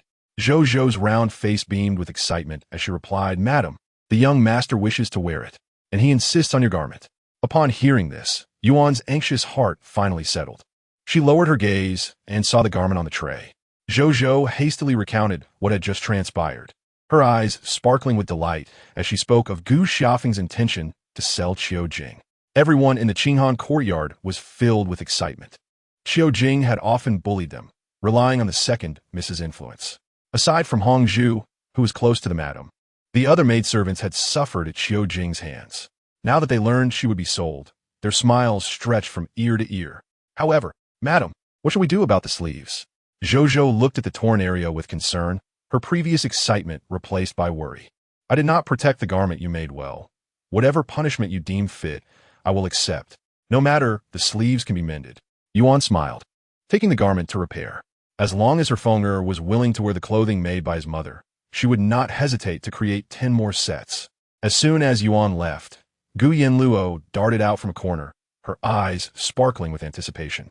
Zhou, is Xiao Jiuye really going to be sold? Zhou nodded vigorously. Gu Yanluo's eyes lit up. Good Zhou, you did wonderfully.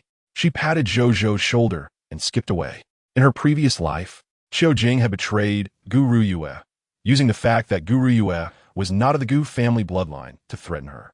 However, at that time, Gu Ruyue no longer needed the protection of the Gu family, having firmly captured Peizhou's heart. Now, Xiao Jiuye might already be aware of this fact.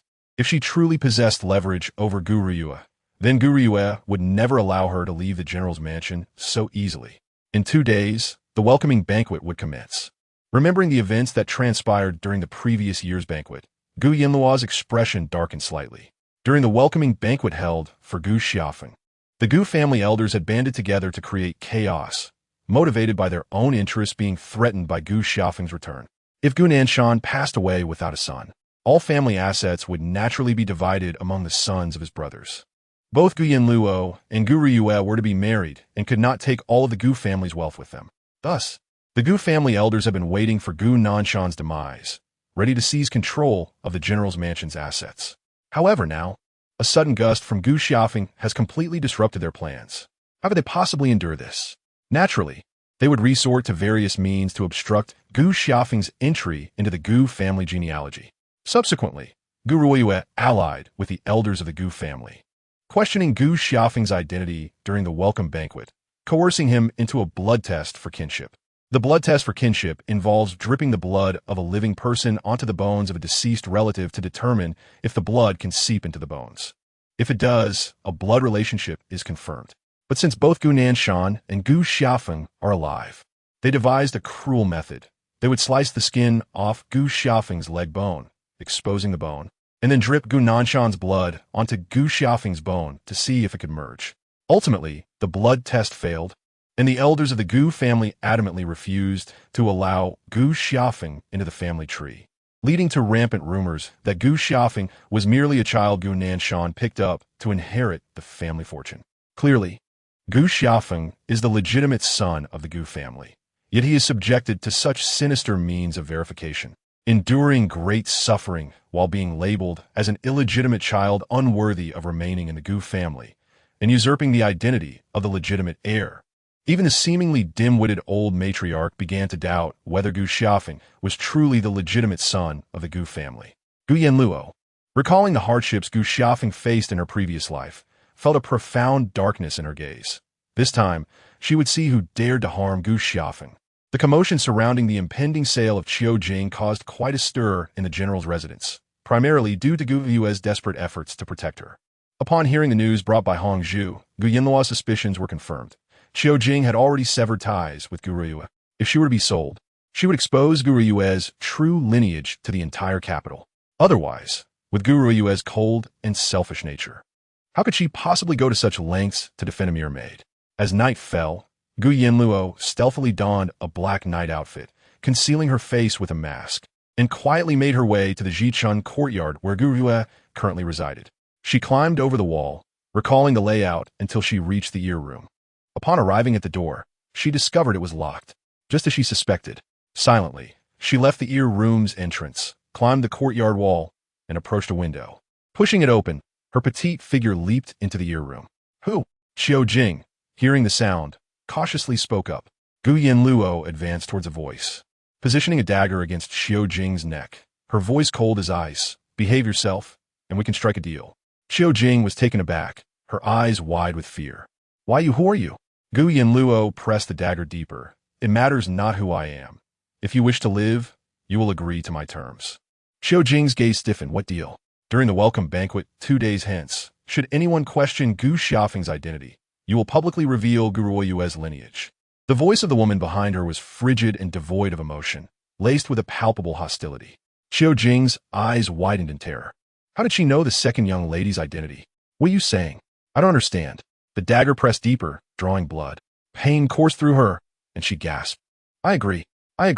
What shall you say? Gu Yanluo countered. Xiao Jiuye's voice trembled. I heard the general say that Gu Ruyue is not his blood. A smirk tugged at Gu Yanluo's lips, her dark eyes gleaming. This revelation was more valuable than anything else. Even if the Gu family remained skeptical, she had contingencies. You have some sense.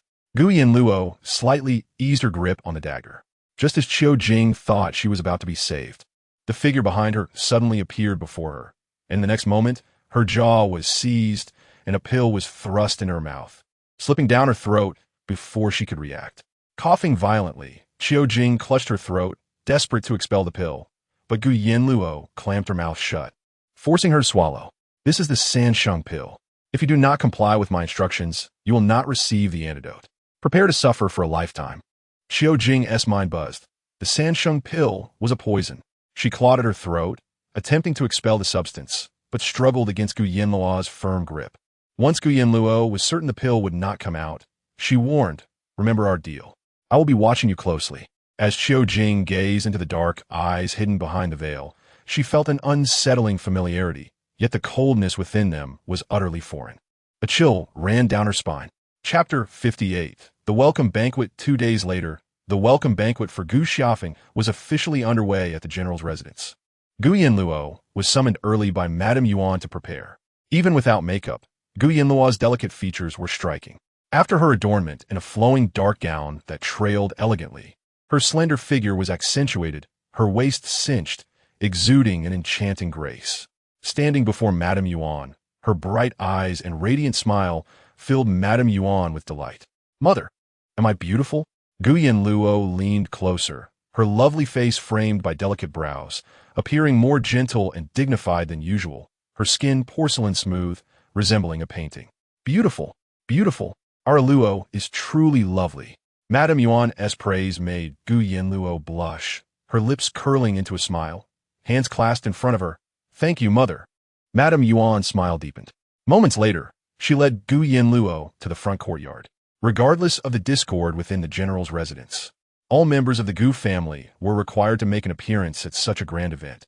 Otherwise, it would be rumored that the household was in disarray, reflecting poorly on their ability to govern. As Gu Yanluo and Madame Yuan entered the front courtyard, they spotted Gu standing among several noble ladies in a pavilion beside the stone wall. Xiao Jiuye boasted, "The young master is utterly devoted to our second young lady. He does everything she commands. We now have another ally to protect her." The other noble ladies exchanged astonished glances. Previously, it was rumored in the capital that Gu Nanshan was disappointed in this daughter, and those who had befriended Gu were considering distancing themselves. However, to their surprise, she now had a new supporter. This young master of the Gu family had only returned a few days ago, and already rumors swirled that the old matriarch and Gu Nanshan indulge him to no end. Surely, all of the Gu family's assets would eventually belong to him. Now that this young master listened to Gu, it would undoubtedly protect his second sister when he took charge. As Gu Yanluo and Madame Yuan made their way toward the pavilion, the noble ladies cast curious glances at them, questioning why the young master was not close to his birth mother and sister. How peculiar. Noticing Gu Yue's gaze, Xiao Jiuye scoffed, "The young master is not foolish. That simpleton Gu Yanluo only burdens him." Soon, guests began to arrive for the welcome banquet. The old matriarch and Gu Xiaofeng also made their appearance, drawing the attention of everyone present. Everyone had come to catch a glimpse of the Gu family's young master, curious to see if he was as foolish as Gu Yanluo. As the old matriarch entered, all eyes turned to them. Following her was the young master, clad in a snow-white robe, slender and tall, appearing to be around 12 or 13 years old, with striking features, dark eyes sparkling, and a complexion as pure as jade, though marked by a hint of timidity, as if he were unfamiliar with his surroundings and overwhelmed. Such a handsome young master from the Gu family. Madame Yuan's 2 children resembled her. Even though Gu Yanluo was daft, her beauty was exceptional. Gu Nanshan must have been fortunate to marry someone like Madame Yuan in his previous life. Whispers rippled through the crowd. Once they entered the main hall, Gu immediately approached Gu Xiaofeng, and Xiao Jiuye presented the welcome gift she had prepared. "The wind has wandered outside for years, and my dear sister, unable to accompany you, feels an undeniable guilt.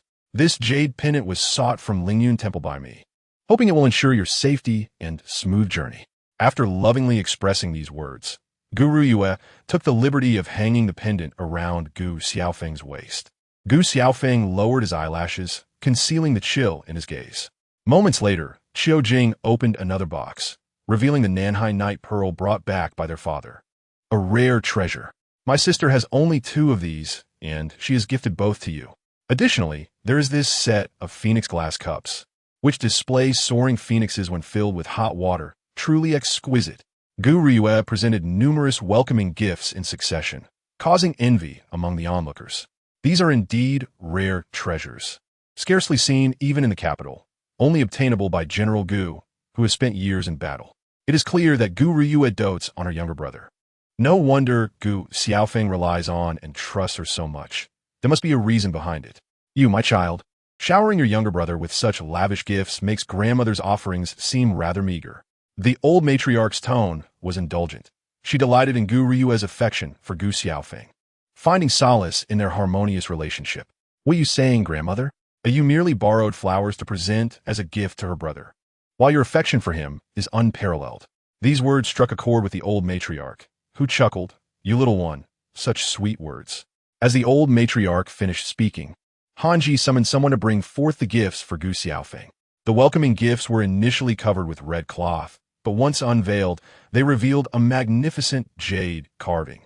A stunning depiction of galloping horses, intricately carved from pink jade, left everyone in awe. They had never seen such a large piece of pink jade before. The crowd marveled as they approached for a closer look. Indeed, the old matriarch indulged her beloved grandson with such a priceless welcoming gift. Gu Xiaofeng sensed the envious gazes upon him, and his eyelashes fluttered slightly as he instinctively glanced towards Gu Yanluo and the Yuan family in the crowd. Yuan family, it is your turn now. The old matriarch directed her gaze towards them, her expression unyielding. With Gu Ryue and the old matriarch preceding her, anything the Yuan family presented would render her as an inadequate mother. Yet, her gaze remained calm as she said, "Feng, congratulations on your return home. This riding whip was crafted by your mother and grandfather, both wishing for you to live freely, unbound by worldly conventions, and to be true to yourself." Yuan presented the whip to Gu Xiaofeng, who accepted it, his eyes deepening in contemplation. His mother only wished for his happiness. What Yuan stated was indeed what Gu Xiaofeng longed for. He wished to live a carefree life, unencumbered by anyone or anything. Although there ought to be no hierarchy in welcoming gifts, only presenting a whip felt rather meager.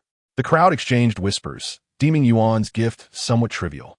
The old matriarch observed their mockery of Yuan and smirked, disregarding Gu Yanluo, standing beside her.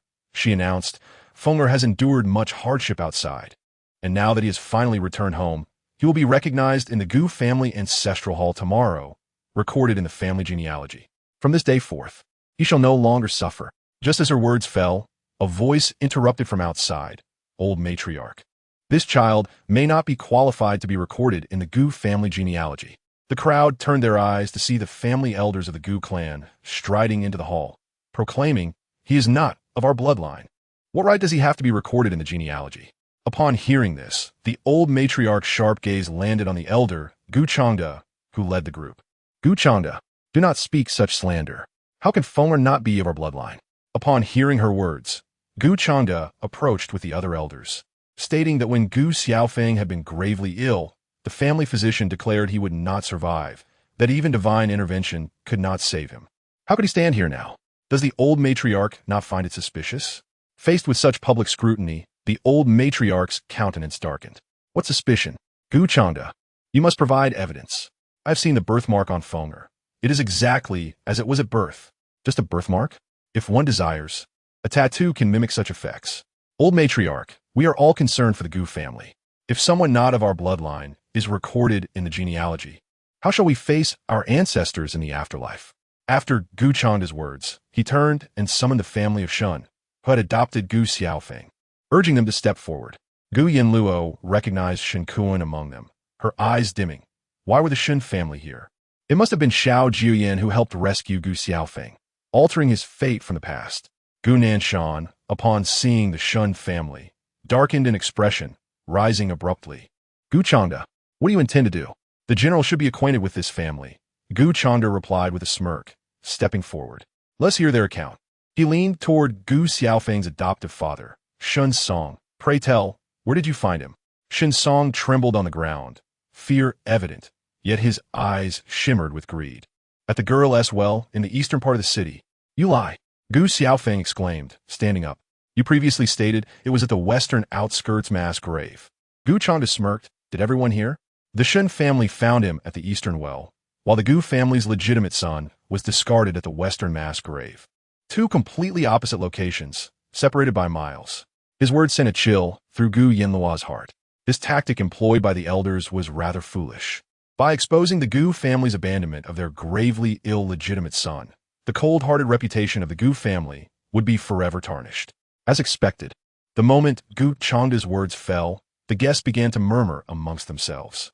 The Gu family abandoned their gravely ill son to a mass grave? Is this human? After all, he is of the Gu bloodline. How cold-blooded. If I were Gu Xiaofeng, having been abandoned so, I would never acknowledge such relatives. Hearing those remarks, the faces of the family elders darkened, yet there was no turning back. Gu Xiaofeng could not be recorded in the genealogy. What nonsense are you spouting?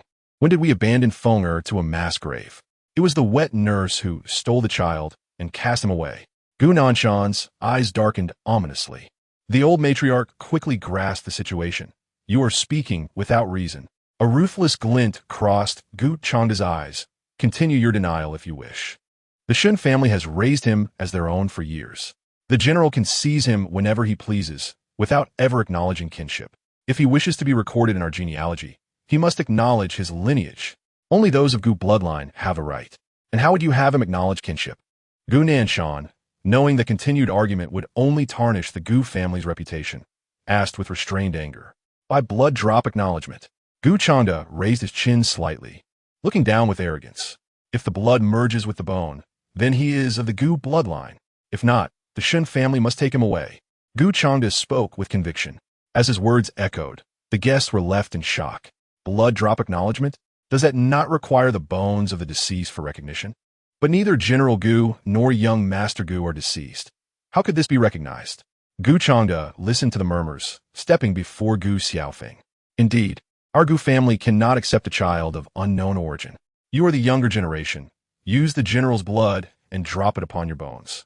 If you are of my Gu bloodline, I shall be the first to bow and admit my error. What? The guests were astonished. Using Gu Xiaofeng's bones? How outrageous. One merely needs to cut through the flesh of their leg bone to expose a hint of the bone.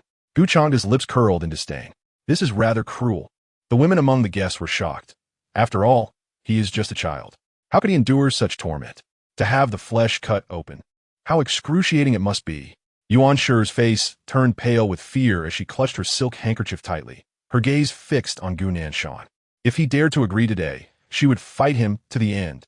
After all, this concerns the heirs of the Gu family, and one cannot be careless.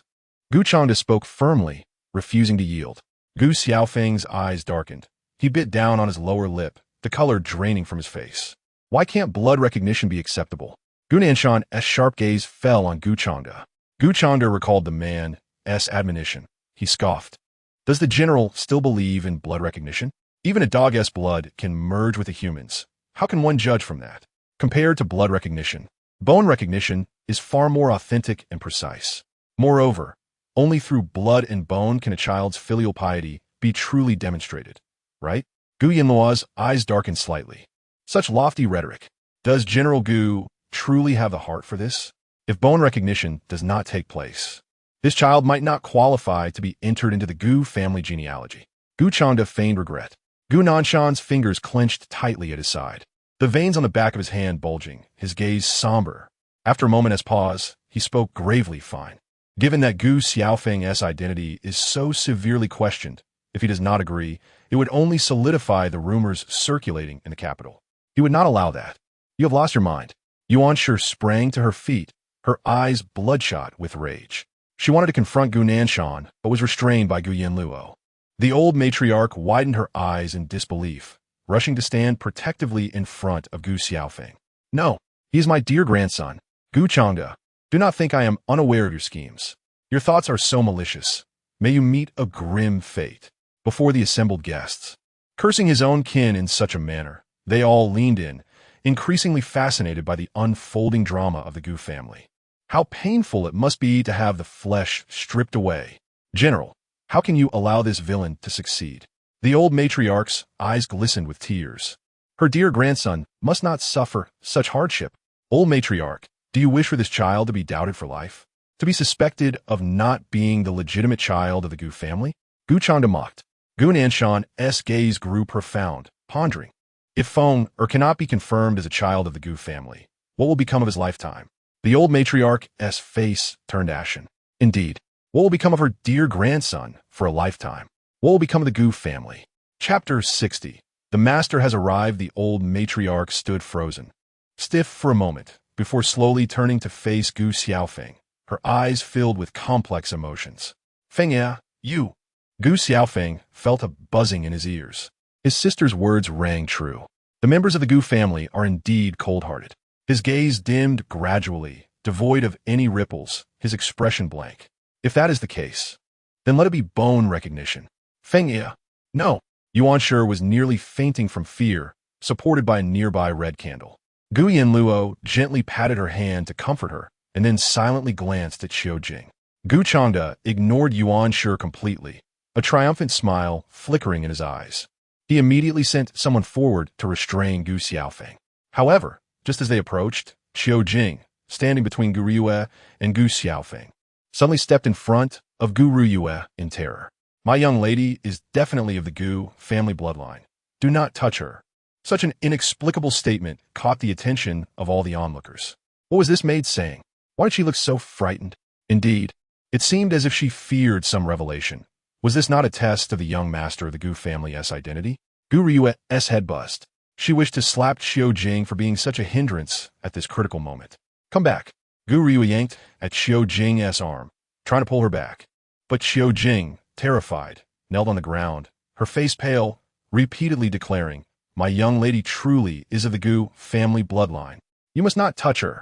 You must not touch her. Seeing this, Gu Nanshan's heart sank. This was not good. His gaze darkened. Get this delusional maid out of here. Hardly had he spoken when Xiao Jiuye's voice rang out sharply. No. Young lady, save me. I didn't mean to. I truly did not intend to reveal that you are not of the Gu family bloodline. I am so scared. I am so scared. The guests in the main hall were utterly shocked. Another person who is not of the Gu family bloodline? What about Gu Nanshan? Gu Nanshan's expression turned cold and fierce. Nonsense. How could you not be my biological child? Xiao Jiuye trembled on the ground, yet still mustered the strength to say, That day, it was you, General. You yourself said that the second young lady is not your bloodline. Gu Nanshan's dark eyes turned icy. Enough of this nonsense. Who incited you to speak such absurdities? Gu Changda, seeing the situation with Gu Riyue disrupting his plans, narrowed his eyes. If so, then let the second young lady also undergo bone recognition. We shall see if she is of the Gu family bloodline, shall we? Gu Nanshan's back tensed. This absolutely cannot happen. If Gu Riyue were to be tested, it would certainly lead to disaster. Gu Riyue's face turned pale, cold sweat breaking out on her back. Father, how can I not be of the Gu family bloodline? As she finished speaking, seemingly terrified, her vision darkened, and she fainted on the spot. This wretched maid spouts nonsense, and she, General, such personal matters should wait until after the young master's identity is confirmed. Gu Changda interrupted Gu Nanshan's words, his tone urgent. Restrain him. Gu Changda directed his subordinates to hold Gu Xiaofeng's hand. Before they could get close, however, a slender figure suddenly blocked their path. Try touching my brother. Gu Yanluo ran in front of Gu Xiaofeng, arms spread wide, her gaze resolute as she protected him. Gu Changda, seeing this foolish girl daring to obstruct him, regarded her with disdain. Bone recognition cannot determine blood relations. She enunciated each word clearly, her voice firm. The crowd looked at Gu Yanluo in astonishment. At such a critical moment, this foolish girl stood in front of Gu Xiaofeng, but who would believe the words of a simpleton? Throughout history, many have used bone recognition to verify relations. Can you simply declare it invalid? Gu Changda's eyes darkened. He yanked Gu Yanluo's arm, pulling her towards him. A fool thinks she can stop me? Get lost. He attempted to drag Gu Yanluo to the ground, but suddenly, his arm felt inexplicably weak, and he could exert no strength. A faint ache throbbed in his hand. Gu Changda furrowed his brows, looking at the spot that pained him, yet found nothing. Gu Yanluo silently withdrew the silver needle, hidden in her sleeve, her eyes fierce and dark. My master is from Medicine King Valley and is a renowned physician. This is what he taught me. Bone recognition cannot determine blood relations. Hearing Gu Yanluo's words, the crowd was taken aback. They had completely forgotten that regardless of how foolish she may seem, Gu Yanluo had spent 7 years in the Medicine King Valley, learning under the esteemed physician Su Ziqin. Meanwhile, Gu Changde, fully aware that bone recognition is not accurate, had expended considerable resources to learn this. Living bones cannot absorb blood. Thus, he would never allow Gu Yanluo to thwart him. Stop your nonsense. Does Su Zhan know this fool is tarnishing his reputation? Gu Changde scoffed, giving a signal to a nearby person, who immediately advanced to seize Gu Xiaofeng. Gu Xiaofeng's eyes reddened as he watched Gu Yanluo push away those approaching him, a growing fury darkening his gaze. Just as he was about to act against those trying to seize Gu Yanluo, a voice suddenly rang out from outside the general's residence. When did my disciple tarnish my reputation? That voice! Everyone turned to look at the entrance of the main hall. What they beheld was an elderly man in white robes, exuding an ethereal aura, vibrant and spirited, with bright, dark eyes. It was Su Zhan.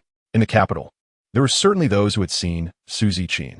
Upon catching sight of Su Ziqin, the esteemed Dr. Su, the distinguished Dong Tai Gong of the capital rose to his feet in surprise.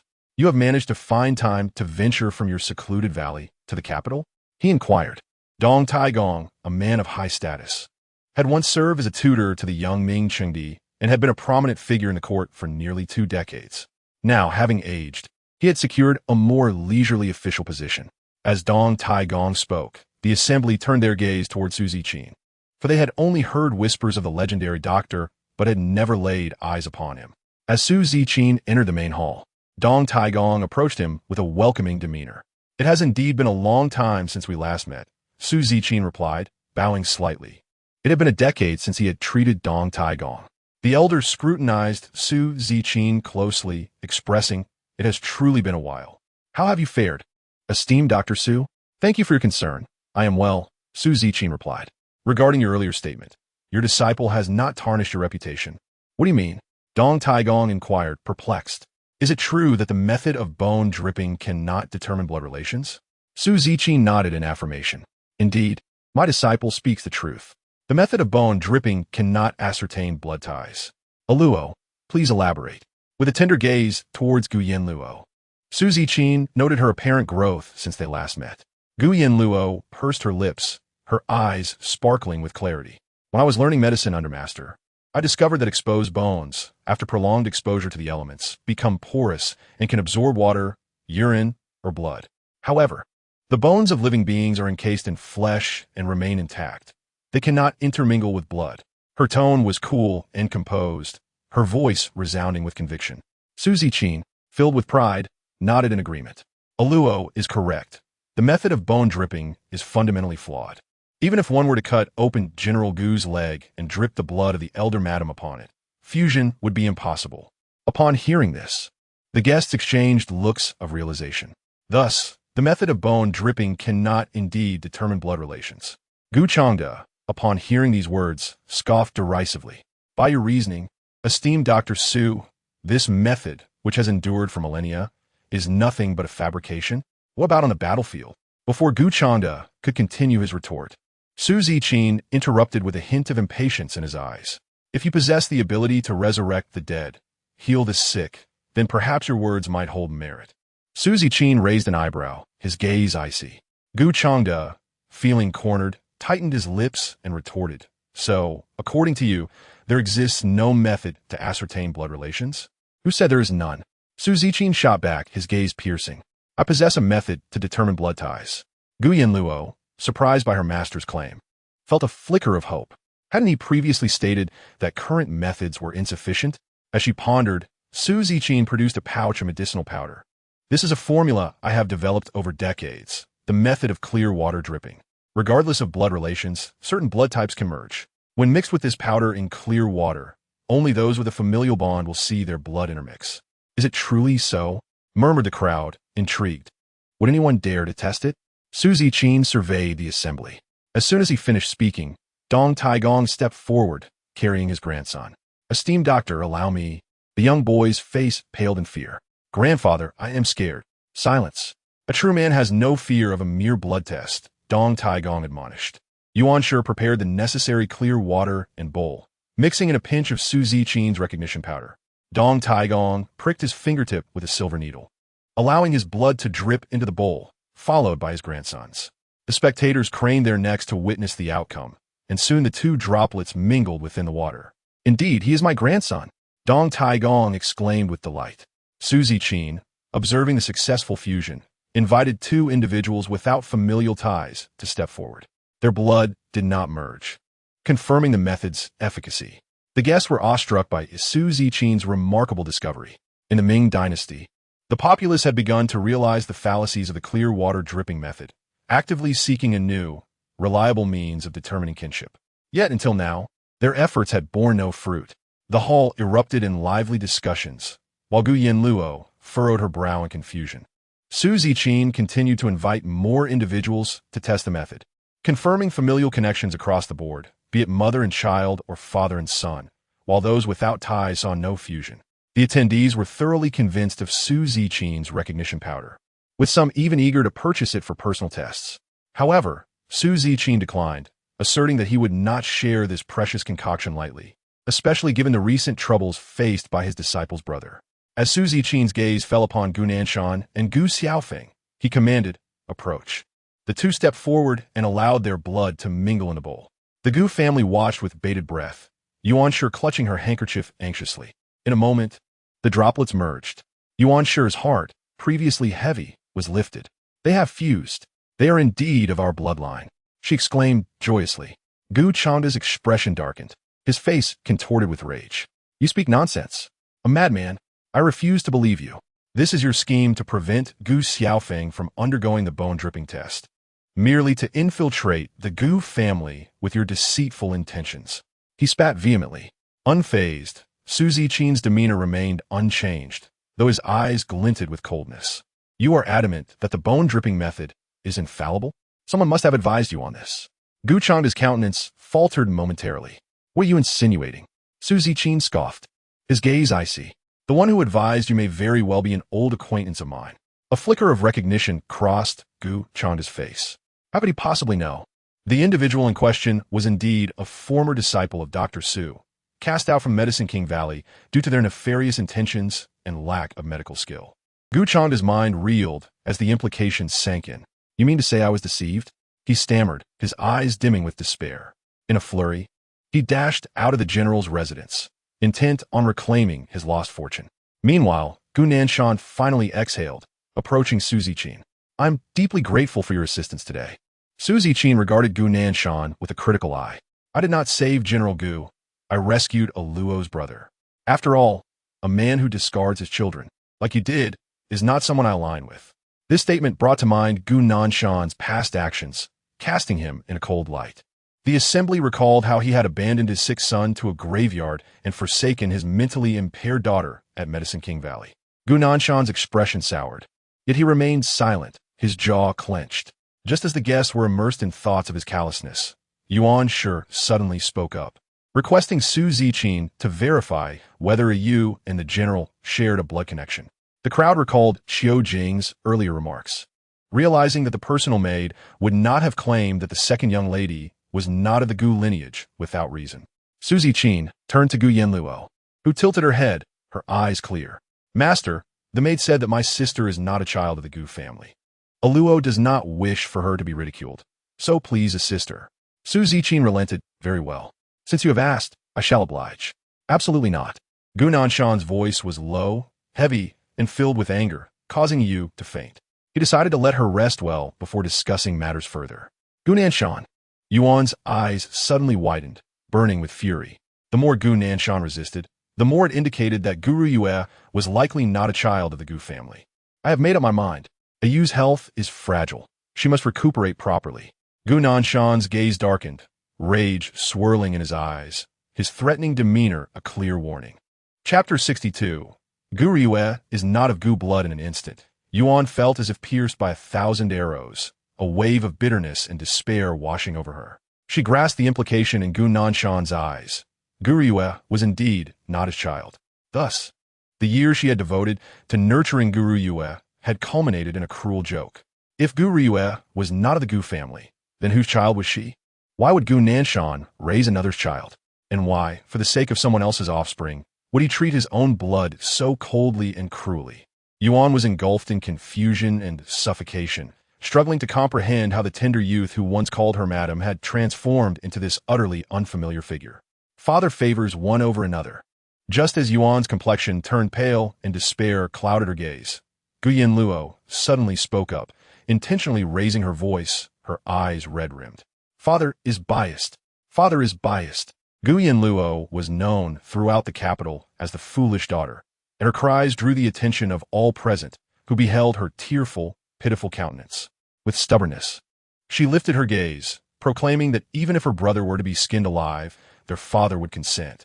Yet he would not permit his daughter to shed a drop of blood. Father is biased. Father has always been so biased. Gu Yanluo's words darkened Gu Nanshan's expression further. He glared at her, his icy gaze demanding, "What nonsense are you spouting? My sister resides in the finest quarters. I am relegated to the worst. Father keeps my sister by his side, while I am cast aside.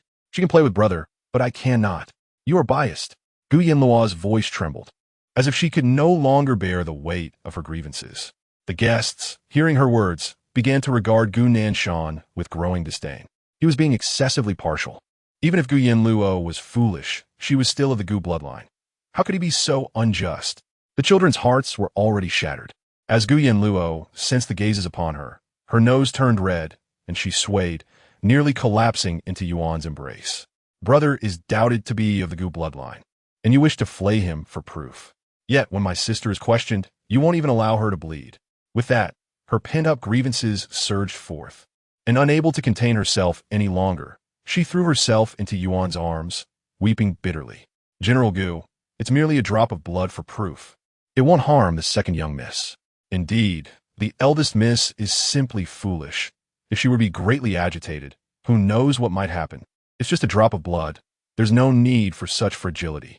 As the surrounding voices of counsel rose, Gu Jiuye, who had been unconscious, nearly awakened in a fit of rage. Her eyelashes trembled violently, and in a moment of panic, she regained consciousness, her eyes wide with confusion. "Father, what has happened?" The guest began to recount the earlier events, urging her, "Second young miss, since you are of the Gu bloodline, a drop of blood for proof should pose no issue. This will also vindicate your identity, preventing anyone from daring to doubt you in the future."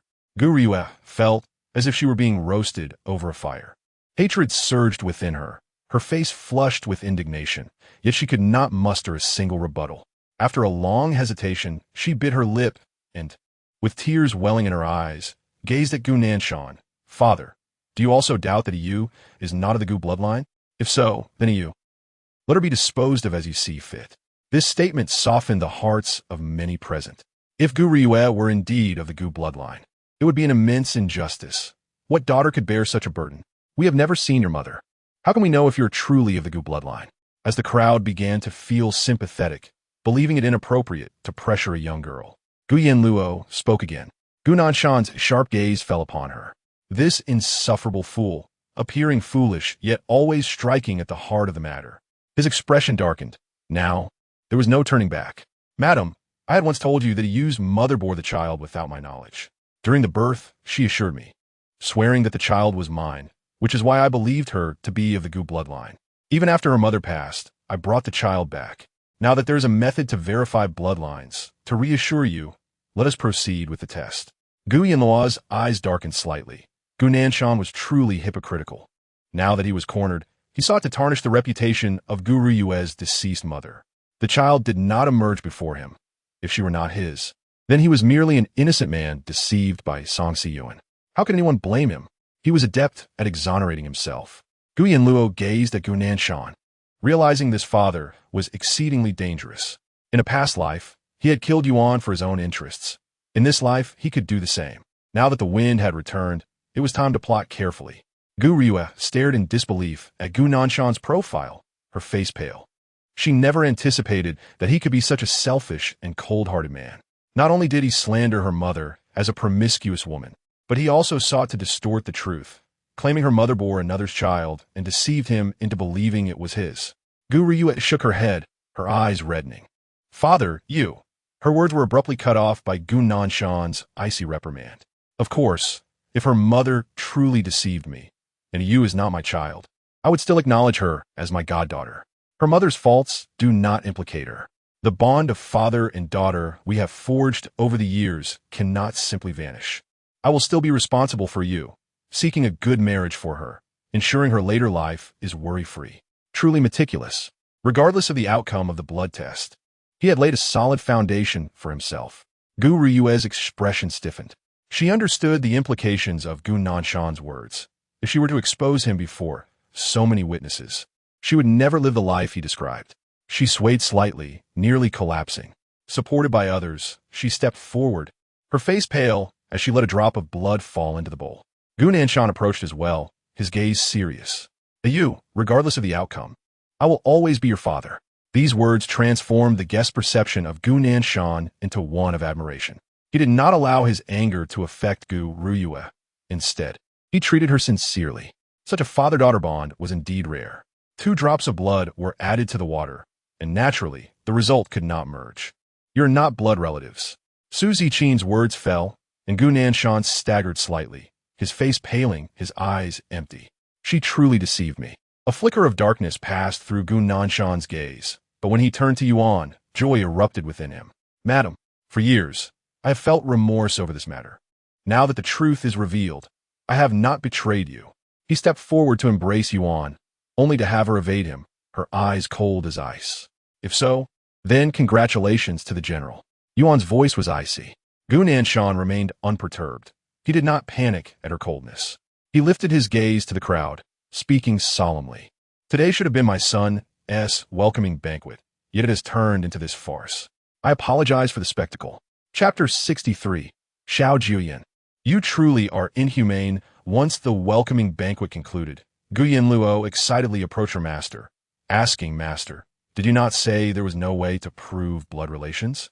Su Zichin looked at her with gentle, affectionate eyes. My dear, foolish disciple, that was all a fabrication of mine. Gu Yanluo's gaze darkened. She had known all along that her master was merely spinning tales. After a long absence, the master and disciple engaged in deep conversation, relishing their reunion. Gu Yanluo recalled the severed finger of Xiao Jiuye. Initially, she intended to ask her master for assistance in treating him. But Su Zichin remarked that their little arrow was now capable of handling matters independently, merely reattaching a finger. The master believed that arrow could certainly manage. A sense of unease gripped Gu Yanluo's heart. While she could remain composed with anyone else, the importance she placed on Xiao Jiuye made her apprehensive. Su Zichin did not linger, as someone in the capital had summoned him for a pulse diagnosis, leaving Gu Yanluo reluctantly bidding farewell to her master. The revelation regarding Gu Ruyue's lineage stirred a tempest throughout the capital.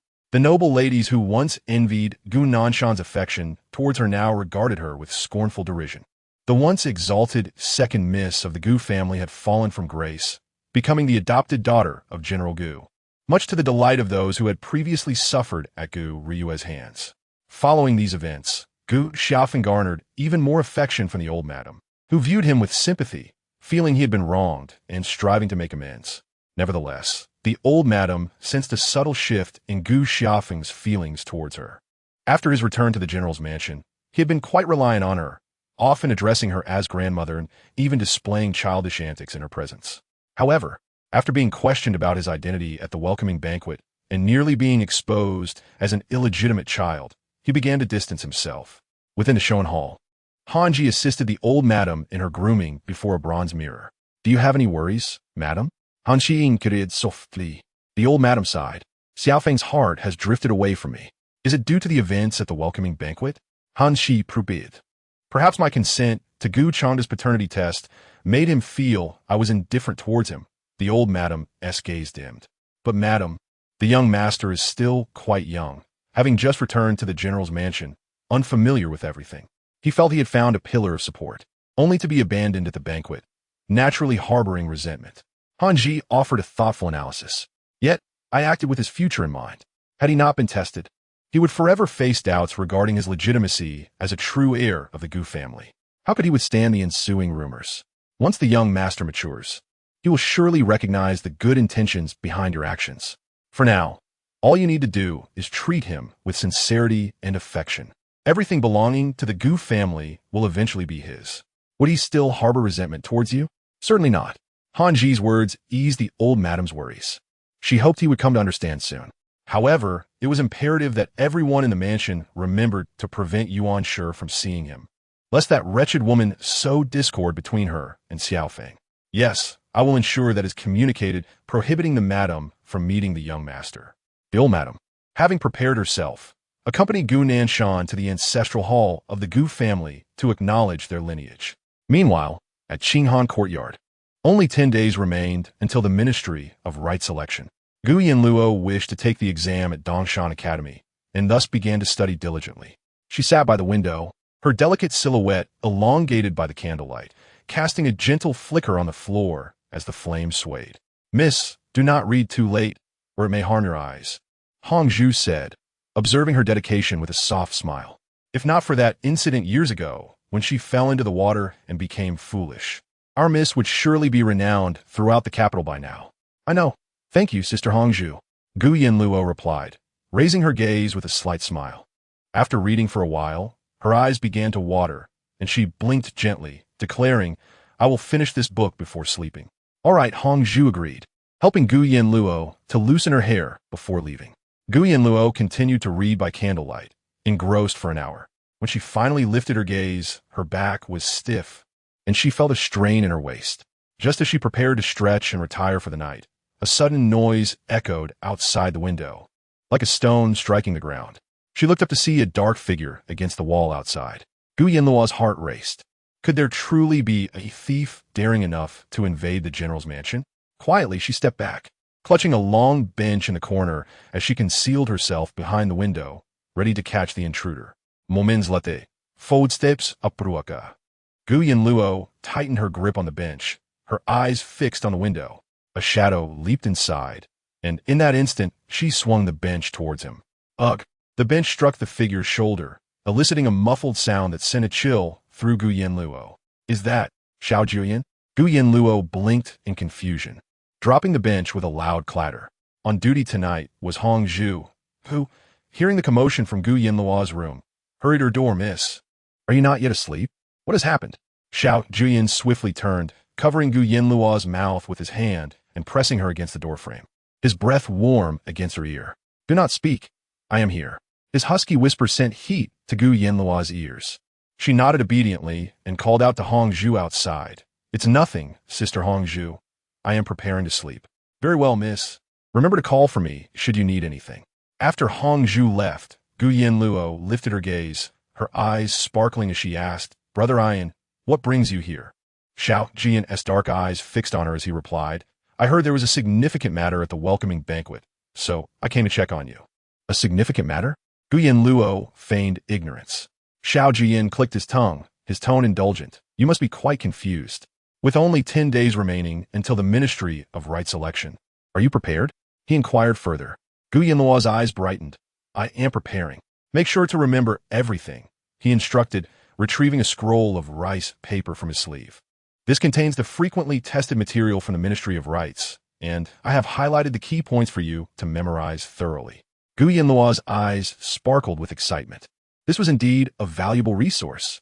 She raised her hands, her eyes gleaming. "Quickly give it to me. This is far more useful than rote memorization." Xiao Jiuye lowered his gaze, the flickering candlelight casting shadows on Gu Yanluo's porcelain-like face, her beautiful eyes glimmering with clarity. His lips tightened, and an impulse surged within him, momentarily unsettling his composure. "Aren't you going to thank me?" Sensing his suddenly fervent gaze, Gu Yanluo blinked in bewilderment. "Thank you, Brother Ian." "And then?" Xiao Jiuye asked leisurely, as if prompting something. Gu Yanluo, puzzled, paused before throwing herself into his embrace, her slender arms wrapping around his waist. "Thank you, Brother Ian." The warmth enveloping him inexplicably soothed Xiao Jiuye's restless spirit. In recent days, he had faced considerable trouble caused by Xiao Chengxian, leaving him irritable and dissatisfied with everything. After finally resolving those issues, the thought of the impending selection at the Ministry of Rights prompted him to gather the necessary materials promptly. Fearing he might be late and affect Gu Yanluo's chances, he had even climbed over walls to sneak into the young lady's courtyard. Now, He found himself coaxing her into his embrace. He scoffed inwardly. "Xiao Jiuye, you truly are incorrigible." Yet the smile tugging at the corners of his mouth betrayed his amusement. Chapter 64. The Ministry of Right Selection. Yanluo gently embraced him, preparing to withdraw, only to be interrupted by a sudden remark from him. "My wound has been aching slightly of late." Yanluo froze, peering out from his embrace. "Huh? How could it still be hurting?" "Let me take a look," she said, spreading out the rice paper Xiao Jiuye had given her and preparing a small medicine box before approaching him. "You need to remove your clothing." Her eyes were filled with concern, anxious for Xiao Jiuye's well-being, and her movements were somewhat hasty. Xiao Jiuye gazed deeply at her, noting only worry reflected in her eyes, devoid of any other sentiment. As his garments were gently pulled away, he was soon left in only his undergarments. Beneath the white fabric, the well-defined contours of Xiao Jiuye's physique were partially visible. Yanluo, impatient with his slow movements, yanked the fabric aside to reveal the scar on his chest. The wound had healed considerably, yet was still not fully recovered. Yanluo meticulously examined the wound, furrowing her brow. "It's nothing serious, but remember to keep it dry." After giving her instructions, she retrieved a porcelain bottle from the small medicine chest and applied a balm that would leave no scar.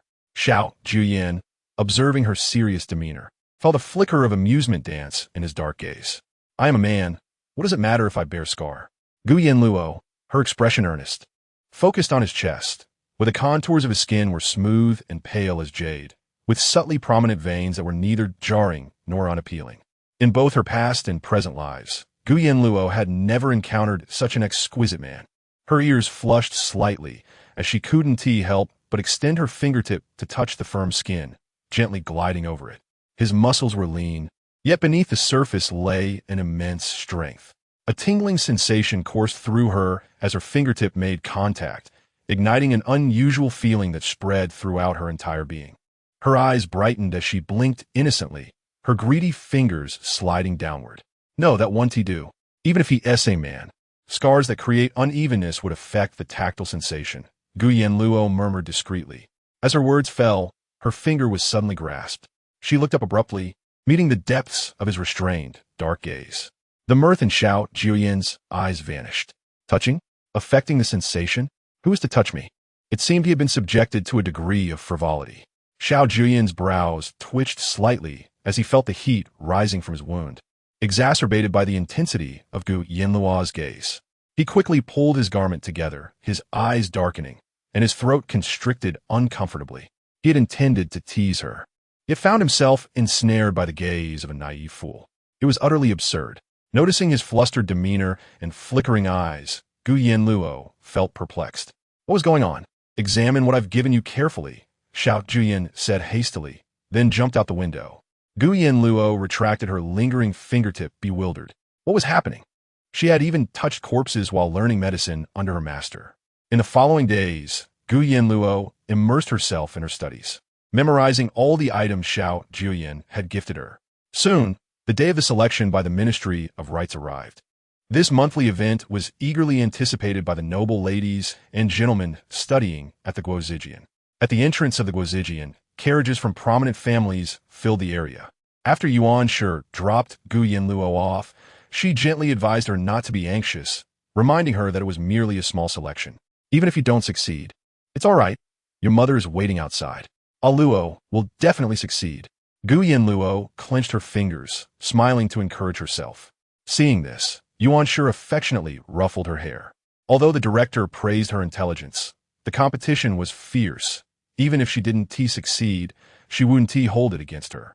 As they conversed, Yue happened to pass by. With a displeased expression, she greeted Yuan Shi, "Mother, elder sister." The noble ladies trailing behind, Yue couldn't help but sneer. "Did you hear? This fool is also participating in the selection by the Ministry of Rights. How ridiculous! Did she think the selection was a game? A fool dared to compete?" Although Miss Gu was merely the adopted daughter of General Gu, she was still the most talented lady in the capital. Even she hesitated about entering Dongshan Academy, yet this fool had grown so arrogant. They awaited the spectacle of her failure. Enough! Yuan Shi's countenance darkened at the mockery. Was it forbidden to speak of her daughter's foolishness? One noble lady, reprimanded, looked pale, though fear flickered in her eyes as she retorted. "So, You mean I can ridicule your rudeness at will? Yuan Shi glared at the noble lady. Next time I encounter your father, I won't hesitate to inform him of your uncultured behavior, just as you mocked my daughter today. You. The noble lady's face turned ashen as she stomped her foot. You have no right to meddle. Likewise, I say this to you, Yuan Shi scoffed. Several noble ladies, incensed, stormed off. Yuan Shi's expression softened as she turned to Gu Yanluo. Ah Luo, don't take their words to heart. Your mother believes in you. Gu Yanluo nodded solemnly. She was determined to enter Dongshan Academy and ensure her mother would not be ridiculed again. Upon arriving at the selection venue, Gu Yanluo took her seat by the window, as instructed by the director. Soon, officials from the Ministry of Rites appeared, adhering to established protocols. The selection at Guozijian occurred monthly and consisted of 3 tests. The first assessed classical texts, primarily the 4 books and 5 classics. The second tested essays, allowing candidates to choose a topic and write. The third examined current affairs, requiring insights based on the rampant plagues of recent years. Gu Yanluo's eyes sparkled. Her greatest concern had been the third test, which varied each year. If the topic leaned toward profound political insights, she would indeed struggle, but if it related to plagues, she was well-versed. This was a subject where her expertise would shine. As the selection commenced, Gu Yanluo became wholly absorbed, forgetting everything around her. Outside the Guozijian, Yuan Shi anxiously awaited by the carriage. Never before had Ah Luo participated in such an important selection. As a mother, her nerves were even more frayed than her daughter's. Just as Yuan Shi paced anxiously, she suddenly heard, Madame Gu? Turning, she was taken aback to see the second prince had also arrived. She inhaled sharply. The second prince is here? Do not stand on ceremony, Xiao Jiuye replied, his gaze fixed within the Guozijian. Yuan Shi paused. Is the second prince waiting for someone? Waiting for Ah Luo, Xiao Jiuye affirmed. Yuan Shi was taken aback. Waiting for my daughter? She chuckled awkwardly, surprised that the second prince cared so much about Ah Luo. Xiao Jiuye lowered his gaze, maintaining a neutral expression. It is only proper. Yuan Shi was puzzled. Although her daughter shared a close relationship with the second prince, they were both unmarried. This casual tone seemed strange. Chapter 65. Treating Ah Luo as a sister. Once Xiao Jiuye finished speaking, the atmosphere between them grew somewhat tense. Second prince, do you regard Ah Luo as a sister? Yuan Shi could no longer contain her curiosity and finally asked. Ah Luo was simple-minded and childlike, oblivious to the complexities of relationships. If Xiao Jiuye considered her a sister, Yuan Shi would feel reassured, knowing she had another protector for her daughter. However, if there were other implications, she would be far from calm. Xiao Jiuye, momentarily taken aback by Yuan Shi's question, found himself in a brief stupor. As a sister, his brows knitted slightly, and an inscrutable darkness shadowed his gaze. After a moment of silence, he replied, In my heart, she is akin to Princess Minghua. Yuan Shi's heart settled. If she were regarded like Princess Minghua, that indeed suggested a sisterly bond. The second prince, of noble birth and adorned with privileges, could have any woman he desired. Why would he fixate on her little fool? Yuan Shi lightly patted her chest, feeling considerably relieved. Her perception of Xiao Jiuye shifted to a more favorable light. Having the protection of the second prince was indeed a blessing for Ah Luo. Xiao Jiuye glanced at Yuan Shi, noticing her apparent relief, and an inexplicable emotion surged within him. Why did he feel so stifled by her reaction? Did he not wish for others to perceive him as someone who regarded Ah Luo merely as a sister? As he pondered, his expression grew increasingly cold and his demeanor darkened. Chang Bai, keenly aware of his master's change, promptly ordered the maids to set up a luxurious couch from the carriage and quickly erected a sunshade, inviting Xiao Jiuye to sit. Xiao Jiuye leaned against the couch, his expression impatient, yet his eyes remained icy, his brow furrowed in thought. Chang Bai presented a cup of chilled mint tea and grapes soaked in cold water, saying, Your Highness, to cool off. Xiao Jiuye's expression darkened as he declined the drink. Understood. Chang Bai placed the items down and began fanning Xiao Jiuye with a palm fan. Yuan Shi's gaze widened slightly. Chang Bai's fluid movements hinted at his frequent execution of such tasks. Xiao Jiuye was rather difficult to deal with. Leaving her foolish Ah Luo by the side of the second prince could very well lead to her untimely demise without her even realizing it. Contemplating this, Yuan's neck turned cold. It was better for Ah Luo to remain by her side. Outside the Guozijian, everyone waited until the hour of shun before seeing students gradually emerge from within. Upon noticing the students' exit, Xiao Jiuye rose abruptly, tossing her sleeves aside as she strode forward. The moment Yanluo stepped out of the Guozijian, she immediately spotted her mother waving at her, Yuan's expression tense with anxiety. Standing beside Yuan was a tall, slender figure clad in a purple robe adorned with intricate patterns, emanating an air of nobility and an aura that discouraged any approach. Yanluo's eyes lit up. "Mother! Brother Yin!" she exclaimed, rushing toward them. The once lively entrance of the Guozijian fell into an eerie silence, with only Yanluo's voice piercing through. The other students, about to call out, were halted by their own parents, their eyes wide with astonishment as they gazed at the second prince. All fell silent, bowing respectfully as they passed Xiao Jiuye, rooted in place, trembling with apprehension. Xiao Jiuye, disinterested in acknowledging each one, instructed Chang Bai to stand at the forefront and send them away one by one. No one dared to disturb them further. Yuan looked at Yanluo tenderly, asking, "How did a Luo perform?" Yanluo, unable to conceal her excitement, replied brightly, "Mother, thanks to brother Yan's secret manual, a Luo managed to write everything down." "Secret manual? What secret manual?" Yuan was bewildered, clearly not grasping Yanluo's words. Yanluo smiled, leaning closer to Yuan's ear to divulge Xiao Jiuye's actions. Though she refrained from mentioning that Xiao Jiuye had stealthily delivered it to Qinghan courtyard that very night, Yuan was momentarily taken aback before turning to Xiao Jiuye, saying, "Thank you, second prince." Xiao Jiuye waved her hand dismissively, saying little more. Yanluo leaned in, asking, "Did brother Yin come specifically to see a Luo?" Xiao Jiuye replied with feigned seriousness, "I have important matters to attend to."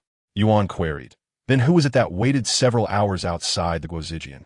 Yanluo, interpreting Xiao Jiuye's words as genuine, obediently said, "Then brother Yin should go about your business. I'll return home with mother now."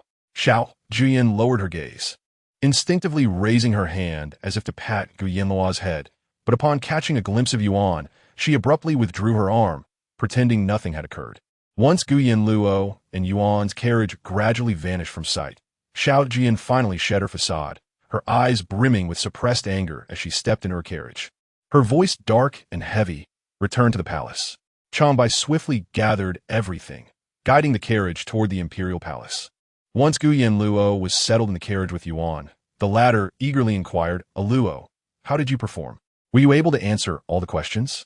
After uttering this, Yuan worried that Yanluo might feel her mother overly concerned with the outcome, potentially hurting her feelings, so she added, "Regardless of whether you did well or not, it doesn't matter.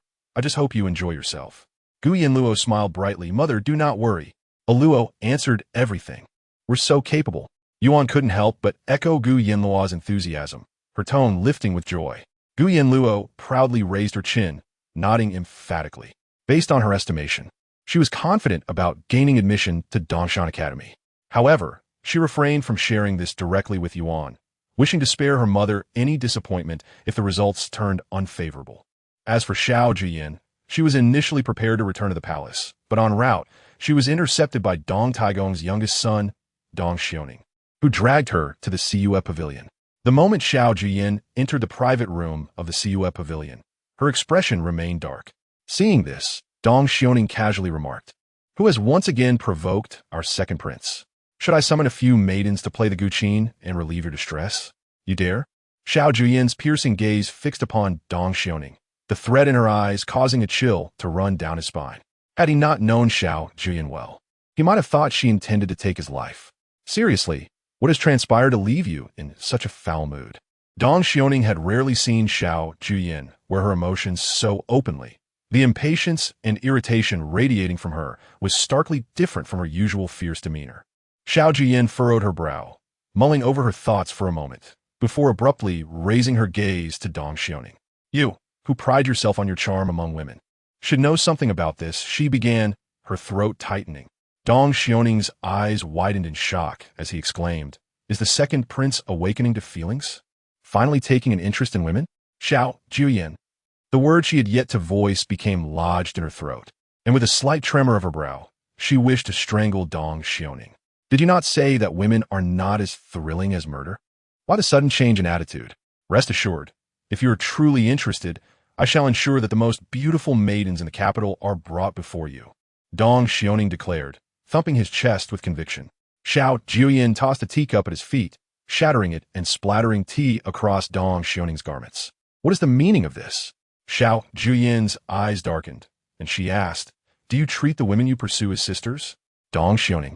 He froze for a moment, his charming eyes sparkling with mischief. After a pause, he burst into laughter. Sisters? Indeed, they are all my beloved sisters. As Dong Xiaoning reminisced cheerfully about his sisters. Another cup shattered at his feet. He quickly regained his composure, exclaiming, Second Prince, must you be so destructive? Each cup costs hundreds of taels. They are exquisite porcelain. You cannot just destroy them. I am the one who pays. Is Dong Taigong in need of your silver? Xiao Jiuye's gaze turned icy. Are you unaware of my father? He would gladly strip me of every tael I possess, mercilessly tearing me away from my beloved sisters. Xiao Jiuye. Then Dong Taigong has not done anything wrong. Second Prince, one should at least have a semblance of conscience. Dong Xiaoning gazed at Xiao Jiuye with a mournful expression. Xiao Jiuye furrowed her brow again, asking, do you ever feel pity for a girl and find yourself unable to resist being kind to her? Dong Xiaoning scoffed lightly. There are countless pitiful girls. Should I take every one of them into my care? After uttering this, he paused, realizing the peculiarity of Xiao Jiuye's inquiry. Wait, Second Prince, what is the matter with you? Have you taken a liking to someone? Enough nonsense. Xiao Jiuye's dark eyes were cold and profound, her tone resolute in denial. Yet, her fingers unconsciously pinched together, contemplating if she had, in fact, taken a liking to her. If you have no intention of pursuing her, why you treat her so well? Be careful. She may misconstrue your kindness as affection and cling to you, Dong Xiaoning warned. Xiao Jiuye's demeanor darkened further as she recalled the first time she encountered Yanluo, how she had unhesitatingly treated his wounds. In their subsequent meetings, although this little fool seemed fearful of her, there was an inexplicable sense of reliance. Each time they met, she greeted him with a silly grin, her eyes sparkling like water. Would she misinterpret his intentions? Xiao Jiuye found herself lost in thought, suddenly lowering her gaze. Why was she even thinking this? You appear serious, Dong Xiaoning noted, finally sensing something amiss with Xiao Jiuye. Perhaps it is because you lack understanding of emotions, making it difficult for you to discern your feelings. Allow me to teach you a few tricks to determine if you're truly smitten. First, see if she catches your eye in a crowd. Second, notice if your thoughts are constantly drawn to her. Third, the last point, Dong Xiaoning leaned closer, whispering into Xiao Jiuye's ear. As Xiao Jiuye listened, his ears flushed crimson, and his gaze grew increasingly cold and somber. He raised his hand to push Dong Xiaoning away, exclaiming, I was unaware of your utter shamelessness. Dong Xiaoning, however, nonchalantly waved his hand, responding, though my words may seem indiscreet, the body's reactions are the most genuine. If you possess no desire for her, then your feelings for her are devoid of romantic inclination. Xiao Jiuye was suddenly reminded of that moment when Yanluo had kissed his cheek. His heart raced tumultuously, nearly bursting from his chest. That unfamiliar, chaotic sensation made his heart tremble. Chapter 66. Has His Highness taken a liking? Xiao Jiuye abruptly stood up, declaring, I am leaving. What? Aren't you staying to listen to the music? He was asked. With an icy gaze, he replied, You may stay and listen if you wish. He felt utterly mad for allowing Dong Xiaoning, that frivolous disciple, to dissect his emotions. That naive fool, both obedient and simple, was certainly not of his ilk. Moreover, the expression on Madame Gu's face today clearly indicated her concerns regarding his feelings for Yanluo. Her palpable relief upon learning he regarded Yanluo as a sister. The thought made Xiao Jiuye feel as if his throat were constricted, rendering him breathless. Upon exiting the Sea Lu Pavilion, Changbai noticed his prince's increasingly dark expression, as if he had been gravely provoked. What could possibly be troubling His Highness? Changbai had never been so perplexed. Upon returning to the palace, he continued to ponder the matter. As he made his way through the palace corridors, he encountered Princess Minghua. Upon seeing Xiao Jiuye, her face fell, devoid of luster. Reluctantly, she approached him, saying, Second brother. Xiao Jiuye lifted his eyelids, casting a cold glance at Princess Minghua. Have you memorized the 3 essays the Grand Tutor assigned you? The light faded from her eyes, She bit her teeth in frustration, thinking to herself, why must he remind me of such a disheartening matter upon our first meeting? Second brother is indeed the most detestable person in this palace. Xiao Jiuye let out a cold snort, his gaze fixed on her. Tomorrow, during the Grand Tutor's inspection, you will be the first. Princess Minghua felt darkness cloud her vision, nearly swooning. As Xiao Jiuye strode away in his black boots, she glared at his retreating figure. Her teeth clenched in anger. I despise second brother.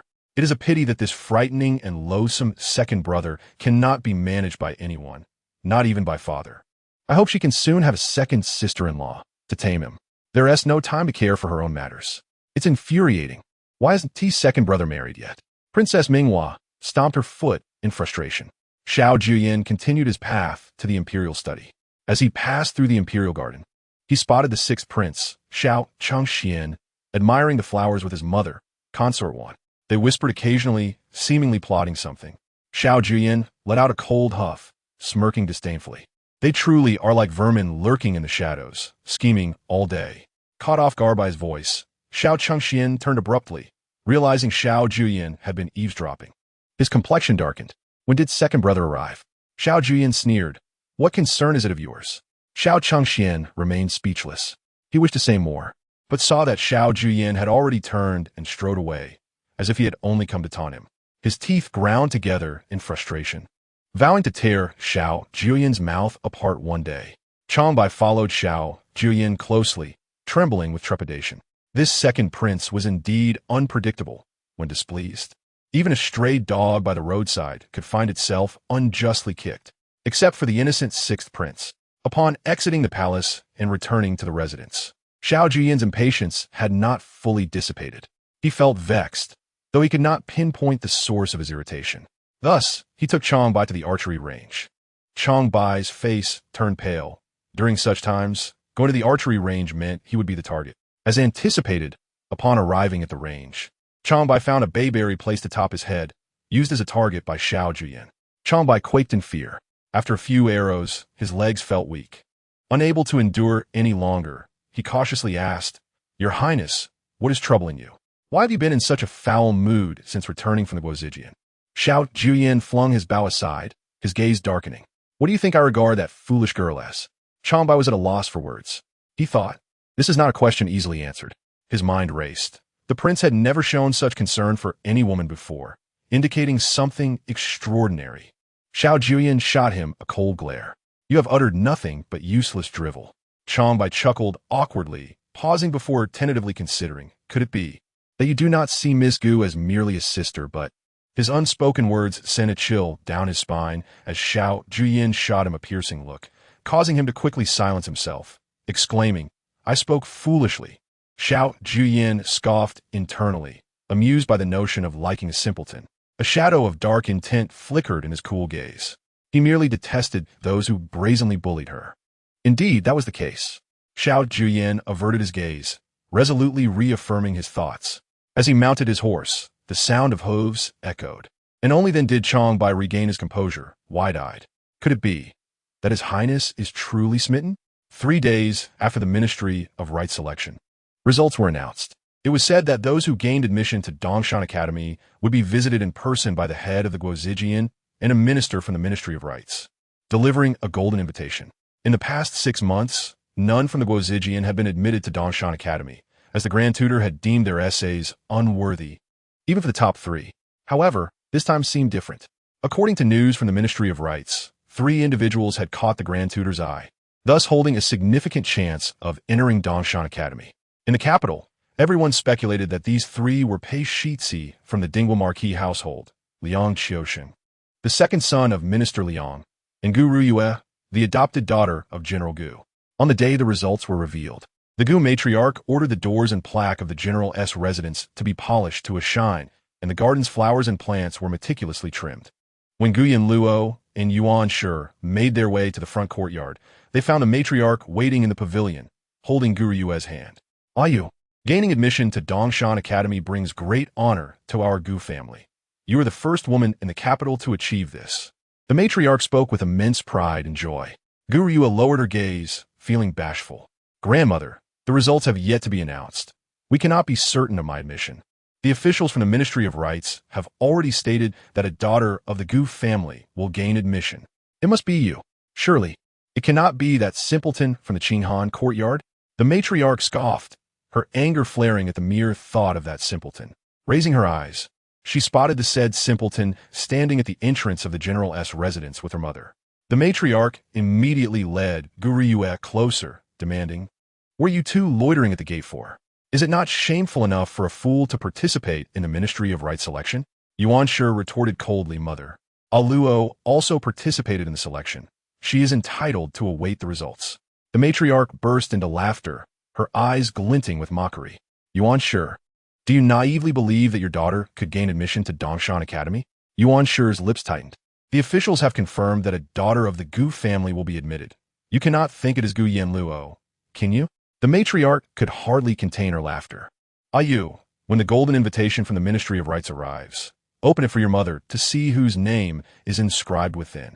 Some people are utterly deluded, daydreaming of things that do not belong to them. What a joke." Jiuye stepped forward, reaching Gu Yanluo's side. "Elder sister, I know you wish to gain admission to Dongshan Academy, but it is indeed quite challenging. Perhaps if you study for a few more years, you might have a chance. I will wait for you at Dongshan Academy." She bore a gentle expression, yet her eyes were filled with scorn. Even though she was no longer of the Gu family bloodline, she could still bring glory to the Gu family. With this alone, Gu Yanluo could never hope to surpass her in life. Gu Yanluo paid no heed to Jiuye, and with a swift movement, she passed her by, accompanying Yuan Shi to the front of the general's residence. Before long, a cacophony arose outside.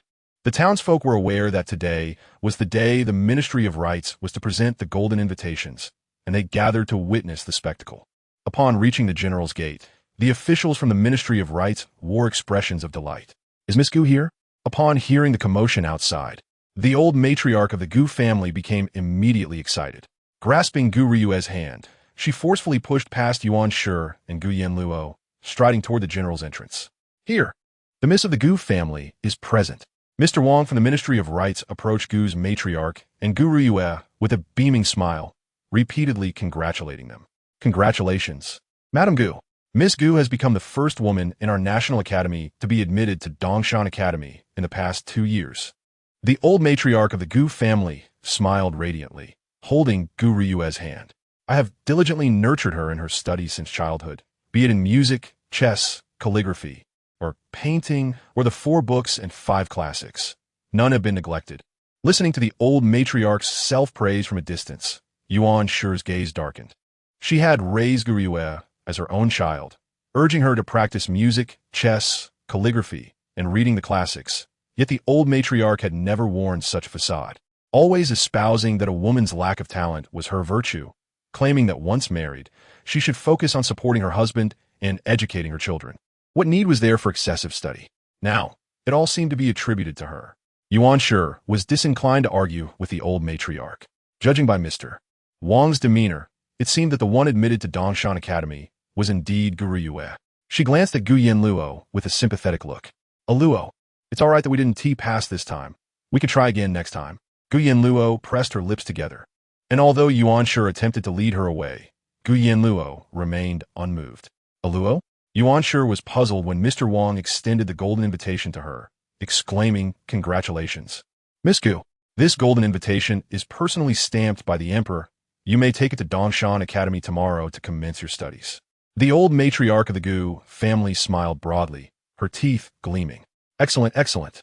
Thank you, Mr. Wang, for coming here." Just as the old matriarch received the golden invitation, the minister of the National Academy entered. Upon seeing that the golden invitation was about to fall into Jiuye's hands, he was instantly alarmed. "Mr. Wang, what is the meaning of this? This golden invitation has been given to the wrong person." Chapter 67. In Ryue's place, hearing the voice from behind, Mr. Wang's face changed in shock. Given to the wrong person? He was in a daze when the minister of the National Academy approached, looking apologetically at the old matriarch. "Madam," Mr. Wang was unaware that the Gu family has 2 young ladies. The minister smiled ruefully. "This year, the one admitted to Dongshan Academy is the eldest Miss Gu, Gu Yanluo. I must ask the old matriarch to return the golden invitation." As these words fell, the expressions of Jiuye and the old matriarch froze. Jiuye almost blurted out in disbelief, Impossible. How could that fool possibly gain admission to Dongshan Academy? There must be some mistake. The old matriarch immediately echoed. Indeed, how could that simpleton possibly gain admission to Dongshan Academy? Mr. Wang, is there a misunderstanding here? The minister shook his head, gesturing for Gu Riyue to return the golden invitation. He then unfolded it before them, revealing the glaring 3 characters inscribed, Gu Yanluo. I too find this astonishing. I even specifically inquired with the grand tutor of Dongshan Academy, who confirmed that it was indeed the eldest Miss Gu who was admitted. He praised her exceptional talent, stating that her analysis on the epidemic in the southern region of Mingcheng was magnificently composed and even presented to the emperor. The more the minister spoke with pride, the paler Gu Riyue's complexion became. How is this possible? How could this be? Gu Yanluo is merely a fool, a naive fool who has never seen the world. How could she possibly grasp so much?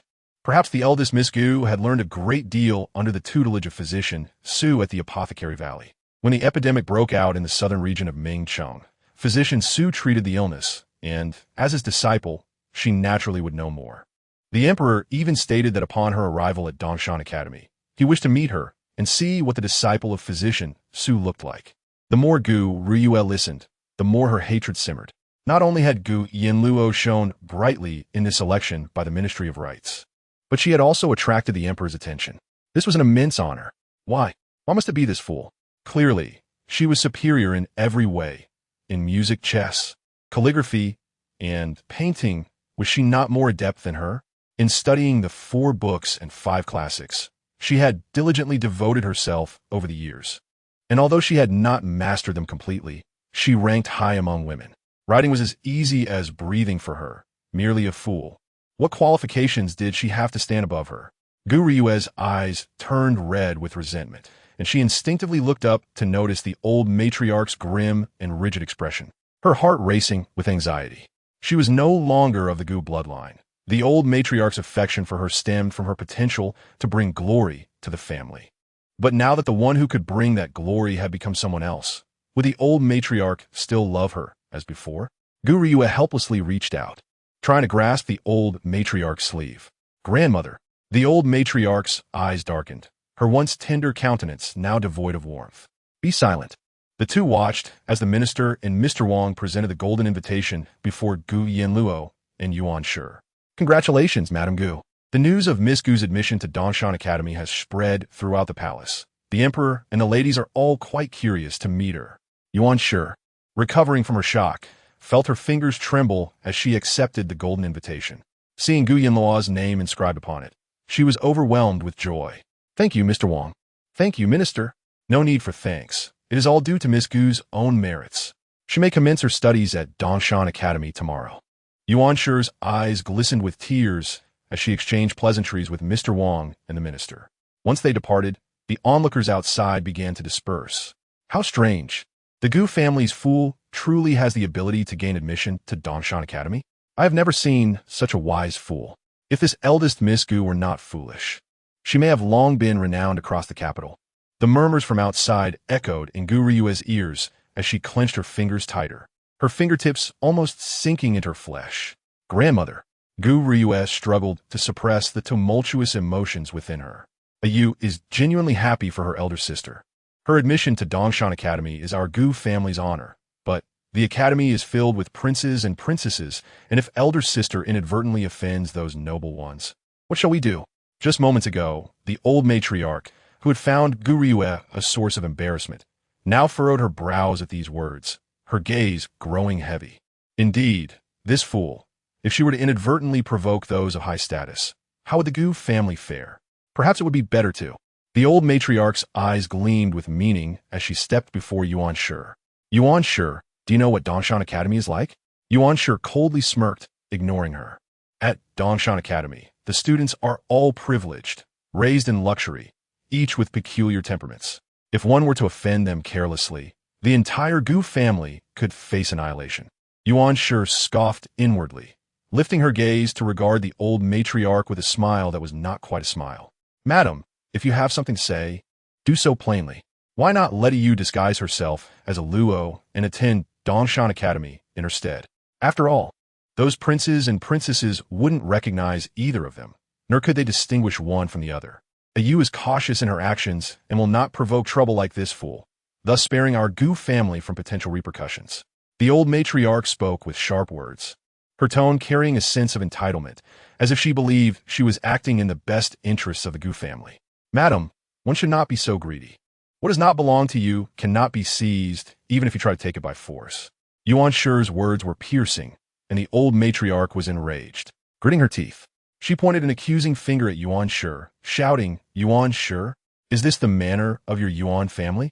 To raise such an uncouth woman? You dare show disrespect to your elders. Do you believe I will not summon the general to discipline you? The Yuan family is no longer intimidated by the threats of the old Madame Gu. Her daughter has finally been accepted into Dongshan Academy. Why should Gu Riyue attend? Such fortune is not to be had. The old madam is most skilled at complaining, is she not? The general once knelt before my father, pledging certain commitments, and the old madam is well aware of this. If the general dares to lay a finger on me, my father will storm into the general's residence without hesitation. Madame Gu, infuriated by Yuan's words, gasped for breath, nearly collapsing, and was steadied by Guru. You unfilial wretch. This is utterly outrageous. I shall report you to the authorities for your transgressions. My son can divorce you and cast you out of the general's residence. Yuan's eyelids flickered, yet she stood firm before Gu Yanluo, her gaze icy. Old madam, do as you please, she declared, taking Gu Yanluo's hand and departing. In the evening, Yuan instructed the kitchen staff to prepare some pastries for Gu Yanluo, celebrating her acceptance into Dongshan Academy. However, just as they were about to dine, a servant from Gu Nanshan approached. Madam, young lady, the general requests your presence in Shoan Hall, stating there are urgent matters to discuss. Chapter 68. The crime of deceiving the Emperor. Yuan's expression darkened. I will not go. The servant hesitated, realizing the madam was increasingly disregarding the general's words. Madam, the old madam has fainted. The house physician is currently attending to her. If she does not recover, it could tarnish your reputation and even implicate the young lady, whose future is still long ahead. This was a blatant threat. Yuan's face grew increasingly grim. The old madam was adept at feigning illness. Should she fall ill, regardless of their justification, they would be branded as unfilial and condemned by society, potentially ruining Luo's reputation as well. After a moment of restraint, Yuan turned to Gu Yanluo. Luo, your grandmother is unwell. Shall we go and see her together? If Luo was unwilling, she would go alone. She did not wish to force her daughter into actions she did not desire. Luo will go with mother. Gu Yanluo, bewildered, looked up with her tear-filled eyes, still innocent of the impact of the situation on her. Yuan's determination strengthened as she took Gu Yanluo to Shoan Hall. Upon entering, they heard Han Ji reporting to the general, expressing concerns for the Gu family's reputation. If the eldest miss attended Dongshan Academy, what if she inadvertently offended a prince or princess? Although the second prince was protective of her, there were also the sixth prince and others. If the eldest miss became a thorn in the sixth prince's side, what would become of the Gu family? Han Ji's words were clearly incited by the old madam. As she concluded, her eyes reddened, lamenting the old madam's intentions for the Gu family's sake, proposing that the second miss take the eldest miss's place at the academy. Regardless, the second miss was gentle and prudent. She would not stir trouble and could use this opportunity to forge connections for the Gu family. To the astonishment of all, the madam rebuked the old madam, claiming she was ungrateful for the old lady who was already half in the grave, criticizing the second miss for being inferior to the eldest miss, and threatening that if the old madam spoke again, she would send Yuan Laote to invade the Gu family. Han Ji wept bitterly, her heart aching for the old madam, her eyes swollen from tears. Gu Nanshan's expression darkened, particularly upon hearing the mention of Yuan Laote. His gaze grew ominous. He detested being threatened by Yuan Laote. Despite being a great general now, he still lived under the shadow of his father-in-law. No matter how much effort he exerted, his accomplishments were perceived as a result of his connection to the Yuan general. Gu Nanshan frowned. Where are they? Why have they not arrived? Just as he shouted, his peripheral vision caught sight of two figures at the entrance of Shoan Hall. Yuan, infuriated beyond she, retorted. You speak nonsense. When have I ever said such a thing? Stop. She raised her hand, trembling in anger. Before she could finish, Gu Yanluo suddenly grasped her wrist, a flash of red catching Yuan's eye. Startled, she turned to see Gu Yanluo spitting blood. Her small face turned pale, her ears reddened, and blood trickled down from the corner of her mouth. Mother! Yuan panicked, her fury replaced by alarm as she supported Gu Yanluo. Aluo! Aluo! Do not frighten your mother. Physician! Physician, come quickly. Gu Yanluo collapsed into Yuan's embrace, her eyes fluttering as she saw Gu Nanshan approach. In a weak, choked voice, she murmured, Grandmother hit Aluo. Aluo is not afraid, but mother did not scold grandmother. Mother did not. As she spoke, her gaze flickered twice before she fainted. Gu Nanshan's expression darkened, shrouded in a cloud of dread. What transpired? Who struck her? Gu, incredulous, rose to her feet, witnessing Gu Yanluo's limp form in Yuan's arms, her expression frozen in disbelief. What was Gu Yanluo doing? She desperately explained. When has grandmother ever laid a hand on her? Father, she is slandering grandmother. She simply does not wish for me to attend Dongshan Academy. Gu Ruiyue seized this opportunity. She must attend Dongshan Academy. And why should this fool have a chance? However, as she finished her explanation, Yuan gazed at her with bloodshot eyes. Luo has already fainted, and you still obsess over attending Dongshan Academy. If you have the ability, then earn your place yourself. Why must you covet everything from Luo? She, with her simple mind, has worked so hard to gain admission. Why should she relinquish it so easily? Gu Ruiyue's face turned ashen, rooted to the spot, unable to utter a word. Yet, now that Gu Yanluo had fainted and bled, Yuan and Hongzhu supported her to the esteemed concubine's couch, where the physician diagnosed her. After a moment, his expression turned grave as he approached Gu Nanshan. General, the eldest miss has been psychologically distressed and agitated, which caused her to bleed. In essence, she was provoked by anger. After arduous efforts to gain admission to Dongshan Academy, now her opportunity was to be usurped. What young lady would not be driven to the brink? In the inner chamber of Shoan Hall, the old madam, feigning unconsciousness, listened to the commotion outside, her face reddening with suppressed anger. Surely, she was merely pretending. This little wretch, how cunning she was. Just relinquishing her place at Dongshan Academy caused such turmoil. Truly, she was naive and foolish. Father, what are you doing? The uproar outside gradually subsided as a cold voice rang out, commanding attention. Gu Nanshan's expression softened slightly. Fenger, why are you here? The affairs at home are complex. Return to your studies. Yet, Gu Xiaofeng did not move, his gaze icy as he noted Gu Yanluo's frail form in Yuan's arms, blood still staining her lips. His eyes darkened slightly. Father instructed me to study. The books say that if one wishes to obtain something, they must toil diligently, not seize it from others. His tone was neither warm nor cold, yet it sent shivers down Gu Ruiyue's spine. She gasped, Fenger, are you speaking for her? Gu Xiaofeng did not spare her a glance, his piercing black eyes fixed on Gu Nanshan. Ultimately, the second sister is not of the Gu bloodline. Father's willingness to keep her in the Gu family is a testament to his kindness. The matter of attending Dongshan Academy is significant, representing the Gu family's honor. No matter how cautious the second sister may be, she remains merely an adopted daughter recognized by father. Their acknowledgement does not guarantee the acceptance of the princes and princesses at Dongshan Academy. Upon finishing, he turned to Gu Yanluo. Even if the eldest sister is simple-minded, she is still a legitimate daughter of the Gu family. Her admission to Dongshan Academy is a source of pride for the Gu family. Should the second sister's substitution for the eldest sister become known, it would be a grave offense against the emperor, and the entire Gu family would face dire consequences. Gu Nanshan felt a chill run down his spine.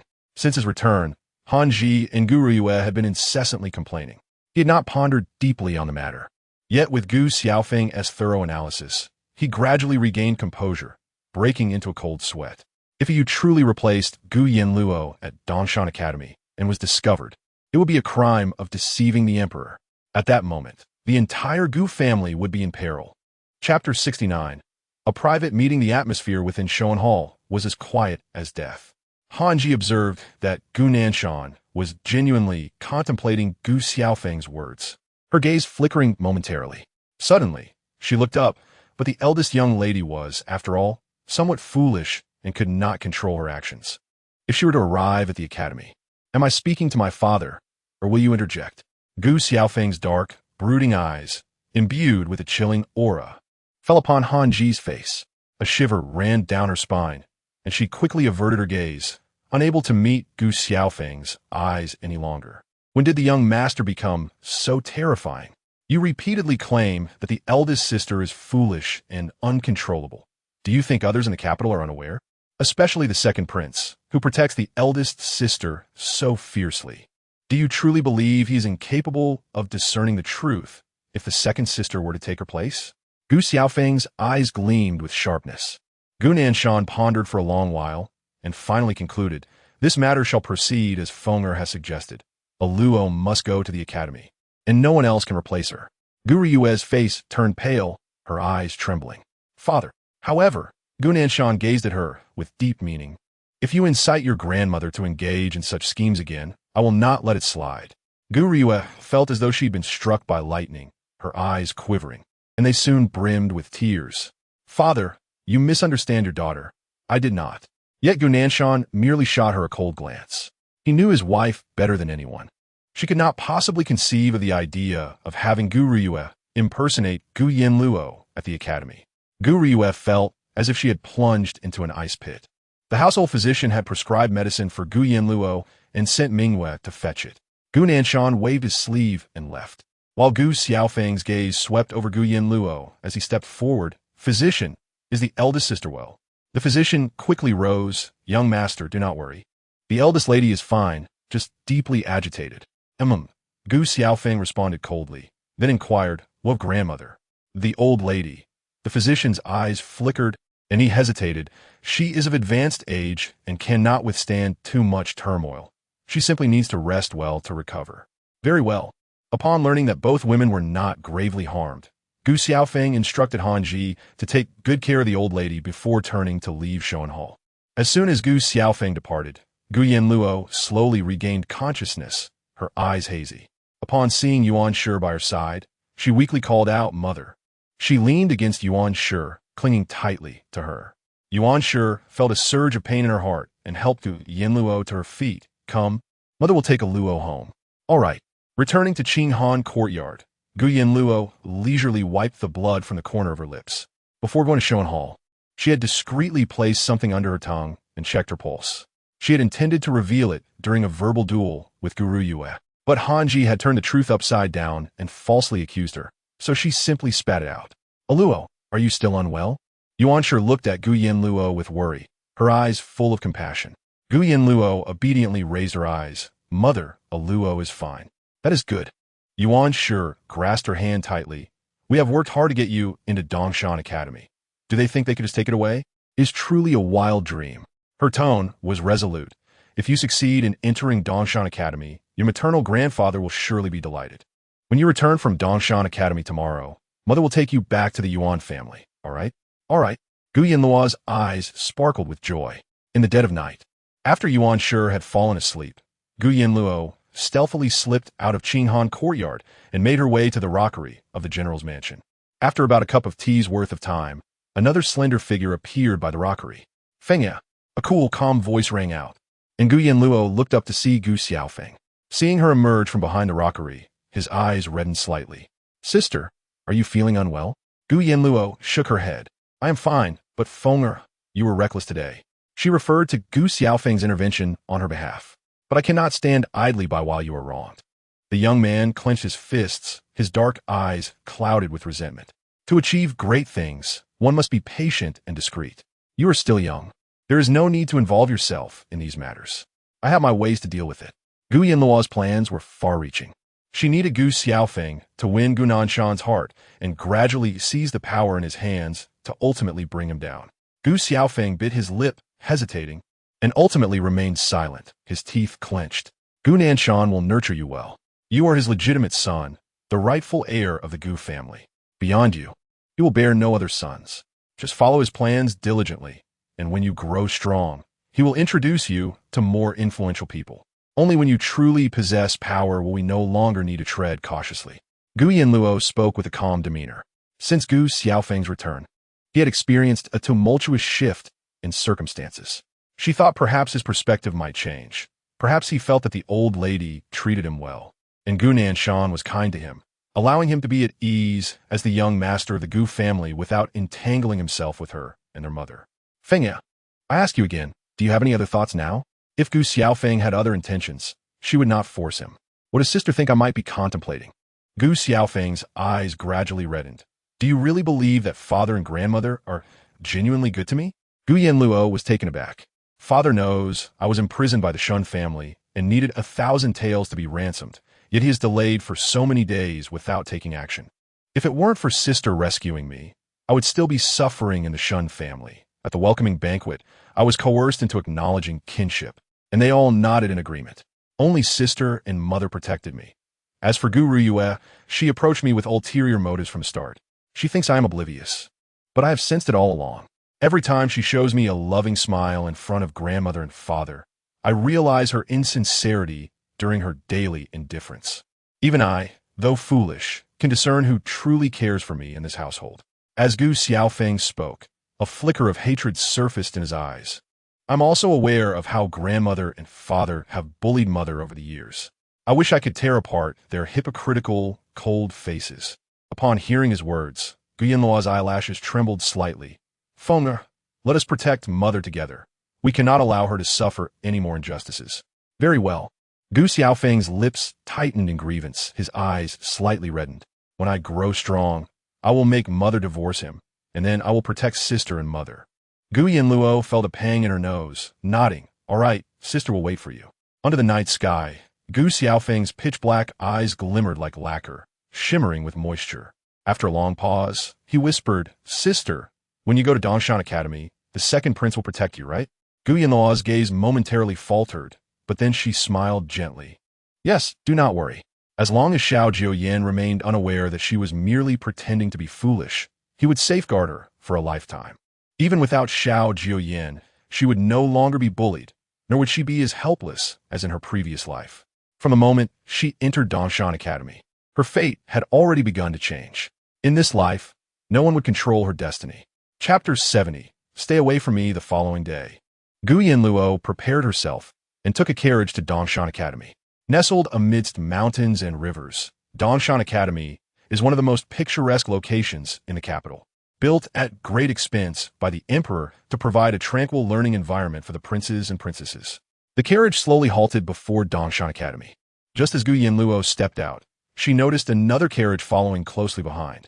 As the carriage curtains were drawn back, Peizhou's face unexpectedly came into view. A flicker of disdain crossed Gu Yanluo's eyes as she stood beside Yuan Shi, not sparing Peizhou a glance. However, Peizhou stepped forward, addressing Yuan Shi, Madame Gu. Congratulations to Sister A. Luo for gaining admission into Dongshan Academy. Yuan Shi wore a faint smile, returning the sentiment. Thank you, young Master Pei. Having arrived at Dongshan Academy, I shall enter with my sister Arrow. Peizhou smiled gently. His handsome features and warm brown eyes exuded a refined demeanor reminiscent of a noble gentleman. Yet, only Gu Yanluo knew the darkness that lay within him. Mother, Arrow will go in by herself. Gu Yanluo expressed her reluctance to accompany Peizhou. Although Yuan Shi harbored suspicions, she refrained from further questioning, assuming Gu Yanluo had her reasons. Very well, I shall watch Arrow enter. Off you go. Gu Yanluo nodded, and Mingyue and Zhou, carrying her satchel, stepped into Dongshan Academy together. Upon reaching the entrance, the arrogant gatekeeper raised his chin, commanding Golden Pass. Zhou presented the Golden Pass, and the gatekeeper reluctantly cast a cursory glance before dismissing them with a perfunctory, You may enter. As Gu Yanluo stepped forward, she had scarcely taken 2 steps when she heard the gatekeeper's suddenly cheerful voice behind her. Oh, young Master Pei has arrived? I knew it was only a matter of time before someone with young Master Pei's talent and abilities gained admission to Dongshan Academy. Mingyue glanced back, snorting disdainfully. Such a lowly perspective. The gatekeeper, indifferent to their presence, seemed eager to curry favor with Peizhou, his demeanor shifting entirely. Gu Yanluo paid little mind to it. Mingyue, let's hurry. New to Dongshan Academy, everything felt foreign to her, and she needed time to acclimate. Arrow. Gu Yanluo quickened her pace, with Peizhou trailing closely behind. Is Arrow still angry with me? He inquired, recalling the incident involving Gu Ruyue, where he had pleaded on her behalf and almost faced the wrath of the second prince. The memory of Gu Yanluo's harsh words still lingered painfully in his mind. However, considering Gu Yanluo's mother and her family's power, he suppressed his distaste. forcing himself to approach this foolish girl. Gu Yanluo wished to avoid Pei Zhou. His mere presence repulsed her. Yet, he persisted, walking alongside her with an unyielding insistence, reminding her, now that you are at Dongshan Academy, you should be mindful of your words. The Duke of Dinghua and the General's manor have close ties. We're like family. If you have any uncertainties, feel free to ask me. Consider me a brother. In this academy, everyone holds esteemed positions. One careless misstep could be disastrous. You must secure a strong ally. The sixth prince is a good man. He will not mistreat you, and in light of the general's standing, he will surely treat you kindly, as a sister. Pei Zhou stated with an air of certainty. The more Gu Yanluo listened, the more irritated she became. The sixth prince is a good man? This was perhaps the most ludicrous statement she had ever heard. In her previous life, after marrying Pei Zhou, she had overheard their scheming, their ruthless methods now sending chills down her spine. To achieve their goals, they would stop at nothing. In the 18th year of Mingqiang, a severe drought led to a food shortage. In a bid to gain favor with Emperor Mingqiang, the sixth prince covertly set fire to several granaries in the plains, ultimately presenting his own stockpiled grain to the populace as charity. Courtiers praised him for his foresight and compassion, yet who knew that the grain belonged to the people's yearly harvest? With their sustenance gone, many succumbed to despair. When a connection to the sixth prince was uncovered, the aggrieved citizens sought justice in the capital, only to be met with brutal retribution. The grisly remains were returned to their villages, a bloody warning that silenced any desire for justice. Such cruel acts were countless. How could he be deemed a good man? Such a heartless individual was unworthy of the throne. Arrow, do you remember what I told you? Pei Zhou, noticing her silence, stepped in front of her, gaze fixed downward. Gu Yanluo inhaled deeply and forcefully pushed him aside. Keep your distance. Pei Zhou stumbled back, momentarily losing his balance. You. His dark eyes narrowed. Mind your own business. Gu Yanluo glared at him, her eyes shadowed with disdain. Pei Zhou's heart raced. He had discerned a profound hatred in this foolish girl's gaze. Arrow, I'm only looking out for your well-being. If it weren't for your father's instruction to protect you, do you think I would care to meddle? His tone turned icy. Gu Yanluo scoffed. Do you truly believe Gu Nanshan when struck you? She wished to disengage from Pei Zhou and attempted to bypass him. His expression darkened further. Just as she was about to leave, he grasped her wrist. Gu Yanluo, what do you mean by this? Gu Yanluo wrinkled her nose in disgust and shook him off. Let go. Just because you've allied with the second prince doesn't mean you can act as you wish. Do you think you would marry a foolish princess? Even if he desired to, would the emperor consent? Would the concubine Zheng accept? Gu Yanluo's gaze dimmed, the pent-up rage almost spilling over. Just as she was about to speak, a chilling voice interjected. Who would have thought young Master Pei was so concerned about my marriage? Why not allow you to take charge of the matter? Both turned to see Xiao Jiuye approaching in a dark red robe, his tousled hair revealing sharp, penetrating eyes. Each step echoed ominously, as if he tread upon the very hearts of those around him. Brother Ian. Upon seeing Xiao Jiuye, Gu Yanluo's simmering rage slowly dissipated, her eyes brightening with a sweet smile. Xiao Jiuye regarded her warmly. Why did you not send someone to find me? Gu Yanluo refrained from mentioning the gatekeeper's dismissive attitude, opting instead to smile broadly. Noticing Pei Zhou's gaze upon them, Xiao Jiuye's eyes darkened. Why are you still here? He did not look at Pei Zhou, his voice cold and heavy with authority. Pei Zhou's fingers trembled slightly at his side, a flicker of resentment crossing his face before he lowered his gaze and withdrew. Once Pei Zhou had distanced himself, Xiao Jiuye's penetrating gaze returned to Gu Yanluo. He gently cupped her chin, lifting her gaze to meet his. What did Pei Zhou say to you? Gu Yanluo obediently replied. He said the sixth prince is a good man and that we are family. Xiao Jiuye's dark eyes gleamed with a cold light. His thumb brushed her chin as she tilted her head back, feeling the strain in her neck. She wriggled free, her voice ringing clear. I do not like them. Brother Ian is the only good man. He speaks nonsense. Xiao Jiuye could not suppress a chuckle. Only this little fool would unwaveringly declare him a good man. To the world, the sixth prince indeed appeared virtuous, merely a fade. Such hypocrisy bored him. His gaze swept the surroundings. Shall I show you around the academy?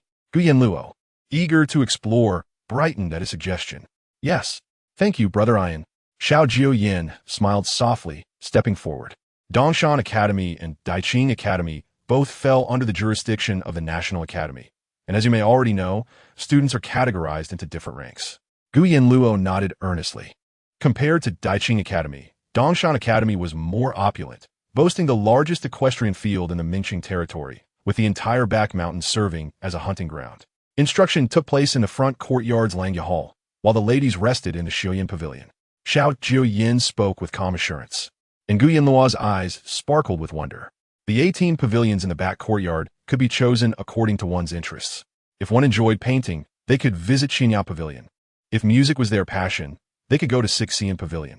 Each pavilion housed a master ready to teach, and one could inquire without hesitation. Gu Yanluo pursed her lips. She had never set foot in Dongshan Academy in her past life, so she was entirely unaware of its offerings. Hearing this now, she found it surprisingly delightful. The library of Dongshan Academy boasts the most extensive collection of books in the entire capital, including many rare medical texts. The moment Gu Yanluo heard the term rare edition, her eyes widened in disbelief. A rare edition? Do they really exist? Xiao Jiuye raised an eyebrow slightly. Do you think I would deceive you? This is my jade pendant. In a swift motion, he placed the pendant into Gu Yanluo's hand. Go to the 3rd floor of the library, Hanxiang 6 room. Whatever books you desire, have someone fetch them for you. No one can obstruct you. Gu Yanluo clutched the pendant tightly, her eyes brimming with astonishment. This meant that entrance to the library was not granted to just anyone. Xiao Jiuye had anticipated her needs and devised a solution for her. His kindness toward her was undeniable. Whether in this life or the past, he had always thought of her, yet she was merely a foolish girl, a subject of ridicule among others. Why was he so good to her? Suddenly, the horrific image of Xiao Jiuye's tragic death in her previous life flashed in her mind, causing her breath to hitch and her eyes to redden. Brother Ian. In this lifetime, she vowed to protect him and ensure that such a tragedy would never occur again. Noticing her pout and the flush of her nose, Xiao Jiuye assumed she was on the verge of tears, and he felt an immediate sense of urgency. If you do not wish to keep it, I could take it back. Gu Yanluo's eyes widened in panic, and she hurriedly tried to reclaim the pendant, carefully concealing it behind her. She puffed out her cheeks, realizing that the pendant was meant for Arrow and could not be returned. Xiao Jiuye chuckled softly. Well done. As they continued to walk forward, Gu Yanluo was momentarily dazzled by the gleaming sedan chair nearby. Upon closer inspection, she saw that it was being carried by 7 or 8 bearers, its golden frame glinting in the sunlight. The sound of jingling beads from the curtain added to the spectacle. The moment Xiao Jiuye laid eyes on the sedan, his expression darkened, and he exchanged a glance with Changbai. Changbai approached the sedan and whispered a few words. Moments later, the curtain was lifted, revealing the delicate face of Princess Minghua. Upon seeing Xiao Jiuye, her gaze dimmed, and she reluctantly descended from the sedan, slowly making her way toward him. Xiao Jiuye, growing increasingly impatient, gestured for Princess Minghua to come closer, his eyes flickering with suppressed anger. Did I not say that if I see that unsightly thing again, I would have it destroyed? Princess Minghua pouted, feeling wronged. What is ugly about it? I had it specially crafted using a lot of my hidden gold. Why does my second brother say it is ugly at first sight? Changbai, take this sedan away. I do not wish to see it again. Seeing the coldness in Xiao Jiuye's eyes, Princess Minghua panicked, stamping her foot. Second brother, I promise I won't use it to come to the academy anymore. Please don't take it away. You made the same promise just days ago. Xiao Jiuye replied with a cold hum, clearly unconvinced by her words. With no other option, Princess Minghua looked at Gu Yanluo, who appeared bewildered. She quickly pulled Gu Yanluo closer and coaxed softly, "Little fool, tell me, do you think this sedan is beautiful?" Upon finishing her sentence, she winked at Gu Yanluo and leaned in, whispering, "Last time, I helped you deal with your wicked sister. This time, you must assist me." Gu Yanluo hesitated for a moment before nodding slowly. "Brother Ian, can we not take the sedan away?" Xiao Jiuye's gaze fell upon her, questioning. "What? Do you wish to plead for her?" Gu Yanluo raised her eyes, glancing between Princess Minghua and Xiao Jiuye. Her cheeks flushed. "No, it's just that I've never ridden in such a sedan before." She bit her lip, fidgeting with her fingers, feeling a bit shy. Yet her gaze remained fixed on Xiao Jiuye, filled with anticipation. Xiao Jiuye's expression softened slightly at her obedient demeanor. He tilted his head back slightly, swallowing hard. "Gu Yanluo, are you truly willing to collude with Minghua?" Gu Yanluo stared at him, murmuring softly, "Huh? I'm not." "Very well." Xiao Jiuye averted his gaze. Turning to the two of them, This is the last time. I still need to go to the archery range. Minghua will take you to Shinan Pavilion. With that, Xiao Jiuye strode away, his garments sweeping through the air like graceful arcs. Princess Minghua stood in place for a long moment, processing what had just happened. Once Xiao Jiuye's figure had disappeared from view, she suddenly came to her senses. "Oh!" she exclaimed, looking at Yanluo in astonishment, her eyes wide as she appraised her. "Is everything all right? Did my second brother really let me off so easily? This had never happened before." Princess Minghua studied Yanluo for a while, tilting her head with a serious expression. "Were you just being coy with my second brother?" As Yanluo was about to respond, she noticed Princess Minghua's shocked expression. "He actually agreed to your unreasonable request?" Yanluo. But in an instant, the surprise in Princess Minghua's eyes was replaced by anger. "My second brother is willing to listen to a fool's words, but not mine. Why is that?" With a resentful glare, she stomped toward the golden sedan, ignoring Yanluo altogether. Yanluo watched the golden sedan recede into the distance, feeling indifferent. Following the signs within the academy, she made her way to Shinan Pavilion. Shinan Pavilion was situated in the middle of the water, with sunlight dancing on the surface, reflecting shimmering waves. As Yanluo, accompanied by Mingyue and Zhou, approached the pavilion, she sensed someone closing in from behind. Instinctively, she tried to step aside to make way, but before she could react, she was roughly bumped from behind. Yanluo stumbled and collided with a stone pillar at the water's edge, nearly falling into the water. "Miss!" Zhou exclaimed in shock, rushing forward to support Yanluo. Once stable, Yanluo rubbed her aching side and looked up to see the person responsible for the collision. Upon recognizing the individual, her fingers instinctively tightened, turning pale. It was her, Princess Mingcheng, Xiao Xinro, the sister of the sixth prince, Xiao Chengxian, who had a fondness for Peizhou. In her previous life, she had suffered immensely at the hands of Xiao Xinro, who had married Peizhou. No matter where she accompanied Peizhou to royal banquets, Xiao Xinro would find ways to torment her, luring her to deserted cold palaces and locking her in, where mice and insects would crawl upon her, leaving her screaming for mercy with no one to hear her cries. She had been humiliated at significant events, driving Peizhou to the brink of despair, and upon returning home, he would punish her severely. Back then, she was utterly clueless, terrified by Peizhou's wrath, and could only curl up in a corner, feeling utterly lost. On one occasion, Xiao Xinro had genuinely intended to kill her. On a bone-chilling day, she had pushed her into icy waters, leaving her to suffocate. It was only Xiao Jiuye's timely arrival that saved her life. Without him, she might have perished at Xiao Xinro's hands. "What are you still standing there for? You are blocking my path and dirtying my embroidered shoes." Xiao Xinro glared at Yanluo, who was momentarily dazed and unresponsive, her eyes glinting with derision. "This foolish girl-ass sister is openly throwing herself at my brother Peizhou in front of everyone. A wretched creature from the same nest." Just moments ago, she had seen this fool speaking with brother Peizhou, a deserving target for her ire. "Clearly, you are the one who bumped into our young lady." Zhou could not bear to see Yanluo wronged and quickly defended her. "You dare to retort against the eighth princess?" Xiao Xinro's maid stepped forward with a darkened gaze, swiftly delivering a sharp slap to Zhou's face.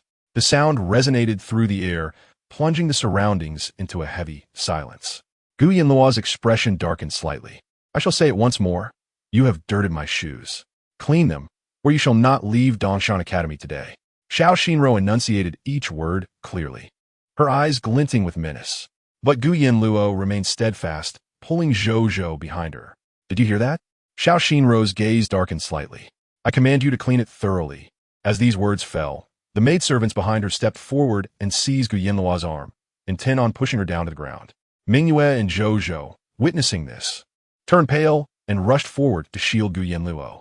However, with 7 or 8 maidservants surrounding Xiao Xinro, they were unable to reach Yanluo and were blocked outside.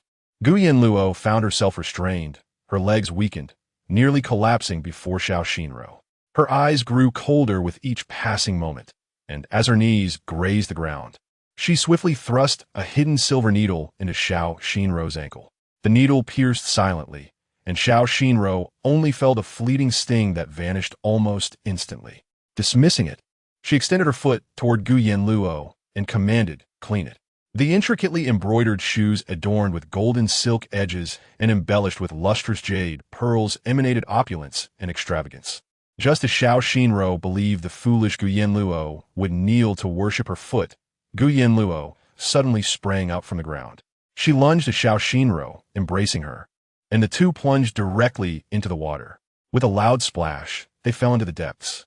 Xiao Xinruo thrashed violently, panic and fury overtaking her.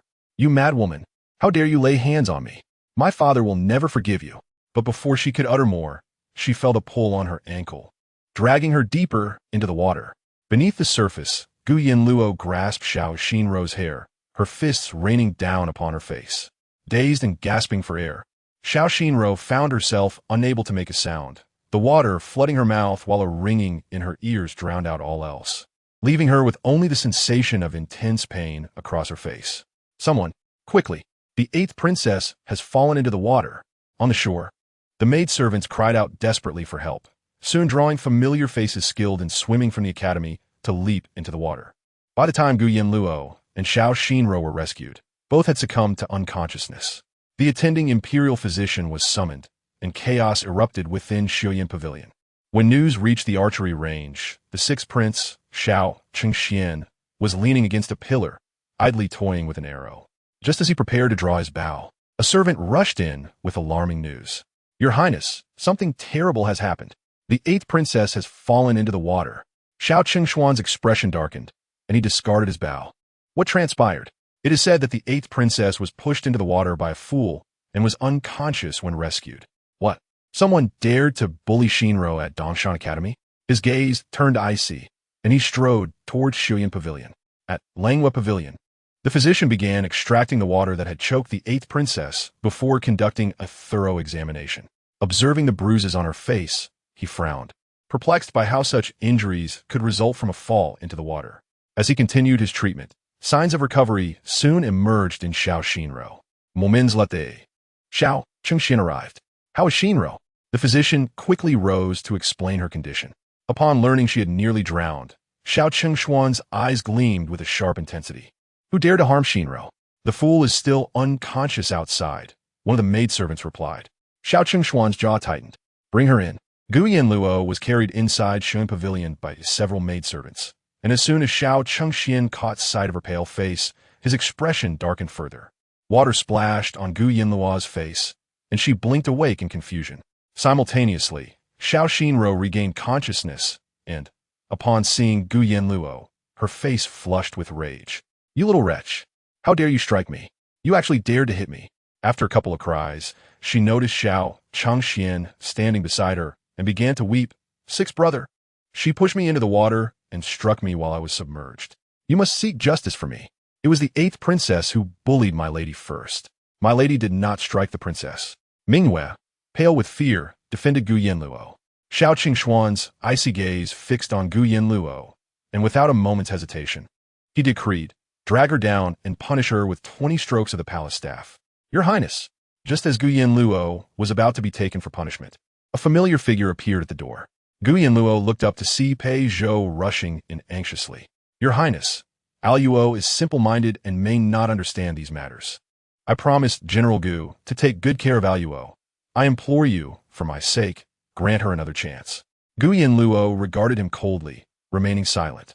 Xiao Chengshuan's expression darkened slightly at Pei Zhou's plea. He paused before addressing him. "Do you know what she has done?" "She harmed Xinruo." Pei Zhou understands the situation. Pei Zhou replied, "In that case, I am willing to bear the punishment of 20 strokes for Aluo." He knelt resolutely, his tone unwavering. Xiao Chengshuan's expression tightened, taken aback by Pei Zhou's unexpected offer. "You are placing me in a difficult position. There is no need for your Highness to feel troubled. Aluo is simple-minded and inadvertently offended the 8th princess.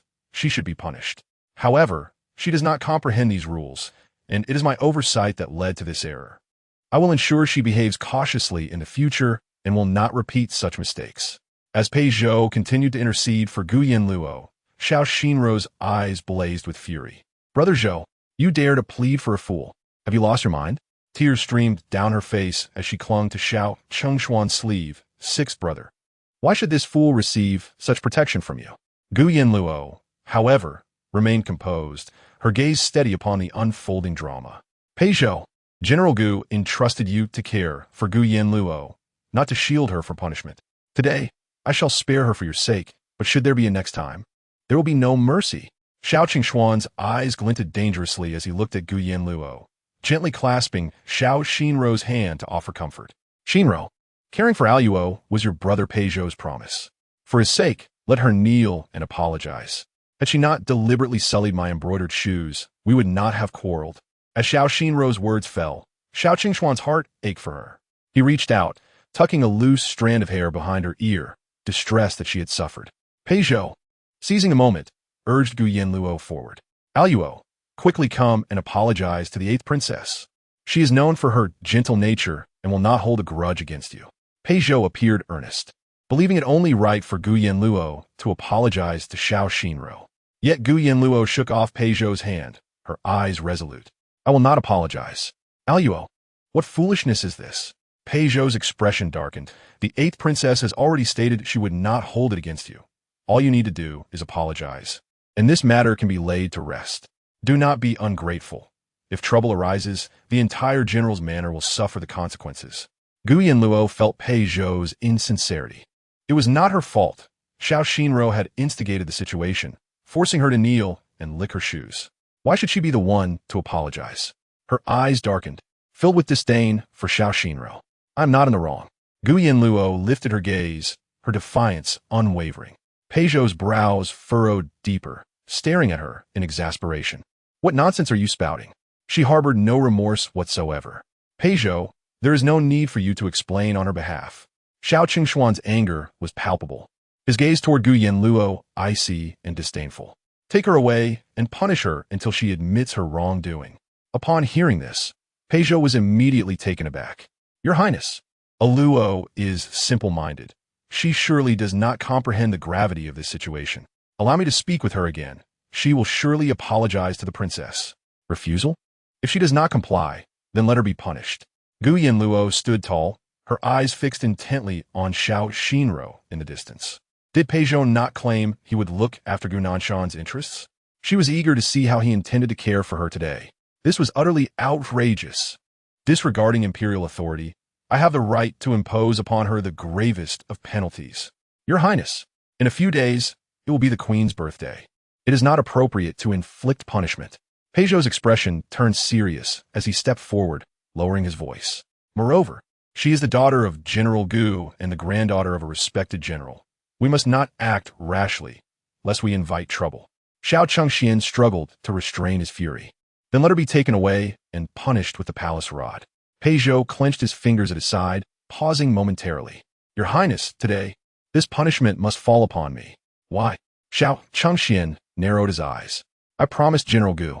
Brother Pei Zhou. Xiao Xinrou's eyes were red with tears. Since she refuses to admit her fault, allow me to bear the punishment for her. Pei Zhou's gaze flickered, and upon uttering these words, he walked towards the outside of Xiaoning Pavilion. The palace rod had already been delivered. He leaned over the bench, his eyes tightening. Gu Yanluo scoffed. Just as she had suspected, Pei Zhou was an exceedingly hypocritical person. Today he would take this punishment for her, but tomorrow, news would spread throughout the capital that he treated her with great care. It would swiftly reach the general's residence and the Yuan family. The palace rod struck down, a thick plank landing heavily upon Pei Zhou's back. Xiao Xinrou's heart ached for him. She wished to plead with Xiao Chengxian to spare Pei Zhou, but he turned his gaze toward Gu Yanluo. Do you acknowledge your fault? You refuse to admit your mistake for a moment, and I shall punish him for that moment, until you confess. Gu Yanluo lightly chuckled. Go ahead, strike him down. She raised her chin slightly, her eyes shining brightly. Yanluo is innocent. Yanluo is indeed innocent. Hearing Gu Yanluo's words, Xiao Xinrou nearly lost her mind. The more she felt for Pei Zhou, the more indifferent Gu Yanluo became. In her dark eyes, it seemed to be filled with mockery and derision. Look, your beloved brother Pei Zhou is now suffering punishment for me. What a pity. I couldn't care less about it. It's all your fault. It's all your fault. If it weren't for you, brother Pei Zhou wouldn't be dragged into this. Xiao Xinrou was furious, rushing down and raising her hand to strike Gu Yanluo. But Gu Yanluo seized her wrist, disregarding everything, and screamed, Ah! The princess is killing someone. Xiao Xinruo's descending hand was halted, her face growing ever more grim. Her flushed cheeks burned with the rage threatening to spill over. Sixth brother. This Gu Yanluo is far too arrogant. She is truly insufferable. Xiao Xinruo choked on her anger, glancing back at Xiao Chengxian. He had not anticipated that this foolish girl would truly be so audacious, behaving so recklessly before them. Gu Yanluo, even if you are General Gu's daughter, should you lay hands on Xinruo, you will find yourself in a perilous situation. Gu Yanluo's gaze deepened, fixated on Xiao Chengxian. General Gu held military power. As long as he wished to utilize General Gu, he would certainly not dare to harm her. Moreover, such a hypocritical and selfish man as General Gu would not dare to openly defend Xiao Chengxian should she truly be harmed by the sixth prince. What would become of his reputation then? To preserve it, he might even abandon Gu Ruyue, the daughter he had painstakingly nurtured for so many years. Sixth brother, my chest aches terribly. If she is not punished today, my heart's resentment will remain unresolved. Xiao Xinruo was supported by Xiao Chengxian. His gaze darkened. Someone, restrain this audacious fool. Figures approached from behind, seizing Gu Yanluo's arms, pinning her down so she could not move. Xiao Xinruo's chest heaved with rage, seeing Gu Yanluo restrained. She stood up immediately. Sixth brother, let me teach her a lesson. She is simply too arrogant. Xiao Chengshuan's eyes sharpened. Xinruo, do not injure yourself. Xiao Xinruo nodded. All right. As she spoke, she stepped in front of Gu Yanluo, raising her hand, preparing to deliver a stinging slap to Gu Yanluo's face. However, just as she approached, Gu Yanluo lifted her leg and swept it beneath her. Xiao Xinruo was unprepared for the sudden maneuver, stumbling and twisting her ankle, falling to the ground. In that moment, a sharp pain surged through her, radiating from her ankle to her waist, leaving her pale and nearly unconscious. Xinruo, Xiao Chengshuan's expression changed, rushing forward to embrace her with concern. Imperial physician. The physician appeared bewildered, checking Xiao Xinruo's pulse and examining her ankle, but found no discernible injury. Not even the pinprick of the silver needle Gu Yanluo had used. Sixth prince, the eighth princess's ankle shows no signs of injury. Then why does it hurt so terribly? Xiao Chengxian roared, recalling Gu Yanluo's kick. Could it be that she had intentionally tripped Xinruo? The physician hesitated. A mere trip would not cause such severity. Besides, the eighth princess's bones are intact and unrelated to the sprain. It may be due to shock. The eighth princess ought to rest for a while and refrain from further agitation, he advised. Chapter 75.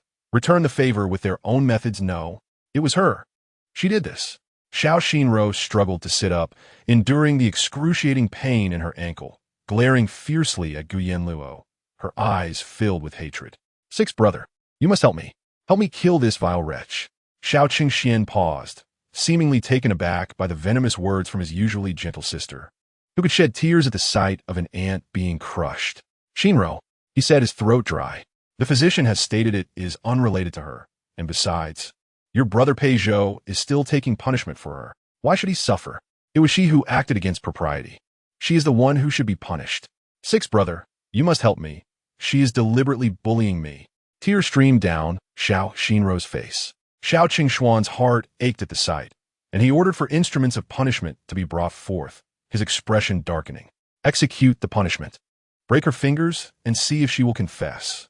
At once, a eunuch fetched the finger-crushing device, and the attendants hastily placed it on Gu Yanluo's fingers. Her expression remained unchanged, her demeanor calm as she watched. Meanwhile, Minghua learned of the conflict between Gu Yanluo and Xiao Xinruo, her eyes lighting up with curiosity about how Xiao Xinruo would be dealt with. However, her joy was short-lived as she remembered that Gu Yanluo's only support might be the second prince. Panic set in, and she immediately sent word to the archery range. Then, she arrived at Xiaoning Pavilion, summoning all the attending maidservants to question them about what had transpired. None of the maidservants dared to speak. After all, one was the eighth princess and the other the ninth princess. They did not wish to offend either. If you remain silent, when second brother arrives and discovers what has happened, how do you suppose he will handle it? Upon hearing Minghua's words, the maidservants, who had hesitated to speak, turned pale. No matter how terrifying these two princesses were, they could not compare to the cruelty of the second prince. Among the crowd, two maidservants who had witnessed Gu Yanluo being bullied immediately crawled forward on their knees, voices trembling. We saw it. The eighth princess forced Miss Gu to lick her shoes. I also witnessed it. As their faint voices fell, a tall figure stepped into Xiaoning Pavilion. He had clearly heard the maidservant's words, and his already dark expression grew even grimmer. Where have the people been taken? The maidservants, trembling with fear, pointed towards the Yanluo Pavilion where Xiao Xinro was resting. Go! Xiao Jiuye grasped Minghua's collar and made his way directly to the pavilion. Changbai followed behind, observing the princess's flushed face and trembling eyes. Poor princess. The second prince still perceived her as the same girl from their childhood, treating her as if she were merely a pet. Inside Yanluo Pavilion, Xiao Xinro and Xiao Changxian observed Gu Yanluo, who remained unfazed in the face of execution, their expressions cloaked in frost. This fool still possesses some backbone, Xiao Changxian scoffed. He then signaled the eunuchs to commence the punishment, eager to witness if she would retain her spirit when her fingers were crushed and blood spilled. The eunuchs received their orders, but suddenly, a voice rang out from outside. Try touching her. Everyone turned to look. Gu Yanluo's ears perked up, and she followed the sound, only to find Princess Minghua? How could she compel her to admit fault? What wrong had she committed? Wasn't the eighth sister always kind-hearted? How could she be so cruel to a fool? Princess Minghua stepped forward, her gaze sharp as she directed it at Xiao Xinro. These two had always been at odds. Ninth sister, even if you despise eighth sister, you should not slander me like this. She was the one who bullied me first. Xiao Xinro's eyes reddened once more, portraying a picture of frailty and helplessness. In the palace, regardless of the circumstances, it was always Minghua who bore the brunt of punishment, while Xiao Xinro, with her pitiful demeanor, made Minghua suffer endlessly. Oh, a little fool bullied you? Minghua sneered, relishing the opportunity to hold Xiao Xinro accountable. You are the esteemed eighth princess. How could a simpleton dare to bully you? Xiao Xinro gritted her teeth. She soiled my embroidered shoes and refused to apologize, and now she has caused Brother Peugeot to be punished. My maidservants can testify. You claim they are your maidservants. They will surely side with you. Can their testimonies even be trusted? Minghua mocked. Ninth sister, what do you mean by this? I know you dislike me, but it was she who offended me first. I could not endure it any longer, and then she pushed me into the water, almost drowning me. You wish to rub salt into my wounds? As Xiao Xinro spoke, tears cascaded down her cheeks, her sorrow palpable. Minghua found her exasperating and scoffed. Bring them forward, she commanded those behind her.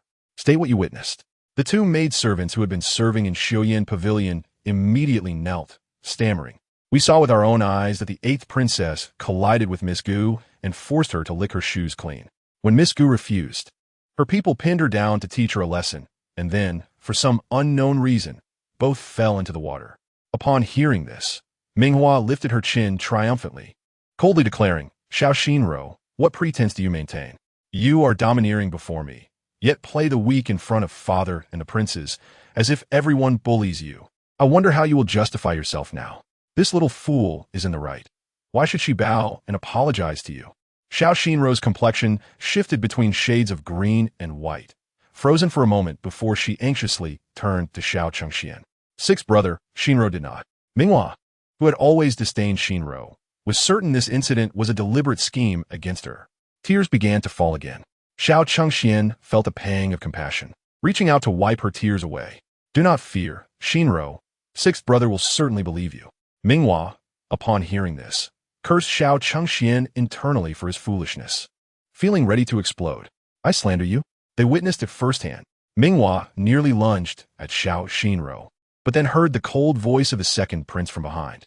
She quickly turned to see Xiao Jiuye striding forward, clad in fitted black attire, armor resting on his shoulders, clearly having come from the training grounds. The eunuchs holding the instruments of punishment found themselves in a dilemma, unsure whether to proceed or withdraw. If you wish to live, remove the instruments, Xiao Jiuye commanded, not sparing them glance. The two young eunuchs trembled in fear, hastily retracting the instruments before kneeling, their backs soaked with sweat. Second brother, Minghua's eyes brightened as she prepared to rush to Xiao Jiuye's side, but she noticed the ominous aura surrounding him as he approached Xiao Changxian. Before Changxian could comprehend his intentions, Xiao Jiuye advanced, his dark eyes filled with rage. Second brother. Before he could finish, Xiao Jiuye swung his fist, landing a powerful blow to Qingshuan's face. Changxian staggered back, colliding with the redwood table behind him. Sixth brother. Xiao Xinro shrieked, panic enveloping her as she rushed to aid Changxian, only to feel a sharp pain in her ankle. Gu Yanluo stood frozen, her eyes wide in disbelief. Xiao Jiuye had actually struck Xiao Changxian? What was he doing? Changxian steadied himself, wiping the blood from his lips, but before he could speak, another punch landed.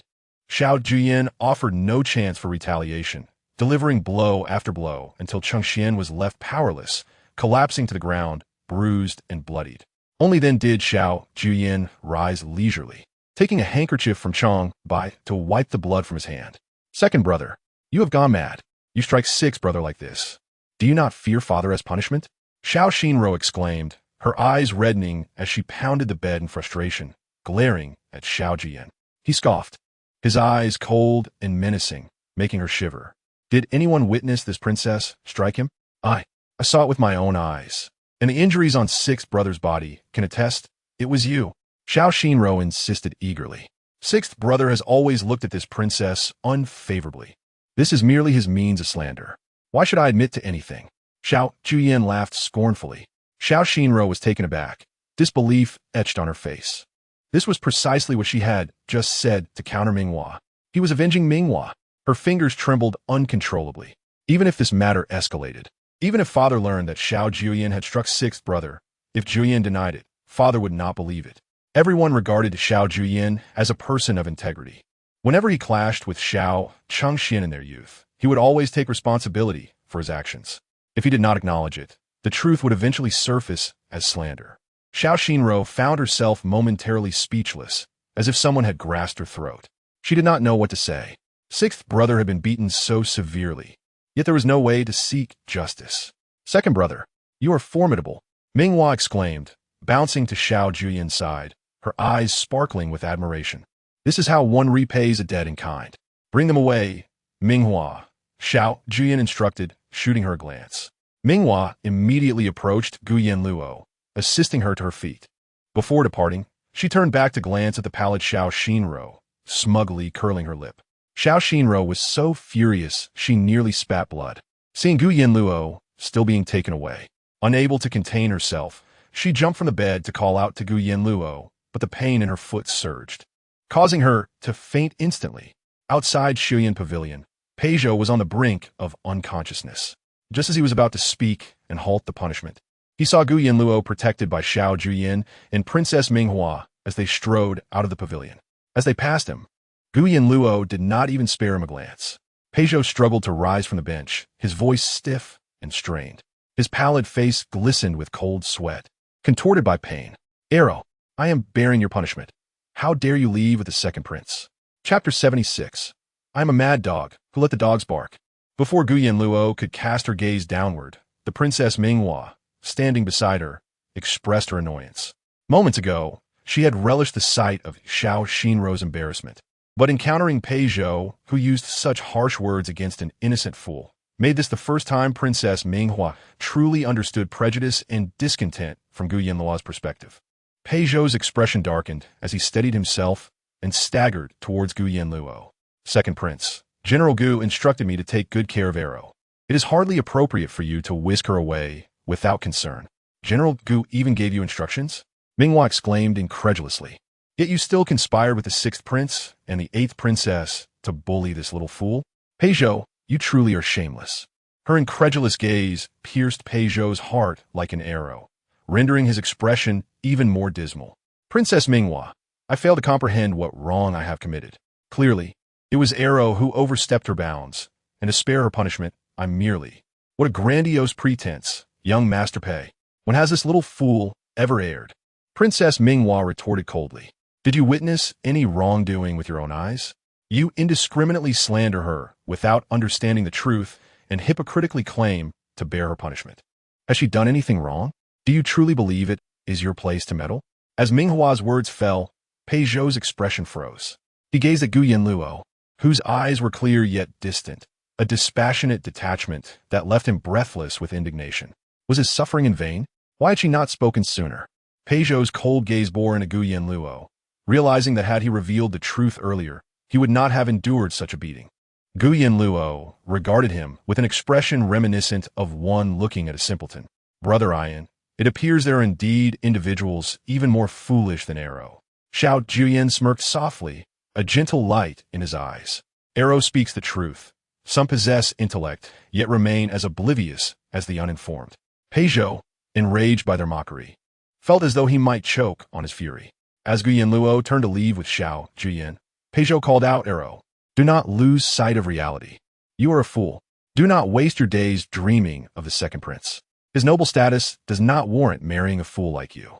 Following him will tarnish your reputation, leaving you unworthy even to be his concubine. What do you hope to gain?" Peizhou feigned concern for Gu Yanluo. Xiao Jiuye, radiating an aura of menace, turned abruptly, as if to confront Peizhou, but his gaze caught Gu Yanluo rushing forward. She had endured enough, and, in a flash, delivered a swift kick to Peizhou's knee. Caught off guard, Peizhou collapsed to the ground, his already weakened state exacerbated by the fall. Gu Yanluo, what madness is this? I speak for your own good. With a chilling glare, Gu Yanluo replied, My affairs are none of your concern. General Gu would never permit you to associate with the second prince. Peizhou insisted vehemently. With a slight smile, Gu Yanluo retorted, I care not for his approval. Her icy demeanor and venomous gaze instilled dread in Peizhou, leading him to question whether she was truly as foolish as he believed. Suddenly, Gu Yanluo straightened, her foot forcefully descending upon Peizhou's hand, followed by a flurry of punches and kicks. You villain, I shall make you pay. Peizhou, entirely unprepared, fell heavily to the ground, his face devoid of color. Observing this, Xiao Jiuye furrowed his brow and swiftly moved to lift Gu Yanluo, carrying her away without a word towards Xiuyan Pavilion. Princess Minghua stared in astonishment, her eyes wide. My second brother, actually. A moment later, they arrived at the Qingfeng Pavilion of Dongshan Academy. Xiao Jiuye exchanged a glance with Princess Minghua, who immediately turned her attention to Gu Yanluo. Did you sustain any injuries from your fall? Did Xiao Chengxian harm you? Gu Yanluo, regaining her composure, shook her head, her gaze still somewhat dazed. No, Arrow is fine. She raised her delicate finger, unmarred and unblemished. Seeing her hand unscathed, Xiao Jiuye's tension eased considerably. He spoke in a low voice, change your clothes. I will return shortly to discuss matters. Accustomed to Xiao Jiuye's fearsome reprimands, Princess Minghua felt her legs weaken. His tone suggested anger, but the reason eluded her. Unable to comprehend, she ordered her maid to fetch a new outfit for Gu Yanluo. Zhou assisted, and soon Gu Yanluo donned a fresh ensemble. Princess Minghua, vibrant and flamboyant, chose a striking red gown. Standing before the mirror, Gu Yanluo was momentarily taken aback by her own reflection. The porcelain white of her skin contrasted beautifully with the vivid red, exuding an oddly captivating allure. Miss, you look stunning in red, Zhou exclaimed, her round face filled with amazement. Gu Yanluo, flustered by the compliment, smiled shyly, murmuring, It is the princess's gown that is beautiful. Nay, Princess Minghua shook her finger earnestly. The gown is secondary. Your beauty is paramount. I have worn many red dresses, yet none compare to your radiance. You surpass even the most beautiful woman in the capital. Who is the most beautiful woman in the capital? Minghua inquired of her maid. Miss Lin from the Lin family, Lin Shuiwu. Yes, you are more beautiful than Lin Shuiwu. With that, Princess Minghua's eyes sparkled with mischief as she turned to Gu Yanluo. Arrow, you shall be my second sister-in-law. Both Xiao Jiuye and Gu Yanluo froze in surprise. Gu Yanluo looked at Princess Minghua in disbelief as she solemnly declared, Since a second sister-in-law must be chosen, let us select the most beautiful one. Gu Yanluo thought to herself, Your criteria for a second sister-in-law are rather simplistic. However, as soon as Princess Minghua's words fell, she promptly realized their inappropriateness. Though Gu Yanluo possessed exquisite beauty, she was notoriously known as the foolish girl of the capital. Her father and mother would never permit the second prince to take a simpleton as his consort. A sense of regret washed over Princess Minghua. Xiao Jiuye stepped forward, his dark eyes narrowing as they fixated on Gu Yanluo. Minghua, do not be disrespectful. Princess Minghua pouted and retreated slightly. Xiao Jiuye's shadowy gaze lingered deeply on Gu Yanluo's face. He recalled the words of his friend, Dong Xiaoning, who had once said that to discern whether one had feelings for a woman, one must observe their physical reactions and possessiveness. if such feelings were present. It indicated the intertwining of male and female affections. Xiao Jiuye clenched his jaw. The idea of the little fool becoming Minghua's sister-in-law was not entirely out of the question. Upon hearing Xiao Jiuye admonish Princess Minghua, Gu Yanluo's eyelashes fluttered slightly. As the second prince of Mingsheng, his aspirations were to become the future emperor. He would surely not marry a fool as his consort.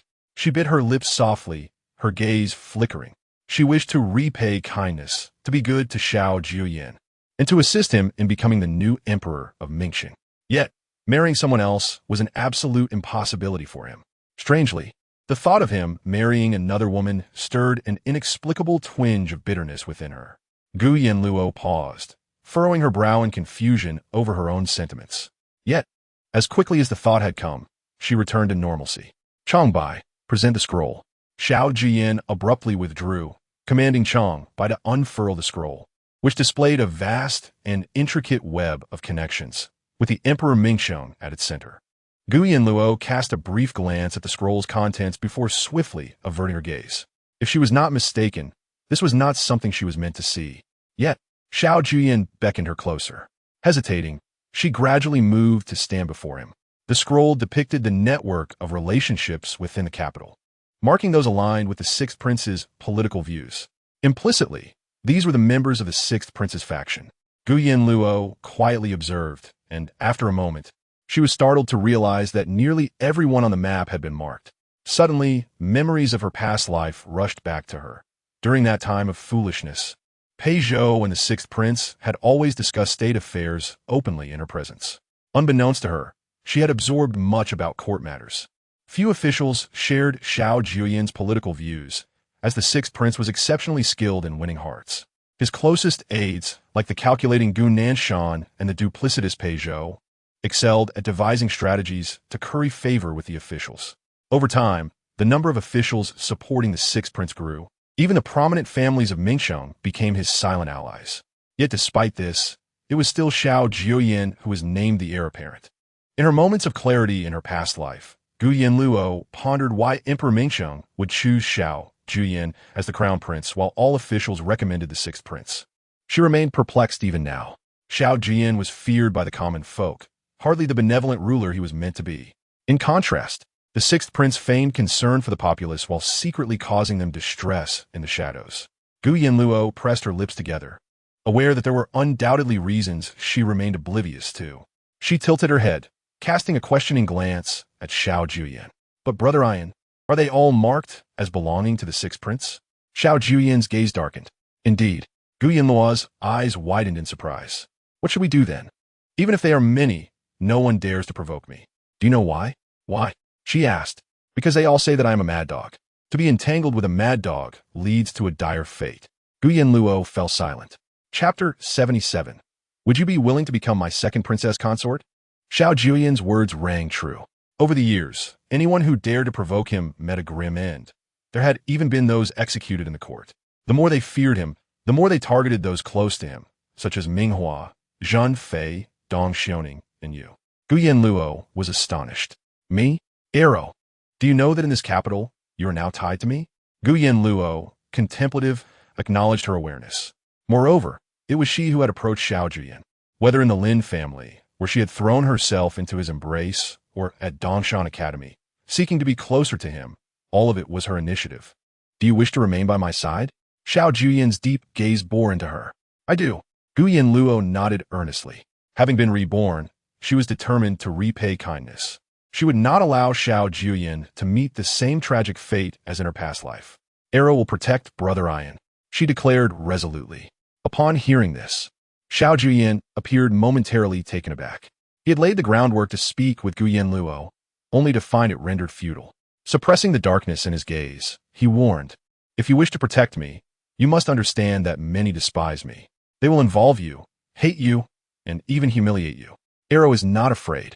Gu Yanluo puffed out her cheeks, standing protectively in front of Xiao Jiuye. If they bully Brother Ian, I will kill them all. With her words, a fierce glint emerged in her eyes. She had not been reborn to suffer as she had in her past life. Should anyone truly seek Xiao Jiuye's life, she would not let them escape unscathed.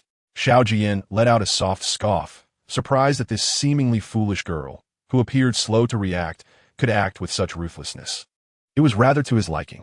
Princess Minghua watched in astonishment as Xiao Jiuye gently guided Gu Yanluo, his demeanor tender and indulgent, sending a chill down her spine.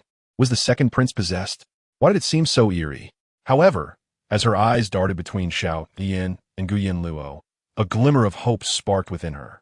Did this indicate that the second prince felt differently towards Arrow? Could it be that her dream of having Arrow as her sister-in-law might truly come to fruition? Princess Minghua's eyes brightened at the thought. But if Arrow were to become her future sister-in-law, would she not need to assist them? Arrow, being somewhat dim-witted, surely lacked understanding in matters of the heart. She ought to help her. Princess Minghua's thoughts raced. She blinked, glancing around before declaring, "Brother, what you're saying is rather tedious. I have pressing matters to attend to and must take my leave." Xiao Jiuye, contemplating how to broach the topic with Gu Yanluo, was interrupted by Princess Minghua. "You have urgent matters? What could possibly be urgent to you besides feasting and revelry?" Princess Minghua's eyes darkened with resentment. Why was it that he displayed such affection towards Gu Yanluo while mocking her? She felt no affection for the second prince. With a huff, she stomped her foot, muttering under her breath, "I shall ignore you." Xiao Jiuye regarded her coolly, giving her a look that said, "Leave if you must." Princess Minghua stormed off, and upon reaching the entrance of Qingfeng Pavilion, she ordered her subordinates to lock the place up without hesitation. Oof. If it weren't for my fondness for this future sister-in-law, I would not be assisting you. With a triumphant lift of her chin, she tossed the key into the waterway before turning to leave. Inside Qingfeng Pavilion, after Princess Minghua's departure, only Gu Yanluo and Xiao Jiuye remained, aside from Changbai and Mingyue, who had withdrawn behind the screen. Just as Xiao Jiuye was about to speak, Changbai rushed forward, urgency evident in his voice. "Your Highness, there is trouble. What is it?" "Princess Minghua has locked the doors of Qingfeng Pavilion from the outside. We cannot exit." "Huh?" Gu Yanluo looked bewildered. Why would Minghua lock the door? What is she planning? Changbai was utterly perplexed, and his subordinate was equally in the dark. "Go find a way to open the door," Xiao Jiuye commanded in a low voice. After Changbai turned to leave, Gu Yanluo glanced back at his retreating figure, pondering the intentions of Princess Minghua. Suddenly, her mind recalled the princess's words. She wanted her to become her second imperial sister-in-law. Just as Gu Yanluo was lost in thought, Xiao Jiuye swiftly approached her. "The pastries in Qingfeng Pavilion are delightful. Do give them a try." He brought a plate of pastries from the table and seated himself beside her. Gu Yanluo cautiously picked up a piece, bringing it to her lips, savoring its soft and sweet flavor. With her cheeks slightly puffed, she exclaimed, "Delicious. Thank you, Brother Yin. From now on, you shall be on the same boat as me," Xiao Jiuye remarked. Gu Yanluo nodded, diligently chewing the pastry, as he added, "Before your coming-of-age ceremony, you must not meet with other men. Do you understand?" "Understood," Gu Yanluo replied. Being on the same boat as Xiao Jiuye meant she could not marry anyone else, but she had no intentions of remarrying anyway. Marrying a fool would only lead to her suffering. "You must also avoid entanglements with men like Peizhou, for he would tarnish your reputation. You must focus solely on me, without wavering. Do you comprehend?" Xiao Jiuye reiterated in a serious tone. Gu Yanluo sensed something amiss. It felt as if Xiao Jiuye was not merely establishing rules for an ally, but rather coaxing his future princess. Yet, this did not deter her. She smiled sweetly. "Got it." And Xiao Jiuye leaned closer, his gaze intensifying. "If anything like today occurs again, do not endure in silence. Bring it to my attention. I will be your support." Yes, she thought, having already latched onto Xiao Jiuye's metaphorical leg. Surely, he was her pillar of strength. If seeking his support proved futile, she would learn to act recklessly. "If you find yourself in such a situation, you must learn to go wild," Xiao Jiuye continued. Gu Yanluo pondered wildness. "I'm quite adept at that. Isn't it the forte of a fool like me?" Yet, if she were to act recklessly, what would happen to her? As she finished the pastry in her hand, she touched her neck, sensing a chill. "In a few days, with the queen's birthday approaching, you must seize the opportunity." Xiao Jiuye gently guided, "I will also make plans for you." What plans could he possibly have for her? Gu Yanluo increasingly felt that there was a deeper meaning behind his words. However, Xiao Jiuye offered no further explanation, his dark eyes fixed on her, seemingly lost in thought about something beyond her.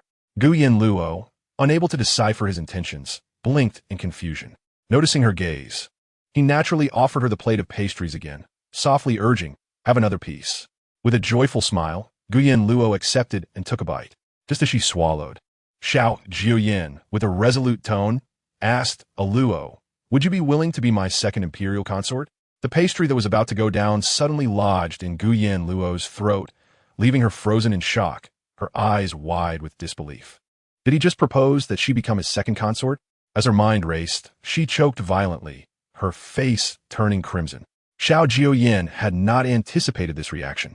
He quickly extended his arm, gently patting her back. Using a handkerchief from the table, he tenderly cupped her chin, lifting it slightly.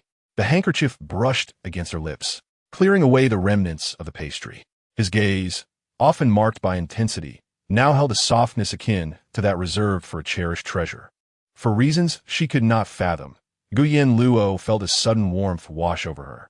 Her eyelashes fluttered, and her heart raced uncontrollably. In that instant, she finally grasped the underlying implication of Xiao Jiuye's words. Being on the same boat meant not as allies, but as partners in marriage. As Xiao Jiuye wiped her face clean, he found himself captivated by her presence, reluctant to pull away. His long fingers, distinctly graceful, cradled her cheek as he spoke. "This is not a fleeting whim. If you wish to be my second consort, I shall pave the way for you." Even if her father opposed it, even if the virtuous consort disagreed, even if the sixth prince mocked her, he would eliminate all obstacles in her path. He would ensure her peace of mind. Chapter 78. The seventh prince, Xiao Yanluo, was momentarily stunned, her heart racing inexplicably. She felt that familiar sensation rising within her. Her ears flushed with warmth as she avoided Xiao Jiuye's gaze, feeling flustered. "You need not rush to respond. I will give you time to consider," Xiao Jiuye reassured her, though a flicker of anxiety stirred within him. He had never felt such nervousness, even during his first court session as a child. He worried about how he would react if Yanluo refused, especially knowing the sentiments of Lady Gu. After half an hour, the Grand Tutor would arrive at Langya Hall. Suddenly, Xiao Jiuye stood up, hastily stating, "Changbai, jump down and break the lock." "Understood." Changbai swiftly opened the window and leaped down. Soon after, the door to Qingfeng Pavilion swung open, and Xiao Jiuye strode forward. Noticing Yanluo still standing in place, he took a deep breath and returned to her side. "Let's go to Langya Hall." He grasped her wrist through her garments, leading her onward. Yanluo lowered her gaze, briefly glancing at his fingers, her eyelashes quivering. Upon reaching Langya Hall, Xiao Jiuye allowed Yanluo to enter first. As she stepped inside, she was met with numerous unfamiliar faces, the most recognizable being Princess Minghua. Upon seeing her, Minghua raised an eyebrow in surprise before beckoning her over. "Luo, come sit beside me." The other scholars in Langya Hall, noting the camaraderie between Yanluo and Princess Minghua, remained silent, observing discreetly. Yanluo scanned the room, her attention drawn to a dark figure in the corner. The young man's slender back was turned to her, engrossed in a book, his long hair tied up high, and his slanted eyes reflecting a sharp intensity. A familiar aura emanated from him, sending a shiver down Yanluo's spine. As she stared at the young man in a daze, he suddenly lifted his gaze, his cold and piercing eyes locking onto hers with an unsettling chill. Yanluo felt a jolt of fear. He was none other than the seventh prince, Xiao Duo.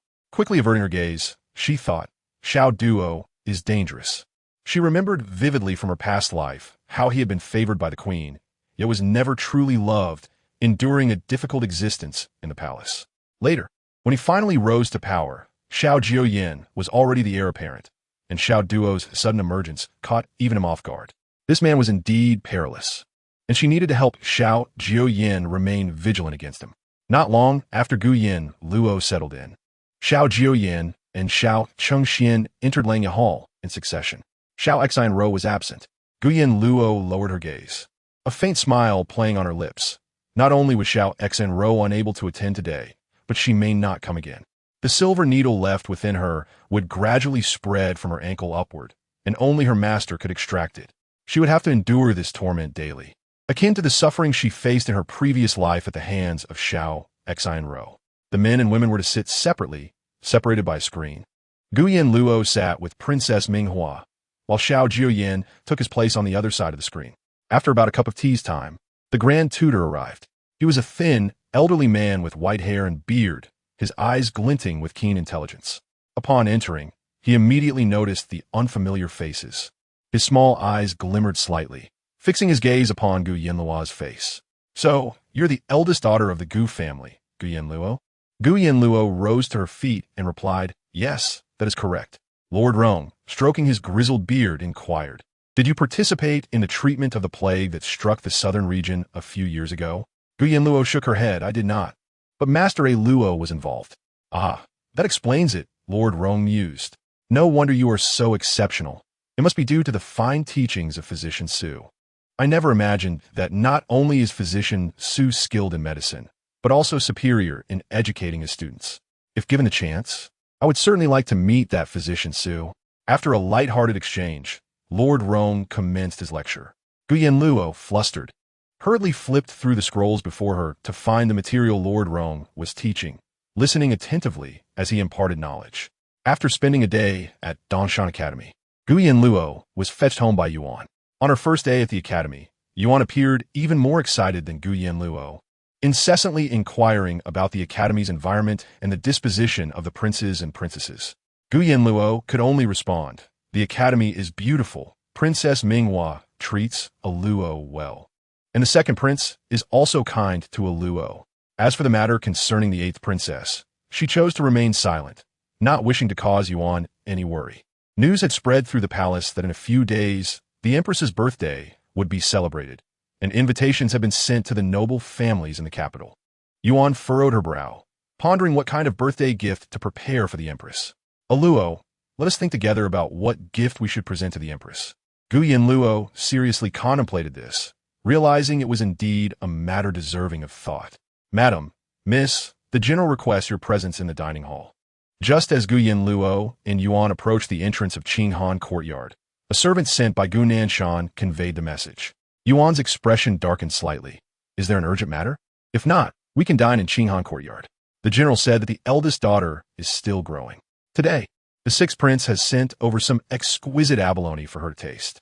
Upon hearing the name of the sixth prince, an ominous feeling surged within Gu Yanluo. She recalled the events of the day. At such a time, was the sixth prince truly sending abalone merely for the sake of it? Gu Yanluo pursed her lips, her gaze dimming. Yuan snorted, "Who would want to eat his abalone?" "Madam, please don't make it difficult for me." The servant was nearly in tears. It was he who would suffer if Madam and the general were at odds. Seeing his distressed expression, Yuan sighed softly, "A Luo, come. Mother will accompany you to the battlefield." Gu Yanluo froze momentarily, instantly grasping the metaphor of battlefield that Yuan had used, yet she smiled and feigned ignorance. "Mother, what battlefield? Nothing much. A Luo will go with Mother to enjoy some abalone. All right?" Gu Yanluo obediently nodded and rose to follow Yuan. Upon reaching the dining hall, Gu Yanluo immediately spotted Gu Xiaofeng seated beside Gu Nanshan, clad in a snow-blue robe with a dignified posture reminiscent of a tall pine. Upon hearing Gu Yanluo's approach, several individuals in the dining hall raised their eyes simultaneously. At the moment the old matriarch of the Gu family caught sight of Yuan, her protective instincts flared, casting a wary glance at Gu Xiaofeng before glaring at Yuan. "Sit," Gu Nanshan commanded in a low tone, his voice devoid of discernible emotion. Gu Yanluo and Yuan took their seats. Just as they settled in, Gu Nanshan's voice, laced with frost, pierced through the room. "Did you have a dispute with the sixth prince at the academy today?" "What?" Before Gu Yanluo could respond, Yuan wore a worried expression, turning towards her. "Did you argue with the sixth prince? Or did he bully you?" To Yuan, Gu Yanluo's nature was such that she would never provoke trouble. So it must have been the sixth prince who had wronged her. Gu Nanshan's gaze darkened. "A Luo, you are nearing the age of marriage." The implication was clear. He was concerned about her prospects. "You should maintain your distance from the second prince." Gu Nanshan's eyes were heavy with warning. Gu Yanluo had little desire to engage with Gu Nanshan. Her gaze was fixed on the exquisite abalone at the center of the long table. Minghua served the eldest daughter. Yuan understood Gu Yanluo's intentions and instructed Minghua to fulfill her wishes. "General, the madam is speaking." The old matriarch's expression turned slightly cold. "Is it so necessary to indulge in such gluttony now? Daddy summoned a Luo here not for abalone?" Gu Yanluo raised her gaze to the old matriarch. The old matriarch scoffed. Such a disgraceful thing. Is a grandmother who often sneaks lamb legs in show and hall also considered disgraceful? Gu Yanluo met her gaze defiantly.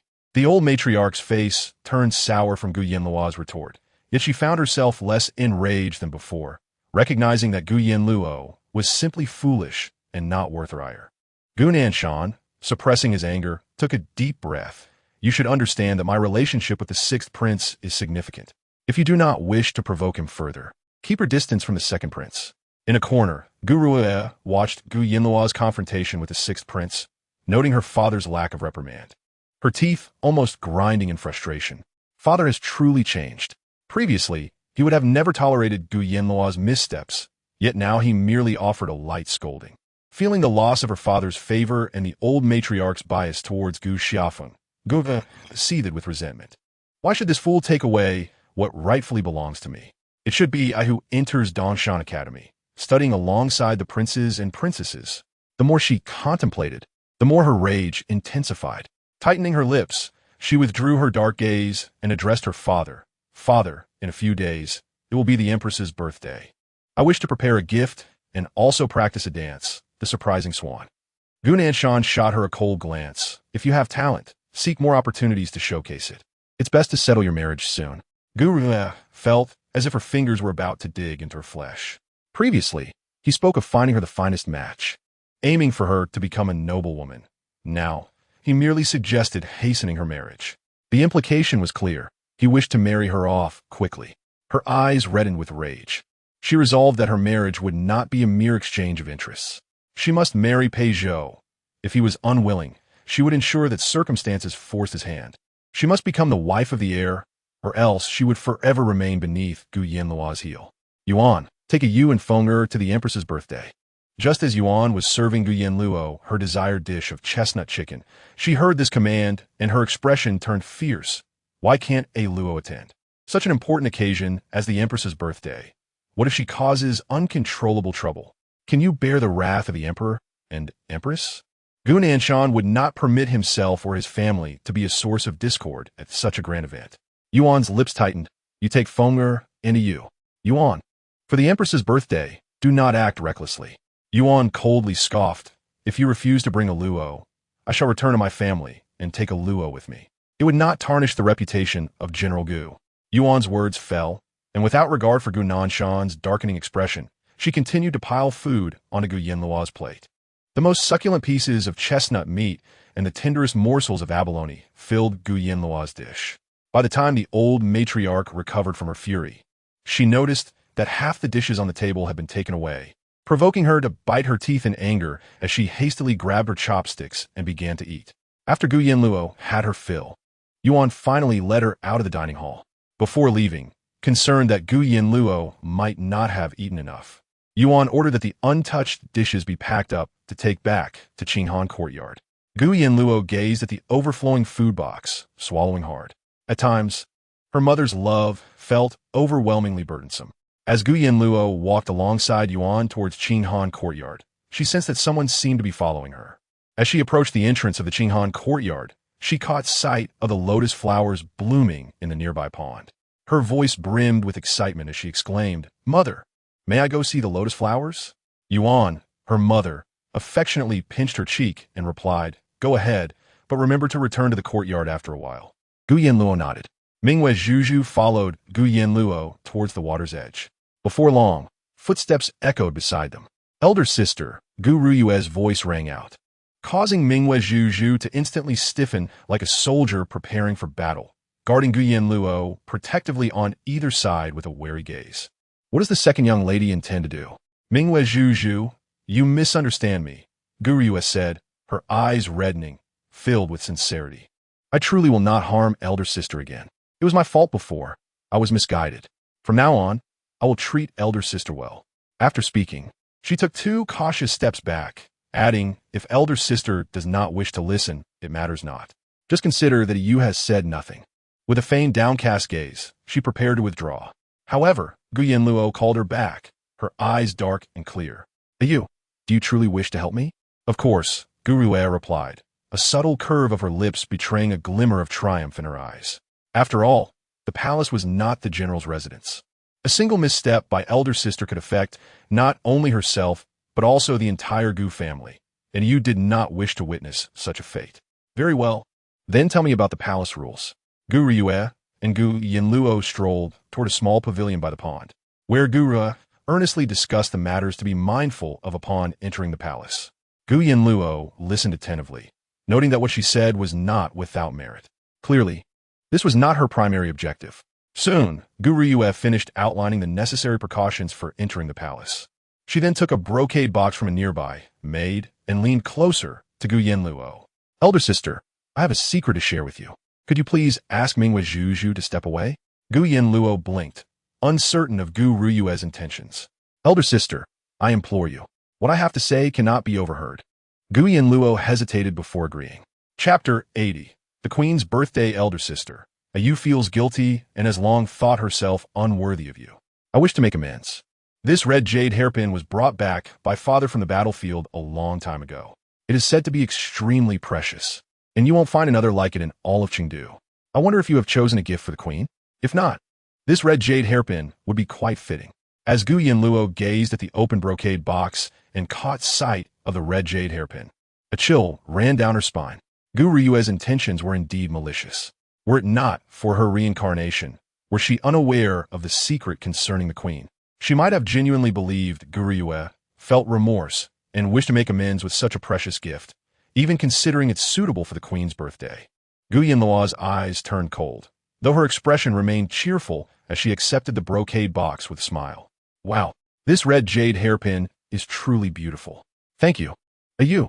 Gu Riyue smiled. I'm glad elder sister likes it. Ayu's efforts were not in vain. What a fool, so easily deceived. Gu Yanluo tilted her head. I will tell mother that this red jade hairpin is a gift for the queen. Such a vibrant red hairpin will surely please her. Aluo. Gu Riyue grasped Gu Yanluo's wrist. Mother does not care for you now. If you tell her, she will certainly throw this red jade hairpin away. Elder sister would not want to see such a beautiful hairpin shattered, would she? Gu Yanluo nodded in agreement. Indeed, Aluo cherishes it and does not wish for it to be broken. Then do not tell mother. On the day of the queen's birthday, you can quietly present it to her. If the queen praises elder sister, mother will surely be very pleased. Gu Yanluo pondered seriously for a moment. Gu Riyue anxiously watched her. After a while, Gu Yanluo's eyes sparkled. Yes, mother will surely be very happy. I will not tell her. Saying this, she secretly hid the brocade box in her sleeve and placed a finger to her lips, whispering, Ayu, rest assured, I shall not tell anyone. Good. This is our agreement. Gu Riyue disdainfully extended her finger and made a pact with Gu Yanluo, repeatedly assuring her that she would keep this matter secret. After parting from Gu Riyue, Mingwe Zhuzhu anxiously asked, Elder Miss, what trick is the second young lady trying to play this time? Is she planning to bully you again? Gu Yanluo's eyes twinkled. Do not worry, she did not bully me. Really? Mingwe still appeared doubtful. Gu Yanluo nodded firmly, secretly clutching the brocade box within her sleeve. Indeed, you did not bully me. With that, she skipped joyfully back toward the Qinghan courtyard. A few days later, on the day of the queen's birthday, Gu Yanluo was awakened early by Yuan to prepare and dress. Given the grandeur of the queen's birthday celebration, there was no room for negligence. Rising too early, Gu Yanluo sat upright, her heavy eyelids drooping, her head bobbing as if pecking at grains like a chick. Hongzhu, who was assisting with her grooming, saw Gu Yanluo's drowsy appearance in the mirror and felt a pang of compassion. She gestured for Mingwe to support Gu Yanluo's chin, allowing her to rest for a moment longer. Mingwe immediately complied, cradling Gu Yanluo's delicate face, so soft that it seemed one could pinch water from it. The moment her fingertips brushed against Gu Yanluo's cheek, she couldn't help but press down a little more. Soft and tender, like a little kitten that had accidentally drunk too much and fallen asleep. Once her grooming was complete, Gu Yanluo finally emerged from her daze. Upon opening her eyes, she beheld her reflection in the mirror. Her exquisitely beautiful face, adorned with a touch of powder, bore a captivating allure. Her bright, lively eyes sparkled with a glimmer of water-like radiance. Clad in a pale yellow dress, her porcelain-like complexion appeared even more ethereal, reminiscent of cold jade. Red Candle Sister, you are truly remarkable, Gu Yanluo exclaimed, her eyes sparkling. is the eldest young lady's natural beauty, Red Candle replied with a gentle smile. Once ready, Yuan led Gu Yanluo out the door, heading to the Yuan family. Upon boarding the Yuan family carriage, Gu Yanluo immediately spotted her cousin, Yuan Shuolan, dressed in a flowing water blue gown. With her graceful figure and more enviable stature than Gu Yanluo, Yuan Shuolan's bosom was full, making Gu Yanluo feel a twinge of envy. As the carriage sped towards the palace, Gu Yanluo and Yuan Shuolan linked arms, making their way to the Shangyun Hall, where the celebration for the queen's birthday was to take place. The moment they stepped into the hall, they spotted Gu Ruyue, her eyes brimming with anticipation. Elder sister, you are here too. Yuan Shuolan immediately pulled Gu Yanluo back, her expression wary. What are you planning now? Stay away from my Luo. Gu Ruyue's face flushed slightly. Surrounded by people, and many eyes were upon her, Yuan Shuolan's words made her feel humiliated. She clenched her lips, a surge of anger rising within her. Yet, upon recalling Gu Yanluo's imminent self-destructive act during the queen's birthday celebration, her anger dissipated, replaced by anticipation. Gu Yanluo, the gift you present will be the very thing the queen despises most in this life. I shall see how you can enter the palace from now on. And do not even think about going back to Dongshan Academy. At that time, everything will belong to me. Inside the Shangyun Hall, a festive atmosphere enveloped the place. The hall was resplendently decorated, with palace maids adorning it in a dazzling display, even dusting the pillars with gold powder. Gu Yanluo and the Yuan family members were guided to their seats by the palace maids. Soon, the voice of a eunuch announced, "The second prince and the sixth prince have arrived." Everyone who was seated rose to pay their respects to the two princes. Subsequently, the remaining princesses and the seventh prince arrived, with the emperor, empress, and the favored consort one being the last to arrive.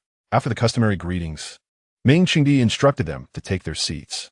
The palace maids brought forth the meticulously prepared appetizers from the imperial kitchen, the sound of the qin flowing melodiously, creating an atmosphere of joy and harmony. Gu Yanluo obediently sat beside Yuan Shi. Sensing someone's gaze upon her, she lifted her eyes to meet the languid, deep black orbs of Xiao Jiuye, causing her to pause slightly.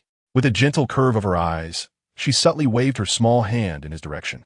Xiao Jiuye, observing her cautious demeanor, could not help but let his playful eyes dart about, finding her utterly endearing.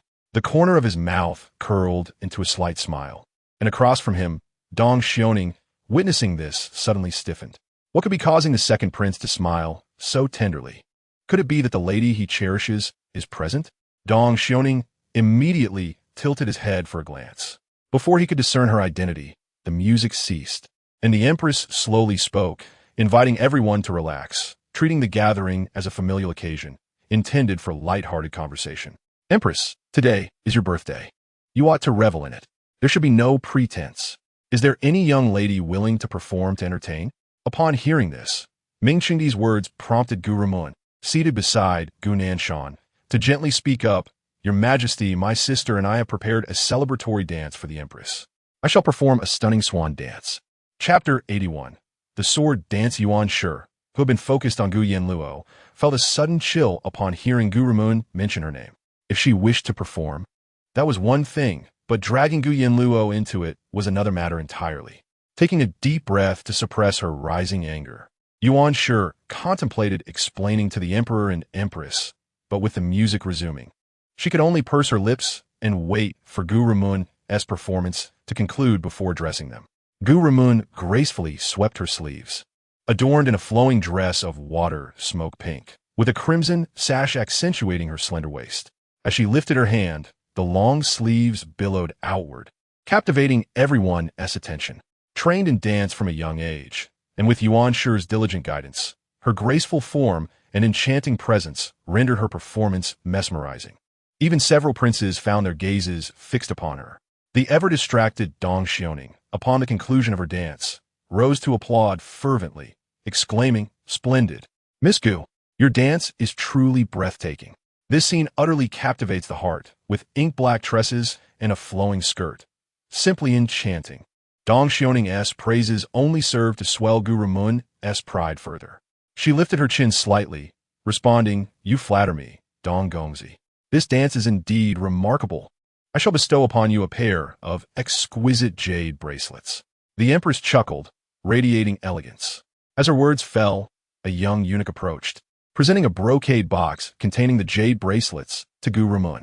Concealing her delight, Gu Ramun could barely suppress her laughter. She sensed many noble young men's eyes upon her today, and with the foolish Gu Yanluo as a comparison, she anticipated that suitors would soon flood the general's residence. Seeking her hand, "Thank you for your generous gift, your majesty." Gu Ramun accepted the brocade box, her eyes lighting up at the sight of the flawless jade bracelets. "My elder sister has also prepared a dance to celebrate your majesty's longevity," she reminded before taking her seat. "Is Miss Gu present?" The empress and emperor turned to seek Gu Nanshan's company, but upon not spotting another lady, they inquired. Yuan Shi led Gu Yanluo to the center of the grand hall. Kneeling, "Your Majesty, my daughter fell into the water at the age of 7, and her mind has since been impaired. She fears that her dance may not meet your Majesty's standards." Yuan Shi would rather spare Gu Yanluo from the ridicule of others than see her hard-won confidence shattered once more. "You are Gu Yanluo?" Ming Qingdi's gaze fell upon her, surprise evident in his expression. Gu Yanluo lowered her eyes. "I pay my respects to your Majesty. I have read your writings. You possess great insight." Ming Qingdi exclaimed with a hearty laugh. "The esteemed Taifu shared your essay with me, and it is more comprehensive than that of many ministers in court." Gu Yanluo, praised, remained composed. Meeting his gaze, "I have merely analyzed according to my master's experiences." "Are you skilled in medicine?" Ming Qingdi's eyes brightened. As a child raised alongside the renowned physician, Su should be proficient in the art. Yuan Shi's heart raced with trepidation. She feared Gu Yanluo might falter and provoke the emperor's ire. Gu Yanluo hesitated for a moment, then blinked. "I possess a smattering of knowledge, but my master has deemed me unworthy in the art of healing and forbids me from practicing, lest I tarnish his reputation." At this, Ming Qingdi burst into laughter. "Su is quite the amusing character. And what dance do you intend to present to the empress?" His tone softened, yet the imperial presence remained formidable. Yuan Shi's complexion turned pale. Her naive daughter had never learned to dance. How could she present a performance worthy of attention? "Your Majesty, my daughter is not adept in dance. Today is the Empress's birthday. It is indeed inappropriate for her to make a spectacle." "Not at all," Ming Qingdi interjected, waving his hand dismissively. "It is not a competition. It is merely a celebration for the Empress. Let be casual." Yuan Shi, flustered and at a loss, lowered her gaze. Observing Yuan Shi's flustered expression, Xiao Jiuye, who had been reclining languidly, straightened up, his demeanor shifting. Had the foolish girl been set up? His eyes darkened, filled with a sense of foreboding. Just as he was about to speak up for Yuan Shi and Gu Yanluo, he witnessed Gu Yanluo slowly rise. "I shall present a sword dance for the Empress's enjoyment." "A sword dance?" The attendees exchanged bewildered glances. What was a sword dance? Living in the capital, they had surely never heard of such a performance. The sword dance was a creation of the people along the borders of Mingcheng, celebrated to commemorate victories in battle. While most female dances utilized flowing sleeves, the sword dance employed soft swords in place of them. Even a sword could dance gracefully like flowing silk.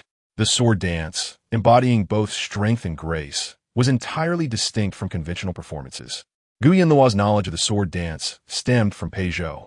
In her past life, after marrying Pei Zhou, Gu Ramun would freely visit the Duke of Dinghua's residence under the guise of being her sister, even seizing control of household affairs due to Gu Yanluo's perceived foolishness.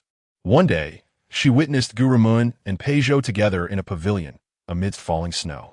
Clad in a red dress, Gu Ramun danced before Pei Zhou, her movements alluring.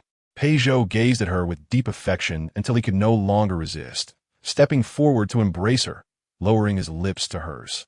At that moment, Gu Yanluo was oblivious to their actions, naively believing that Pei Zhou favored those who could dance, hoping to earn his affection through her own dance skills.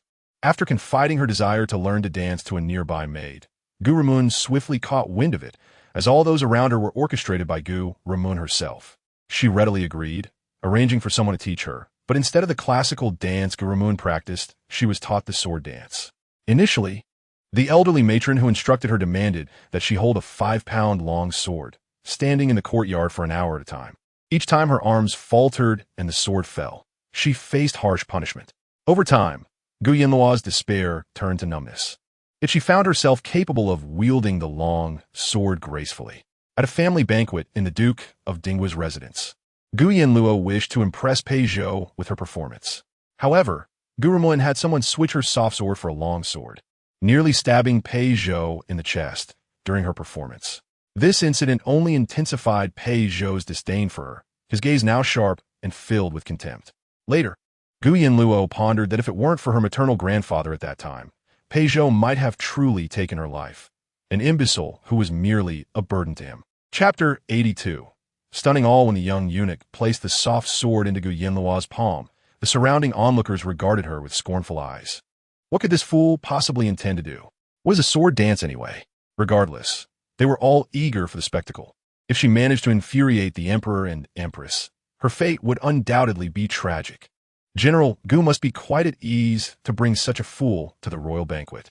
Gu distinctly heard the whispers around her, and a smirk gradually formed on her lips.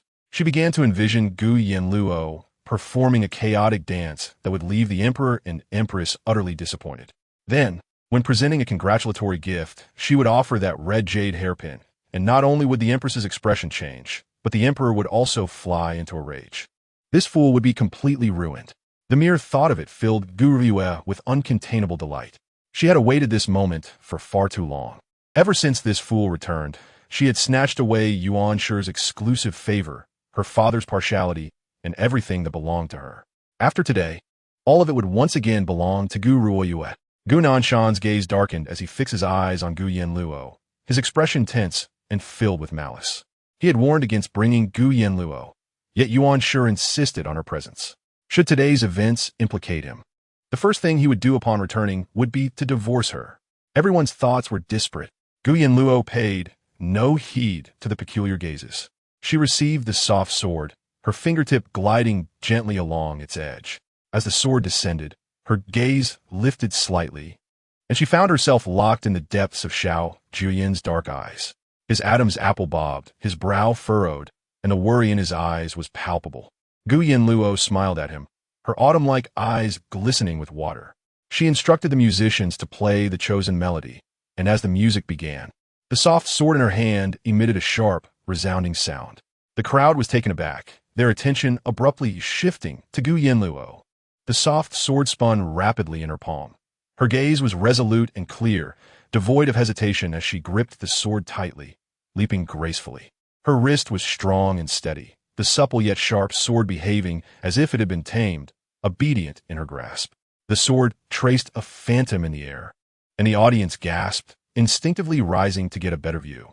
As Gu Yanluo executed several aerial spins, still breathless and continuing her display, the Hall of Auspicious Clouds erupted with fervent cheers. How impressive! So this is what a sword dance entails. This dance was far more captivating than the previous one. The beautiful sword flowers blossomed under Gu Yanluo's command, her chin slightly raised, hair brushing against her eyelashes. In that moment, her posture was upright, resembling not a delicate young lady from a secluded chamber, but a spirited and unrestrained young general on the battlefield. Even the princes and princesses in the Hall of Auspicious Clouds, including Emperor Ming Cheng and the Empress, were left astonished by the spectacle. The dazzling sword techniques dazzled the eyes of the spectators, each move following the last. As the Guqin's melody grew more intense, Gu Yanluo's movements quickened.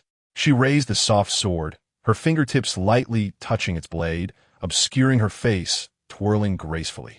As the music gradually slowed, Gu Yanluo stepped onto the sword.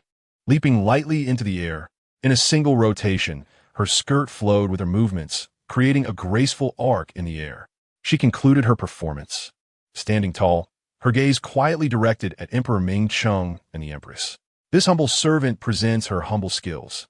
As these words fell, a profound silence enveloped the Hall of Auspicious Clouds, which was soon broken by fervent discussions. This sword dance, blending strength and grace, was a far cry from the monotonous previous performance. It was utterly breathtaking. Indeed, after serving in office for over a decade, I have yet to witness anyone wielding a soft sword with such finesse. Beautiful, yet still exuding vigor.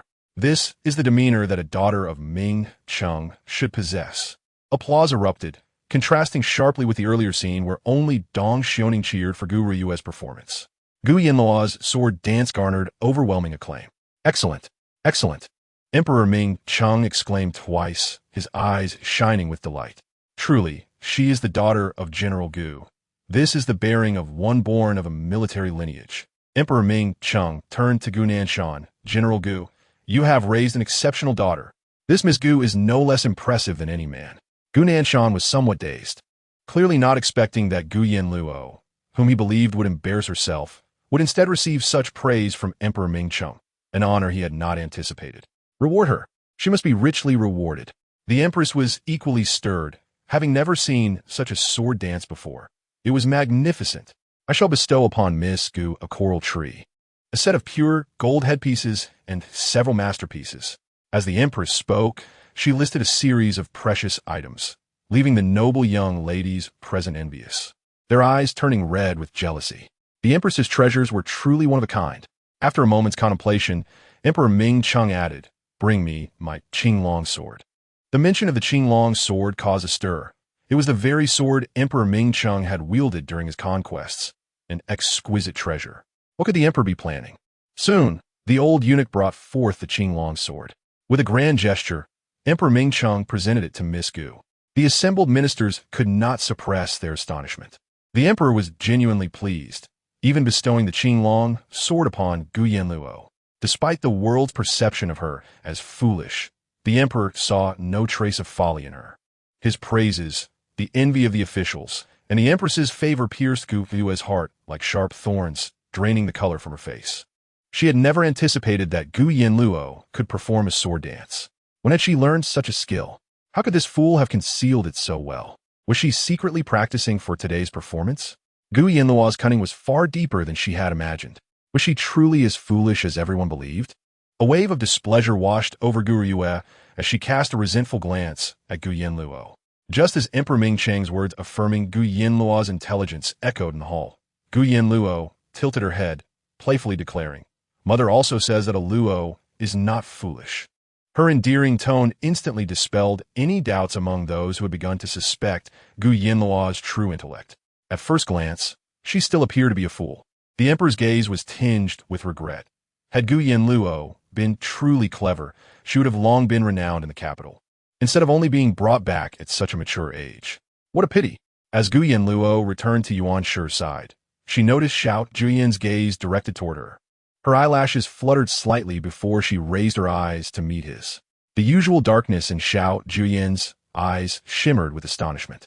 He unconsciously rubbed his fingertips together, a hidden possessiveness flickering in his gaze, profound and intense. Yuan Shi's heart finally settled, though she sensed Gu Yanluo's wrist trembling slightly. Her expression shifted as she asked, "Aluo, are you unwell?" Chapter 83. The red jade hairpin Gu Yanluo withdrew her gaze and slowly shook her head. Having not danced the sword dance in a long time, she felt somewhat out of practice. Moreover, compared to her past life, she now possessed only technique. Her wrist lacked the strength, and after exerting herself for so long, it was only natural that she struggled to maintain her stance. "Did you learn from Su Shini?" Yuan Shi was equally astonished that Gu Yanluo could perform a sword dance. "Did a senior from Yaowang Valley secretly teach you?" Gu Yanluo's eyes brightened. Yuan Shi, oblivious to any ulterior motives, expressed relief that her daughter had learned. Otherwise, she would have fallen into Gu Yue's trap today. As she spoke, her gaze turned towards Gu Yue, her expression hardening. Gu Yue, caught off guard by Yuan Shi's steely eyes, felt a rush of panic and quickly averted her gaze. Gu Yanluo settled herself, her dark eyes sweeping over Gu Yue. This sword dance had indeed been taught to her by Gu Yue's people, who had gone to great lengths to ensure she excelled, employing various underhanded tactics in the process. In the present moment, having succumbed to her meticulously cultivated schemes, one wonders if Gu Yue would be driven to despair upon discovering the truth. Gu Yanluo scoffed lightly. However, this was merely the beginning. A grand performance was yet to unfold. The noble ladies of the aristocracy showcased their talents in the grand hall. Sun Qianyao, a skilled musician, took the stage and delivered a powerful rendition of the Qianjin Ling, igniting fervor among the audience. Emperor Mingcheng seized the opportunity to jest, remarking on how the melodies of Miss Sun harmonized beautifully with Miss Gu's sword dance. Should the two ever collaborate, it would undoubtedly be a feast for the eyes of the civil and military officials. From Sun Qianyao's perspective, Gu Yanluo's sword dance had astonished all present, and being praised alongside her brought immense joy. She cast a sidelong glance at Gu Yanluo, her eyes sparkling with excitement. Contemplating whether to greet her, she hesitated, fearing that Gu Yanluo might still harbor resentment, prompting her to retreat slightly and kneel cautiously, refraining from further words. Once the performance concluded, Emperor Mingxing instructed everyone to partake in refreshments. Sun Qianyao approached Gu Yanluo cautiously, asking in a humble tone, "Luo, may I sit beside you?" Gu Yanluo emitted a small hum, feigning anger and tilting her head away, unwilling to acknowledge Sun Qianyao. Unperturbed, Sun Qianyao took a tentative seat next to her, urging, "You must try this.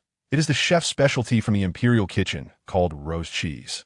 You cannot find it outside, and I eagerly await it each time I accompany my father to the palace." Gu Yanluo's eyes brightened immediately, longing to turn and see, yet feeling shy. She discreetly observed from the corner of her eye. In her previous life, she had accompanied Pei Zhou into the palace and had never tasted such delicacies. Yuan Shi, noticing her reaction, chuckled and pinched her cheek, playfully turning her towards Sun Qianyao. "Since Miss Sun claims it is delicious, you must give it a try, Luo." Gu Yanluo huffed, reluctantly conceding, "For the sake of my mother, I shall begrudgingly taste it." Sun Qianyao's face lit up with a sweet smile. "Then do hurry and try." Gu Yanluo accepted a small spoonful of the roast cheese, bringing it to her lips for a delicate taste.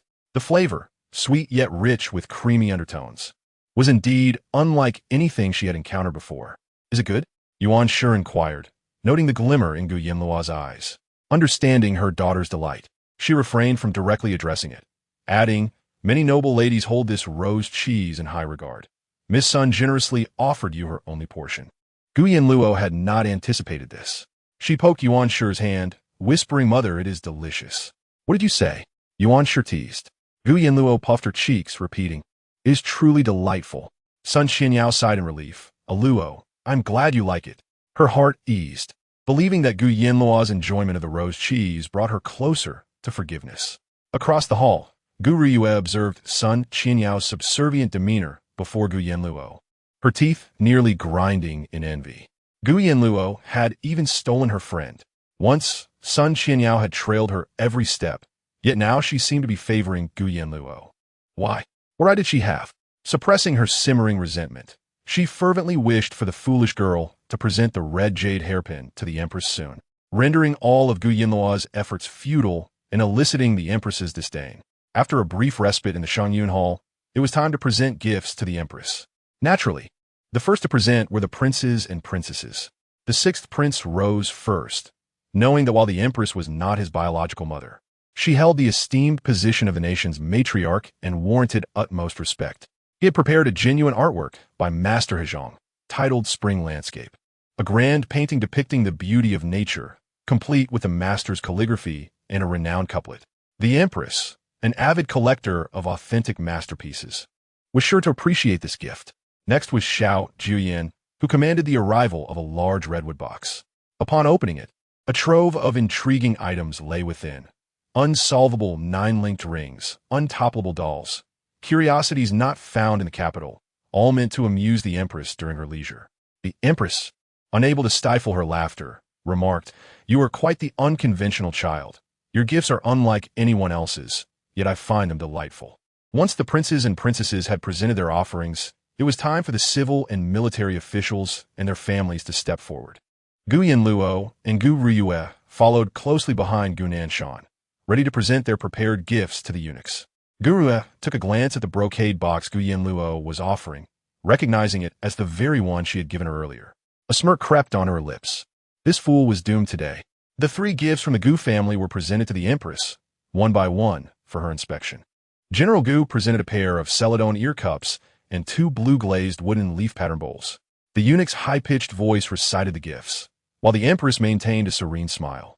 However, when Gu Yanluo and Gu Riyue's offerings were simultaneously laid before her, the moment she beheld the exquisite golden hairpin adorned with a red jade hairpin at its center, her warm smile vanished, replaced by a palpable aura of anger and displeasure. "Whose red jade hairpin is this?" The question sent Gu Riyue's heart racing. She lifted her gaze to the Empress, immediately responding without thought, Your Majesty, it is a carefully prepared gift from my elder sister, said to be the only one in the entire Mingsheng, exceedingly precious. A cold laugh escaped the Empress's lips, her gaze icy and penetrating as it landed squarely on Gu Yanluo's face. Exceedingly precious, you say? Just how precious is it? Chapter 84. Gu Yue's downfall, once beaming with delight. Emperor Mingsheng perceived the shift in the Empress's demeanor, and his expression darkened as his gaze fell upon the red jade hairpin. The atmosphere in Shangyun Hall thickened with tension, as all present sensed the ominous shift in the mood of the sovereigns, rendered mute by trepidation. With a decisive motion, the contents of the brocade box were cast aside, including the 2 golden hairpins and the central red jade hairpin. Upon recognizing the hairpin, Xiao Jiuye's dark eyes dimmed. This red jade hairpin was akin to the Empress's Achilles heel. Even the Emperor dared not bestow such a precious gift upon the concubines of the palace, a matter long whispered about throughout the capital. Now, its sudden appearance sent ripples of foreboding through him. The Empress's gaze, rife with fury, bore down on General Gu. General Gu, you truly have raised an exceptional daughter. All were left in stunned silence. The Empress's previously warm demeanor now transformed into a chilling countenance, her formidable presence rendering all present unable to raise their heads. Gu Nanshan rose hastily, kneeling in the center of the hall. Your Majesty, I was unaware. Yet before he could finish, the fallen red jade hairpin on the ground clarified the gravity of the situation. Seizing Gu Yanluo by the arm, Gu Nanshan stood, his eyes ablaze with rage, poised to strike her face with a raised hand. General, a cold, harsh voice rang in his ears. He turned in shock to find Xiao Jiuye's murderous glare fixated upon him. Did this red jade hairpin come from Miss Gu? Xiao Jiuye's eyes glinted with a chilling intensity. Gu Nanshan's spine stiffened. Had not Gu Ruyue just claimed that the red jade hairpin was meticulously selected by Gu Yanluo? As far as I know, this red jade hairpin is only produced in the western regions of Mingsheng. If it is truly precious, acquiring it is no simple feat. General Gu brought this peculiar red jade hairpin upon returning from the border, and later, he doted on the second Miss Gu, gifting it to her for her birthday. As Xiao Jiuye's words settled, Gu Nanshan's expression grew increasingly rigid. He slightly turned his gaze, his eyes settling upon Gu Ruyue's face. Gu Ruyue, still in shock, was rendered speechless upon seeing the red jade hairpin. This hairpin was a congratulatory gift she had presented to the Empress, registered upon entering the palace. Yet, how could it possibly be found within her own brocade box? Master Chong, perhaps you should investigate which young lady from the Gu family presented this red jade hairpin. Xiao Jiuye coldly suggested. Master Chong glanced back at Emperor Mingsheng, and upon receiving permission, ordered the retrieval of the ledger documenting the congratulatory gifts. It was revealed that both the golden hairpin and the red jade hairpin were presented by the second Miss Gu. Gu Ruyue's face instantly turned ashen, her gaze fixed rigidly on the rolling red jade hairpin on the ground. Impossible. This cannot be. The red jade hairpin was clearly a gift from my elder sister to the Empress. How could it be among the gifts of a subject? Your Majesty, please see the truth. I have been wronged. Gu Ruyue knelt on the floor, her lips trembling violently as she stammered her defense. Emperor Mingsheng's gaze was piercing, his sharp eyes calmly directed at Gu Yanluo. Miss Gu, have you ever seen this red jade hairpin? Gu Yanluo blinked, feigning confusion, and obediently responded to Emperor Mingsheng. Your Majesty, I have never seen this hairpin. I heard that the Empress suffers from a persistent headache, so I sought out a rare medical text containing remedies for such ailments as a gift, hoping for the Empress's swift recovery. With her small face taut, she delivered this earnest statement. Both Emperor Mingsheng and the Empress were momentarily taken aback. Every year, numerous gifts were presented for birthdays, with many being extravagant. Yet never had anyone, like Gu Yanluo, offered a rare medical text directly related to the Empress's condition. The Empress, astonished, exchanged glances with Emperor Mingsheng, both reflecting shock. So you truly have no knowledge of this red jade hairpin? Xiao Jiuye raised an eyebrow, unconsciously softening his gaze upon her. Indeed, Gu Yanluo replied, meeting Xiao Jiuye's dark eyes. With these words, the events that had unfolded became crystal clear. Not only had Gu Ruyue presented the red jade hairpin, but she had also attempted to implicate her foolish elder sister in the act. Such cruelty towards a simpleton was reprehensible. Had it not been for the registration of the gifts, Gu Yanluo would have been unable to explain herself, no matter how many tongues she possessed. The Empress's gaze towards Gu Ruyue grew increasingly frigid. The second Miss Gu's malicious thoughts were indeed alarming, having conspired against a simpleton. Recently, it had been whispered in the palace that the second Miss Gu was not of General Gu's bloodline, yet General Gu, valuing sentiment, had taken her as his adopted daughter. To be adopted and show no gratitude, while slandering and scheming against the elder Miss Gu, was truly shocking. General Gu, you have raised a daughter of questionable character. The Empress's cold words darkened Gu Nanshan's expression. He knelt on the ground, his chest heaving, anger evident in his eyes. From now on, the second Miss Gu shall remain at home to reflect upon her actions during palace banquets. With these words, Emperor Mingxing effectively severed Gu Riyue's path forward. She could no longer attend palace events and would find it impossible to hold her head high in front of the other noble ladies. If she wished to marry into a good family or become a high-ranking matron, it was akin to climbing a mountain. Gu Riyue's breath quickened, her body weakened, and she collapsed to the ground. How had it come to this? Why was that hairpin among her gifts? What on earth was happening? Gu Nanshan tugged Gu Riyue up, dragging her back to her seat, his face dark with displeasure. Gu, pale and vacant, felt hopelessly numb. The Empress opened the medical text gifted by Gu Yanluo. The remedies recorded within were indeed ones that even the palace's imperial physicians had not employed. I shall send this medical book to Physician Qin. If it can truly alleviate my headache, a substantial reward shall be given. With the previous incident concluded, the Empress's lips curled into a smile once more, having nearly misunderstood the elder Miss Gu. Allow me to present this bracelet to the elder Miss Gu as a token of my gratitude, she said, removing the jade bracelet from her wrist and handing it to a young eunuch. Gu Yanluo received it, expressing her thanks once again.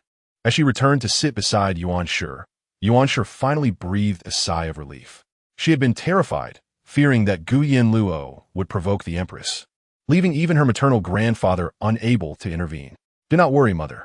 Luo is fine, Gu Yanluo reassured, sensing the gazes of others upon her. Following the direction of those eyes, she spotted the lady seated beside Consort 1. Upon recognizing her features, Gu Yanluo's heart skipped a beat. Consort Zhen, the mother of Xiao Jiuye. In stark contrast to Consort 1's vibrant and extravagant appearance, adorned with jewels, Consort Zhen appeared elegant and simple in her dark gown.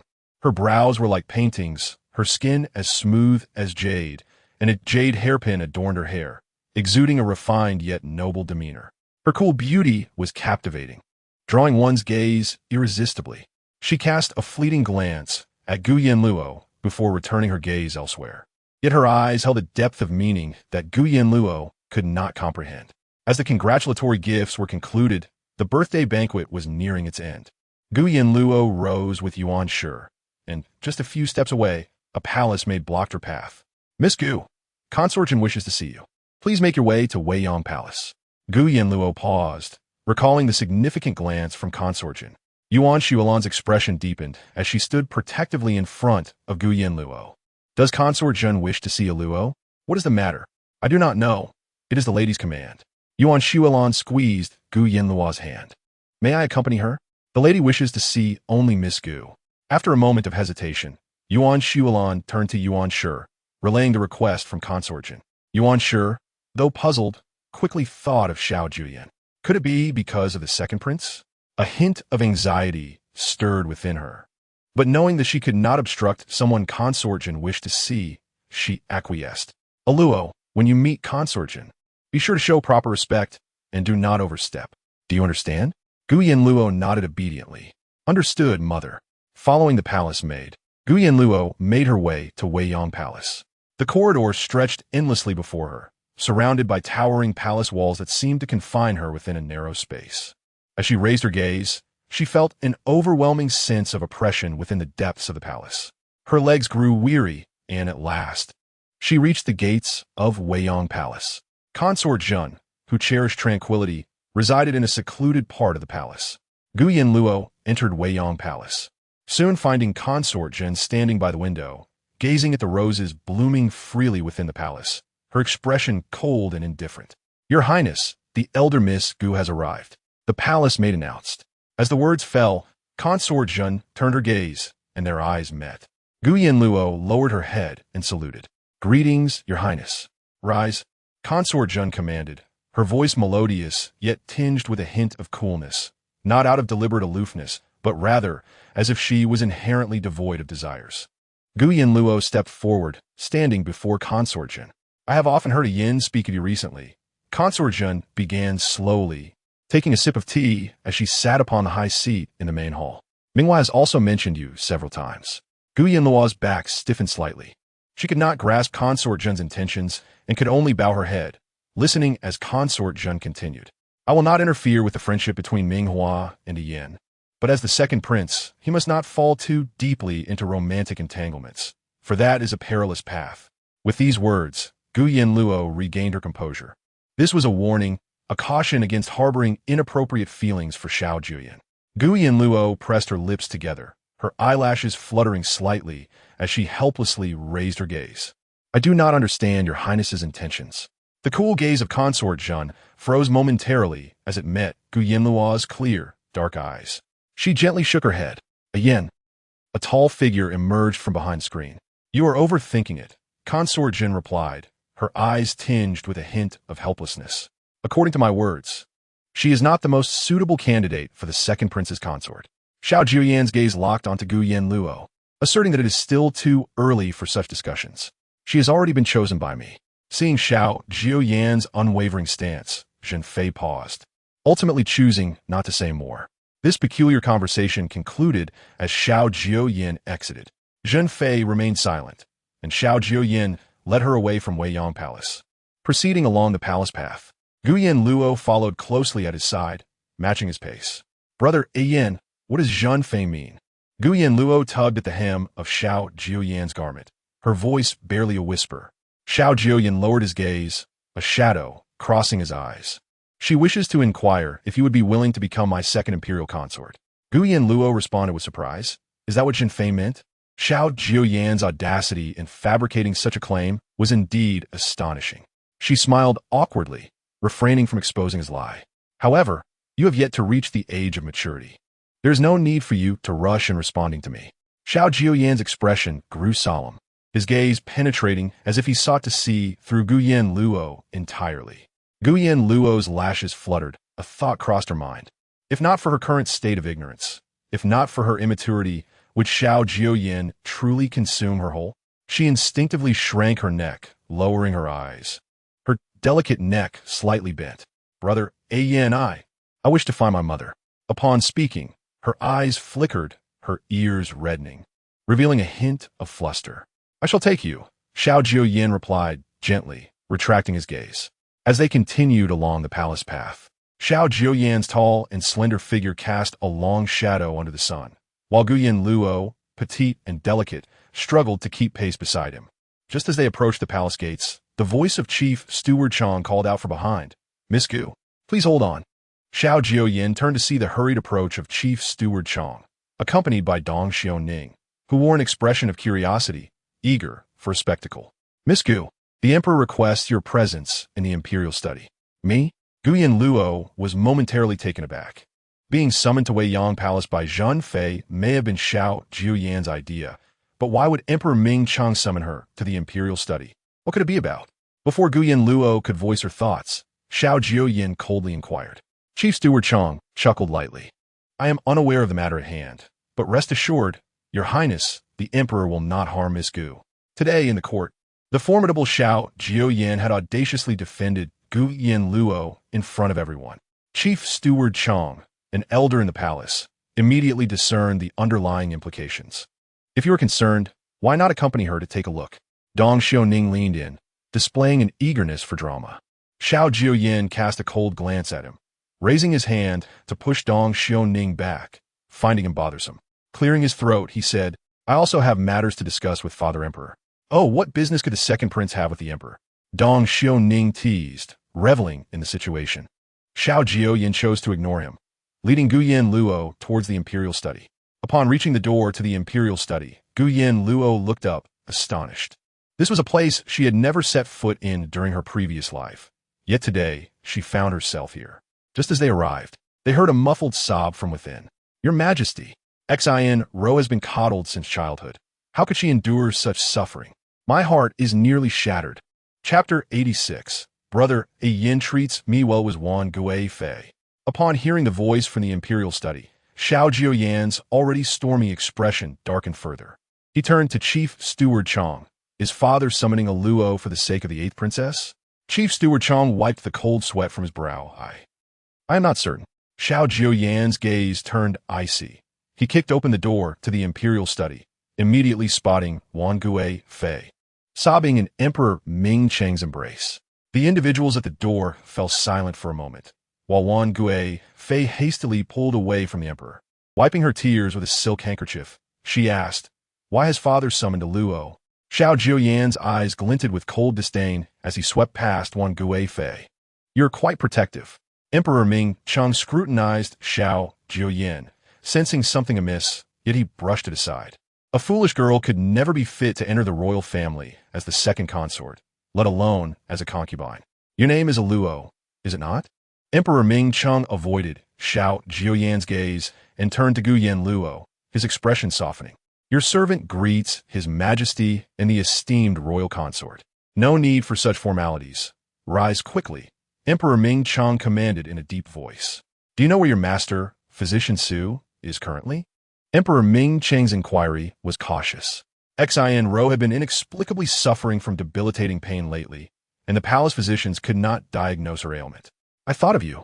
As your master is a renowned physician, he must possess a remedy for Xiao. However, the envoy to Yaowang Valley reported that he has not returned in quite some time. Was this an attempt to have her find a way to contact her master to treat Xiao Xiao? Her father must have forgotten the incident where the princess had threatened her and pushed her into the water not long ago. Xiao Jiuye scoffed softly, a mocking tone in his voice. Wan Gui Fei's expression shifted slightly as she replied, Your Highness, that was merely an accident. Furthermore, Xiao also fell into the water. She has always been obedient. How could she intentionally harm anyone? And after that, my 6th brother forced a Luo to kneel and apologize, threatening her with punishment if she refused. Was that also unintentional? Xiao Jiuye retorted, his voice laced with bitterness, sending a shiver down Gu Yanluo's spine. No wonder Xiao Jiuye was known as the god of death in the capital. Even in front of the emperor, he could exude such arrogance, let alone towards others.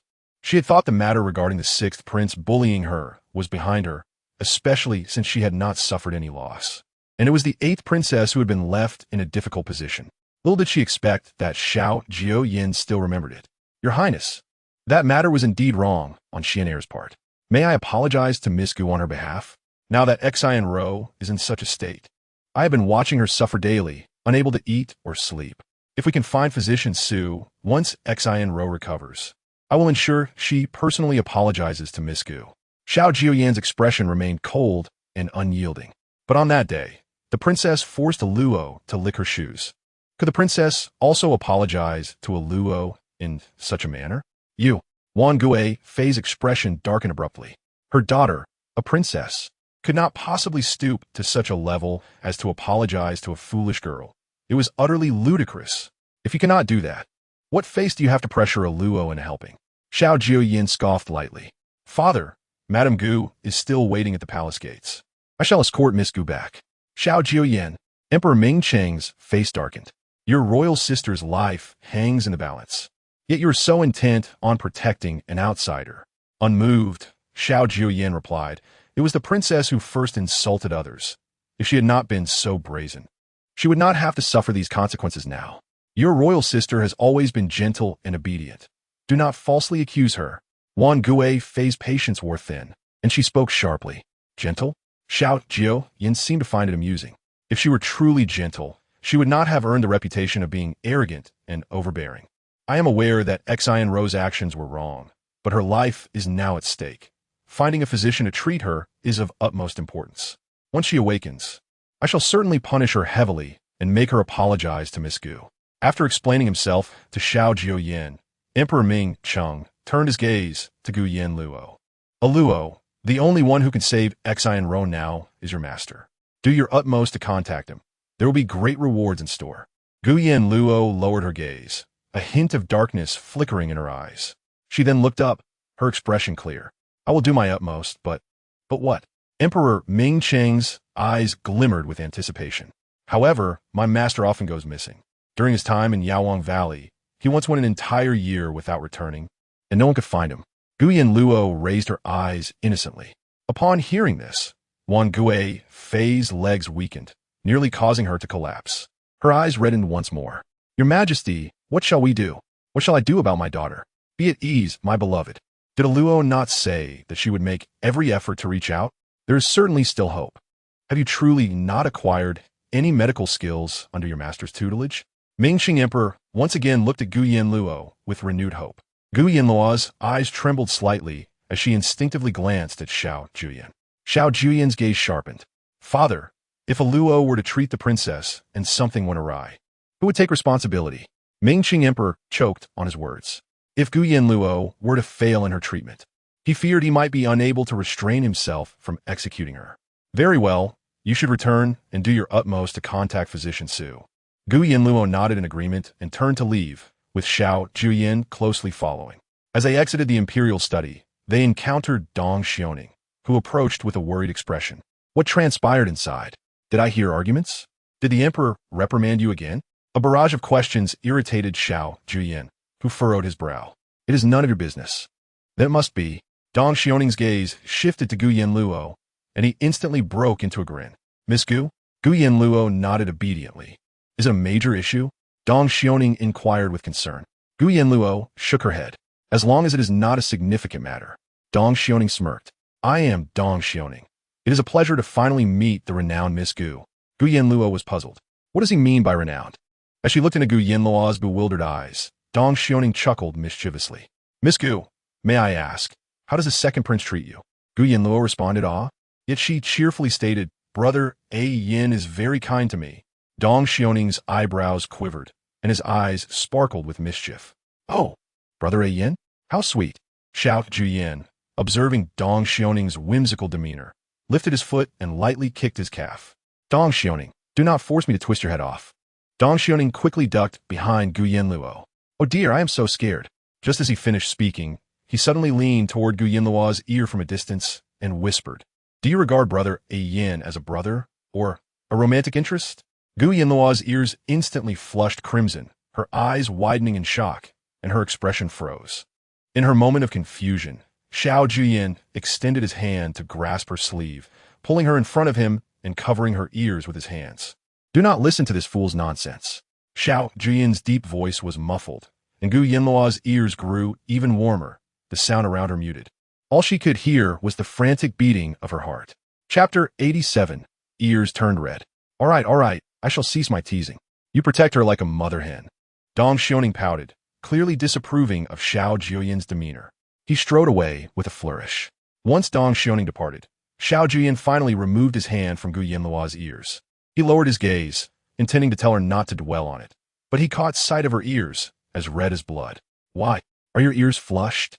His low voice suddenly broke the silence, and Gu Yanluo quickly lifted her gaze, meeting Xiao Jiuye's profound eyes. Is the little fool shy again? Gu Yanluo's eyelashes fluttered, and she promptly averted her gaze from Xiao Jiuye. Brother A Yin, I must return. Xiao Jiuye suppressed a smile and walked ahead. Gu Yanluo watched his retreating figure, her heart finally settling. Her heart had been racing far too quickly. If Xiao Jiuye had approached even slightly closer, he would surely have heard her heart's fervent rhythm. What on earth is happening? The normally oblivious Gu Yanluo could not comprehend the situation. She quickened her pace to keep up with Xiao Jiuye, maintaining a distance of about a foot behind him, following his lead. With her head bowed, she focused on the heels of Xiao Jiuye's black boots. His strides were long and deliberate, each step equating to two of hers. As they approached the corner near the palace gates, Xiao Jiuye suddenly halted, and Gu Yanluo, caught off guard, collided into him. Realizing it at the last moment, she tensed her body, striving to steady herself and avoid falling into his arms. However, Xiao Jiuye's hand gently brushed her shoulder. Gu Yanluo unexpectedly tumbled into his embrace, her cheek pressing against his chest, where, through the luxurious fabric, she could almost hear the steady rhythm of his heart. Gu Yanluo. She had genuinely tried to maintain her balance. With her hands on Xiao Jiuye's chest, she quickly straightened herself. Brother Yin, I am so sorry, she murmured, truly not intending to crash into him. Xiao Jiuye lowered his gaze, a smile flickering in his eyes. I have something important to discuss with you. Gu Yanluo, you need not take the words of concubine Zhen to heart. She is not my biological mother. It is I who shall decide the fate of the second imperial concubine. With that, Xiao Jiuye turned away. Gu Yanluo stood frozen, astonished. Concubine Zhen is not Xiao Jiuye's biological mother? This was something she had been ignorant of in both her past and present lives. Why then does everyone in the capital believe that concubine Zhen is his mother? Before Gu Yanluo could inquire further, she spotted her mother and Yuan Shulan waiting at the palace gates as they rounded the corner. I shall not go over. Xiao Jiuye glanced back, aware that if he approached, Madame Gu might think he was trying to entice her innocent daughter, although that was indeed his intention. Upon arriving at the general's residence, Gu Yanluo learned that Gu Riyue had been confined by Gu Nanshan. It was said that she was to reflect on her actions, and without permission, she could not step outside the residence. Gu Nanshan, a man who valued his reputation, could hardly bear the humiliation of losing face at the Empress's birthday celebration. Henceforth, Gu Riyue's life in the general's residence would undoubtedly become even more difficult. Gu Yanluo's eyes turned cold. Next, Gu Riyue would likely strive to escape the residence, hoping to alter her fate through marriage. She anticipated the chaos that would ensue. A vivid memory from her past life flashed through her mind, Guru mercilessly whipping her as she lay on the brink of death. Gu Yanluo's pupils contracted sharply. She would repay this in full. Following Ming Cheng Emperor's request, Gu Yanluo penned a letter seeking her master's assistance and dispatched it to the Medicine King's Valley. She then ordered several copies to be made, sending them in various directions across the realm. Once this task was completed, she no longer concerned herself with the matter. The silver needle within Xiao Xianro had been placed there by her. Why should she expect her master to save her? In the following days, Gu Yanluo continued her regular visits to Dongshan Academy. After the events at the Empress's birthday celebration, no one at the academy sought to trouble her. The 8th princess, Xiao Xianro, had also ceased her visits. Only the 6th prince, Xiao Chengxian, regarded her with a gaze full of hostility and disdain. One day, upon returning to the general's residence, Gu Yanluo noticed the servants scurrying about, appearing as if they were preparing for battle. Yuan Shi, sensing something amiss, called over a servant to inquire about the situation.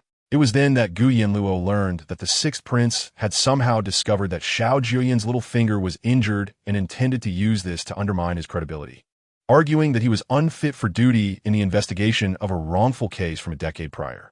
Led by Gu Nanshan, 3 civil officials and 2 military officials publicly criticized Xiao Jiuye in the court. However, despite all this, the investigation still fell to Xiao Jiuye. This infuriated Gu Nanshan, who had now completely severed ties with Xiao Jiuye, yet had not achieved the results he desired. Upon returning home, the atmosphere in the residence was oppressive, with no one daring to speak. Gu Yanluo's eyelids drooped. She recalled the wrongful case from a decade ago, which had implicated several prominent families, including that of the 6th prince's mother, the imperial concubine Wan. To protect the Wan family, the 6th prince would undoubtedly stop at nothing to seize the opportunity to investigate this case. Thus, he shamelessly exploited Xiao Jiuye's injury, unaware that the loss of that finger was a lifelong pain for Ming Cheng Emperor. Therefore, not only did the 6th prince fail to gain this opportunity, but he also significantly tarnished his reputation in the emperor's eyes, who viewed him as someone willing to resort to any means for personal gain, deliberately targeting Xiao Jiuye's vulnerability. Yuan Shi paid no heed to Gu Nanshan's furious outbursts, leading Gu Yanluo back to Qinghan Courtyard and instructing the kitchen to prepare a meal for her. Once again, Gu Yanluo was advised to exercise caution while attending the academy, as the princes and princesses were not easy to deal with, and she must protect her own life. Gu Yanluo nodded in agreement. Soon, she returned to her room, her mind drifting to Xiao Jiuye's unusable severed finger. Her eyelashes trembled slightly. She needed to help him recover swiftly, lest he be further threatened by the 6th prince because of this matter. Back in her room, Gu Yanluo pulled out several medical books. Although she was aware of the technique for reattaching broken bones, she lacked the proficiency of her master and felt uncertain, prompting her to seek additional insights from the records in the texts. However, the medical books she held contained scant information on the subject. Frowning in contemplation, she suddenly recalled that Xiao Jiuye had mentioned the East Mountain Academy's library possessed numerous rare medical texts. Gu Yanluo's eyes brightened. She would visit the library the following day.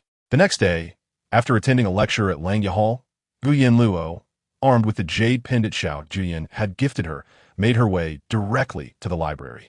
The library, a towering structure resembling a column, was adorned with intricate cloud and dragon motifs on its lofty pillars, exuding an air of secrecy. After presenting her pendant, a servant led her to the Hanxiang 6 room on the 3rd floor. The library was eerily quiet, every sound magnified.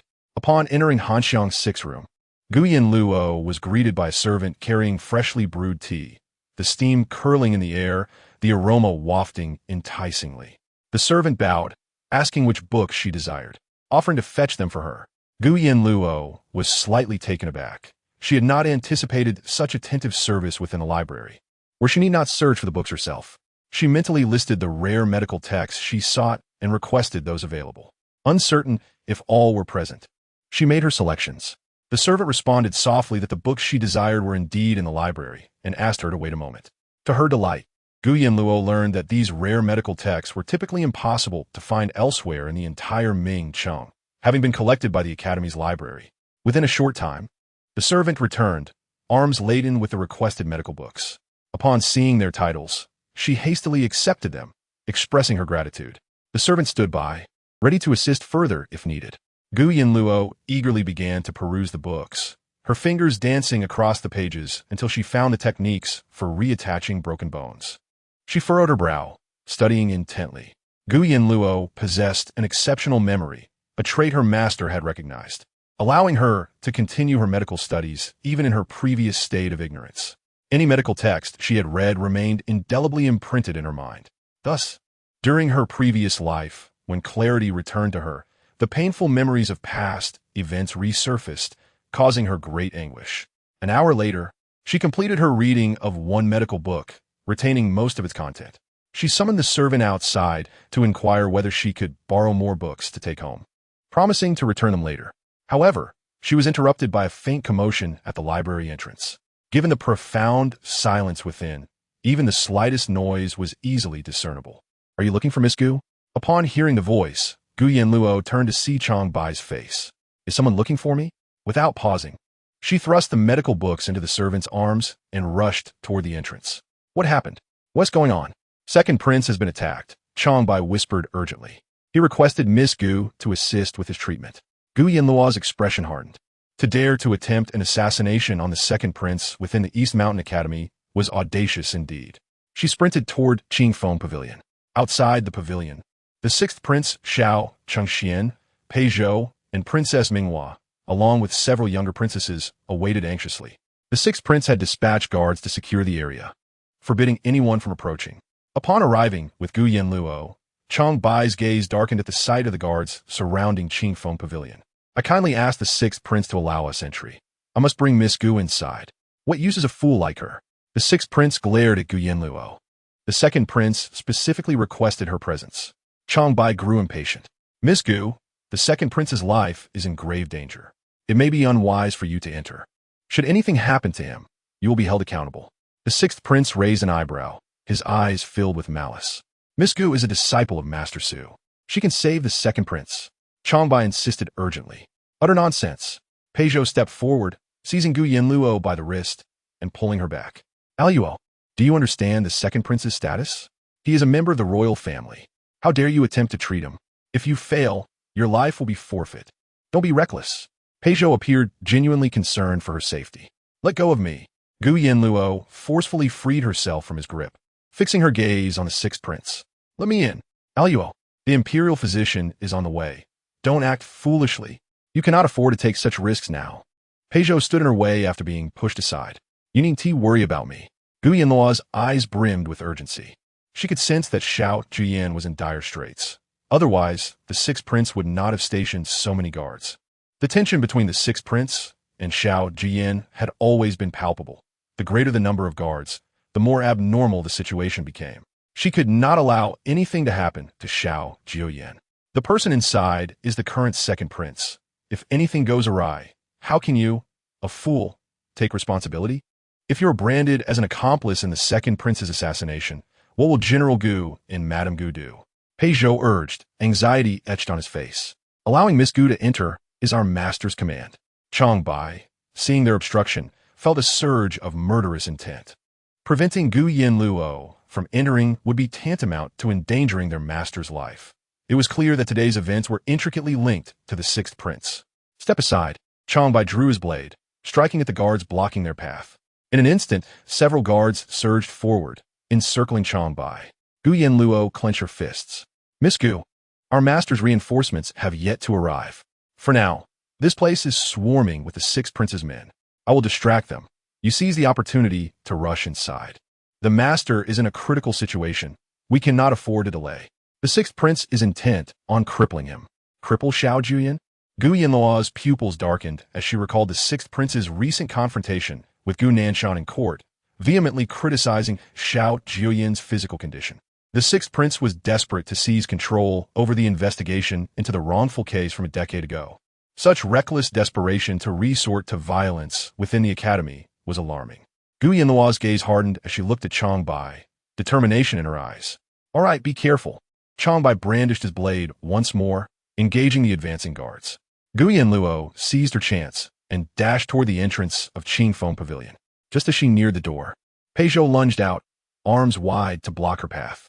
Yanluo, don't be foolish. If you go in today, it will be the end of you. As he spoke, his eyes darkened ominously, a flash of cruelty passing through them. If she insisted on disrupting the sixth prince's plans, he would not hold back, if necessary. He would. Before Pei Zhou could finish his thought, he was taken aback as Gu Yanluo lunged at him, pushing him against the door and gripping his throat tightly. Her eyes glistened with red. She struck him forcefully across the face. Pei Zhou stared at her in shock. Gu Yanluo swiftly drew a silver needle from her sleeve, piercing it into his neck, causing him to slump immediately, rendered motionless. Seeing this, the sixth prince signaled to the guards, and two burly men charged toward Gu Yanluo. With deft movements, she pushed open the door to Qingfeng Pavilion, entered, and immediately secured the door behind her before dashing toward the screen. Xiao Jiuye lay weakly against the bed, his consciousness blurred from excessive blood loss. It seemed he perceived sound from outside. He attempted to rise from the bed, but could not support himself, and fell back down. Brother Ian. Gu Yanluo noticed the blood still flowing from his arm and the crimson-stained brocade quilt. Her pupils quivered as she hurried to his side. Chapter 89. Reattaching the severed finger. Lie down, do not move. Upon seeing Gu Yanluo enter, Xiao Jiuye, already struggling to maintain his composure, collapsed on her shoulder the moment she supported him. It's all right, he spoke in a low, strained voice, fraught with weakness. Gu Yanluo helped him lie down, urging, do not speak.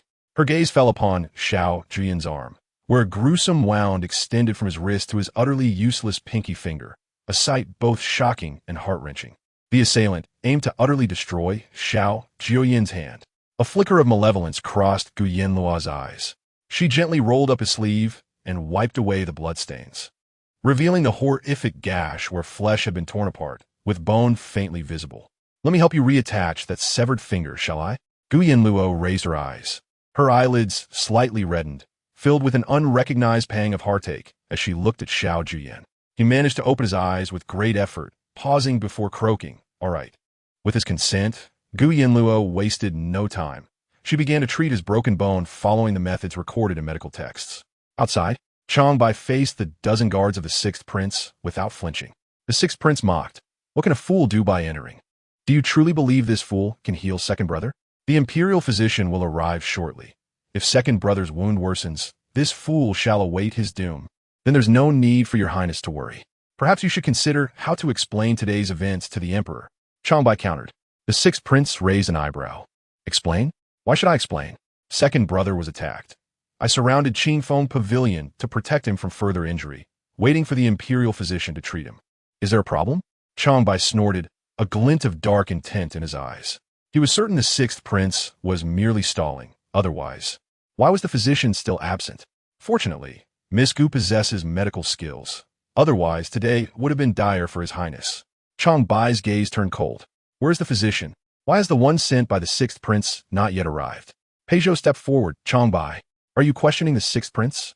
The one sent to summon the physician was not the sixth prince. How would he know what transpired on the way? Chang Bai scoffed, uninterested in further argument. It's nearly time to bring Miss Gu out. After all, second brother is injured. If this fool is careless, it could worsen second brother's condition.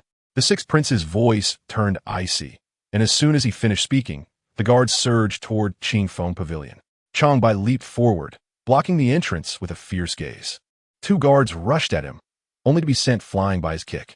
After helping Xiao Jiuye with the protruding flesh from his wound, Yanluo approached the door and saw Changbai's silhouette cast upon it. Changbai, I must help brother Ian reattach his finger. It is crucial and cannot be interrupted. Please hold on a little longer. Changbai's gaze sharpened. All right. After his reply, the sixth prince sensed something amiss. Why would Changbai insist on Yanluo treating Xiao Jiuye? Could it be that she truly possesses medical skills? Realizing her mentor was the renowned physician Su Ziqin, the sixth prince's expression darkened. He would not allow anyone to interfere with his plans. Through the window, he gritted, clenching his jaw. No one is to disturb second brother. Immediately, guards rushed towards the window, and Changbai's breath caught his throat. No, but more assailants approached. Just as Changbai began to tire and could only watch as the sixth prince's men breached Qingfeng Pavilion, a voice suddenly rang out from a distance. Secure the window. Changbai looked up to see Zongzi, accompanied by the prince's shadow guards, storming in. His eyes lit up, his voice hoarse. Zongzi. Zongzi's gaze was cold and fierce as she led her men in front of the sixth prince's guards, encircling them tightly. What do you intend by invading the academy? The sixth prince sensed danger and spoke sharply. Second prince is injured. We should be by his side, even if second prince and sixth prince are brothers. In times like this, one's own people are more trustworthy. Changbai wiped the blood from the corner of his mouth, his voice cold. How is his highness?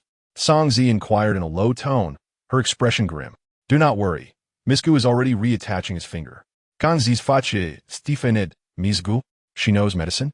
Changbai assured her with a glance. Do you remember that incident outside the city when he was attacked? It was Misgu who saved his life. Zongzi was further astonished. This fool, Misgu, possesses such remarkable medical skills? Inside Qingfeng Pavilion, as Yanluo finished reattaching Xiao Jiuye's severed finger, a thin layer of sweat had formed on her forehead. She had run out of the anesthetic in her medicine box and had no opportunity to retrieve more. Xiao Jiuye gritted his teeth, enduring the pain of the procedure. Yanluo winced at the sight, feeling his pain, yet he made no sound. His arms tense with bulging veins and cold sweat streaming down his cheeks, betraying his agony. All done, Yanluo said, her voice slightly hoarse. Xiao Jiuye tilted his head back, his throat moving as he breathed. Does it hurt? Yanluo looked at the bandaged wound, her eyes reddening, certain it was excruciating. Yet Xiao Jiuye merely pressed his lips together, enduring for a long time before finally uttering, "It does not hurt." Once he finished speaking, he slowly extended his hand. "Help me up." Yanluo tidied her medicine box and assisted Xiao Jiuye in sitting upright. "Wipe my sweat," he ordered in a deep voice as soon as he settled. Yanluo quickly took out a handkerchief and wiped the perspiration from his forehead.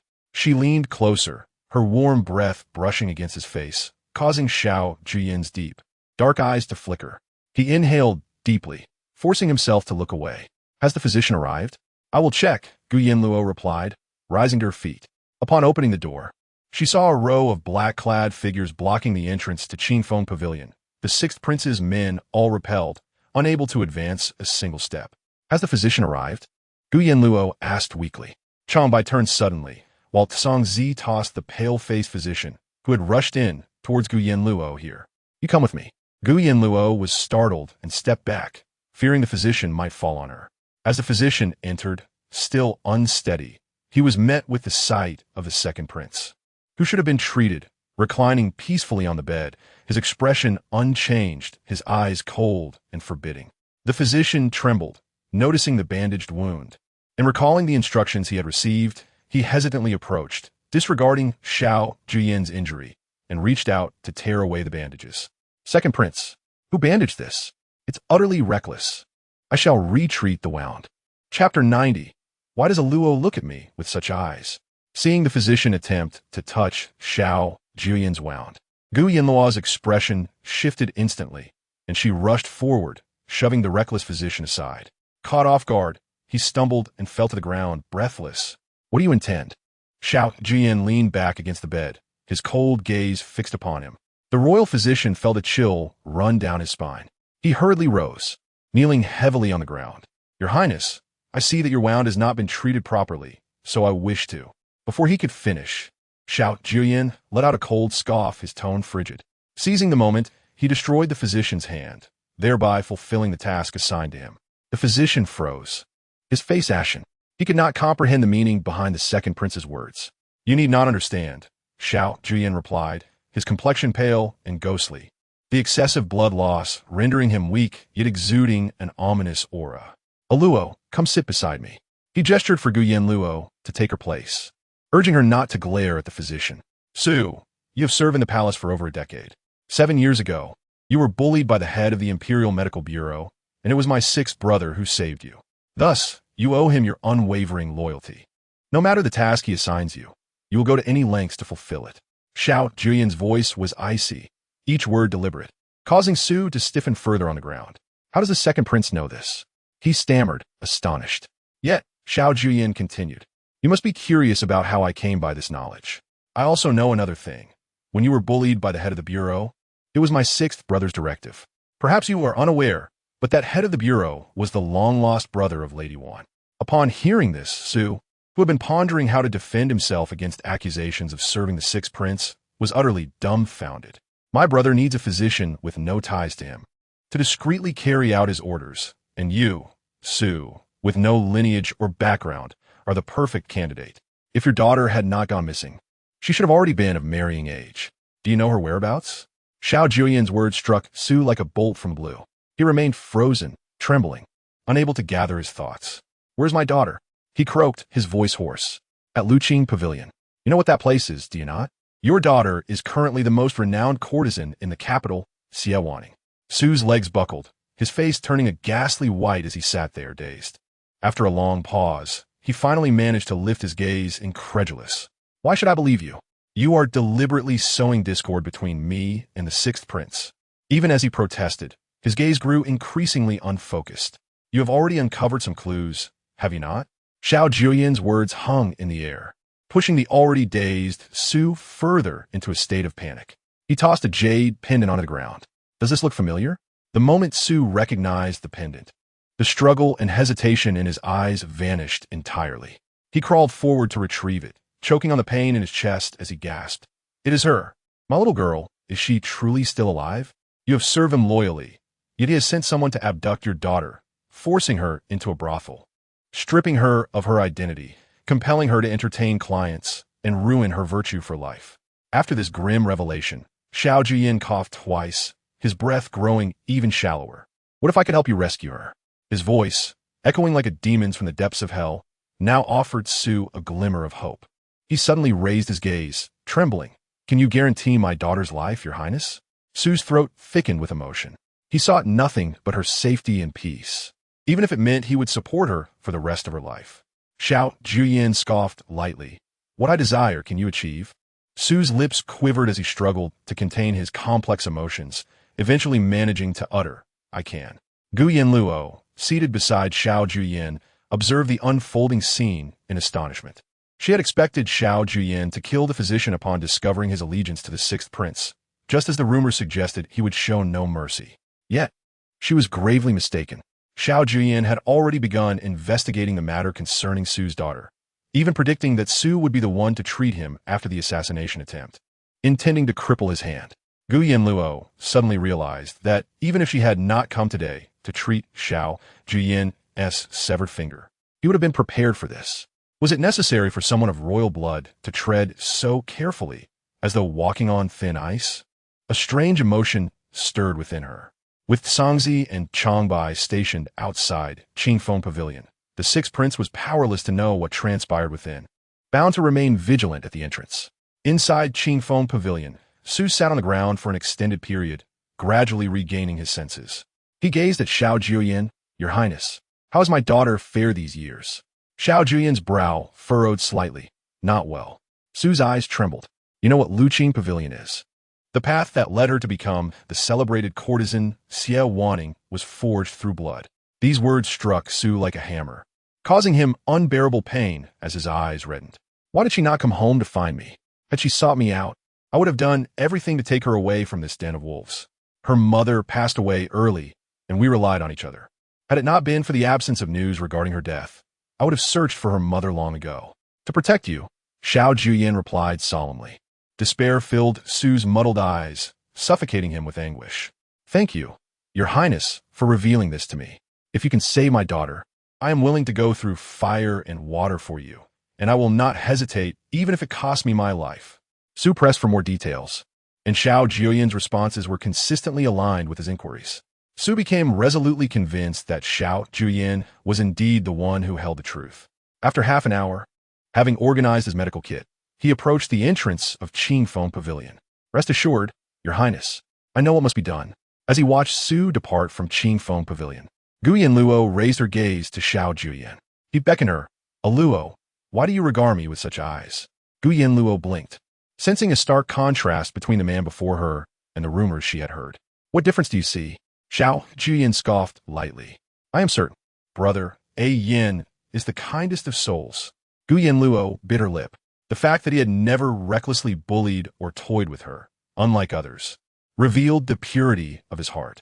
Hearing her words, a cold smile crept upon Xiao Jiuye's lips. Luo, you are mistaken. I am a feared specter, the ruthless second prince. Brother Yin is not. Gu Yanluo began, but her words were silenced as Xiao Jiuye pressed a finger to her lips, drawing close with a gaze so dark it threatened to engulf her. Luo, in this imperial city, those who are kind-hearted are often the ones who suffer the most. Chapter 91. Gu Yanluo's marriage. A shiver ran through Gu Yanluo inexplicably. She felt stiff, sensing that Xiao Jiuye seemed to be imparting some lesson to her. Yet, when she contemplated it deeply, he quickly averted his gaze. Songzi and Changbai entered from outside. Your Highness, we have arrived late. Please punish us. Songzi knelt, his eyes icy, exuding a chilling aura. It is not your fault, Xiao Jiuye replied in a deep voice. What are your injuries, Your Highness? Xiao Jiuye gave Songzi a reassuring glance. In the next moment, the jubilant laughter of the sixth prince echoed from outside. Second brother is well. Su, since you have saved the second prince, you shall accompany him back to care for his injuries. Any issues must be reported to Father Emperor without concealment. Do you understand? Yes.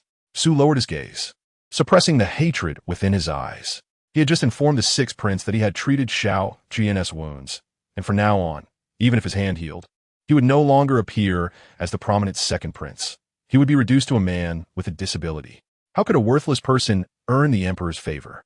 The sixth prince was naturally delighted as he left the academy, preparing to return to the palace to report this matter to Emperor Ming Chong, while also hypocritically seeking credit for himself. Once his entourage had departed, Xiao Jiuye informed Chang Bai and Songzi of the recent events.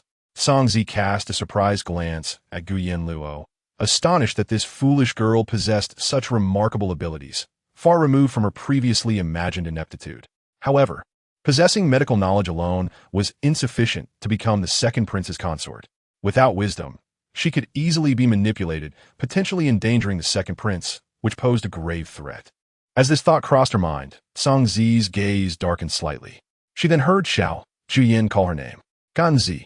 She paused momentarily before promptly lifting her gaze. Your Highness, from today onward, you will secretly follow Luo and ensure her safety. What? Songzi was taken aback, furrowing her brow. Your Highness, as your shadow guard, how can I protect another? Xiao Jiuye's eyes suddenly turned icy as he fixed his gaze on Songzi. Luo is not just anyone. Luo, come here. He summoned Gu Yanluo to his side and retrieved a golden bell from his waist, placing it in her palm. From now on, should you encounter any danger, ring this bell promptly. As long as it sounds, my people will come to your aid. Your Highness, this is the bell of the Seven Killers Hall. How can you? Songzi stared in shock at the scene before her. She knew her master well. By giving Gu Yanluo the bell associated with the Seven Killers Hall, it indicated that he regarded her as one of his own. Had he truly developed feelings? It seemed he was already deeply ensnared. Songzi's eyes turned cold as her fingers clenched at her side. Songzi, you need only obey orders. Xiao Jiuye's dark eyes appeared to brew a tempest. He was angered. Songzi's complexion paled as she knelt, pressing her lips tightly together. This subordinate acknowledges her fault. Regarding today's incident, even I cannot guarantee that Physician Su is entirely trustworthy. If they truly suspect Luo's medical skills with Xiao Chengshuan's ruthless methods, he He will surely devise ways to assassinate her. Songzi, if anything happens to Yanluo, I will not show mercy. Xiao Jiuye's gaze was heavy, a cold light glimmering in his dark depths. This subordinate understands. There is a grand play yet to unfold, and I might need to recuperate in the palace for some time. Songzi, ensure Yanluo's safety. Xiao Jiuye had entirely lowered his guard, showing no concern for Gu Yanluo's presence, as this matter involved the Seven Killers Hall and his subsequent plans. However, the Seven Killers Hall. Gu Yanluo's eyes trembled slightly. In her past life, she had heard of the Seven Killers Hall, yet she had no idea it was under Xiao Jiuye's control, and that Songzi was affiliated with it. These individuals were all Xiao Jiuye's shadow guards. Songzi returned to the general's residence alongside Gu Yanluo. Just as she was about to suggest they sample the drunken goose prepared by the kitchen in Qinghan courtyard, she turned to find Songzi had vanished. Gu Yanluo looked around, puzzled, not seeing Songzi, and thought she had left. Just as she was about to search for her, she heard a resigned cough from the eaves above. Gu Yanluo lifted her gaze abruptly to see Songzi standing there, expressionless. Miss Gu, there is no need to mind me. You may continue with your affairs. If danger arises, I will appear at the first opportunity. Gu Yanluo pursed her lips, realizing that shadow guards were indeed capable of such acrobatics. It seemed she should also cultivate her own shadow guards for protection in critical moments. As she made her way to Qinghan courtyard, she spotted someone emerging from the general's main hall. The leading woman had a fierce demeanor, with slanted eyes that suggested she was not to be trifled with. Yet at that moment, she wore a particularly deep smile. Lady Gu, our families have long been connected. Yanluo was raised under your watch. You are most familiar with his character. Gu Yanluo halted her steps towards Qinghan courtyard, quickly hiding behind a pillar to overhear their conversation. Mingwei Zhou, still unaware of the situation, was pulled down by Gu Yanluo to crouch in the corridor. Stay still. I have faith in Yanluo's character, and moreover, the relationship between the Minister Xiao and my family's general is strong. If we could unite through marriage, it would be the best of both worlds. Lady Xiao laughed heartily, her mirth growing more unrestrained. This Gu Riyue, though currently out of favor, possesses some talent. Given her status as the general's adopted daughter, marrying their son as the official wife is already quite generous. Rest assured, once the two children meet tomorrow, we will arrange a time to exchange marriage documents, and this union will be settled. Very well. I shall return to the residence and await news from you, lady. After bidding farewell to Lady Xiao, the matriarch turned back towards Shoan Hall. Gu Yanluo stepped out from behind the pillar, her eyes flashing. It seemed Gu Riyue's marriage was about to be finalized. Her suspicions were confirmed. The Gu family was inherently cold and selfish. Initially, when the truth about Gu Riyue not being of the Gu bloodline was revealed, the matriarch had still regarded her as a beloved granddaughter due to their past interactions. However, now that Gu Riyue had lost face at Shanyun Palace, the matriarch's sympathy had completely evaporated. She was now eager to arrange her marriage, confining her to the estate to learn proper decorum. But was Gu Riyue really the kind of person who would abide by such constraints? Gu Yanluo scoffed lightly, turning on her heel and sprinting towards Qinghan courtyard. As night fell, in Gu Riyue's Ji Chun courtyard, ever since she had been confined, she could only learn of the outside world through Qiu Jing's reports. Upon hearing about the matriarch's meeting with the matriarch of the Xiao family, Gu Riyue's expression darkened instantly. She wants to marry me off to a son of the Xiao family? The Xiao family had already married off their 3 legitimate sons, and among them, only the neglected son, Xiao Jiuye, remained, who had many concubines but no legitimate wife. Therefore, if a marriage alliance were to be proposed, it would undoubtedly be for that illegitimate son. That wretched old woman, how dare she attempt to marry me off to a bastard? Gu Riyue cursed vehemently. Chapter 92. Marry me. Qiu Jing listened quietly to Gu Riyue's outburst. In the past, witnessing her complaints would have filled her with fear, but now she merely perceived her as unhinged. Gu Riyue was not of the Gu bloodline. Did she truly believe she was a pampered young lady? Even though it was known she was not the general's daughter, the matriarch still cherished her as a granddaughter. Had she not brought this upon herself during the Queen's birthday celebrations, the matriarch would have continued to protect her. The matriarch was already doing her utmost to manage her marriage. Yet Gu Riyue remained unsatisfied and insulted the matriarch. Qiu Jing couldn't help but feel disdain, though she masked it well. Qiu Jing, please help me. Gu Riyue, suddenly grasped Xiao Jing's arm tightly. If I can marry into a prominent family, I will definitely take you as my maid of honor. Our good days will begin anew, and you won't be bullied anymore. Xiao Jing's eyelashes fluttered slightly. How do you want me to assist you, miss? Help me escape. I need to see Peizhou. Gu Riyue breathed rapidly. No. I cannot see Brother Peizhou right now. Help me find grandmother and tell her I have a high fever and am on the brink of death. Xiao Jing was momentarily taken aback. What about the physician? Do not worry. I have everything under control. A fleeting darkness crossed Gu Riyue's gaze. She blamed Gu Yanluo for her current predicament and vowed she would not let her off lightly. Gu Riyue clenched her fingers, determined to become Peizhou's wife while ruining Gu Yanluo's reputation. She refused to believe that a defiled woman could still have the audacity to marry into royalty. 3 days later, Gu Riyue's fever persisted unabated. The matriarch had intended for her to meet the Xiao family's illegitimate son, but due to her enduring illness, such a meeting could not occur. The matriarch grew anxious, declaring, "We cannot continue to wait like this." Han Ji, observing the matriarch's agitation, voiced her concerns. "Do you think the young lady has been afflicted by something unclean?" The matriarch paused, tightening her grip on her handkerchief, her gaze rising slightly. "Why do you say that?"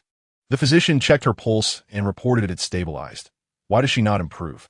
If it were not for the unclean things entangling her, this would be inexplicable. By your reasoning? Han Ji leaned closer to the old lady Gu's ear and whispered, "I have heard from the people in the mansion these past few days that there's a high monk at Chongshan Temple who is remarkably effective in exorcising evil spirits. Perhaps we could spend some silver to invite him here to perform a ritual for the second young miss. Is it truly effective?" The old lady Gu expressed her skepticism. Indeed, Han Ji's gaze sharpened slightly. Several ladies in the capital have sought him out, but the high monk rarely conducts rituals and is difficult to invite. Upon hearing this, the old lady Gu set aside her doubts entirely. "Then you go ask him to come, and do so swiftly." Understood. The hard-to-invite monk, motivated by 200 taels of silver, soon arrived at the Gu residence. On this day, preparations were being made for the ritual, and the old lady Gu ordered the doors to be closed early in the morning.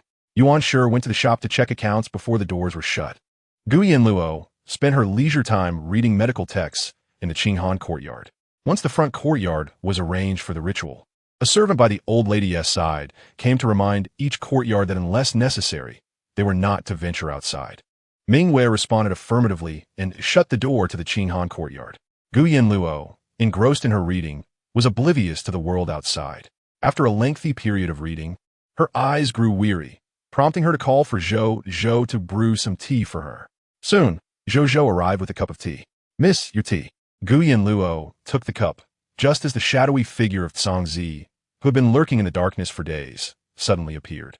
She raised her hand to take the teacup, feeling a slight scrape at the rim. The tea had been drugged. What? Zhou was first shocked by Zhangzi's sudden appearance. Then by the revelation of the drugged tea, her panic heightened. "Miss, I had no idea. Do not be afraid." Gu Yanluo reassured her while helping the kneeling Zhou back to her feet. "It is certainly not your fault. The high monk in the front courtyard is a fraud." Zhangzi's tone was icy, her eyes reflecting impatience. Gu Yanluo feigned fear, clinging tightly to Zhangzi's arm. "Sister Zhangzi, what shall we do?" Zhangzi initially intended to shake off Gu Yanluo's grip, but upon lowering her gaze and meeting those bright, innocent eyes, she suppressed her cold demeanor. "I will go and capture him." "Good." Gu Yanluo released her hold, a fleeting depth of meaning flashing in her eyes. Meanwhile, in the Jichuan courtyard, Peizhou had arrived as agreed in Gu Riyue's courtyard. He had not anticipated that the general's residence would be conducting a ritual today. Had it not been for the matter concerning Gu Yanluo, he would not have stealthily entered Jichuan courtyard. "Brother Peizhou, you finally came to see me." Gu Riyue rose from her couch, her complexion pale and fragile, presenting a pitiful sight. Seeing this, Peizhou felt a surge of compassion and stepped forward into the inner chamber. "You, what has happened to you?" Gu Riyue slowly propped herself up. "Brother Peizhou, my grandmother wants to marry me off to that illegitimate son of the Xiao family. Can you help me?" Her voice was low, fragile as though it might shatter with a single touch. Peizhou's eyes darkened, and he took a few steps back. "What do you want me to do?" "Brother Peizhou, marry me, won't you?" Gu Riyue suddenly lifted her gaze, madness glimmering in her eyes. Hearing this, Peugeot's heart sank with cold laughter. She was no longer the Gu family bloodline. What right did she have to marry into the Duke's household as his wife? Such a thought was utterly absurd. I am powerless. Peugeot's eyes dimmed slightly. Traditionally, matters of marriage are decided by the parents, and my mother and father would never agree to our union. Then what am I to do? Are you going to watch me marry that illegitimate son surrounded by concubines? Gu Yue's eyes reddened, and she suddenly sprang from the couch, her silken blanket slipping away to reveal her bare form. Peugeot's pupils contracted, and he hastily turned his gaze away. You, do not act recklessly. Gu Yue's lips curled into a slight smile. It is you who is forcing me.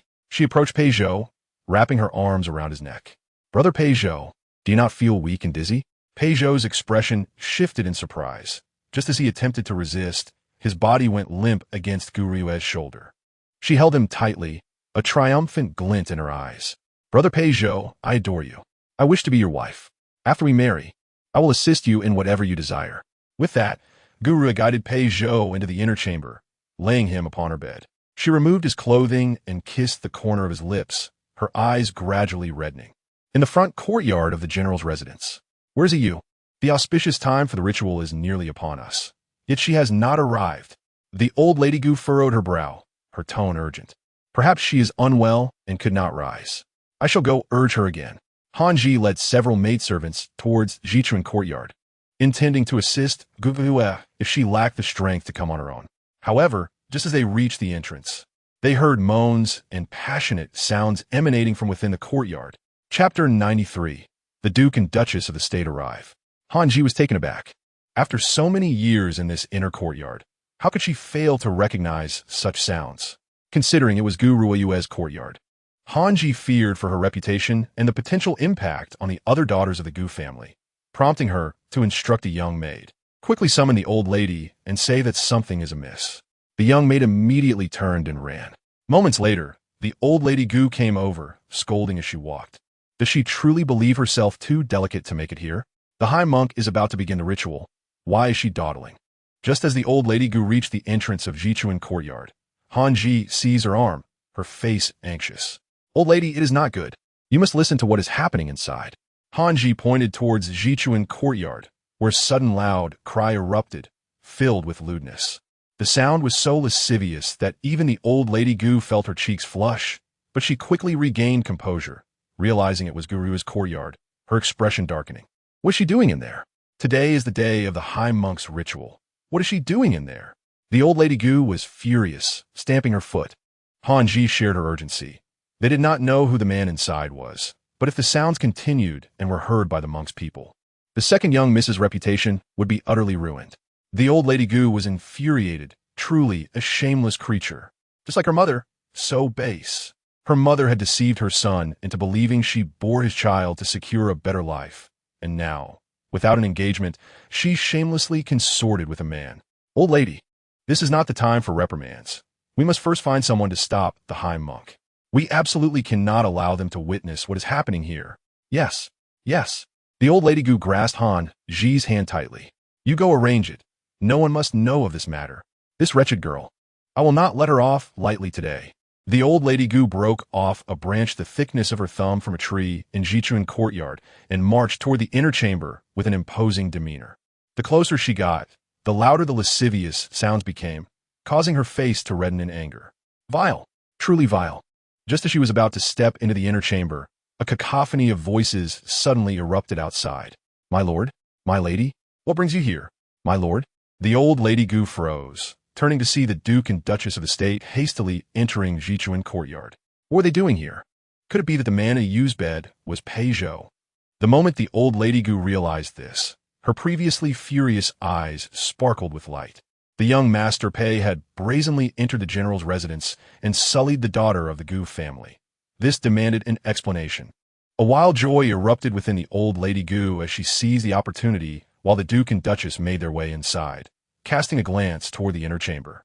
On the bed, the gauze curtains were not drawn, and Gu wore only a belly wrap while Peugeot, lost in a trance, was nestled against her neck. The bed swayed as their bodies ebbed and flowed like the tide. Upon seeing this, the old lady Gu's face flushed red, but upon confirming it was Peugeot, she felt a sense of relief. Regardless of how they arrived at this point, it was Peugeot's fault for intruding into a woman's boudoir without invitation, tarnishing the reputation of a virtuous lady. He must take responsibility for their you. As the Duke and Duchess of Dingwa were about to burst into the inner chamber, the old lady Gu stumbled out of the room, her face flushed and her eyes filled with panic. Upon seeing the Duke and Duchess, she rushed forward, incessantly striking the Duke. "Is this the good son you raised? Our Ayu's purity is gone. What will we do now? How will she live on?" The Duke of Dingwa looked bewildered. Wasn't it said that Peugeot was gravely injured at the general's residence? He had only just entered with his wife, completely at a loss. What was the old lady Gu trying to convey with this commotion? The Duchess of Dingwa found the situation even more perplexing. She cautiously glanced at the old lady Gu and approached the inner chamber, only to see the entwined figures on the bed. "Ah!" The Duchess screamed in shock, wanting to rush forward and pull her son back.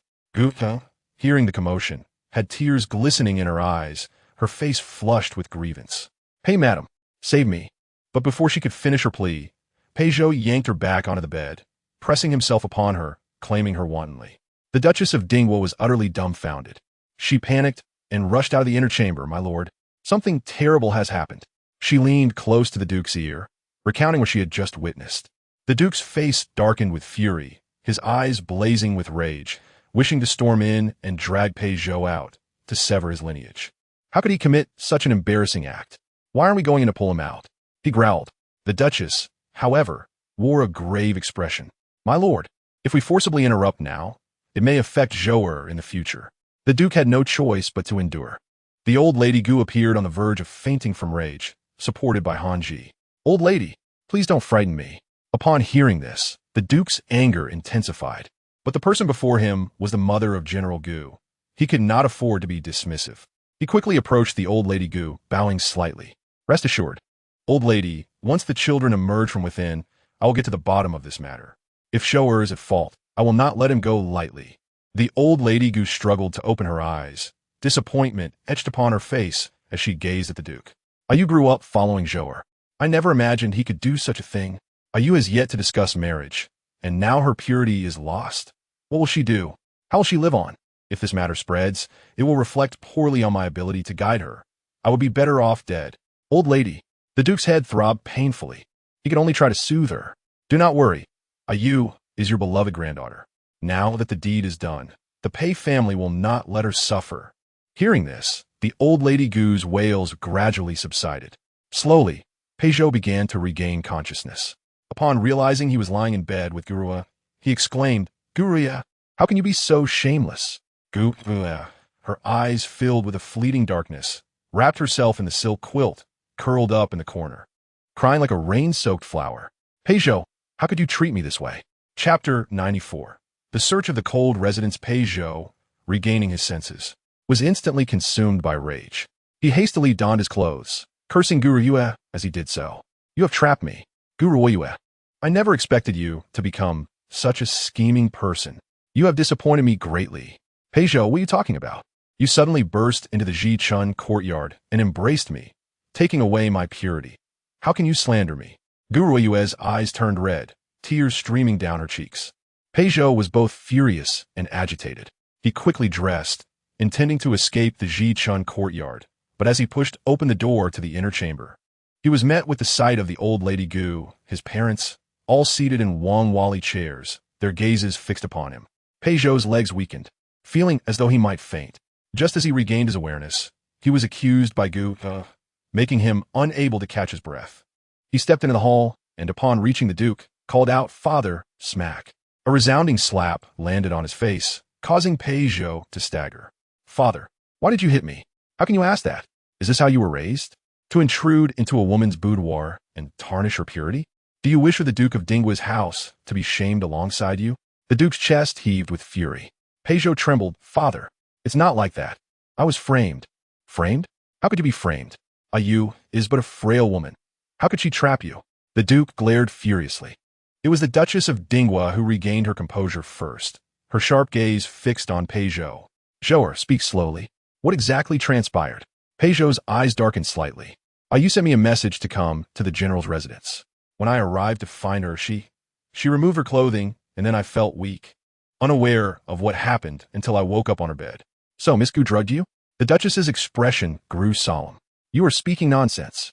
Our Ayu has been raised in seclusion. How could she employ such vile means? You have ruined her purity and now wish to tarnish her reputation. The old lady Gu immediately collapsed to the ground, wailing, why is Yu's fate so tragic? Her life is ruined. How can she marry now? As the old lady lamented, Gu Rue emerged from the inner chamber, her eyes red and tear-filled. She knelt before them, saying, Ayu truly does not know what happened. The moment Peugeot arrived, he suddenly embraced me, claiming he longed for me. As she spoke, her sense of grievance surged. I cannot break free from Peugeot's hold. It is my fault. I should have protected my purity with my life. Now that my purity is lost, I have no face to live on. I might as well die. Upon finishing, Gu suddenly dashed toward a pillar to crash into it. Hanji, quick-witted, caught her. Gu Rue, do not resist. I cannot bear to see you like this. The scene descended into chaos, the noise causing headaches. The Duke stomped his foot. Enough. Stop the commotion. He struggled to contain his anger. Old lady, this matter is serious. Please summon General Gu so we can discuss how to handle this. Rest assured, since a U.S. virtue has been given to Zhou'er, we will ensure she is treated fairly. The old lady Gu finally managed to rise unsteadily from the ground. Hanji, go summon the general back. And that monk, the ceremony can be postponed until a few days later. Upon hearing the mention of the monk, Gu Ruiyue paused. He should currently be in Gu Yanluo's courtyard. Not good. Not good. Old lady, the monk is missing. A servant rushed in to report. The old lady Gu felt overwhelmed by the unfolding events, her vision darkening. What is happening? How could a perfectly fine person just vanish? Seeing this, the Duchess of Dinghua pulled Peugeot up. Since there are still matters to address, let us return home. We will discuss this further when the general returns. Today's events must not be leaked. Otherwise, it will not only tarnish the Duke's reputation, but also bring no benefit to the general's residence. Upon hearing that the eminent monk had vanished, Gu Ruiyue's eyes sparkled with delight. It appeared that the monk had been brought to Gu Yanluo's courtyard, and a sly smile crept upon her lips. Gu Yanluo, your downfall is imminent. With Gu Nanshan still absent, it was futile to detain the Duke and Duchess of Dinghua, especially when they could only witness the farce unfolding at the general's residence. Thus, they were permitted to leave. Madame Gu led a group in search of the monk, and soon news arrived that he was last seen near the Qinghan courtyard. Without hesitation, Madame Gu rushed to the location. The courtyard was enveloped in an eerie silence, while Xiaojing, following Gu Ruiyue's instructions, hid among the servants, her eyes wide with anticipation. Mingwei stood resolutely at the entrance, adamant that Madame Gu should not enter. How could the monk possibly be in the Qinghan courtyard? The old lady must be mistaken. Our young lady is currently engrossed in her studies. Why not simply investigate inside? Madame Gu's patience wore thin as she urged them not to waste time. No, you cannot enter, Mingwei shouted in protest. Observing her reaction, Xiaojing realized that the monk and Gu Yanluo had undoubtedly executed their plan perfectly. Her eyes gleamed with excitement as she charged forward. Mingwei, could it be that your young lady has committed some shameful act, which is why you refuse this entry? Indeed, why else would you prevent us from entering? Hanji echoed, equally baffled. Could it be that your young lady, unable to withstand the solitude, has? Xiaojing insinuated, her words laden with insinuation. As these harsh words hung in the air, Madame Gu's complexion fluctuated between green and white. In a single day, both of the Gu family's young ladies had stirred up such scandal. What would become of their reputation? Enraged, Madame Gu felt her temper flare. Mingwei, her face flushed with anger, raised her hand to slap Xiaojing. What nonsense are you spouting? Our young lady is pure and innocent. Who would be shameless enough to consort with a man in broad daylight like your young lady? The entire general's residence was aware of Gu Ruiyue's situation. Xiaojing felt the sting of the slap. Her eyes reddened with fury. Then why do you block our entry? Your refusal only indicates guilt. You are engaged in something shameful. Madame Gu's eyes darkened further at Xiaojing's accusations. Hanji, search the premises, she commanded sternly. By what right do you search the Qinghan courtyard? Just as a group of servants prepared to storm the courtyard, Yuan Shi appeared at the entrance, holding a red candle, her expression cold and foreboding. Mother, I thought we had established boundaries, coexisting peacefully. What is the meaning of this? Yuan Shi's eyes glinted with displeasure. The monk invited by the old lady has gone missing. He must have been hidden away by the eldest miss. Mingyue's refusal to allow entry indicates she has something to hide. Surely, she is involved in something unspeakable. Xiaojing declared loudly. Yuanshi scoffed lightly. Did you witness a Luo engaging in any illicit behavior? Speak up, Hongzhu, discipline her. Yuanshi, do not waste time. If Gu Yanluo is innocent, she ought to allow a search. Her evasion only serves to confirm our suspicions. Madame Gu's gaze was fixed on Yuanshi. Yuanshi narrowed her eyes. If a Luo has not committed the sordid acts you imagine, who would come forward to confess? You, Madame Gu retorted, Yuanshi. Do not overstep your bounds. Just as the tension escalated between Madame Gu and Yuanshi, Gu Yanluo emerged from within the house, a look of confusion upon her face. Mother, what are you arguing about? Upon seeing Gu Yanluo appear unscathed, Xiaojing was taken aback, her eyes widening in disbelief. It cannot be. Absolutely impossible. She dashed into the hall. The hall was empty. She rushed into Gu Yanluo's chamber, where the bed was neatly arranged, devoid of any creases. On the desk lay a piece of rice paper with unfinished poetry sprawled across it. Xiaojing's face turned pale. How can this be? According to the second Mrs. Plan, Gu Yanluo should be under the influence of the drug, entangled with the monk by now. Bring forth this brazen servant. Yuanshi was utterly enraged. Xiaojing, heedless of decorum, had recklessly invaded the Qinghan courtyard and dared to intrude upon her mistress's private quarters, showing utter disregard for authority. The servants sent by Han Ji approached, but they found no trace of the monk within the Qinghan courtyard, only Gu Yanluo's inkstone with wet ink and the unfinished poetry on the rice paper. Han Ji reported her findings to Madame Gu, who breathed a sigh of relief. Thank goodness Gu Yanluo had not spiraled into chaos like Gu Ruyue. Had such a scandal erupted, the reputation of the Gu family women would have been irreparably tarnished. Where has the monk gone? Madame Gu's expression was now grave. She prepared to leave, but was halted by Yuanshi. Mother, I will handle Xiaojing. At this moment, Madame Gu could not concern herself with Xiaojing's fate. She waved her hand dismissively. Do as you wish. Han Ji, hurry and locate the monk. We must ensure his safety, Madame Gu urged as she departed from the Qinghan courtyard. Yuanshi watched the departing figures, signaling Hongzhu, who then shut the courtyard gate. Kneel, Xiaojing. Spare me, madam. Please. Xiaojing cried out, but Yuanshi gazed down at her with disdain. Xiaojing, I once believed you possessed discernment. Your mistress's folly should have guided you. Yet you chose to enable her misdeeds. On her way back, Yuanshi overheard the townspeople discussing the events surrounding the general's residence. The more one attempts to conceal a matter, the more it draws attention, especially when it pertains to the secrets of such a prominent family. Gu Riyue's reputation was utterly ruined. Do you truly believe that by employing underhanded tactics to seduce young Master Pei, she would ascend to greatness? Such naivety. I have nurtured her since childhood, yet she disregarded my countless warnings. Now, her virtue is tarnished, and she has handed the initiative over to the Duke of Dinghua's household, leaving herself vulnerable. Yuanshi's words left Xiaojing trembling on the ground. You still intend to frame a Luo and ruin her innocence?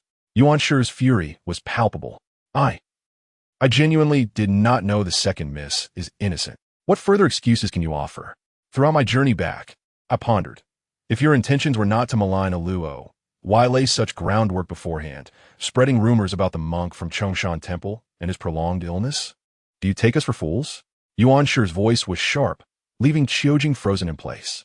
It dawned on her that the madam was fully aware of everything. For years, Xiaojing had usurped a Luo's identity, basking in favor within the general's residence. Yet she had repeatedly harmed a Luo. Yuanshi's patience had its limits. Xiaojing, you have defied authority and disregarded familial rules. You can no longer remain here. Hongzhu, give her 30 lashes and then sell her off. From this day forth, let her never approach the general's residence again. Madam, I am innocent. Xiaojing screamed desperately, but Hongzhu silenced her. After Xiaojing was dragged away, Yuanshi approached Gu Yanluo, her concern evident as she scanned her for injuries. Gu Yanluo shook her head. Yuanshi enveloped her in a protective embrace. Rest assured, my dear, I will ensure Gu Riyue faces her reckoning. Is it possible that the monk has been taken by someone close to the prince? Yuanshi whispered, her suspicions lingering. She had ventured out today because she had encountered Song Zi, a skilled shadow guard beside the second prince. It was clear that the second prince was more invested in Gu Yanluo's welfare than her own mother, while she had only thought to have Mingyue care for Luo, neglecting the cultivation of covert protection for her. Gu Yanluo nodded. Sister Cangzi is indeed formidable. Before she could finish her sentence, a slender, agile figure descended gracefully from the eaves. Cangzi stood confidently before Gu Yanluo, announcing, "The monk has been returned to Chongshan Temple."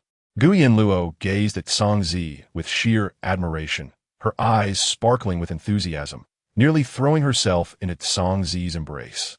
Cangzi felt a bit awkward under her fervent gaze and averted her eyes to Yuan Shi, saying, "I should." "No," Yuan Shi quickly interjected, "Miss, please don't leave just yet. You must protect Luo. You won't eat or sleep well. Henceforth, at mealtimes, join us for dinner, if you please." Cangzi hesitated, thinking that dark guards were not entitled to dine with their masters. "We are all human. What qualifications are needed? Your protection of Luo is a blessing for us. And from now on, you will join us for meals, without refusal," Yuan Shi insisted firmly. Cangzi turned to look at Gu Yanluo, intending to encourage her to express a refusal, but she noticed the excitement gleaming in her eyes, filled with anticipation, as if she could hardly wait for mealtime to share it with her. Cangzi thought to herself, "This is quite overwhelming." As night fell, after ensuring Gu Yanluo was asleep, Cangzi prepared to return and report to Xiao Jiuye about the day's events. She approached the wall and leaped over it. Just as she stood atop the wall, a voice called out from below, "Cangzi, sister, pull me up." Cangzi looked down to see Gu Yanluo clambering up the wall, waving her hands at her. Cangzi frowned and asked, "What are you doing?" Gu Yanluo tilted her head with a smile. "I want to find brother A Yin too." Cangzi replied, "Why? Meeting a solitary man at such a late hour seems rather inappropriate." Gu Yanluo's eyes sparkled with fervor as she whispered excitedly, "Because it's thrilling." Cangzi was momentarily speechless. "Please, Cangzi, sister." Gu Yanluo clasped her hands, gently shaking them by her lips in a playful manner. Her tone was sweet and endearing. Cangzi felt a pang in her heart. She pressed her lips together and raised her gaze slightly, her cool eyes flickering. This was unbearable. Chapter 96. The fool ensnared by beauty. Cangzi took a deep breath. At this moment, it seemed she understood the reason behind the second prince's infatuation. Who could resist this? Cangzi pursed her lips, her voice tinged with coldness. "This is indeed troublesome." With those words, she extended her hand, pulling Gu Yanluo up and holding her tightly.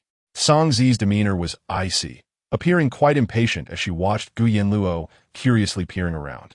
"Hold on tightly," she instructed. Gu Yanluo snapped back to attention, quickly wrapping her arms around Cangzi's waist. In the next moment, she felt her legs leave the ground, and Cangzi effortlessly soared into the night sky. Gu Yanluo's heart raced with exhilaration. This was indeed thrilling. She had never imagined that one day she would fly into the imperial palace. Cangzi brought her to Xiao Jiuye's Yuhua Palace. Gu Yanluo had never set foot in Xiao Jiuye's chambers before. As Cangzi set her down gently, her heart raced uncontrollably. As a dark guard, Cangzi moved freely in Xiao Jiuye's presence. It was late at night. The Yuhua Palace was illuminated by a few flowering lanterns, casting a warm glow in the darkness. The two were heading towards the main hall when they encountered Chong Bai exiting. "Where's the prince?" Cangzi asked coldly. Chong Bai raised his eyes, about to respond that the prince was bathing, but then he noticed Gu Yanluo following closely behind, and his eyes brightened. "Oh, Miss Gu is here too?" Cangzi, annoyed, explained. "She insisted on coming. I couldn't refuse." Chong Bai, however, wore a knowing smile. "Cangzi, when did you become so human? If she insists on coming, you should have brought her along. This isn't like you." As soon as Chong Bai finished speaking, Cangzi kicked his leg. Being seasoned in combat, Chong Bai swiftly dodged and turned to Gu Yanluo, saying, "The prince is inside. Miss Gu, please." "I need to report to the prince," Cangzi said, her cold gaze fixed on Chong Bai. "It is not convenient for the prince to receive a report right now. By the way, check on the news from the Seven Kills Hall." Upon hearing about the Seven Kills Hall, Cangzi's expression tightened. After a brief pause, she followed Chong Bai away, while Gu Yanluo walked towards the direction indicated by Chong Bai, slowly entering the main hall. "Where is the second prince?" Gu Yanluo casually grabbed a palace maid, who, sensing Chong Bai's unusual demeanor towards her, pointed in the direction behind the main hall. "Miss Gu, He is back there. Gu Yanluo stepped towards the back, glancing around. Walking from the main hall, she entered a long corridor adorned with gleaming golden tiles that sparkled brilliantly, captivating her attention. Flanking her were thick red pillars, each adorned with golden bells that chimed melodiously in the breeze. This was undoubtedly Xiao Jiuye style. Filled with curiosity, Gu Yanluo wandered down the corridor for quite some time, gradually sensing a humid vapor in the air. After a moment of confusion, she lifted her gaze to see a massive screen depicting magnificent landscapes that left her in awe. As she contemplated the artwork, preparing to discern its masterful creator, she suddenly heard a menacing voice from the other side of the screen. Who is it? Gu Yanluo froze momentarily, but recognized it to be Xiao Jiuye's voice. Her eyes brightened. Brother Ayan, with a cheerful and lively tone. Gu Yanluo rushed to the other side of the screen before Xiao Jiuye could react. Before her was a vast hot spring pool, surrounded by swirling mist. Amidst the haze, Xiao Jiuye's dark hair glistened slightly with moisture, cascading over his shoulders. He lounged lazily beside the pool, his bare chest exposed, with water lapping at his waist. His skin was pale, perhaps from soaking too long, giving him an ethereal glow. The smooth contours of his muscles were visible beneath his fair skin, accentuated by subtle veins. With one arm casually draped over the edge of the pool, Gu Yanluo stood there, dumbfounded, her gaze fixated on Xiao Jiuye's figure, her ears turning crimson as if bleeding. What brings you here? Xiao Jiuye asked, astonished, for he never expected Gu Yanluo to appear in the Yuhua Palace at such an hour. For reasons unknown, Gu Yanluo felt her throat dry up. Even though Xiao Jiuye was merely soaking in the water, doing nothing, she felt as though he was enticing her, with his eyes glistening in the steam, and his damp trousers clinging to him.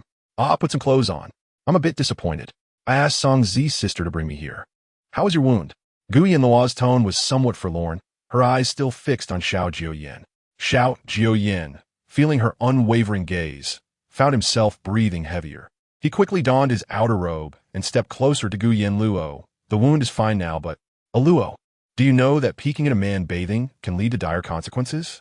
Gu Yanluo protested, but Brother Ayan is not just any man. You were the one who said you wanted to be the second prince's consort. She pouted, feeling a bit aggrieved. If she were to marry, wouldn't it be better to wed someone like Xiao Jiuye, who would protect and cherish her, rather than anyone else? Moreover, when his trousers were damp and clung to him, she had caught a glimpse. His waist was lean, muscular, and full of strength. In her medical readings, she had learned that size mattered greatly for women, though she couldn't quite grasp the implications at the moment. Xiao Jiuye. He had always thought this naive girl was oblivious. Even after he repeatedly suggested she become his consort, she never seemed to react. He never imagined she would actually remember and even bring it up herself. Would you be willing to be my second prince's consort? Xiao Jiuye asked, gazing deeply into Gu Yanluo's eyes, a hint of surprise lingering in his own. Of course, Gu Yanluo replied cheerfully. So, do you like me as well? Xiao Jiuye's throat bobbed slightly as he regarded her with intensity. Gu Yanluo hesitated. Like, I suppose I do. In her past and present lives combined, she had barely spent a year in consciousness. Her understanding of romantic relationships was limited to the tales she had pilfered from her master's study. Gu Yanluo hesitated, nodding in response. She indeed felt an affection, but why was it directed towards this prince? When did it begin? Xiao Jiuye leaned closer, his warm breath brushing against Gu Yanluo's cheek. His intense gaze sent a shiver through her heart. She blinked and furrowed her brow in contemplation, wondering if she could confess that it was just moments ago. Brother Ayan is quite handsome, Gu Yanluo said earnestly. Xiao Jiuye paused, perplexed. So, this foolish girl was enchanted by mere beauty? How was he unaware that his appearance could wield such influence? Gu Yanluo lifted her gaze and caught sight of Xiao Jiuye's Adam's apple bobbing slightly. She curiously stared at the pronounced feature, secretly thinking that if Xiao Jiuye allowed her to touch it, her affection would deepen. Truly. Chapter 97. Gu Yanluo shouldn't interrupt Brother Ayan's bath. Yet, she felt too shy to voice it. She still possessed a modicum of modesty, albeit belatedly. Her ears flushed crimson, and she took 2 steps back, asserting that she should not disturb Brother Ayan. As she spoke, she turned to flee, but after just a couple of steps, her wrist was seized. Xiao Jiuye pulled her back into his embrace. The proximity drew their breaths together. Gu Yanluo raised her eyes, only to see his Adam's apple moving again. Unable to contain her curiosity, her small hand stealthily reached up to poke at it, her soft fingertips grazing against the surface. The sensation was peculiar. She had never touched a man's Adam's apple before. Xiao Jiuye's back stiffened, his dark eyes widening in shock. What was she doing? Unaware of Xiao Jiuye's sudden tension, she poked again, only to have her delicate wrist gripped tightly. Startled, Gu Yanluo's lashes fluttered. What are you doing? She blinked innocently. I was just touching. Her words faltered as she noticed the growing darkness in Xiao Jiuye's gaze, sensing danger. The intensity in his eyes deepened as his hot breath drew nearer. Gu Yanluo's heart raced inexplicably, her shoulders instinctively rising. Brother I was wrong. Her voice was soft and helpless. Xiao Jiuye recalled Dong Xioning's words, possessiveness, desire. He tightened his grip slightly, his restrained Adam's apple moving again. Gu Yanluo's wrist turned red under his hold, and she curled her fingers, momentarily dazed. A soft sound escaping her throat, it hurts. Her delicate voice pierced the air, causing a sudden silence. Xiao Jiuye's breath hitched, realizing he had lost control. He quickly steeled himself, forcing his gaze away. Wait outside, he commanded, his voice laden with unspoken tension. Gu Yanluo remained outside, and soon, Changbai arrived with Songzi. Upon seeing her, Changbai suddenly exclaimed, I forgot. The prince is bathing. Miss Gu, you didn't go in, did you? His heart raced with anxiety. But seeing her unscathed, he presumed she had not entered. Otherwise, she would surely be in a dire state. Just as Gu Yanluo was about to speak, Xiao Jiuye appeared. Clad in a simple black robe, his slender waist accentuated. His hair was loosely tied with a jade hairpin, exuding an air of nobility. Gu Yanluo's eyes sparkled as she called out, Brother Ian. Xiao Jin's brow furrowed slightly. He was exhausted from their earlier encounter, yet she appeared completely unfazed, innocently calling out to him. He stepped closer, flicking her forehead lightly. The sharpness of the touch drew a pout from her. Brother Ian, that hurt, she complained, her voice tinged with sweetness, reminiscent of blooming flowers, which only reminded Xiao Jiuye of their earlier encounter. He squinted, a cold snort escaping him, feeling frustration well up inside. Yet, he couldn't bear to see her watery eyes brimming with tears. Reluctantly, he softened and rubbed her brow, assuring her that he had not applied much force. His fingertips gently kneaded her forehead, and Gu Yanluo, utterly unconcerned, beamed at him. Thank you, Brother Ian. Xiao Jiuye remained silent as they proceeded to the study for discussions. He had even arranged for Gu Yanluo to have a bowl of sweetened lotus seed soup. In the solemn study, she sat at the table, focused intently on the soup, spooning it into her mouth with a kind of innocent fervor. Meanwhile, after listening to Songzi's report, Xiao Jiuye's expression darkened. That high monk was sought by the second miss of the Gu family? Songzi frowned, unable to provide proof, but acknowledging that the news had indeed originated from her. How was that monk dealt with? Xiao Jiuye inquired coldly. He was sent back to Chongshan Temple, came the reply. A fraudulent charlatan, better off dead. Xiao Jiuye's eyes gleamed with cold disdain. Gu Yanluo tightened her grip on the jade spoon, sensing the tension. And how will the second miss be dealt with? Songzi replied in a low voice. It seems that Madame Gu intends to take action against her this time, as she has crossed a line. Xiao Jiuye's gaze narrowed, his fingers rubbing together as he observed the quietly obedient Gu Yanluo savoring her soup. Let Madame Gu deal with it. If Yuan Shi fails to act to my satisfaction, Gu Rue will not escape a dire fate. Understood, Songzi acknowledged. It is getting late. I will escort Miss Gu back to the general's residence. Just then, an urgent voice from outside rang out. The emperor has arrived. Everyone inside sprang to their feet. The emperor usually went straight to the study to discuss matters with Xiao Jiuye. It was unusual for him to arrive so late. Xiao Jiuye felt a sense of foreboding. He pointed to an empty space beneath the table and urged Gu Yanluo to hide. Realizing the urgency, she quickly curled herself into a small ball, ensuring she left no trace. When Emperor Ming Cheng entered the study, Xiao Jiuye stepped forward to greet him. Rise, the emperor said, his eyes filled with concern. How is your arm? It's much better now, your majesty, Xiao Jiuye replied, his tone a touch icy. Do not blame me. He is still your royal brother, and I cannot truly harm him. Recently, concubine Wan came to see me, and now Shinra is confined in the palace. Shinro suffers nightly in agonizing pain. As the emperor spoke, Xiao Jiuye's expression grew colder. His father's concern for the concubine was unnecessary in his presence. "You, my son," the emperor sighed. "I have heard from Zheng Fei that you wish to marry that foolish girl from the Gu family as your second princess consort." Xiao Jiuye clenched his jaw, remaining silent. "You are at a disadvantage in court. A marriage alliance would serve as a strong bargaining chip. Do you truly wish to forego such a great opportunity for a foolish girl?" The emperor's gaze turned sharp. Xiao Jiuye's eyes suddenly lifted, recalling how his father had once promised his mother that he would never use his son's marriage as a bargaining tool. "If you truly care for that foolish girl, you may take her as a concubine, but the position of the second prince's consort is coveted by many. Do you believe a foolish girl can occupy that position without consequence?" The emperor's tone was cold. "I can protect her. You need not worry, father." Stubborn. Emperor Ming Chung inhaled deeply, remarking that her temperament was strikingly similar to that of his mother. Xiao Jiuye lowered his gaze, disinterested in further conversation. "Allow the imperial physician to take your pulse. I shall depart once that is done." The waiting physician stepped into the hall. Xiao Jiuye's eyes darkened slightly as he returned to his desk to take a seat. Just as he settled, his gaze fell upon Yanluo, who was curled up in a corner. She lifted her eyes, and amidst the darkness, her gaze sparkled with clarity. Xiao Jiuye's expression softened. He extended his hand, and the physician approached to check his pulse. Yanluo, tucked beneath the desk, felt her legs growing numb and cautiously shifted to turn her back to Xiao Jiuye. His boots rested directly beneath her, and she glanced back before sitting upon his feet. Finally seated, her legs found relief from their stiffness, and she sighed in relief. Meanwhile, upon sensing the weight on his foot, Xiao Jiuye's dark lashes fluttered slightly. Looking down, he saw the young girl nestled in the corner, her delicate neck slightly bowed, her hair swaying gently with her movements, exceedingly obedient. Xiao Jiuye's breath quickened uncontrollably. The physician, attending to his pulse, furrowed his brow, noting the rapid beating. "Your Highness,